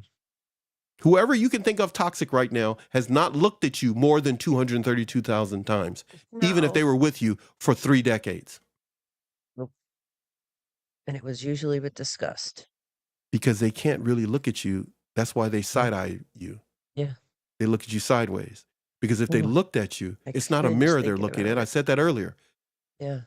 If they look at you, they're not looking in a mirror. When you look at them, you're not looking in a mirror. You're looking at something that's dying inside the same way Shoeshine would be. Poor Shoeshine. Poor Shoeshine. I used to like that boy. He was really nice. You're gonna He get off gave me this live and you're gonna he go gave me talk to him. oxygen, and I You're gave gonna go him. tell him that you just made him famous. You're gonna go Yeah. pose for a picture. I might get him a little hat. There you go. Get Get him a little put a little hat on Shoeshine him, take a rag. picture, and show A everybody little next time rag we on do. him. Listen, don't go back into that theater. Go, numbers Well, you know don't I'm not lie. going back into that You theater. better not. Oh, heck Some no. people be trying to buy a ticket. They be trying to, well, Nope. let me go get a ticket just to see how they Heck doing and check the no. social media and do it. Let me tell you something. Oh, They are no. doing flips to find out what you're doing. Oh, I know that. So you know what you do with that, everybody? For all of you coming in for the first time, read what's on the screen. I'm going to put it on the screen. The first 3 words that are on the screen underneath this person's name. His name is Eric Jackson. But remember these 3 words. Theater of cruelty. They are a theater of cruelty. Perfectly put. Yep. Let They God really have a laugh. are. You have to focus on the people who already like you. And you've probably grown in popularity via social media, let alone when you walk down the street. Lift your head up, keep your chin up, shoulders back, release your jaw, laugh your face off because you're free. But Paxton, you don't understand. I got this to do and I got this and then I got to get Doesn't court date. matter. Let me tell you something. There are some things that just need to die out. Let the process take care of itself. No matter how tedious and difficult it may be, remember this. Practice self-care. The way you would practice playing chess, dominoes, cards, a meal that you've practiced because your mom or somebody taught you or you saw it online. You practice it so you can be better at it, so when you serve it, when you serve yourself up to other humans, they can tell that you did this, that you engaged in activities that nurtured your physical, emotional, and mental well-being, such as exercise, hobbies, like Patrick. He had more than one. But more importantly, never underestimate the very magnificent power of meditation. You will never find a channel like ours. Often imitated, never duplicated. Because there's no one like Susie. There is no one like Crystal. And there is no one like Gemma. You can find a bunch of me's. I don't think. But what you're not going to find, you can't find yourself everywhere. But you can come to NATV and find yourself. Because we let you be you. We don't tell you to stop anything. But I will tell you in a heartbeat, you better stop that. Stop thinking about those 5 people. But you can be you, but you better stop that. We will come once a month and spend time with you. But what's more important is that we learn from you so we make a better show the next time around. This is not about us, but this is NATV Network. And what you've just experienced will come back again, God willing. Eric has something here in the chat before we go. He says, I am stacking millions. Man, Eric, what is wrong with you, man? I am stacking millions on the nightstand. Hippie sabotage. This is what is hilarious about being anonymous online. Okay, I love that. Oh, he must have counted his. I love it. Yeah, He that's must what have counted his said. views on his top 5. That's what I'm saying. Try it, everybody. You start thinking about being discarded, a bunch of stuff like that. You want to really have some fun. Count 12 of them. Count your 12 most viewed content on social media. And if you try to put it in order, there's a whole nother way we can do this. If you ever want to talk to me about it, I'll talk to you about it. You ever want to come on and talk about it? We'll do that too. You can come on with Susie and I and Crystal and Gemma. But I'm telling you, you want to have some fun and have the narc leave your mind real quick? Count your views. Forget the likes. They don't count. Count your views. You don't want to be liked. you want to be viewed. You want to be seen for how you view yourself, life, and your loved ones. And people will see that you have been the exemplary one, even when others tell you you're not exemplary. They will see that you are. But this is the kick about that. And this is what I learned by doing this for 5 years with people that I've never met before that have taught me something about this whole, I want to call it a phenomenon kind of a thing about narcissism. What I've come to find out is, and actually I never took an interest in narcissism or anything like that. It was an old man by the name of Lanny. And he one day on his computer inside his fifth wheel, someone I knew, and he said, look, I'm going to show you something about people I don't think you know. Oh my goodness, I can't even remember the date right now. I'm trying to remember. I'll probably think of it at some point and say it in the next show. But many years ago, almost a couple of decades ago. It's probably around 2004 or so. I think it was around 2004. Okay. And so I have been fascinated by this for quite a while. But doing this channel with Susie and others and Crystal has been breathtaking. But what has made it truly exhilarating is the chat now that we've got on YouTube. I've never met so many intelligent people who know so much about a subject and want to share, other than teaching people the Bible. But what I find fascinating is that you all have a story about 5 people that tried to cause or are causing havoc in your life. You are not broken. You are not a victim. You are bad. The kind of good bad for that studio. You're that person who wants your money back. That's the last thing a movie studio wants when they put a movie out, to have the people who are playing the movie say, hey, look, man, your movie not that good. People keep telling us they want their money back. They love our popcorn. They love the hot dog. They love the juju beans and everything. But your movie is costing us. You need to go. Let somebody else evict them and deal with them. You don't get into that movie seat again. No matter how comfortable that seat is, no matter how many cup holders they got, the vibration to make your little cheeks go up and down when you're sitting in it, the warmth it gives you, The recliner. the speakers next to your head. Man, I never had any. They get you in that seat. They do you in. Tell them, Eric. Theater of cruelty. They just need to get you in the seat. So if you meet somebody and you're not sure, or you keep chasing online and scrolling and reading everything about how bad people are, all you got to remember is you meet somebody, you ask them, have you ever been in the movies? you ever been in the movies? What kind of, no, I can't be in any movies. Really? Right. Do you like trailers?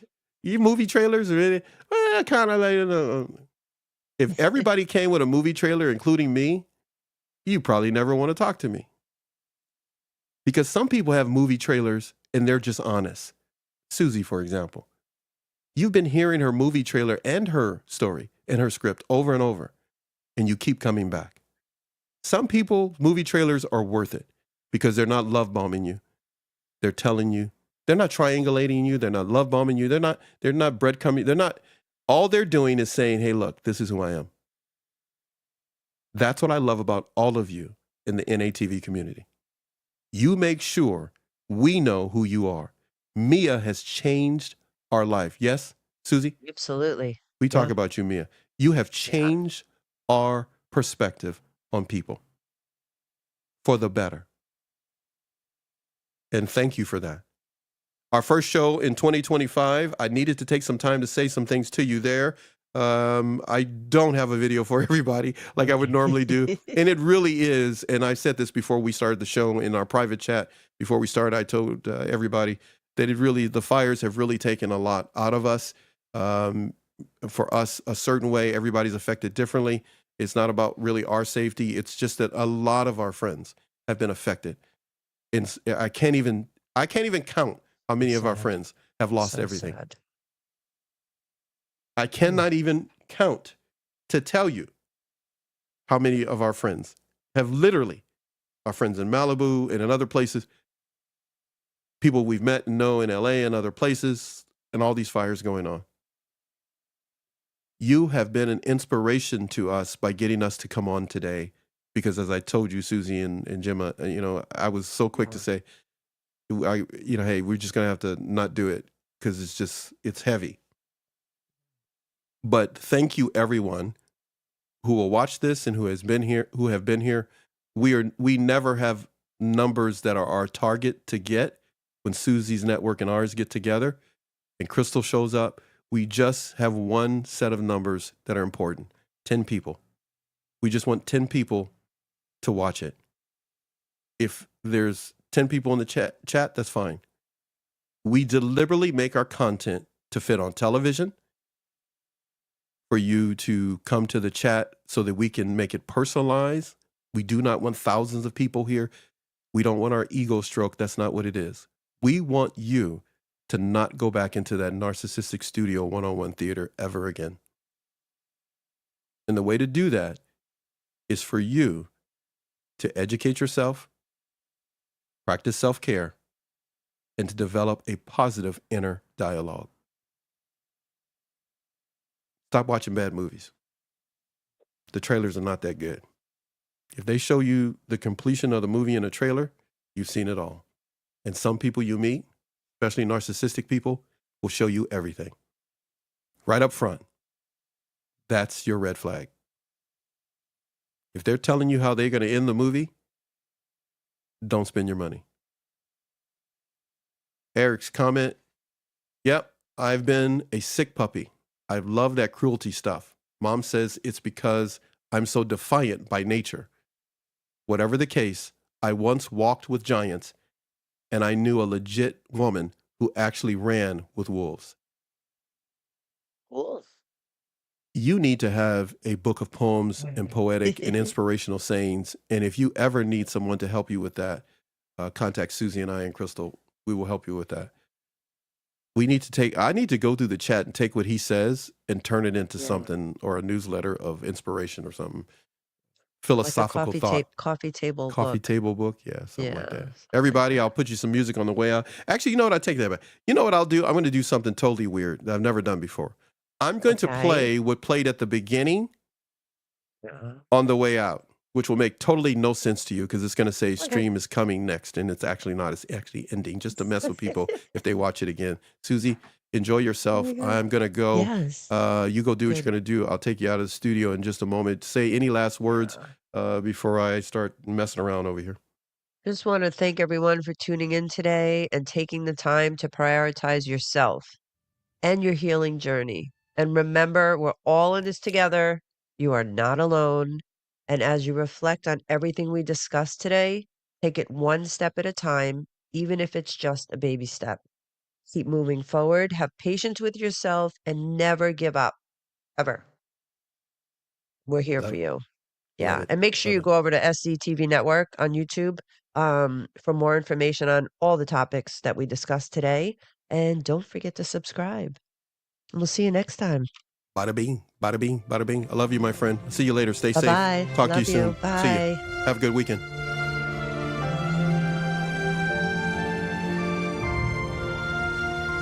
All right, everybody. I have not disappeared. I'm gonna goof around a little bit and go through some of the chat because I love doing that at the end because it inspires me.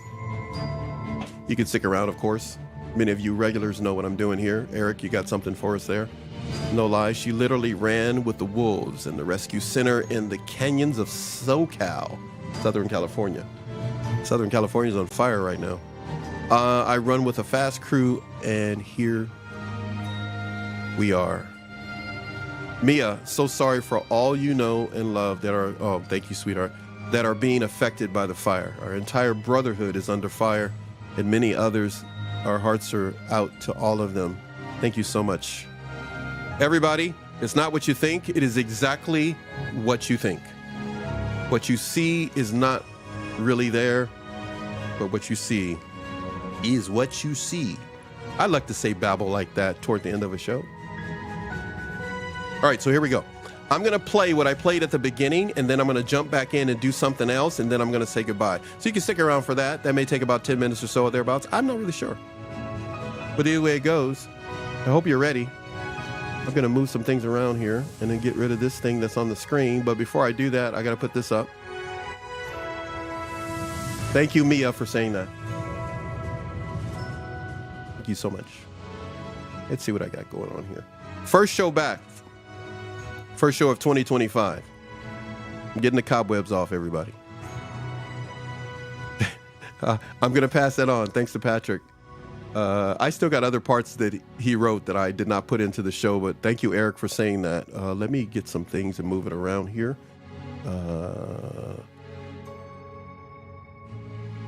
Get ready for this. Things are going to go quiet for a little bit, but then we will goof off. Why? Because it's YouTube. YouTube. All right, here we go, everybody. I'm going to push a button.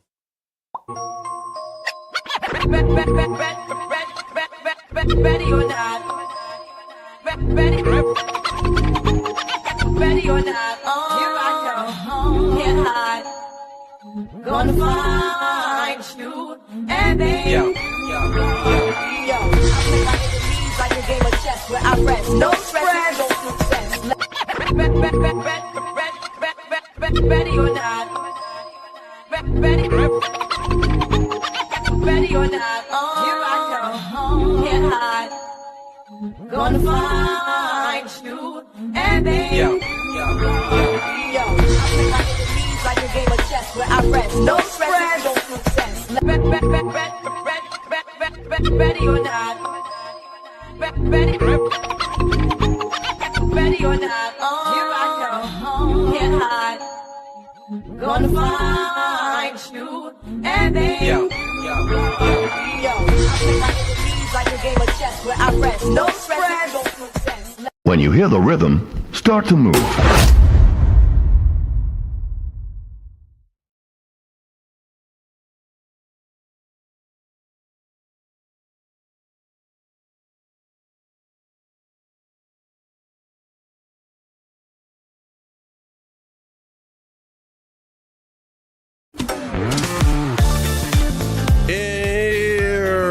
Alrighty then. I don't know what's happening. I have no idea. What is happening? I have no idea. I just know YouTube has been good to us. We hope we can keep coming back to you.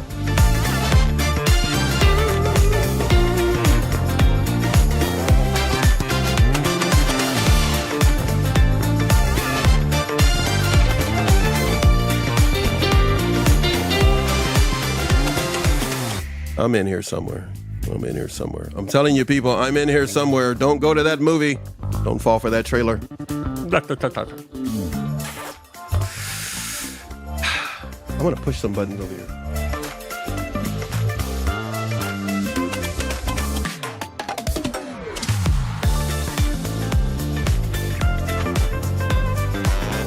I don't know. What you got for me? Suit up, game face. I love it. There's a lot of good things that were said today. This is NATV Network.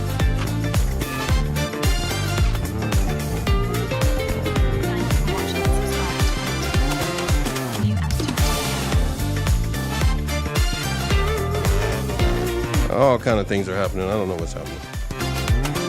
The craziest end to a show. 9 hours and 40 minutes. You've been with us here on NATV Network, the home. I have a bunch of crazy people. No telling what's going on. I'm out, people. Love each and every one of you. Play nice. Paxton out.